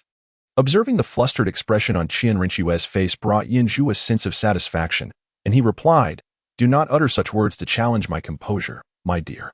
Perhaps it is best to wait until you are thoroughly overwhelmed by my affections before we discuss this further. Truly, you are impossible, Qian Rinxue remarked, extricating herself from Yanzhu's embrace, straightening her attire and hair. After a moment of silence, as if having made a decision, she stated, Should you indeed facilitate this significant endeavor and conquer Heaven Dome, I may consider returning to the main hall to seek divine trial. Yanzhu blinked in surprise at Qian Rinxue's words, inhaling deeply before smiling. If that is the case, should I fail this time, I shall offer you my head. Chapter 79. The Vast Sea and Heaven's Shield. While Yanzhu and Qian Rinxue wandered aimlessly amidst the stars, the Snow Knight Emperor clandestinely summoned Xueping to the palace. Ever since the tragic demise of Prince Xuexing, the Snow Knight Emperor had become increasingly paranoid, distrusting everyone around him. This state of anxiety had taken a toll on his health, leaving him unable to eat or sleep well. And his frail body bore the scars of his distress, rendering Qian Rinxue's carefully prepared poison unnecessary. On this day, Xueping received the secret summons from the Snow Knight Emperor, his heart filled with trepidation. Since he took on the guise of a debauched youth, the Emperor had disregarded him entirely, and as time passed, his act had become all too real. Raising his gaze, Xue Peng was taken aback by the sight before him. Was this the mighty Snow Knight Emperor he once revered? The figure before him appeared as a frail old man, his eyes sunken and dark, the veins in his eyes evident. He resembled the specter described in books, save for the lack of fangs. Yet this was his father, the emperor of the Tiando Empire. Observing the pitifully shriveled Xue Peng, the Snow Knight Emperor sighed, lamenting the lack of ambition in his son. How could he be so timid in the presence of his own father, lacking the regal demeanor necessary for leadership? Your son pays his respects to the emperor. Xue Peng steadied himself and spoke. Do you know why I summoned you? The Snow Knight Emperor asked, his gaze piercing. Xue Peng shook his head, replying, I do not know, but if the emperor has a command, I shall not disappoint you. You squander your days in idleness, mingling with those disreputable companions of yours, far inferior to your brother, the emperor admonished, before erupting into a fit of coughs. He pointed accusingly at Xue Peng. Seeing this, Xue Peng hastily approached, offering to support the emperor, but upon closer proximity, the emperor's frail condition became all the more alarming. Father, you ought to cherish your health, Xue Peng remarked, feeling the emperor's spine beneath his fingers, a shiver running down his spine. A person who eats well and sleeps soundly can endure minor ailments, but one who suffers from insomnia and loss of appetite is oftentimes gravely ill. Enough, I am not dead yet, the emperor retorted, withdrawing his hand with a hint of disdain. Xue Peng's concern felt like an affront, as if it were a reminder of his failing health. Yet deep down, the emperor was acutely aware of his deteriorating condition. Xue Peng stepped back, standing attentively as the emperor continued to speak. Unforeseen calamities may arise, Xue Peng. Surely, you sense that some malevolent force is at work against our empire? What do you mean by even you? Xue Peng pondered, feeling vexed. I understand that there are those who seek to undermine the empire's very foundation, Xue Peng replied. Do you know who they are? The emperor pressed. It was on the tip of Xue Peng's tongue to name Xue Qinghe, yet he hesitated, lacking evidence and uncertain of the emperor's motives behind the inquiry. Noticing Xue Peng's silence, the emperor sighed, the most perilous enemies are those we cannot see or comprehend. Today, I summoned you not for trivial matters, but in the hope that, as a member of the royal family, you might focus your mind and contribute to the empire. Xue Peng replied earnestly. I shall heed your command, father. The Snow Knight Emperor then retrieved a dark wooden box, commanding, kneel. Xue Peng complied, and as the emperor opened the box, a blinding light filled the room. Xue Peng reached out, touching the blue-golden radiance that enveloped him in a gentle warmth, reminiscent of lying on a waterbed, so comfortable that it lulled him into slumber. Thud! Xue Peng